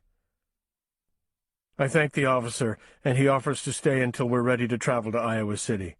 He will escort us, get us there quickly and safely. Again, I thank the officer and say no. We'll be fine. We'll get to Petra just fine. My legs feel heavy as I make my way to the front door. Already they ache from the day's exertion. My pants are dirty, and I have some of Ben's blood on my shirt collar. I try to tame my hair by pressing my fingers against its wiry texture, but no, it does little good. My glasses are set crookedly on my nose, and I take them off and try to bend them back into the correct position. I see a rustle at the curtains. Fielda must have heard the car pull up in front of the house. I see her peek through the window briefly, then the front door is open, and she hurries to greet me. Behind her are her mother and a woman I do not know.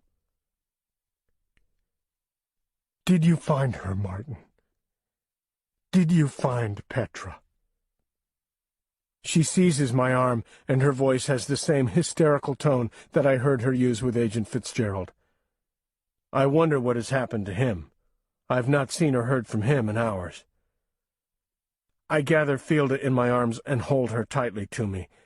I feel her body sag against me, and instantly I'm aware of my mistake. She's alive. I cannot bring myself to say that she is fine. No, I cannot say that to my wife. Fielda screeches with relief and joy. "Thank you! God, thank you!" she exclaims, still clutching onto me. "Thank you, Martin. Thank you for finding her. Where is she? Where is she?" Fielda looks around as if Petra is off playing a few yards from us in the front yard. I clear my throat. "Tread carefully," I tell myself. "Do not alarm her." "She's at the hospital." "Oh, of course." She squints her eyes at me. "She's going to be all right, isn't she?" "I think she'll be fine." "You need to go to her," I tell her. "What do you mean, you think she'll be fine?" "What happened, Martin? Let's go. Let's get in the car and go." They took her to Iowa City, to the hospital there. The medical personnel thought that the hospital in Iowa City would be the best place for her to go.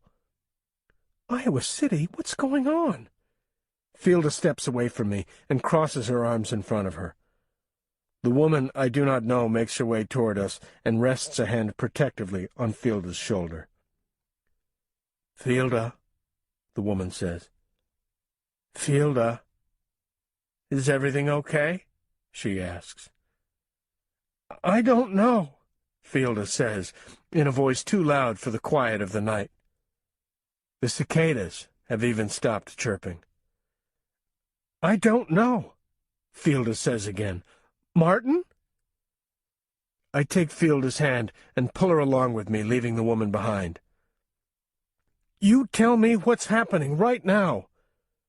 From the porch light, I can see that tears are brimming in Fielda's eyes. I need to tell her now, and I need to tell her everything. We found Petra at the top of the bluff. She was hurt. I swallow hard. She was hurt in many ways, but she was breathing. She had cuts on her head and bruises. A helicopter took her off the bluff. They've flown her to Iowa City. She's there by now. You need to go to her now, Fielda. She needs you. Is she going to die? Fielda asks. Is my little girl going to die? There is steel in her voice, almost daring me to tell her that death was a possibility. No, I say with more conviction than I feel. Can you drive to Iowa City on your own? But why? Fielda looks confused. Why don't you come with me? I can't. I need to help with the investigation, I say, hoping that she will ask no more questions. Investigation? Do they have the person who did this? Who did this, Martin? Do you know? I nod. I do know. You need to go now. Can you drive on your own, Fielda? Fielda looks at me as if she wants to ask more, but something on my face causes her to pause. I can take her, the unknown woman tells me as she approaches us, and for the first time I look at her carefully. I'm Mary Ellen McIntyre. She holds her hand out to me, and I recognize her from the television news, from when she had begged for the safe return of her daughter. I take her hand. I've heard about you, your family. I'm very, very sorry. I'll drive Fielda and her mother. She looks to Fielda to see if this is acceptable to her. Fielda nods, but is examining me carefully. What happened to you, Martin? Is that blood? She points to my stained shirt. I'm fine. Now please, go. I'll join you as soon as I can. Tell Petra that I love her and I'll see her soon. I kiss Fielda on the forehead and turn to Mrs. McIntyre.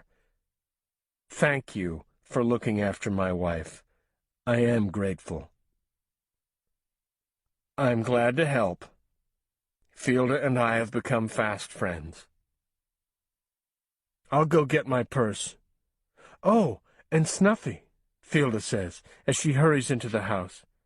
Snuffy is Petra's stuffed anteater, which she sleeps with each night. Mary Ellen leans in close to me. You know who did this, don't you? I think I do, yes. I do not look her in the eye. He did terrible things to Petra, she states. I notice it is not a question. Yes, he did. You're going after him, aren't you? Yes, I am. I now look her straight in the eye, trying to determine if she will tell Fielda, who would rail against my foolishness. Mary Ellen McIntyre and I stand in the shadows of the porch. She briefly touches my arm, but says nothing. Fielda and her mother emerge from the house, purse and Snuffy in hand. She kisses my lips, tells me she loves me, then gets into Mrs. McIntyre's car and drives away. I stand for a long time, watching until the red glow from the car's taillights disappears. And then I trudge up the steps, into the house, and flick off the porch light. I sit in the dark at the kitchen table, trying to gather my thoughts. And then I stand, stiffly, my muscles protesting, and I go upstairs to my mother-in-law's extra bedroom. I open the closet door and reach high behind the photo albums and behind Mrs. Morning's wedding gown, the very same dress that Fielda wore for our wedding. The gown is wrapped in paper and sealed in a box, tied with a blue ribbon. I stand on the tips of my toes and fumble around for the wooden box. My hand grazes the container, and I'm able to nudge it toward me. I pull the box down and lay it on the bed. It's not locked. I lift the top and hear the slight creak of its brass hinges. Inside is a gun. I don't know the caliber or the brand name. I've never been interested in firearms. The gun that I have set before me belonged to Fielda's father, who had passed away many years before, long before I had met her. Fielda's mother doesn't know why she keeps it. Guns scare her, but she cannot bring herself to give it away, and most likely has forgotten that it is up here. I take the gun out of its velvet-lined box, and am surprised at its heaviness for such a small gun. One lone bullet rolls around in the box, and I pull it out and hold it tightly, warming it within my sweaty palm. I glance at my watch and know that I am short on time. I need to hurry.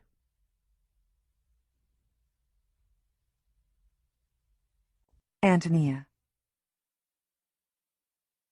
I look at Callie as she sleeps. Her dirty face isn't peaceful, unlined and untroubled as a 7-year-old little girl's face should be in sleep. Deep grooves have settled in the space just above the bridge of her nose, and her lips are pinched tightly. On another examining table next to Callie sits Ben. Dr. Higbee and Molly are now tending to him, collecting more evidence. His face is a mess. I've avoided asking Ben the question that's rested on my tongue since I first glanced at him when he entered the hospital. Who did this to you? I'm afraid of the answer. I dip the washcloth that Molly's given me in a basin of warm water and begin to wipe the dirt from Callie's body. I start at her face, beginning at her hairline, trying to gently smooth the channels that travel along her forehead. I move down behind her ears, along her cheeks, and under her chin, carefully lifting and lowering her head as if she's an infant. I see her nearly naked form on the table, except for her hospital gown and the thick white gauze that's wrapped around her feet. The number of bruises that dot her arms once again startles me, even though I'd watched Molly take pictures of them earlier. These are no childhood bruises caused by a careless tumble or by an accidental bump into a sharp corner. I gently fit my fingers around the even arrangement of the marks and shudder. I continue my washing of Callie, now focusing on her hands, trying to rinse away the dirt that's collected in the little wrinkles that form her knuckles and in the valleys that score the inside of her palms. I trace the lines on her palm, now pink from my scrubbing, and I wonder at her future, my little damaged girl.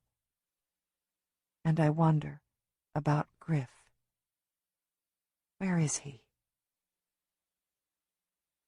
Well, says Dr. Higbee, we've got one broken nose and what appear to be 3 broken ribs on Ben here. You'll live, Ben, but you won't be playing any contact sports for a while. Ben snorts a little at this and looks sadly at me. We're going to get Callie settled into her room for the night.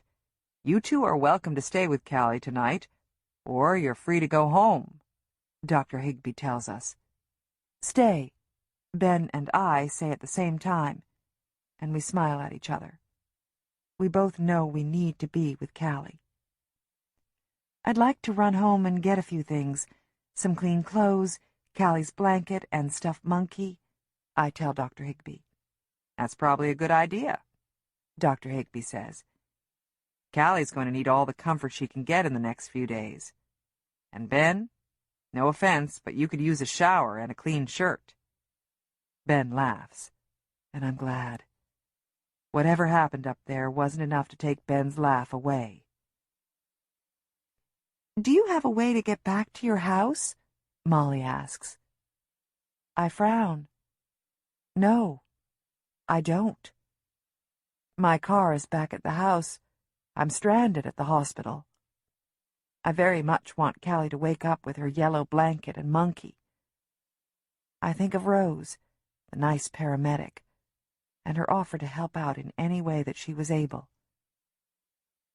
I think I do, I tell Molly.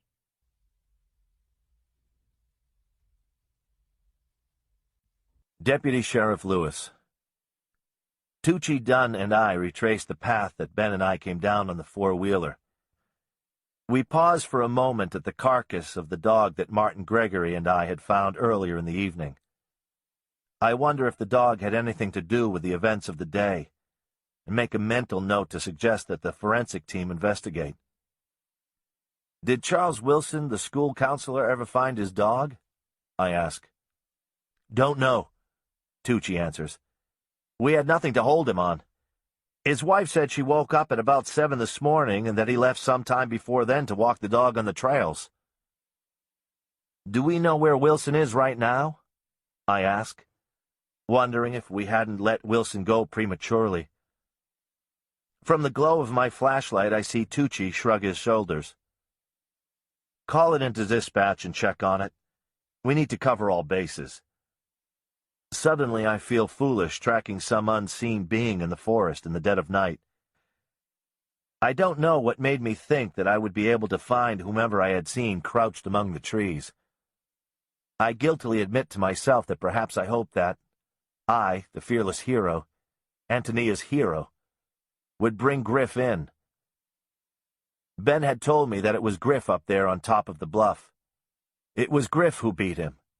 And it was Griff who left Petra and Ben up there all alone. Do you see anything? Tucci asks after we had been walking for about 40 minutes. Nah, I say, disgusted with myself. He's probably long gone now. We may as well go back. We'll organize a search for daybreak. He could be anywhere by now, Dunn says. The radio at my hip crackles, and the dispatcher lets me know that I have a guest waiting for me down at the bottom of the bluff. Agent Fitzgerald. Let's go, I tell Tucci and Dunn. Convinced that Griff is still out here, waiting. For what? I'm not sure. When we step out of the forest, I can see Fitzgerald deep in conversation with a man and woman dressed in civilian clothing. The headlights from 2 cruisers light them up from behind. I figure the 2 people that Fitzgerald is talking to are other agents from his office. When we approach the group, they stop talking and look at us. I can tell by the look on Fitzgerald's face. He isn't happy with me. What the hell do you think you were doing? He spits at me. Tucci and Dunn shift uncomfortably behind me. Have you gotten any word on Petra Gregory's condition? I ask, ignoring Fitzgerald's obvious anger. She's still unconscious but stable. There's evidence of sexual assault. The woman next to Fitzgerald tells me, and my stomach clenches as I think of Callie. I'm Special Agent Lydia Simon. This is Special Agent John Temperley. We're here to help with the investigation involving the 2 little girls. I understand you've had quite an evening. You could say that, I tell her, still eyeing Fitzgerald warily, waiting for his next burst of anger. You took 2 civilians, worse, 2 of the victims' parents, on an unauthorized search, Fitzgerald says in a threatening voice. Agent Simon places a hand on Fitzgerald's arm, and he instantly quiets. I get the sense that she has great influence over Fitzgerald, is perhaps his senior in their department. You found the 2 girls and the boy? Simon asks me. Actually, Callie Clark found us. We were standing right about here when she came out of the woods. She was carrying Petra Gregory's necklace and underwear. We figured out that Petra and Callie's brother Ben were still at the top of the bluff. You let Martin Gregory go up the bluff? Fitzgerald says accusingly. There was no way I was going to stop him. I can't keep my own irritation out of my voice. I called for an ambulance and backup and followed him up the bluff. He thought that Ben Clark had something to do with what happened to Petra, and he was going up there, ready to kill anyone at the top that might have hurt his daughter. You should have followed procedure and waited for backup, Fitzgerald shoots back at me. Hold on now, Agent Simon says. Let's just all get up to speed on the investigation and go from there. We can't change what has happened, and the girls are safe. Let's focus on finding who did this. Ben Clark, Callie's brother, said that Griff Clark, their father, was the one, trying to make my voice sound professional again. Ben saw his father up there with the girls? Agent Temperley asks. Yeah, said his dad was the one who beat the crap out of him up there. He was pretty messed up. He was standing guard over Petra when we got to the top. Ben said he tried to keep his dad there, but he got away. The three agents ponder this for a moment. What does Callie Clark say about what happened? Agent Simon questions. Callie hasn't spoken in 4 years, I tell her. Until today. She said Ben when she reached us at the bottom of the bluff. And that was all. I don't know if she said more. She's at the hospital in Willow Creek. Her brother should be there by now, too. I look at my watch. It's a little after 11. I'm exhausted, but my night is just beginning. Why would she say her brother's name if it was her father who did all this? Agent Temperley asks. Why didn't she say Dad? Could the brother have been lying? Could he have done this? Absolutely not, I say. Ben Clark is a good boy.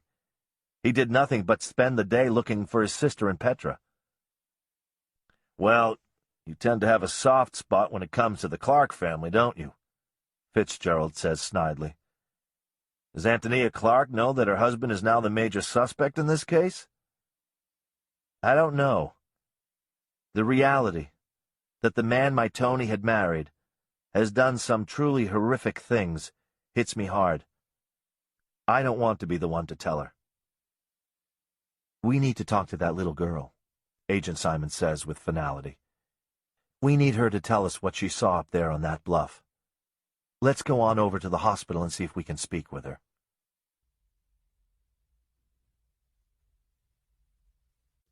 Ben. I feel better now that I've taken a bath in the little bathroom in your hospital room.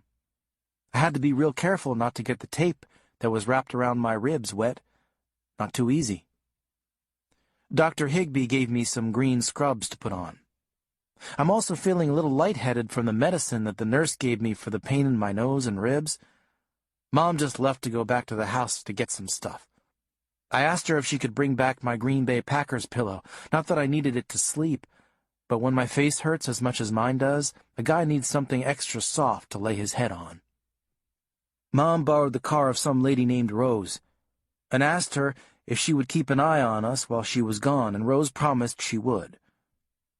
She's gone down to the cafeteria to get some food to smuggle in for me.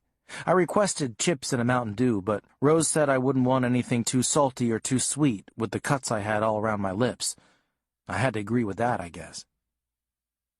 I lie in the hospital bed that's next to you and click through the channels on the TV that's attached to the wall above us. I keep the volume down low so as not to wake you, but from the looks of things, you won't be waking up for a while. The way you screamed earlier when I'd walked in still clanks around in my head. I wonder if how I looked scared you. I looked pretty monstrous, if I do say so myself. Mom told me that you'd said my name when you found them at the bottom of Bobcat Trail, and at first I felt pretty good about that. Then I got to thinking, Callie, why did you go and say my name? Why didn't you say Dad's name? He's the one who caused this big old mess in the first place. I'm hoping you don't think I had something to do with it all. It was pretty confusing up there. I look over to where you're sleeping. What were you thinking, Callie? I want to ask. Why did you say my name? Callie, when you were born, I was so sad and happy at the same time. I was 5, and the chore of sharing you with Mom turned my stomach sour. When I first saw your tiny little toes, no bigger than jelly beans, I knew that my mom wasn't just mine anymore. You had a cry that could wake the dead. And how you wailed. She'd carry you around for hours on her shoulder, patting your back and whispering in your shell-shaped ear, "Hush now, Callie, hush now." But you wouldn't. She would stumble around, half sleeping, her eyes all shadowed, her hair sticking up and wild, even after all your fussing, covered with spit-up, foul and stinky smelling. She'd still be all patient with you. She'd say, "Ben, we have a feisty one here. She's going to keep us on our toes. Big brother, you need to look out for our little whirlwind." And I have, time and again. Dad was the only one who could quiet you down. When he'd come home from the pipeline, I'd hear the squeak of the back door and the thunk of his green duffel hitting the floor, and I'd think, now Callie'll shut up. He'd snatch you right out of Mom's arms and say all sweet like, "Stop that squallin', Callie girl." And you would. Just like that. Your red, squinched-up face would go all smooth, and you'd look at Dad big-eyed like you were thinking, "Who is this man?" Then you'd rub your little peanut nose into his chest, grab his big sausage finger with your tiny hand, and fall into this deep sleep. It was as if the house just wasn't big enough for 2 centers of attention, and when Dad came home, you knew it was time to sit back and watch a while. I think that Mom felt sort of bad that you'd stop your howling for him and not her. I mean, she was the one who would change your shitty diapers and feed you that nasty green junk from a baby food jar. And she's the one who about went crazy from worry when you were 2 months old and had a fever of 105 degrees. It was Christmas time and 40 below outside, and the walls shook with the force of the wind. But Mom still filled the tub with freezing cold water and stripped the 2 of you bare naked and climbed into that popsicle water. You both had goosebumps the size of footballs and blue lips, but she just sat there holding you. The 2 of you shivering so hard little waves sloshed over the side of the bathtub. She sat there rocking you in that tub until the fever was gone and you started screaming like normal. Your crying pinging off the bathroom walls. I couldn't sleep, but with your fussing echoing through the house, so I made Mom chocolate milk and found her favorite socks, the rainbow-striped ones with little slots for each toe to slide into, for her to put on. I climbed over the bars of your crib and pulled out your yellow blanket and that goofy sock monkey Mom made you. I tucked them in Mom's big bed because I knew she'd lie with you there that night. She sat for what seemed hours, watching you breathe, every once in a while putting her finger beneath your nose just to feel that small rush of warm air coming out. I wonder if she ever does that with me. Creep into my room, even though I'm 12 now, and check to see if I'm still breathing. Watch the rise and fall of my chest. I'd like to think that she does. So I think that Mom's feelings were hurt that Dad was the only one to calm you. I know that you didn't mean for her to feel that way. I know that having Dad home filled up each corner of the house, kind of like someone sitting on your chest. It's real hard to make sounds when each breath just goes into breathing. Funny how Dad was the only one who could quiet you, and in the end, was the only one who finally got you to speak.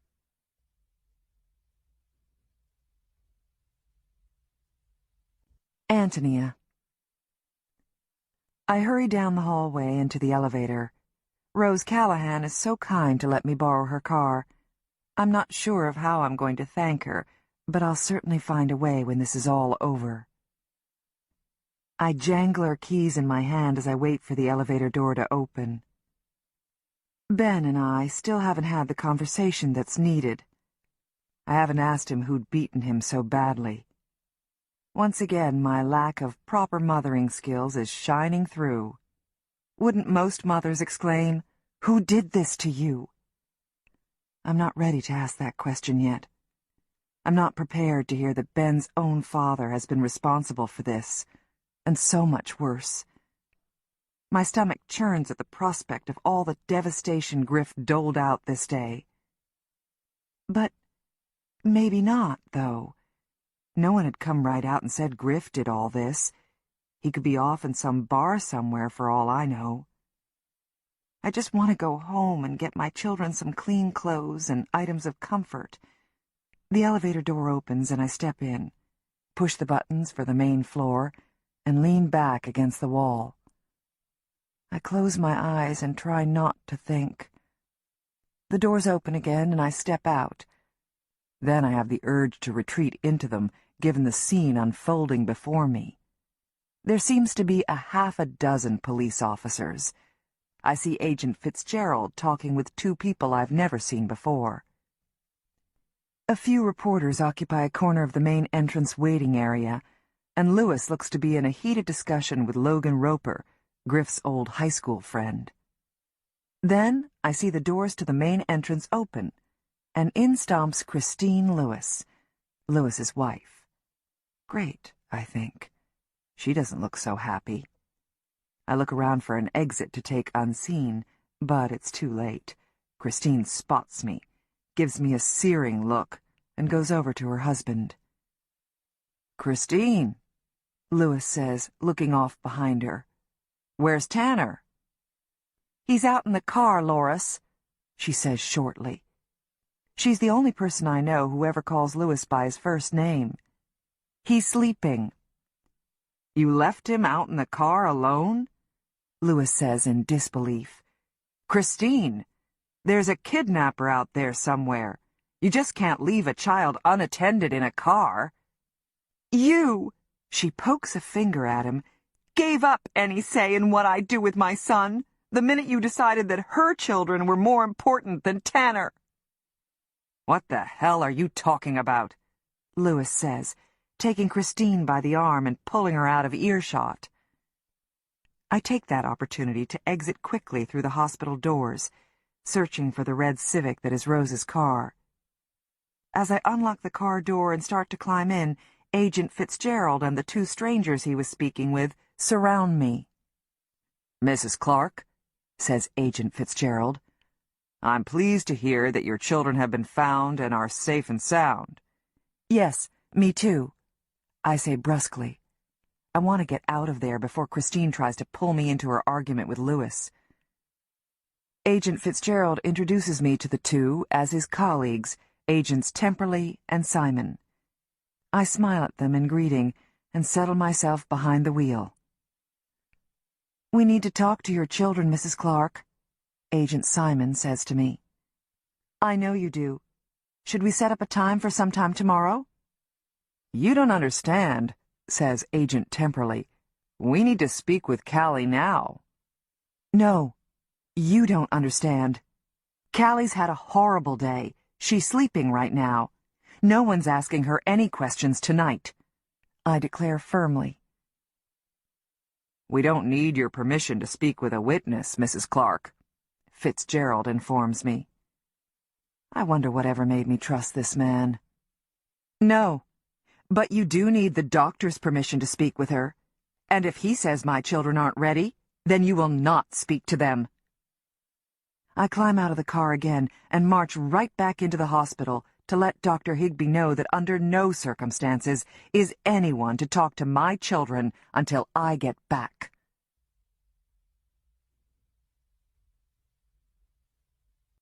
Deputy Sheriff Lewis. I pull Christine to a more private corner of the hospital waiting room.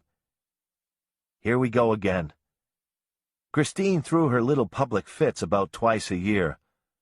Then she would calm down and say she was sorry, and we would carry on as usual until the next time.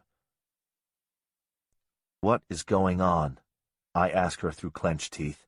"I'm working here." "That's half the problem," she cries. "You're working all the time. We never see you." "It's my job," I say, louder than I intend. I can feel many eyes on us. I glimpse Tony hurrying out of the hospital and wonder where she's going. Did she know that Griff was somewhere out there? And she's the other half of the problem. Christine's voice breaks as she tosses her chin toward Tony. You hung up on me, Loris. You were with her. Whenever she needs something, you go running. Right now, even, you're looking at her when I'm trying to tell you that we are leaving. That pulls my gaze back to Christine. What do you mean, you're leaving? Is Tanner really out in the car? Yes. He's sleeping. I locked the doors. He's fine, Christine growls. What if he woke up and climbed out? Jesus, Christine, use your head. Let's go out there. Yes, let's go out there, Loris. You can say goodbye to him then. I'm taking Tanner back to Minnesota. What? Like for a vacation? No, not like for a vacation, she mimics me. For good. We're moving in with my parents until I get settled and can find a house. You can't just take Tanner and leave, I explode. You can't keep me from my son. I have no intention of keeping you from your son. You do that well enough on your own. We'll work out those things later. Come say goodbye if you want. Why are you doing this now, Christine? I ask helplessly. I'm finally doing this, Loris. I am sick and tired of walking in her shadow. You don't have to leave, though. We can work it out. We always do, I say unconvincingly. Do you know what it has been like for me? Christine asks me. Living in this town? With your history with her? You won't get away from it, and I can't get away from it. I'm done, Loris. I'm done. She walks away from me and into the hospital parking lot toward our station wagon. I follow, knowing I need to give my son a kiss goodbye.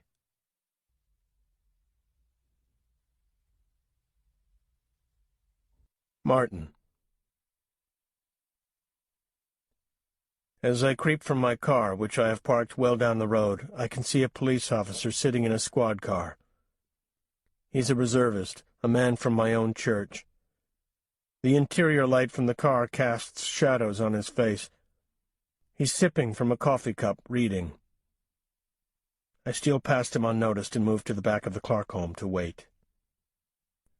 I settle behind a small copse of what my father would have called junk trees, thin, craggy things with trunks no bigger than my wrist. The night is still warm, but a soft breeze tinged with a bit of northern air has cooled things considerably. In fact, I'm quite comfortable.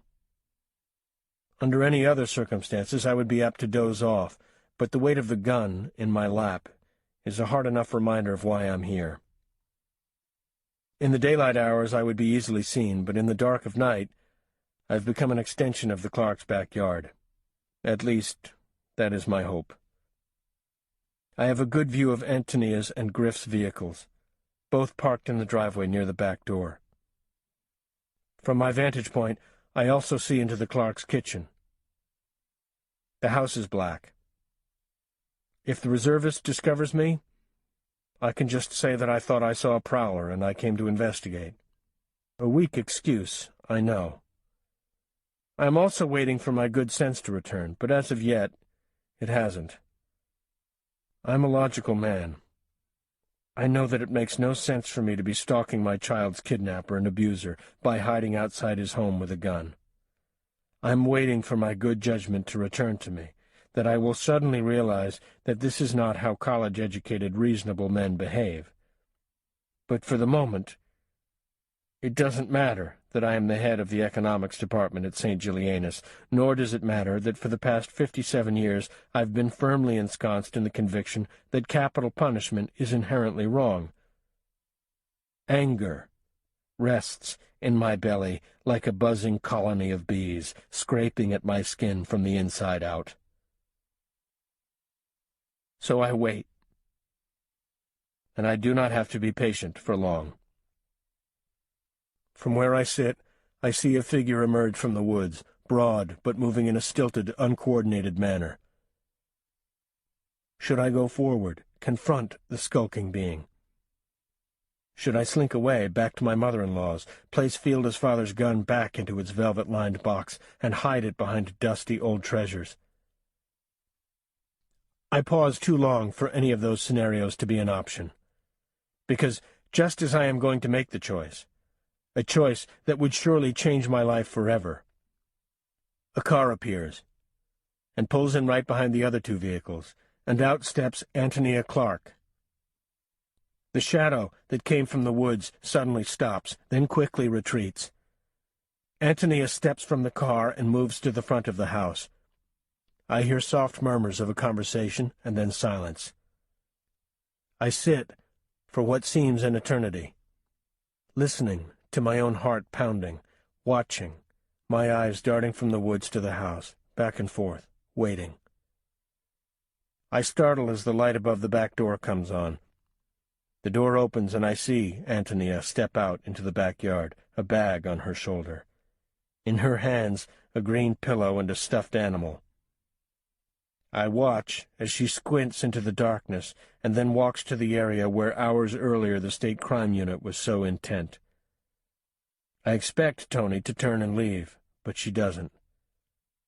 She begins to walk toward the woods. In that moment, another choice is offered to me, one that unequivocally will change several lives forever. What will I choose? To warn Antonia, or to sit in silence?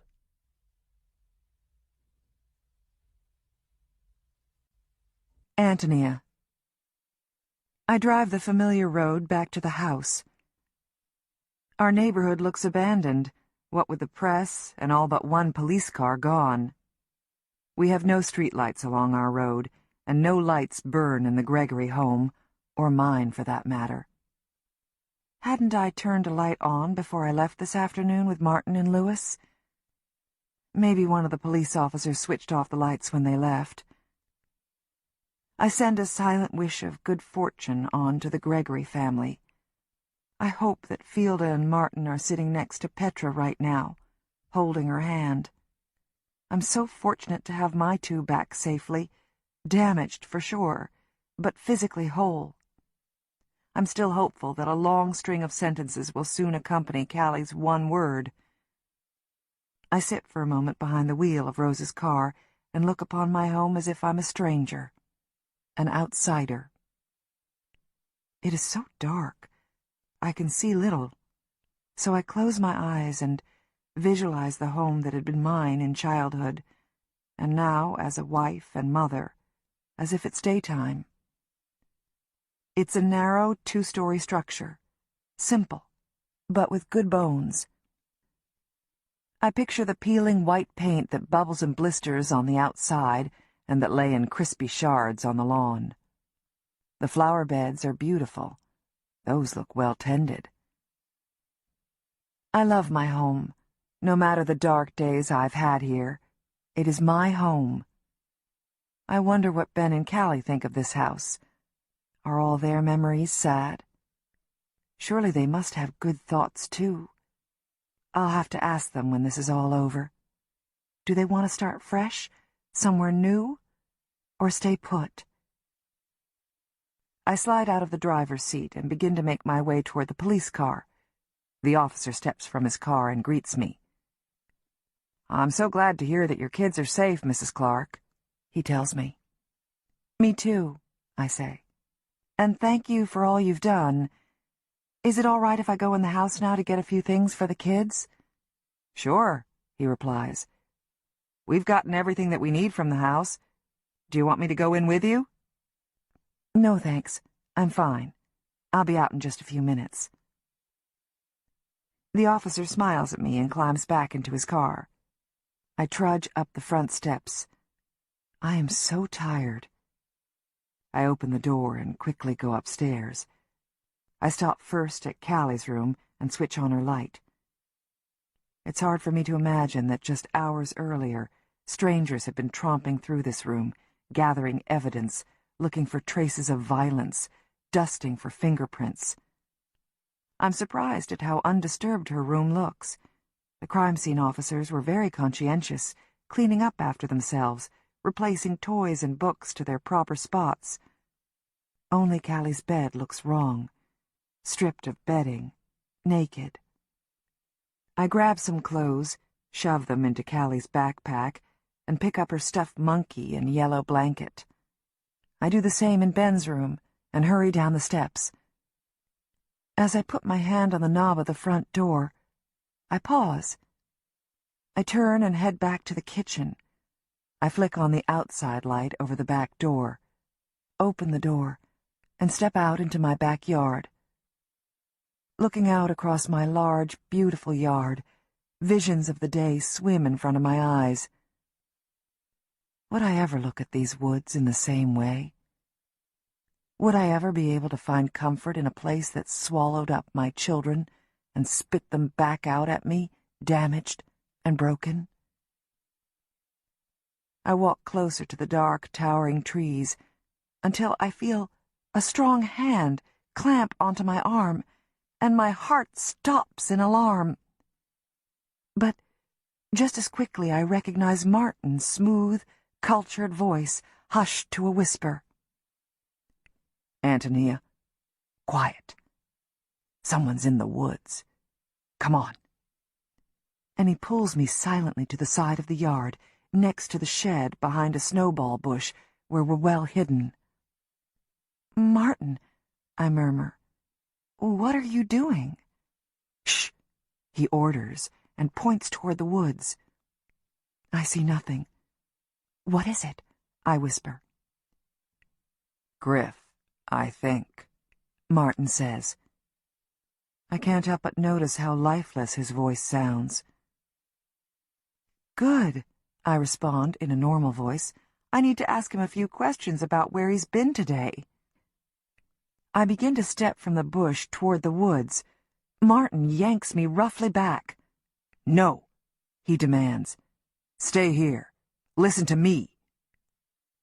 I stop, and he releases my arm from his grasp.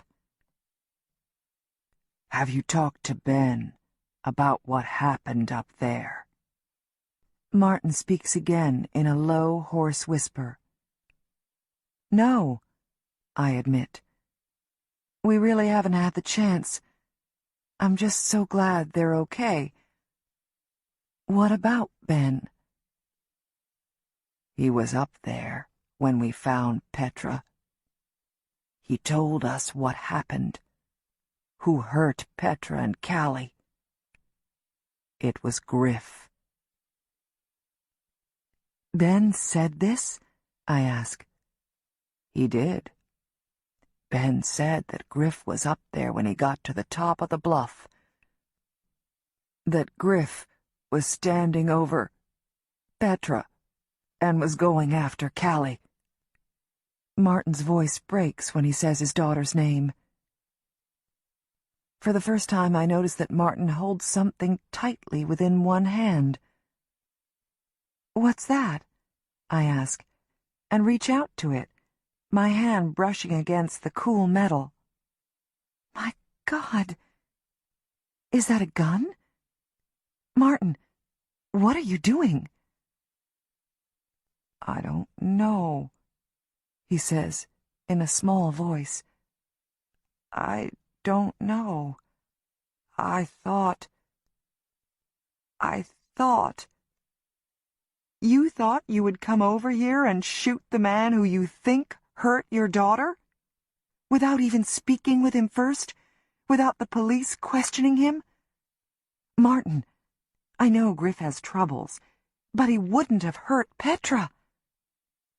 "How do you know that?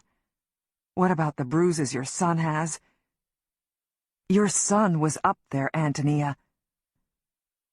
"Are you saying he's the liar? Who did this, then? Was it Ben? Was it your husband? Which one, Antonia? Which is it?" Martin hisses. "Yeah, Antonia. Which is it?" An oily, familiar voice asks conversationally. My heart seizes in my chest. It is Griff. He smells of sweat, and his face looks haggard and tired. Who you gonna believe? Me or Ben? Griff, I don't know what happened. I don't know. Ben and Callie are in the hospital. Petra is too. She's hurt really bad. I don't know what happened.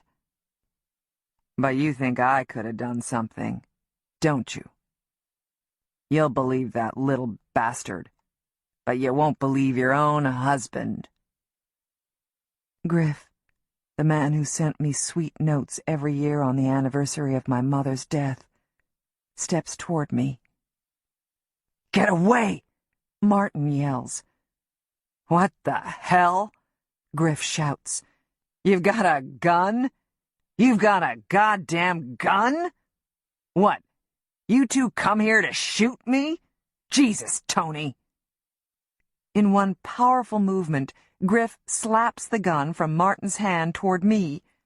I scream as the gun goes off with a loud blast, and I cover my face as the bullet explodes into the ground, sending up chunks of dry dirt. Both Griff and Martin scramble for the gun, but Griff is faster and reaches it first.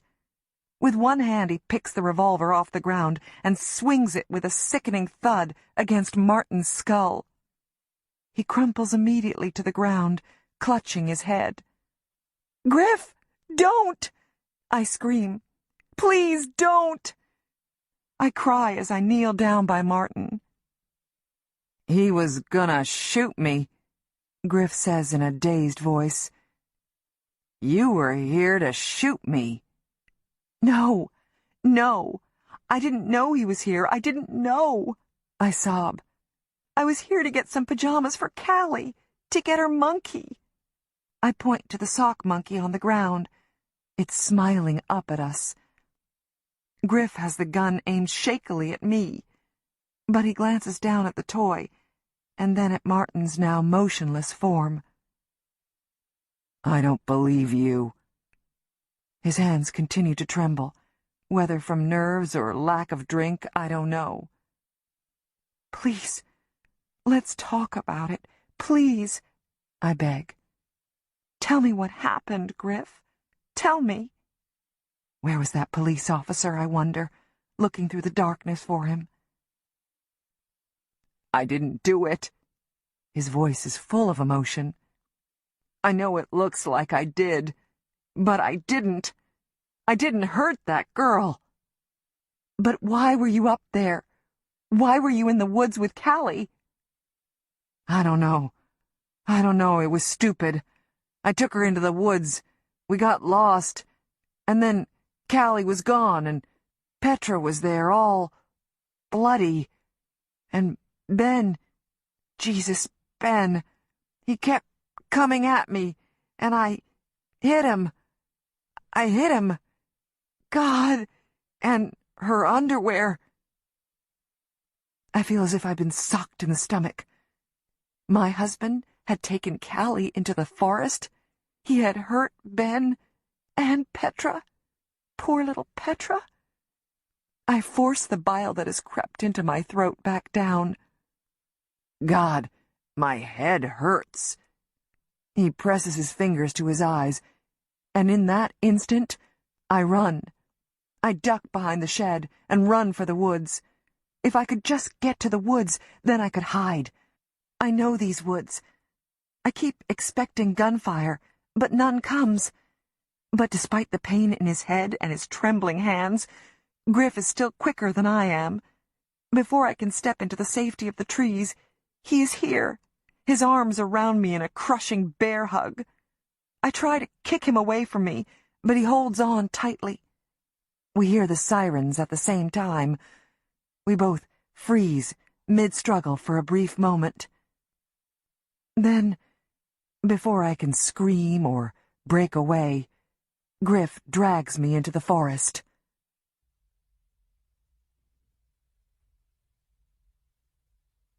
Deputy Sheriff Lewis. I watch as Christine pulls away from the hospital parking lot, and I momentarily consider chasing after her. jumping in the car with her and Tanner and driving off to Minnesota. It's a brief thought, however, because I spy Tony, head down, rushing once again out of the hospital. I begin to go toward her, but notice Fitzgerald and the other agents observing me through the tall windows that line the front of the hospital. I make a beeline back toward the main doors, back to the investigation. Fitzgerald is waiting as the automatic doors open, and cold air from the air-conditioned main lobby once again strikes me in the face. My uniform is dirty from my trek through the woods. I stink of sweat, and am perspiring heavily again after my heated conversation with Christine. She won't let us talk to the girl, or the boy for that matter, Fitzgerald says as I walk to a vending machine to buy a bottle of water. Who won't? I ask, slugging the whole bottle back in one gulp. Antonia Clark, Fitzgerald replies. She says Callie isn't up to talking now, and she doesn't want Ben talking to us either. I think she's hiding something. What would she be hiding? I ask as I thread more change into the machine, this time choosing a soda full of caffeine and sugar. It's going to be a long night. I think she knows something about her husband. I don't buy that she didn't know he didn't go on that fishing trip today. Maybe she's covering for him, the agent named Temperley says. That's bullshit, I say, looking him in the eyes. Have you even talked to Tony Clark? Have you even had one conversation with her that makes you believe this? Just the one we had a few moments ago, when she absolutely refused to cooperate with us, Temperley says snidely. I don't know. I guess if my child was kidnapped and my son beaten to a pulp, I'd want to know who did it. And so does Tony, I say, in an even, low tone, trying to keep any anger out of it. To be thrown off this investigation was the last thing I needed. She just wants to keep her kids safe. She'll let them speak with you when they're able. Yeah. She really kept them safe, didn't she? Temperley mutters under his breath. Agent Simon steps forward. A good thing, because Temperley is pissing me off. Let's talk to the doctor. See how long he thinks it will be before Callie will be able to speak with us. Then we can go from there. Where was Tony off to, anyway? I ask the three agents. They all shrug and look at one another. Her crazy husband is out there, and you just let her leave? I ask in disbelief. The agents raise their eyebrows at each other. Let's go find the doctor, Simon says. As we walk past the receptionist's desk, the clerk calls out, Can one of you speak with Fielda Gregory? She's on the phone, very upset about her husband. I got it, Fitzgerald says before I can grab the phone. I step as close to him as I can, hoping to hear what is happening with Martin. Fitzgerald listens for several moments before he tells Fielda that he will get back to her shortly. Jesus Christ, Fitzgerald mumbles. What's next? We all look at him expectantly. It appears that Martin Gregory is now the next person to go missing out of our two little families. What do you mean? I had Jorgens take him home. He told me that Martin said he and Fielda were heading over to Iowa City together to see Petra. Gregory never went with them. Fielda drove to Iowa City with her mother and Mary Ellen McIntyre, Fitzgerald explains. Jenna McIntyre's mother? Temperley asks. Yes, let me finish, Fitzgerald says impatiently. Petra needs surgery, and Mrs. Gregory doesn't want to consent to the operation until she speaks with her husband. But she can't find him. She tried at home, at the police station, here at the hospital, friends, family, everywhere with no luck. Then Mary Ellen McIntyre piped up that she might have an idea where Martin Gregory is. I wait for a moment for Fitzgerald to continue. Then it clicks. Jesus. He went looking for Griff, I whisper. Yeah, he did. Mrs. McIntyre said she and Martin had a brief conversation, and that he alluded to the fact that he was going after whoever had done this to his little girl, Fitzgerald says grimly. As far as we know, Griff Clark is still up in those woods. Would Martin go back in there at this time of night? Agent Simon asks, looking to me. If I know Griff Clark like I think I do, he's probably taken off for good. Right after he gets a few drinks into himself. A horrible thought skitters across my brain, and I turn to the receptionist. Can you tell me where Callie Clark's doctor is? A few minutes later, Dr. Higbee introduces himself to us, and quickly makes it clear that under no circumstances are we to try to speak with the Clark children. No, I say. It's Tony Clark. Do you know where she went when she left a little while ago? She went home. Said she wanted to get some clean clothes for the kids. Why, is there a problem? Dr. Higbee asks as a look of genuine concern creases his face. I don't know yet. I answer as a transmission comes over on my walkie-talkie. We all stop to listen as a dispatcher relays a report of a disturbance at 12853 Timber Ridge Drive. The reservist stationed at the house had reported that he heard angry voices at the back of the Clark home, and what could have been a gunshot.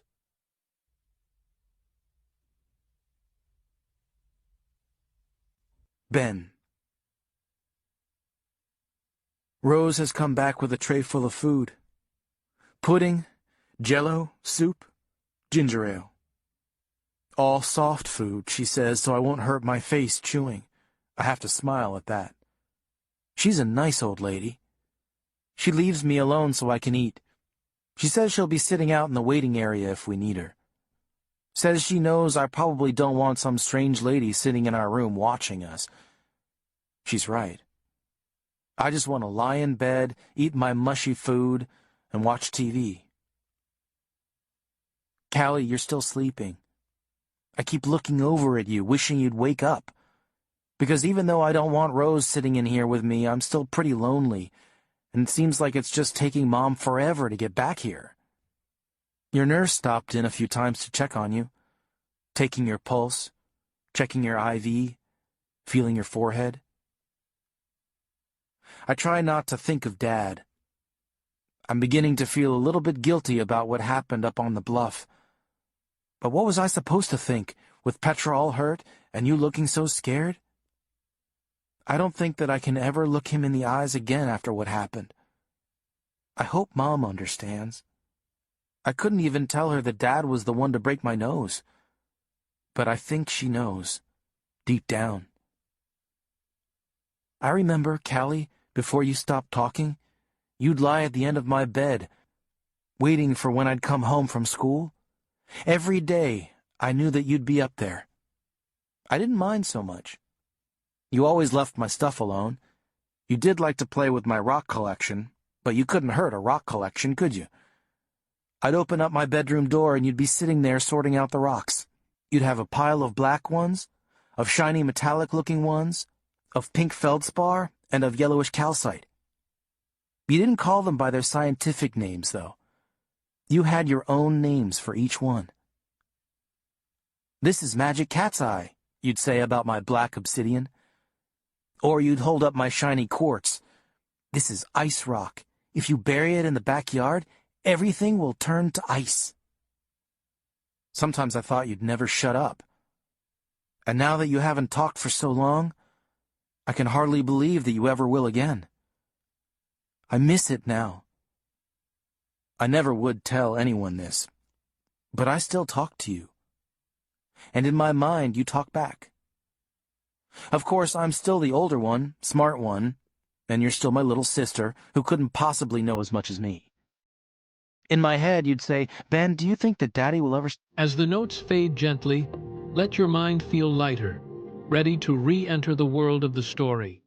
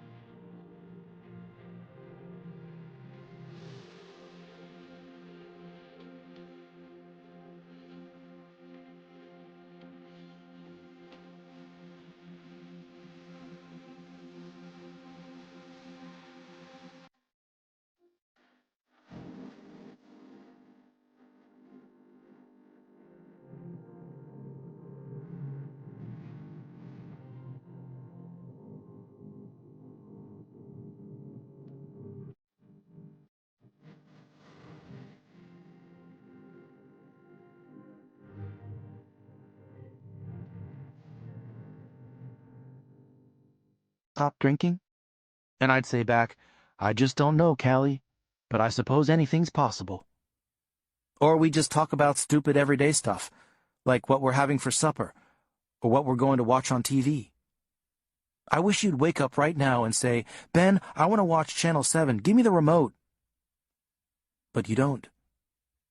Never once have I asked you why you don't talk. I know it's got something to do with the day Mom lost the baby, though.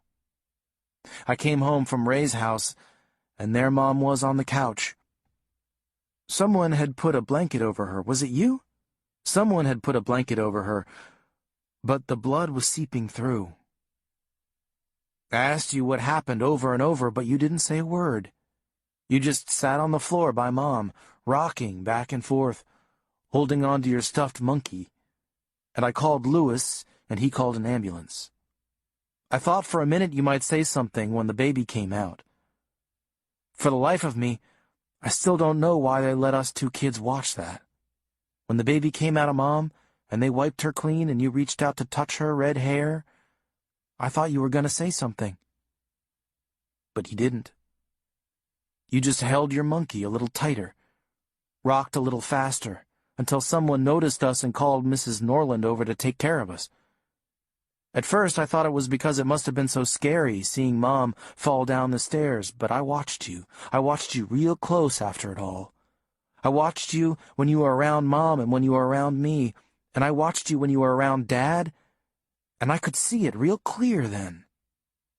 Your little face would go all stiff, and you'd curl your fingers up real tight when he would come into the room.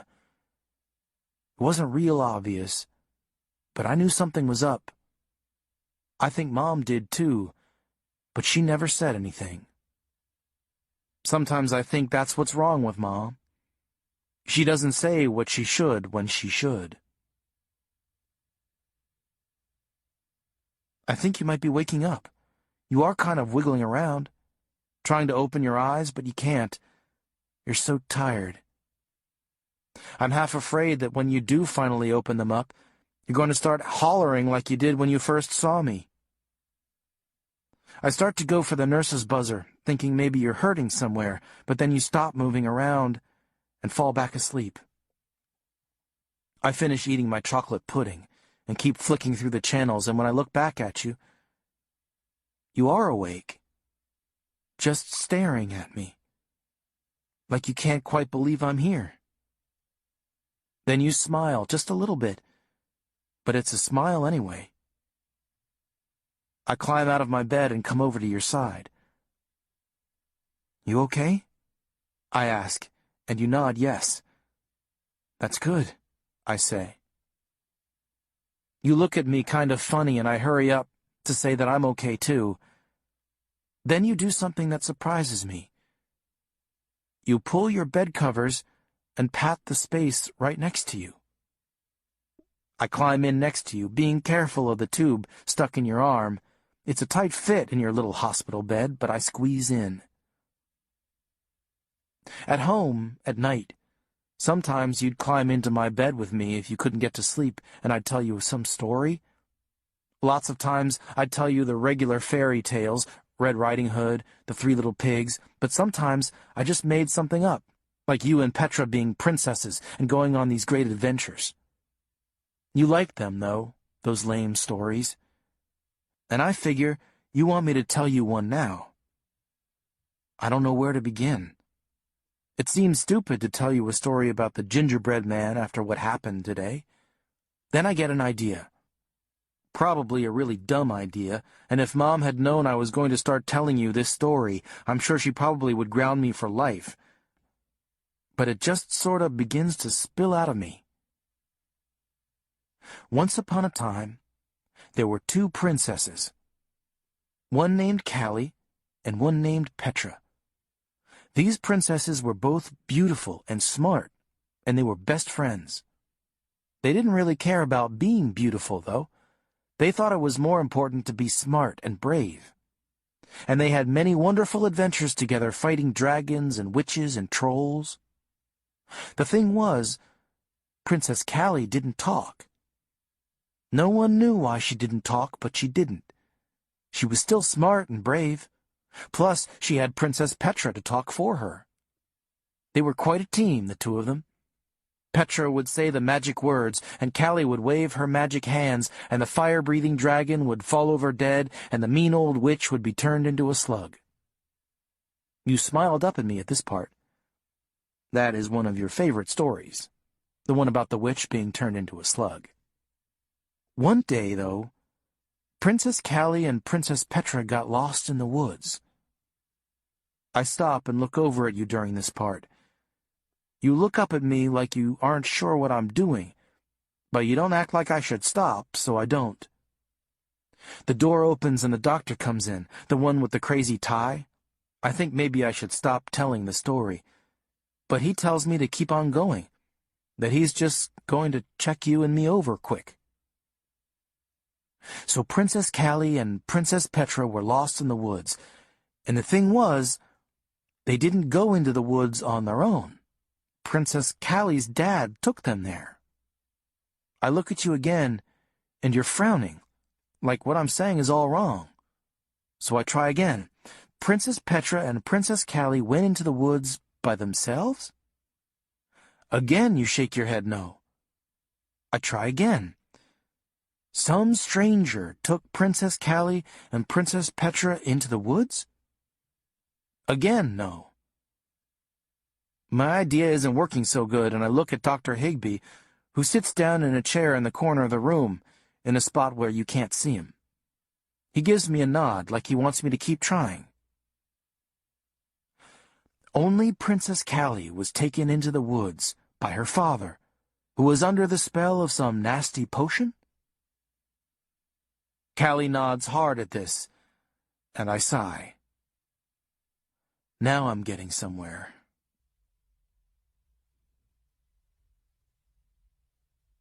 Martin. My hands go to the tender spot where Griff had hit me with the gun. I can hear the police sirens getting closer, and I'm relieved. Such a stupid thing I have done, coming here, thinking that I could mete out justice like some all-knowing demigod. I could never actually shoot someone, even the most vile, evil of men.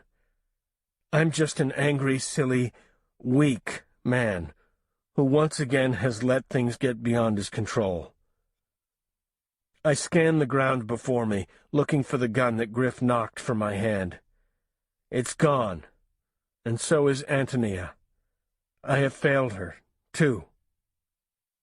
I feel dizzy and nauseous from the lump on my head, and I lean against Antonia's shed for support.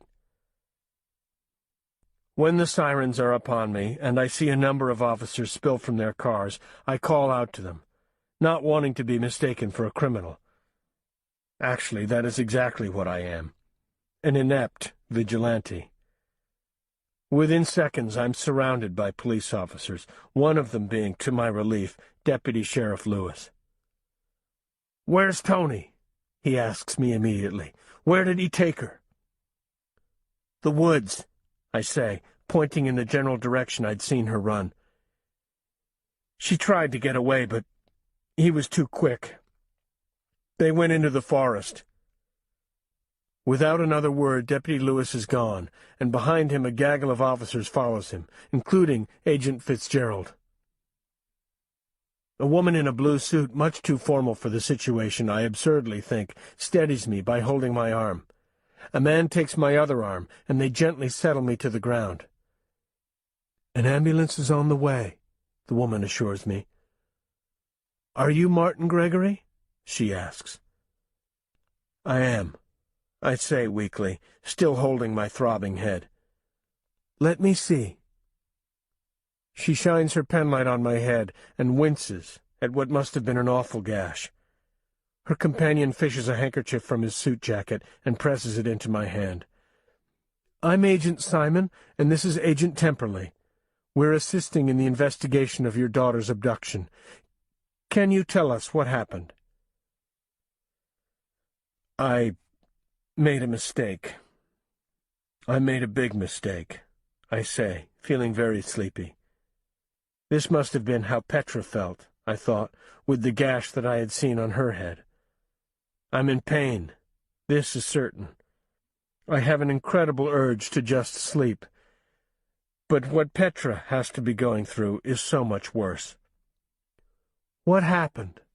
The woman asks me again. I sit for a long time saying nothing, not sure of the way to tell them, to share my ridiculous story of selfishness. Finally, Agent Simon rescues me by saying, "What happened to Antonia Clark?" This I can answer. Her husband took her into the woods. Again, I point in the direction that I saw Antonia run. "Did he have any weapons?" "There were reports of gunfire," the agent named Temperley asks. "A gun," I say, knowing now that I couldn't postpone the inevitable. "I think he picked up the gun from the ground and took Antonia into the woods." Blood has seeped through the handkerchief that Temperley handed to me. I fold it, trying to find a clean spot to hold against my head. "What gun from the ground?" Agent Simon asks, I think already knowing the answer. "My gun. I came here with a gun," I admit. Then Antonia arrived, and I couldn't let her go in the woods where he was. Not after what he did to my daughter, so I warned her. We hid. And he found us. "Did you threaten him with the gun?" Agent Temperley asks. No, but I was holding it. That was threatening enough, I think. He knocked it from my hand and it went off into the ground. I show them the damaged ground where the bullet had impacted. He hit me with the gun, and Antonia tried to run away. He caught her and pulled her into the woods. They couldn't have gone far. It's not loaded, though, the gun. I only had one bullet, and that one was used. "It's not loaded," Simon says, her voice oddly grave.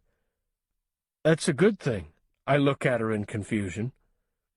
"It's a good thing if you're Antonia Clark. It isn't a good thing for Griff Clark and the officer who may shoot him because they both think the gun is loaded." Agent Simon turns to her partner. He nods and he walks away, I am sure to try to contact the officers who have dashed into the forest. "You know, coming out here was not a smart thing to do, don't you, Mr. Gregory?" I nod miserably and wince at the movement. My eyelids grow heavier. Sleep is what I crave. "Your wife has been searching desperately for you." Immediately my sleepiness vanishes. "Petra," I gasp. "Is Petra okay?" I try to stand, but my quick movement sends a wave of pain and dizziness through me, and I sit hard upon the ground. "Hey, stay put. You need a doctor. I don't know exactly what is happening with your daughter, but your wife needs to speak with you. We'll get you to a phone as soon as possible, Mr. Gregory, I promise."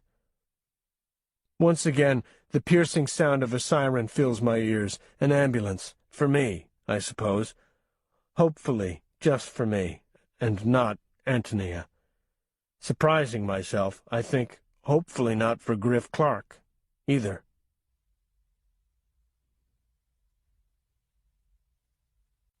Antonia.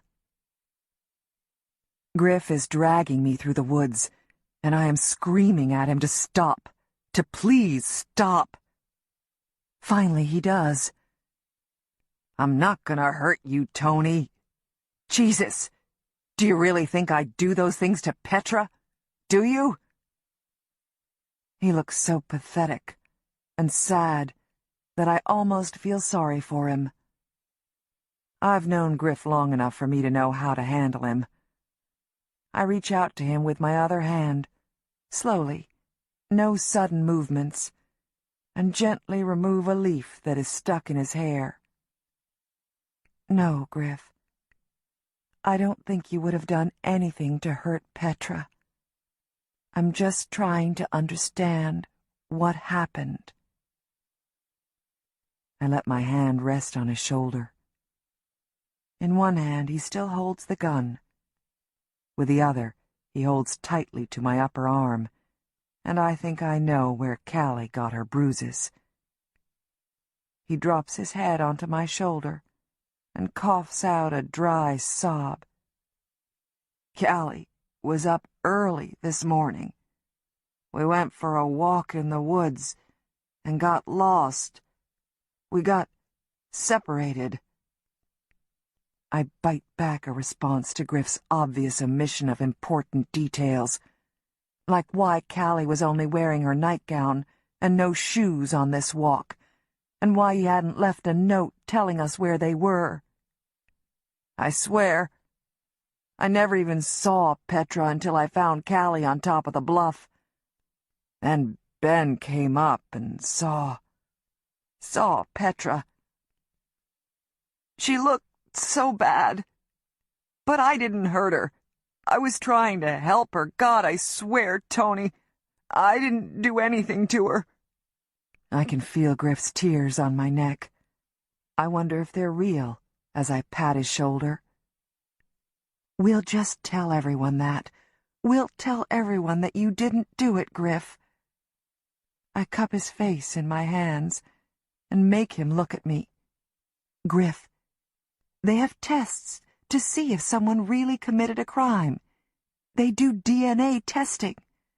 When they run those tests, they'll know you didn't hurt her. I know, Tony. Jesus, I'm not an idiot. He snarls at me. But I felt for her pulse. I tried to help her. I practically threw up all over her up there. They make mistakes. The police make mistakes all the time. You gotta tell them. You gotta tell them I was with you or something. That I couldn't have done this. He's gripping my arm even more tightly, the gun in his hand resting on my shoulder. I will, Griff. I'll tell them. Don't worry, I believe you. I say convincingly. I'll tell them you were with me, that you went up there to look for the kids and Ben made a mistake. Don't worry. Griff looks relieved, and he lets go of my arm. Thank you. Thank you, Tony. You won't be sorry. I'll stop drinking. It'll be good now. I promise. I know I've made some bad mistakes, but it'll be better now. He smiles at me, gratefully. Do you remember what it was like before? It'll be like that again. Like when Ben was little. It was good then, wasn't it? I'll quit the pipeline, get something here in town. Or maybe we'll just move, start all over in a new place. Won't that be better? We could go to the ocean. You've always wanted to see the ocean. We could go live by it, get a house right on the beach. I nod. Yeah, that'll be good. It'll be good. I'm surprised that he remembers this about me. Come on. Let's go back now. We'll talk to the police. They'll understand. I don't know. Griff hesitates. I think that I might have hurt Martin. I hit him pretty hard. God, I shouldn't have hit him so hard. What were you going to do? He had a gun, remember? You were scared. You were protecting yourself. Come on, let's go home. They'll be looking for us. It'll be better if we go to them, Griff. Please, let's go. The kids need us. I don't know. Griff frets. Let's keep going. You know the woods better than anyone. Let's keep going. Then when things calm down, we'll go get the kids. Keep running? I ask. But why? I told you I'd cover for you. It's okay. We need to get to Callie and Ben. Please, Griff. I beg. You're always taking their side. Jesus, Tony, just do this one thing for me, please. Then we'll get the kids. We can get to Maxwell by morning if we can get over to Highway 18 in the next few hours. Then we'll make sure the coast is clear and go get the kids. Griff, Callie's feet are all bandaged up. She's not going to be able to travel for a while. And Ben's got some broken ribs. We can't just start dragging them around the countryside. Then we'll come back for them in a week or so, when they're doing better. Tony, come on! They'll be coming in here soon after us. He sounds desperate. You go on without me, then. I'll tell the police everything. How you were with me, how you didn't do anything but take Callie for a walk this morning.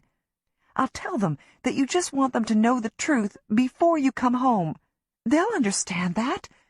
I'm sure they have arrangements like that all the time. You go on to Maxwell. I'll make sure the kids are okay, then meet up with you soon. You're lying, Griff says in a wounded voice, grabbing my arm again. No, I'm not. I'm not, I assure him. Jesus, you're lying to me. His face twists in grief, and he begins to drag me deeper into the forest.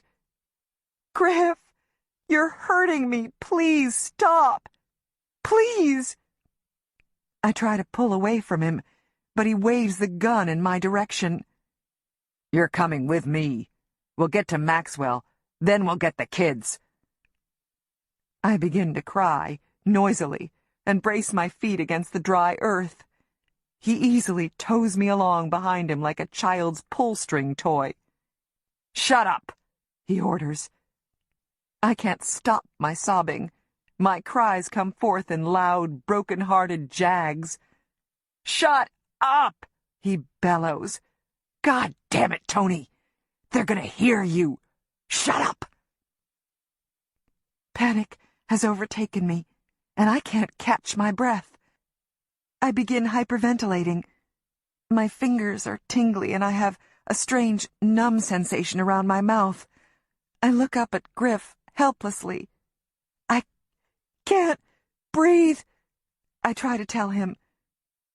But all that comes out is a hiss of breath as I try to gulp in more air. Shut up! Shut up, Tony! They'll hear you! He grips me by the shoulders and thrusts me up against a tree, my head striking the rough bark. Shut up! Shut up! If you don't be quiet, you will never see Callie and Ben again. Do you hear me? They'll find us. I will not go to jail for something I didn't do. Shut up! Please, I whisper, catching enough breath to speak. Please, let me go. He leans in close to me, puts his lips close to my ear, and murmurs, If you say one more goddamn word, I will shut your mouth for good. Now, shut up. I go still, not because of his threat, but because I had encountered this very same scene in a different time and a different place, as an outsider looking in, but the same nevertheless. Poor Callie, I thought. Poor little 4-year-old Callie, watching her mother fall down a flight of stairs. His screams of shut up, causing Callie to cringe, not able to stop crying. I remember lying on the couch, covered in a blanket, watching Griff screaming at his little 4-year-old daughter. I remember Griff bending down to whisper into Callie's ear. Something. And for 4 years, she has only spoken one word. One lonely word. Oh, God, I gasp in his ear. It was you. It was you.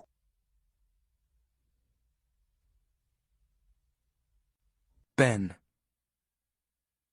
So Princess Callie was taken prisoner by the king, who didn't know what he was doing because of the potion he'd drunk. The princess tried and tried to use her magic, but it wouldn't work on the king because he was too strong.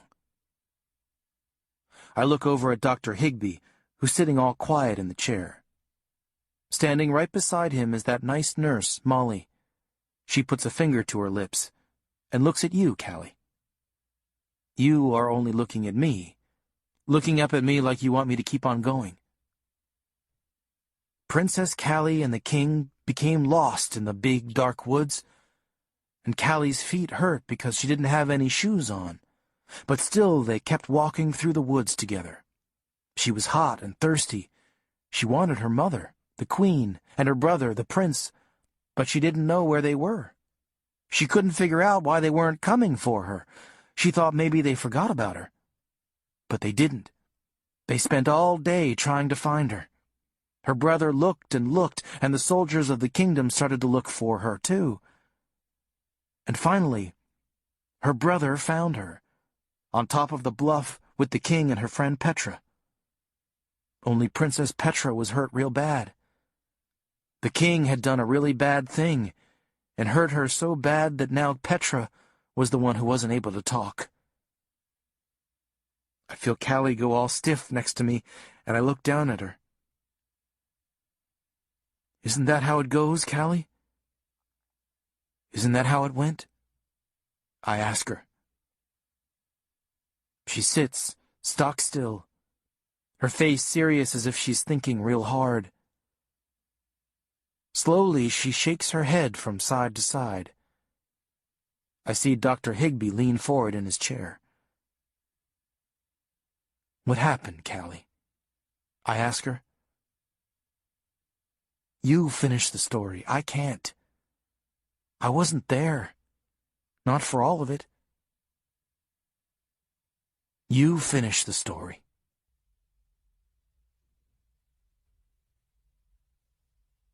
Martin. They won't let me climb into the ambulance on my own, but insist that I lie down on a stretcher and lift me into the vehicle. I'm fine, I maintain, but no one appears to be listening. A paramedic begins dabbing at my forehead, his face smooth and unreadable.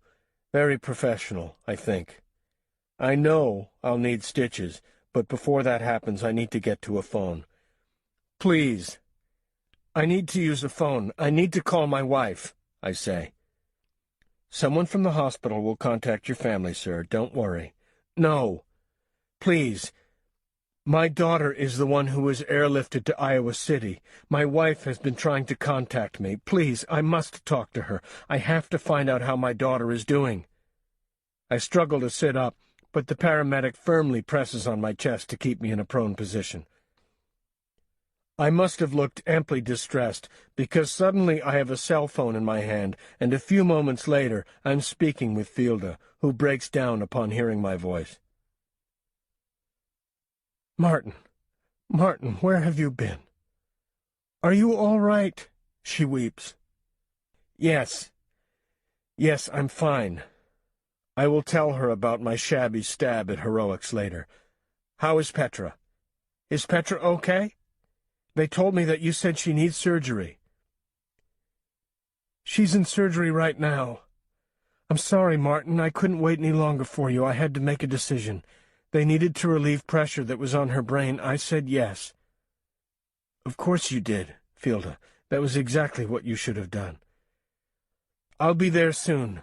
I have to take care of some things here, but I will be there with you as soon as I can. I should have gone with you in the first place. I'm so sorry, Fielda. I am so very sorry. There is a pause on the phone line. Martin, Fielda begins cautiously. You didn't go and do something that you're going to be sorry about now, did you? I thought of Antonia out in the forest with that desperate, sad man, and I say, I hope not. She sighs and tells me that she loves me, no matter what, and to hurry up and get over to Iowa City. When we arrive at Mercy Hospital, as I'm wheeled into the emergency room, a police officer keeps stride with the gurney and speaks with me. We're going to have to interview you after you have your head checked out. Yes, sir, I say, closing my eyes as I think of Callie and Ben Clark ensconced somewhere above me, waiting for their mother to return to them. How could I explain to them what happened, what I did, if their mother doesn't come back?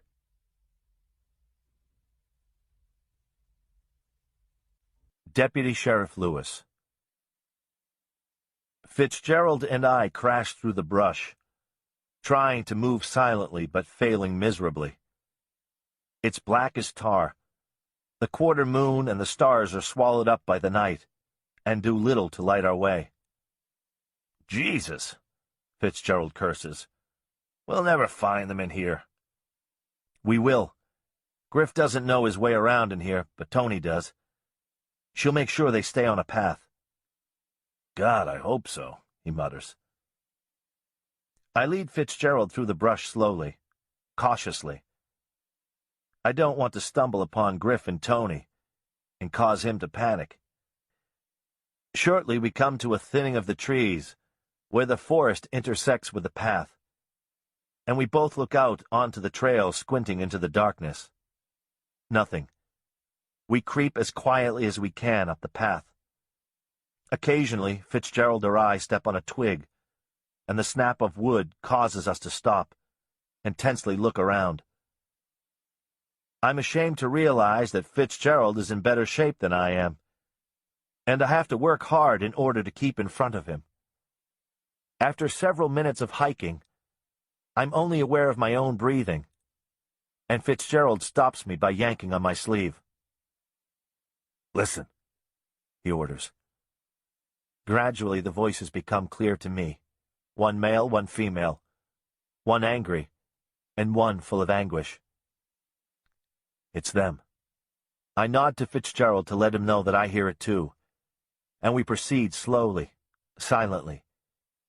We need to observe Tony and Griff without their knowledge, get a good handle on their position, and verify that Griff has a weapon. I move down the path in small increments, making sure that Fitzgerald is always in my sight, stopping every few steps to listen. It isn't long before I hear Griff screeching, "Shut up! Shut up!" and hear Tony's frantic cries. I inch down the path, forcing myself forward in deliberate, slow movements, not wanting to give up my presence prematurely. The sliver of moon illuminates Griff pinning Tony to a tree, his mouth against her ear. If I hadn't seen a gun in Griff's hand, I would have thought it was simply two people in an embrace. That, and the fact that Tony's sorrowful weeping assaults my ears. Farther on down the trail I spy Fitzgerald edging forward, gun drawn. I, too, pull my gun from its holster and step behind a tree. Fitzgerald yells, "Police! Put the gun down!" They don't appear to hear him. "Oh, God! It was you! It was you!" Tony howls. "No! No, I didn't do it!" Griff whines. "I didn't hurt that girl!" He presses his hand against Tony's throat, and I crouch and take aim. He is too close to her. "No," Tony wails, her words difficult to understand. "Callie. Callie. It's because of you she doesn't talk." "Drop the gun, Griff," I shout. Griff pauses for a minute, as if acknowledging our presence. "What are you talking about?" "Shut up," Griff tells her, confusion in his voice. "I thought it was because of what she saw when I lost the baby. I thought it was my fault. But it was you. You whispered something to her. What did you say? What did you say?" Tony's words muddle together, and the ferocity of them make Griff step back. Again, I take aim. "Shut up, Tony. You don't know what you're talking about." Griff is trying to keep his voice low. I can see his body shake with rage. Or DT. He begins to weep himself. He leans forward so that his forehead rests on Tony's, and then presses the barrel of the gun to his temple. "Drop your weapon," Fitzgerald booms. He is slowly edging farther away from me. If Griff chose to shoot, he would only be able to hit one of us. Again, I take aim. But he's too close to Tony and I can't risk the shot. In an instant, Griff moves slightly away from Tony, holding his gun toward her face. My chance. I reposition the grip of my weapon, and I hear a shout, and then the discharge. A loud pop that does not come from my gun. I'm too late. I see both Griff and Tony collapse to the ground. Both not moving. Within seconds, Fitzgerald is standing over Griff and Tony. I can't go any closer. I feel ill and disgraced. "Come, help me, hurry up!" Fitzgerald calls to me as he tries to roll Griff off Tony. I see her arms push at Griff, trying to force him off her. She crawls out from beneath him, covering her face with her hands.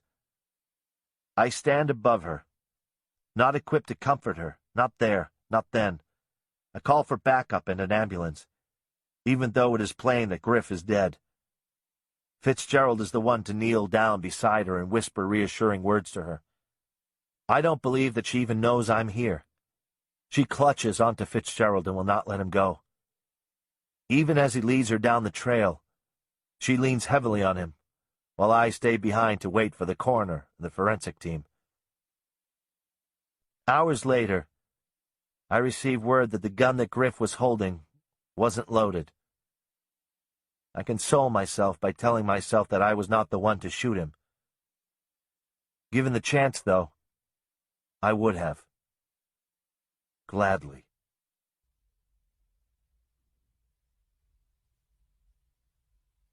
Callie.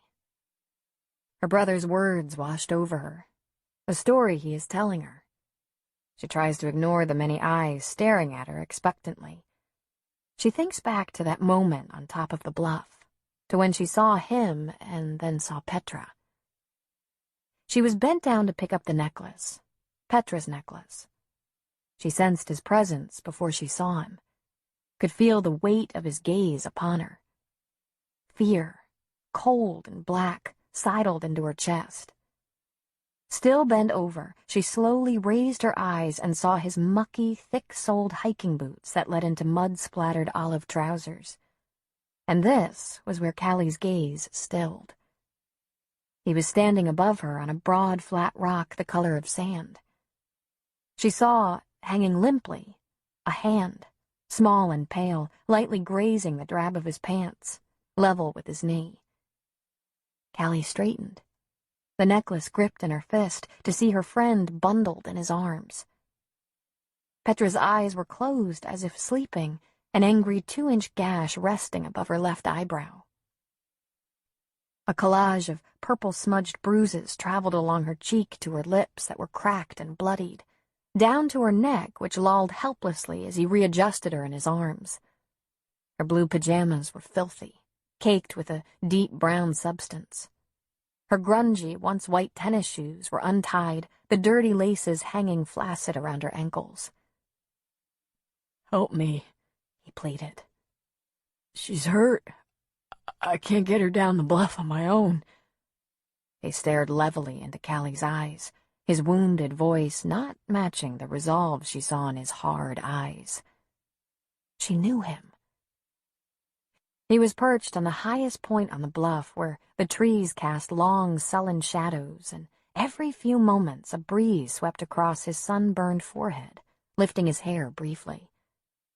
A deep valley, a basin of lush greens and honey yellows, lay in a blanket far behind him. Callie's eyes darted to Petra's fingers, which twitched briefly. "She's too heavy. I have to put her down." He carefully moved to set Petra down, resting his hand behind her head as he laid her on the altar-like rock. Once again, he stood, shaking his arms free from the residual weight of Petra. "I'm glad you're here," he remarked. "I could never do this on my own." He looked at Callie, trying to read her expression. "If we hurry, we can get her down the bluff and to the hospital. She's hurt badly. She fell. he added as an afterthought. The bluff on which he stood ended abruptly behind him and sloped into a steep, rough wall lined with slick green moss, and ended in a narrow, dry ravine. "Please," he begged. "I think she's gonna die if we don't get her out of here." His chin quivered and tears seemed to gather in the corners of his eyes. Diffidently, she moved forward, her gaze, though, never wandering from his face. He reached down a hand to help pull her to the top of the crumbling limestone, powdery bits breaking away as she tried to find a foothold for her toes. His hand, smooth and cool, enveloped hers, and she felt herself being lifted. The disconcerting feeling of being suspended in air fluttered in her stomach. His grip tightened, and a moment of dread swept through her. A mistake, she thought. I should have run. She helplessly tried to free her hand into a futile tug-of-war. She heard it before he did. The unmistakable beating of wings, slow and deliberate, followed by a drawn-out caw, almost like laughter. She felt the rush of air on her neck as it swooped over her. It was huge, the biggest bird Callie had ever seen, so black that it almost looked bluish. Its wings spread so wide it looked nearly the same size as she was. The man faltered as the great black bird skimmed his shoulder, casting a dark shadow over the look of fear and revulsion that danced across his face as he released Callie's hand.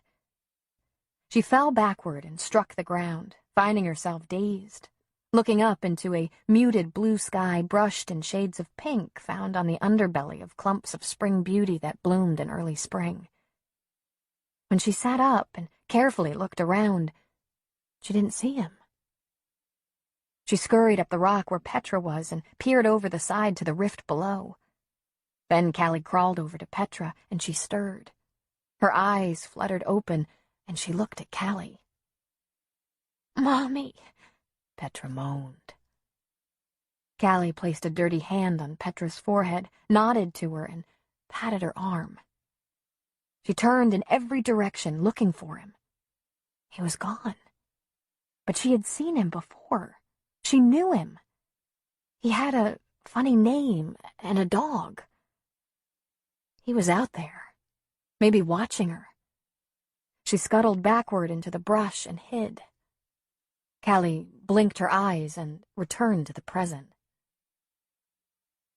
"Lucky," Callie said simply to her brother, speaking for her friend, who had always spoken for her. It was lucky.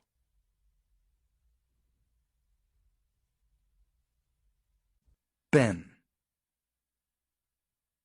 Well, Callie, you did it. You finished the story. And I know that wasn't an easy thing for you to do. I'm surprised that it wasn't Dad, but that student of Mr. Gregory who ended up taking Petra into the woods and doing all those bad things to her. I wonder if Dad will ever forgive me for blaming him. But he looked so guilty, and he did drag you out into the woods. I don't know how I'm going to face him. I mean, I walloped him pretty good for a 12-year-old. Mom isn't back yet with our stuff, and I'm just plain tired. But there's no sleeping for us tonight. What with the police coming in and asking you to tell the story over and over again. You do it, though. You retell that story over and over, and they keep asking you over and over again if this Lucky guy did anything to you, but you say no, it was Petra. He hurt Petra. Finally, Rose comes in and tells the police officers to beat it, that we both need a good night's sleep. We aren't sleeping, though, are we? We've decided to wait up for Mom. But she hasn't come to us. Not yet, anyway. You're so excited to show her that you can talk again. You just ramble on and on. I think just to hear your own voice, to listen to what it sounds like after so many years. It surprises me, too, the way you sound. Older, of course, but I don't know. You sound smarter. No, that isn't it. Wiser, I guess. You sound wise. And I guess you are. I ask you if you think that Dad'll ever forgive me for thinking what I did about him and for hitting him. You say, no. So softly I almost can't hear you, but I do. No, you say. But don't be sorry. He wasn't himself up there. You stop talking for a second and then change your mind. He was himself up there. But still, don't be sorry. You saved us. I have to smile at that. You thinking that I saved you and Petra? And maybe I did. I guess I'll never know. It's nice, sitting here with you. We don't know what's coming next with Dad, but I figure it'll all turn out okay. What do you want to watch, Callie? I ask you. And you answer me. Just like it should go.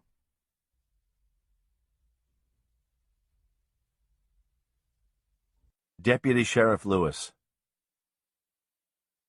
I don't go home after the shooting. It's an empty place, what with Christine and Tanner gone. In one crazy day, I have lost my wife and my son. I end up at my desk at the station, writing my report, trying not to forget any of the key details. I've seen a lot as a deputy sheriff. I've seen the aftermath of suicides, meth lab explosions. I've seen women beaten by their husbands who somehow decide to go back for more.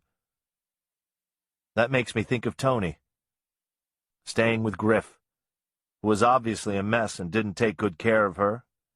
Not the way I would have, anyway. But there is something about seeing someone you know inside and out on the edge of being killed. Nothing prepared me for that. No amount of training or years of experience readied me for seeing the barrel of a gun pressed to the head of the girl I first saw careening down a hill of snow on a sled when we were 7. Maybe it's a gift, not being the one to shoot Griff. Now maybe I can go in and help pick up the pieces of Tony's former life. Start where we had left things so many years ago. Maybe this is my second chance with her. I hadn't been the one to kill her husband. But will Tony think of it that way? Would Callie and Ben? Maybe I'm no better than Griff was. He gave up his family for alcohol. And it looks like I gave up my own family as well. But for me, it was because of a woman I had grown up with. One I couldn't ever let go. So who is the bigger villain in the end? Is it Griff or is it me? I think that's a question I don't want to look at too closely. An answer I can live without finding. Once when Tony and I were in the 3rd grade, we went walking in Willow Creek Woods. It was just the 2 of us, when all was innocent and a boy could still be friends with a girl, and not be teased mercilessly by his peers. It was a brisk spring day, the light from the sun bright but lacking any warmth. Tony wore an old sweatshirt of her brother's and snow boots. We were walking across Lone Tree Bridge, carefully making our way across the thin tree trunk that had fallen across Willow Creek, holding hands, steadying each other so we wouldn't fall. There on that day, holding the hand of my best friend, I couldn't imagine a life without her, without Tony. I still can't. This morning I find myself calling Charles Wilson and apologizing on behalf of the Sheriff's Department for any inconvenience we have caused him. "No problem," he says. "I'm just glad you found the girls." I hesitate before hanging up. "Did you ever find your dog, Mr. Wilson?" I ask. "Oh, yes," he says. "He came home last night, tired and hungry, and embarrassed, I think, for the trouble he caused." I apologize once again and wish him well. "He's a good man, Mr. Wilson. I go to the hospital hoping to find Tony there with Ben and Callie. I come across her sitting in the waiting room, next to the information desk, looking at her hands. It strikes me that she looks much the same way she did on the day she found out her mother had died. What am I going to tell them? She asks me, not looking up at me when I stand next to her. I don't know. I tell her truthfully. I don't envy her that task. She stands and wobbles for a moment uncertainly, and I hold her elbow to steady her and follow her to the elevator doors. Do you want me to come with you, Tony? I ask. Yes, she says, and reaches out for my hand.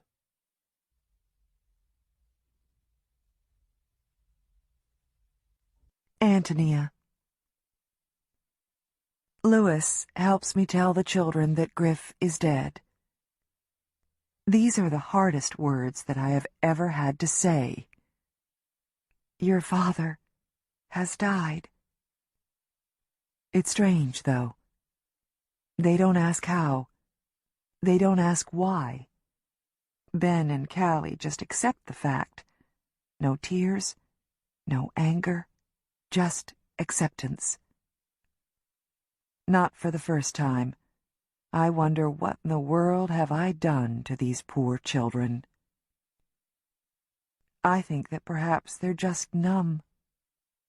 It has been a confusing, painful 2 days on many counts.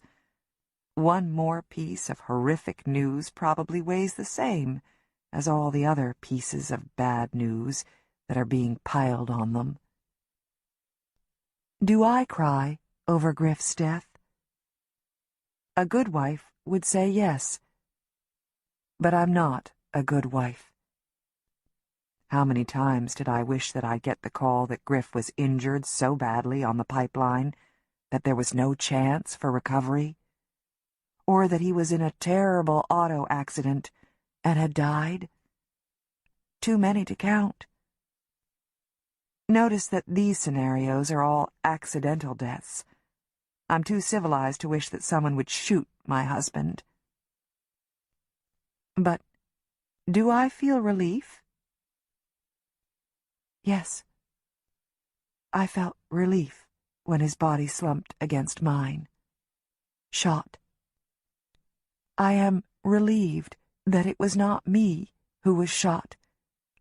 And I am relieved that I will not have to endure one more drunken tantrum from my husband, and that my children will not have to suffer through one again either.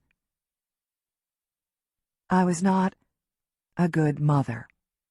A good mother would have packed her children up the first time her husband began throwing beer bottles at her. The first time he smacked her child a little too hard for spilling the orange juice. Or the first time he made her child sit at the kitchen table for 3 hours because she did not, could not say, "May I please be excused?" A good mother would not have tolerated any of these things. But as I said, I wasn't a good mother. But I get a chance to start over, brand new, to be a good mother, the kind of mother who protects her children, who will lay down her life for her children. Lewis says that I already am that kind of mother, that I always was, but I don't think so. Not really. Here's my chance. I want what I never got with my own mother. Enough time. I just want enough time.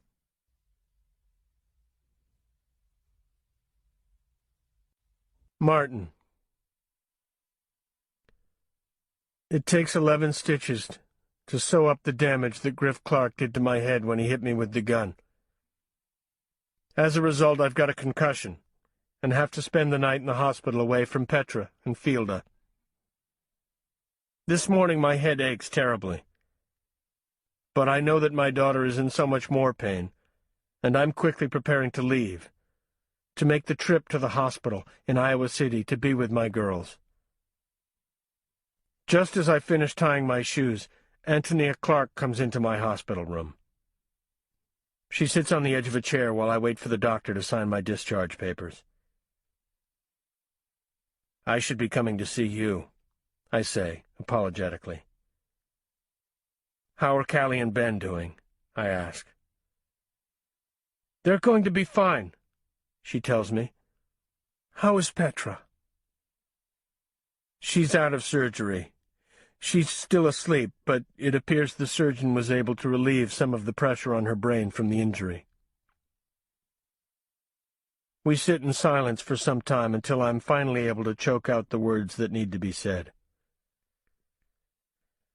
"I'm sorry, Antonia. I'm so sorry I came to your home with a gun. I truly believed that Griff had something to do with what happened to Petra. That is no excuse, I know, but I'm sorry. It's because of me that he's dead. Martin, look at what Griff did to your head. Look what he did to Callie. Drunk, he took her from her home at 4 a.m. without shoes and dragged her through the woods so he could take her to who he thought was her real father. He ended up getting them lost, beat up his son, and held a gun to my head. Griff wasn't all that great of a guy, Martin." "No," I say cautiously. "But I'm sorry that he died. I'm sorry your family has to go through another bad thing." "We'll be okay. We've got each other, and that's what's important, right?" I nod. "Do you have a ride to Iowa City? You're not going to drive, are you? Your head must still be hurting." "Lewis said that he would drive me to the hospital," I tell her. "He told me they caught the man who did this," Antonia says. "Yes. I believe he's somewhere in this hospital," I reply.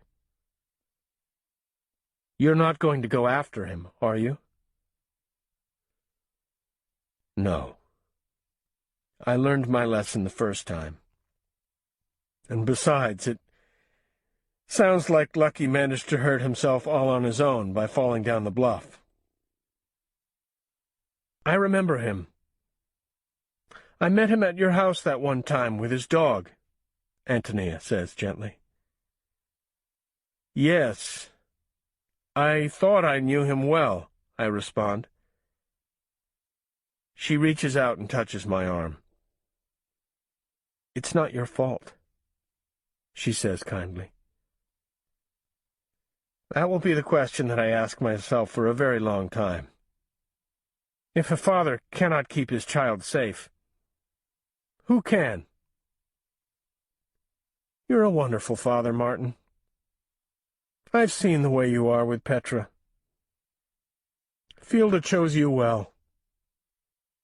I wish I would have made such a wise choice myself. If you had chosen differently, you wouldn't have the children you have, I remind her. She smiles. I do have great kids. We both do. Now go to Petra. When she wakes up, she'll want to see her father standing there. You two can compare stitches. I laugh.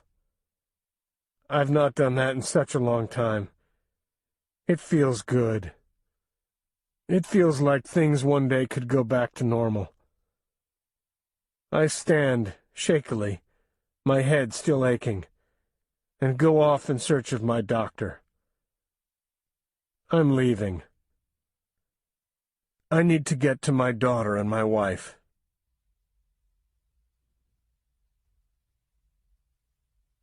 Epilogue.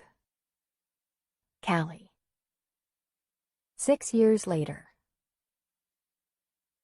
I often look back upon that day so long ago and wonder how it was we all survived.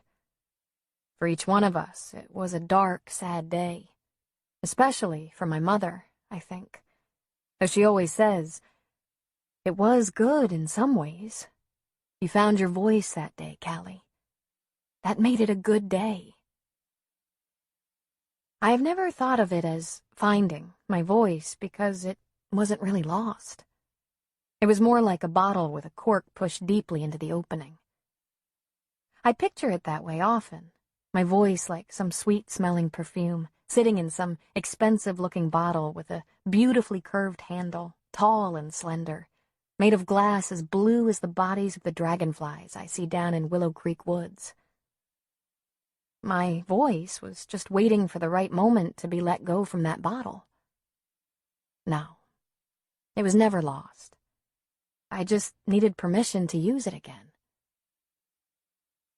It took me such a long time to figure out that I was the only one who could grant that permission. No one else.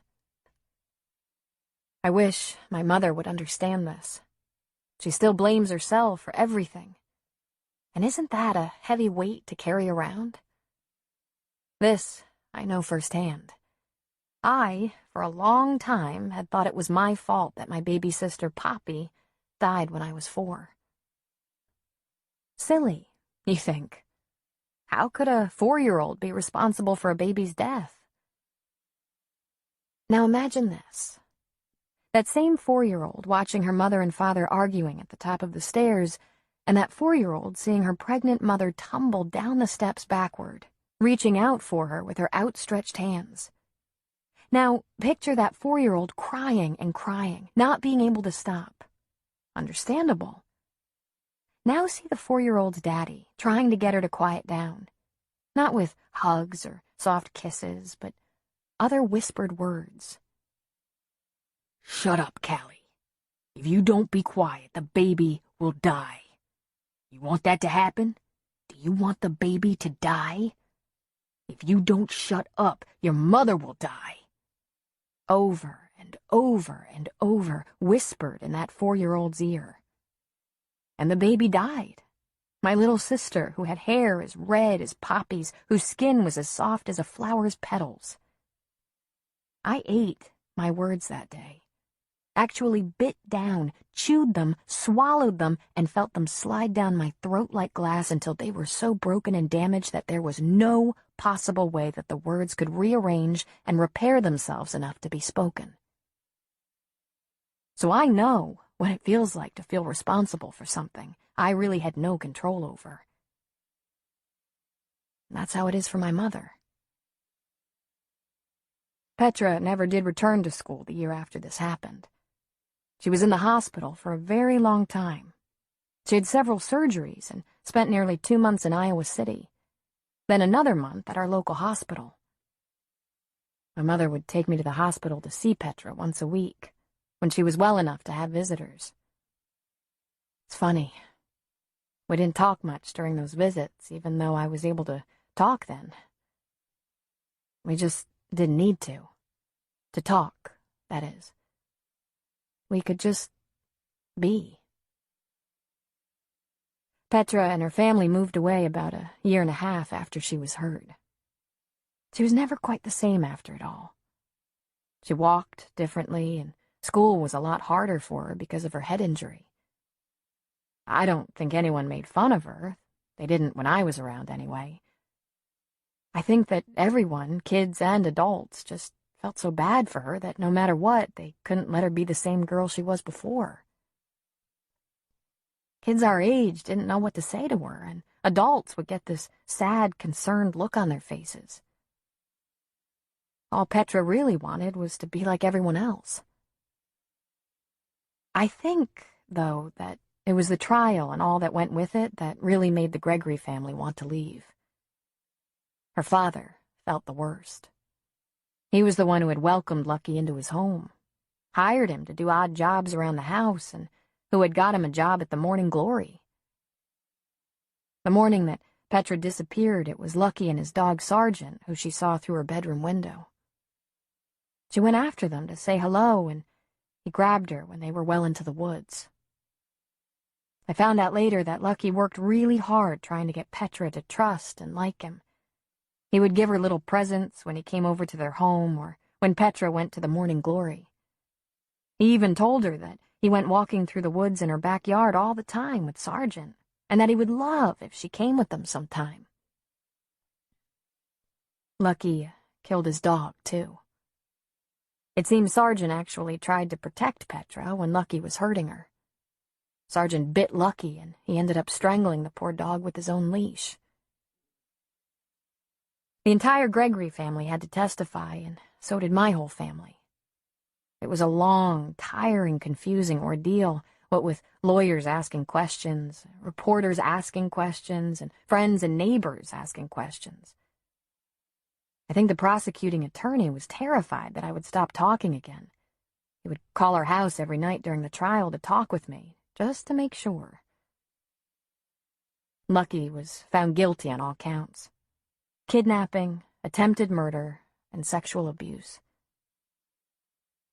The only halfway funny thing about the whole ordeal was that old black crow who brushed by Lucky right when he was going to grab me, too. Knocked him right off the bluff.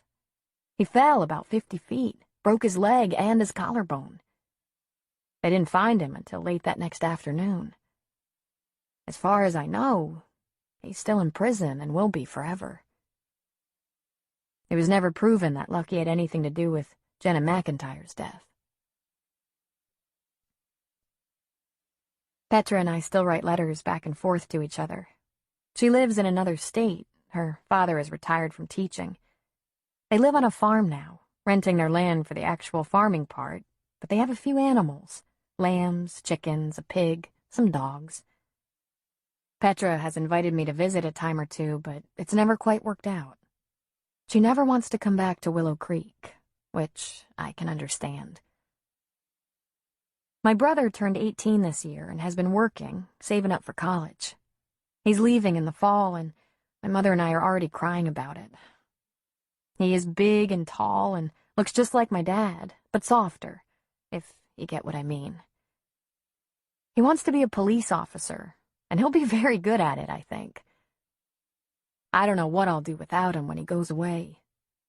I know many of my friends can't wait for their brothers or sisters to leave, but it's different with Ben and me.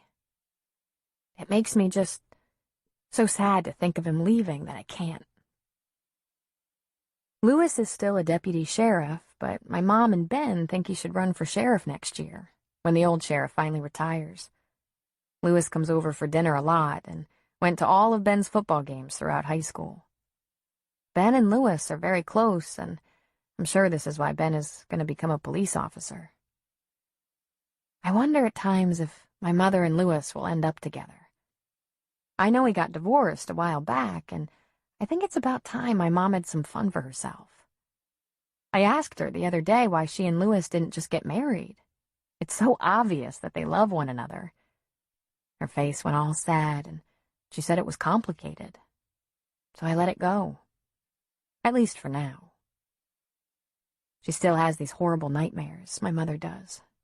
I can hear her yelling from her bedroom, and more than once I've seen her peeking into our rooms, checking on me, checking on Ben.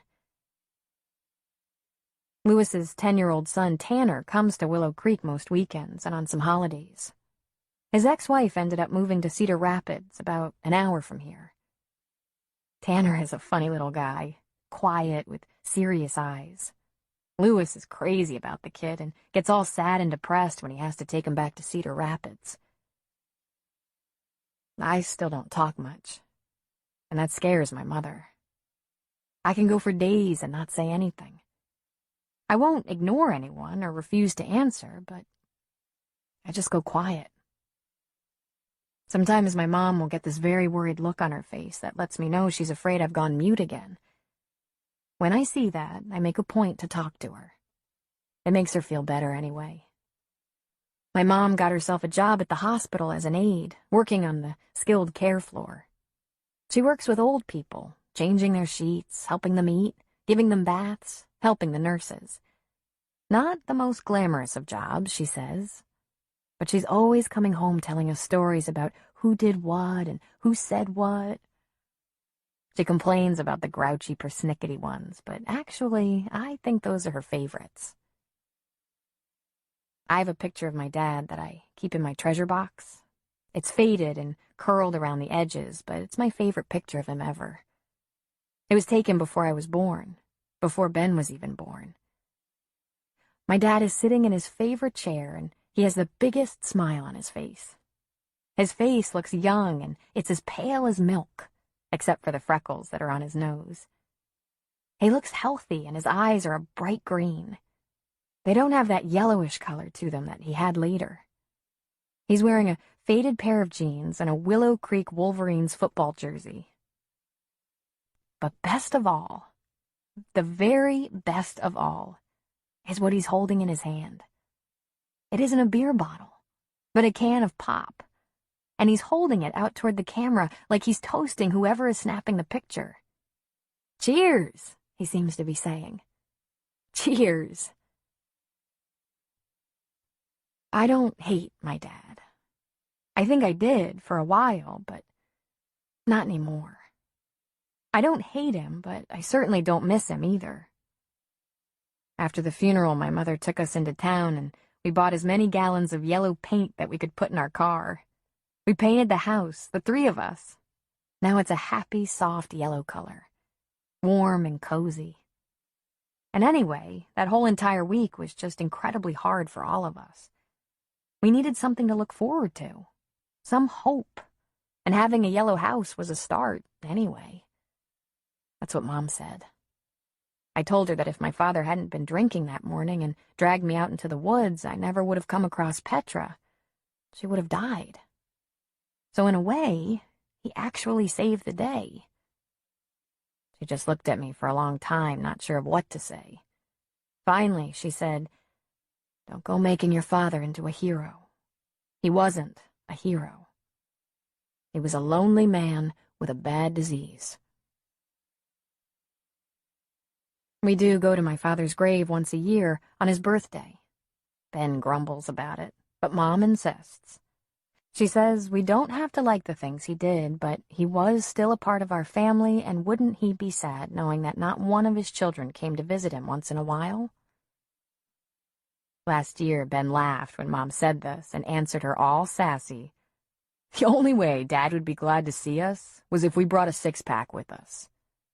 He did, too. Ben brought a six-pack of beer with him to the cemetery last year. Set it right next to his gravestone. Mom made him take it away, but Ben and I laughed over it later.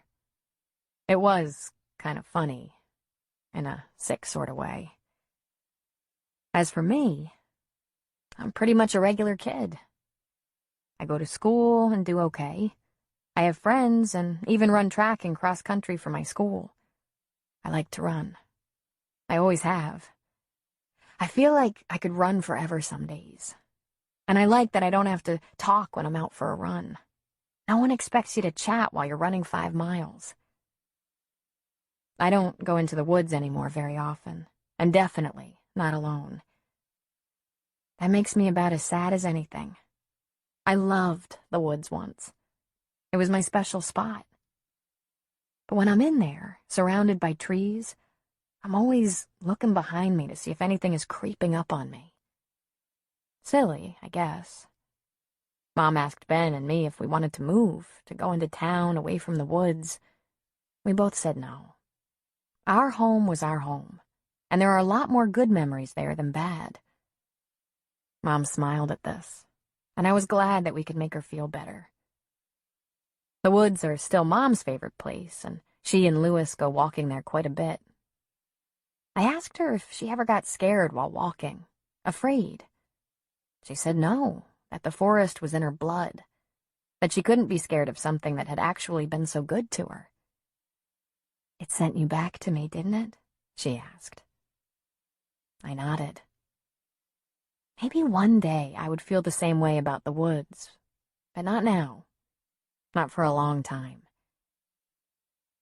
I still see Dr. Kelsing, the psychiatrist that I met that night I went to the hospital.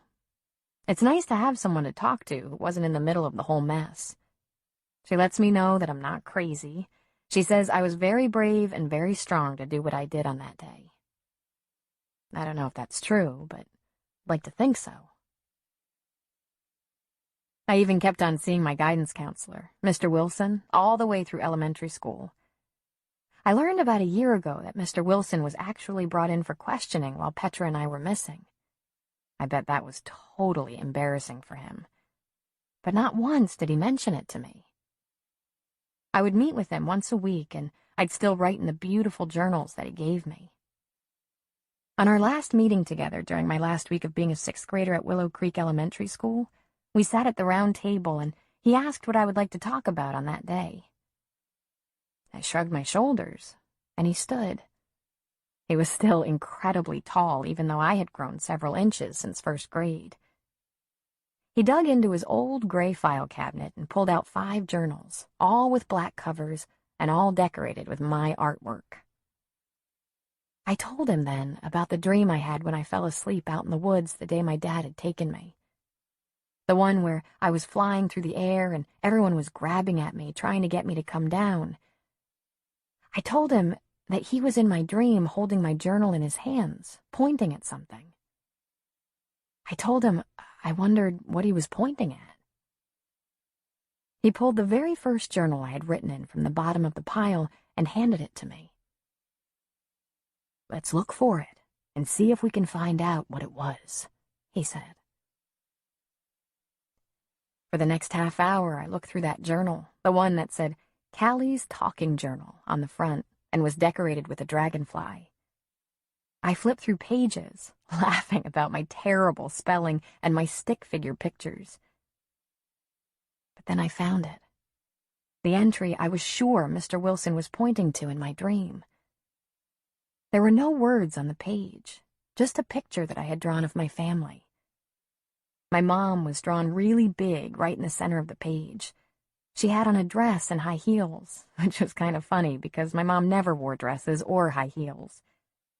Her hair was drawn in a huge bouffant style, and she had a smile on her face. My brother was standing right next to my mom, drawn just as big. His hair was colored fire engine red, and his freckles were red dots across his circle-shaped nose. He held a football in his hands.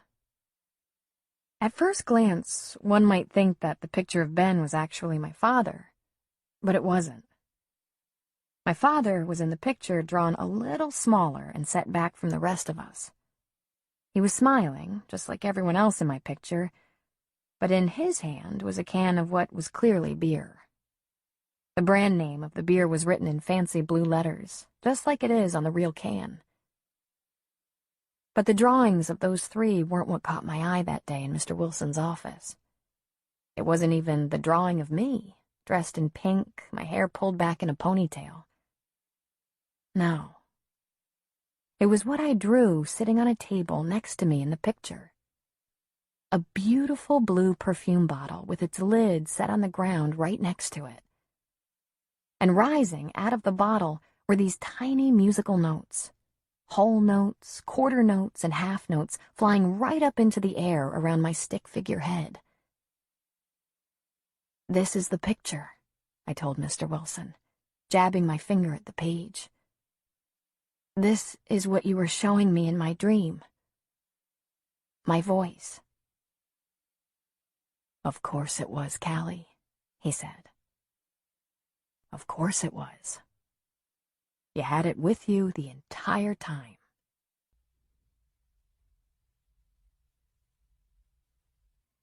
The end.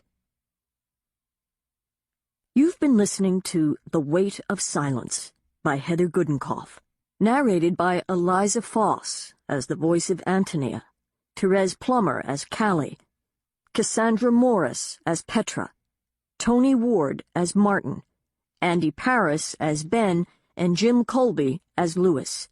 This recording was directed by Abigail McHugh.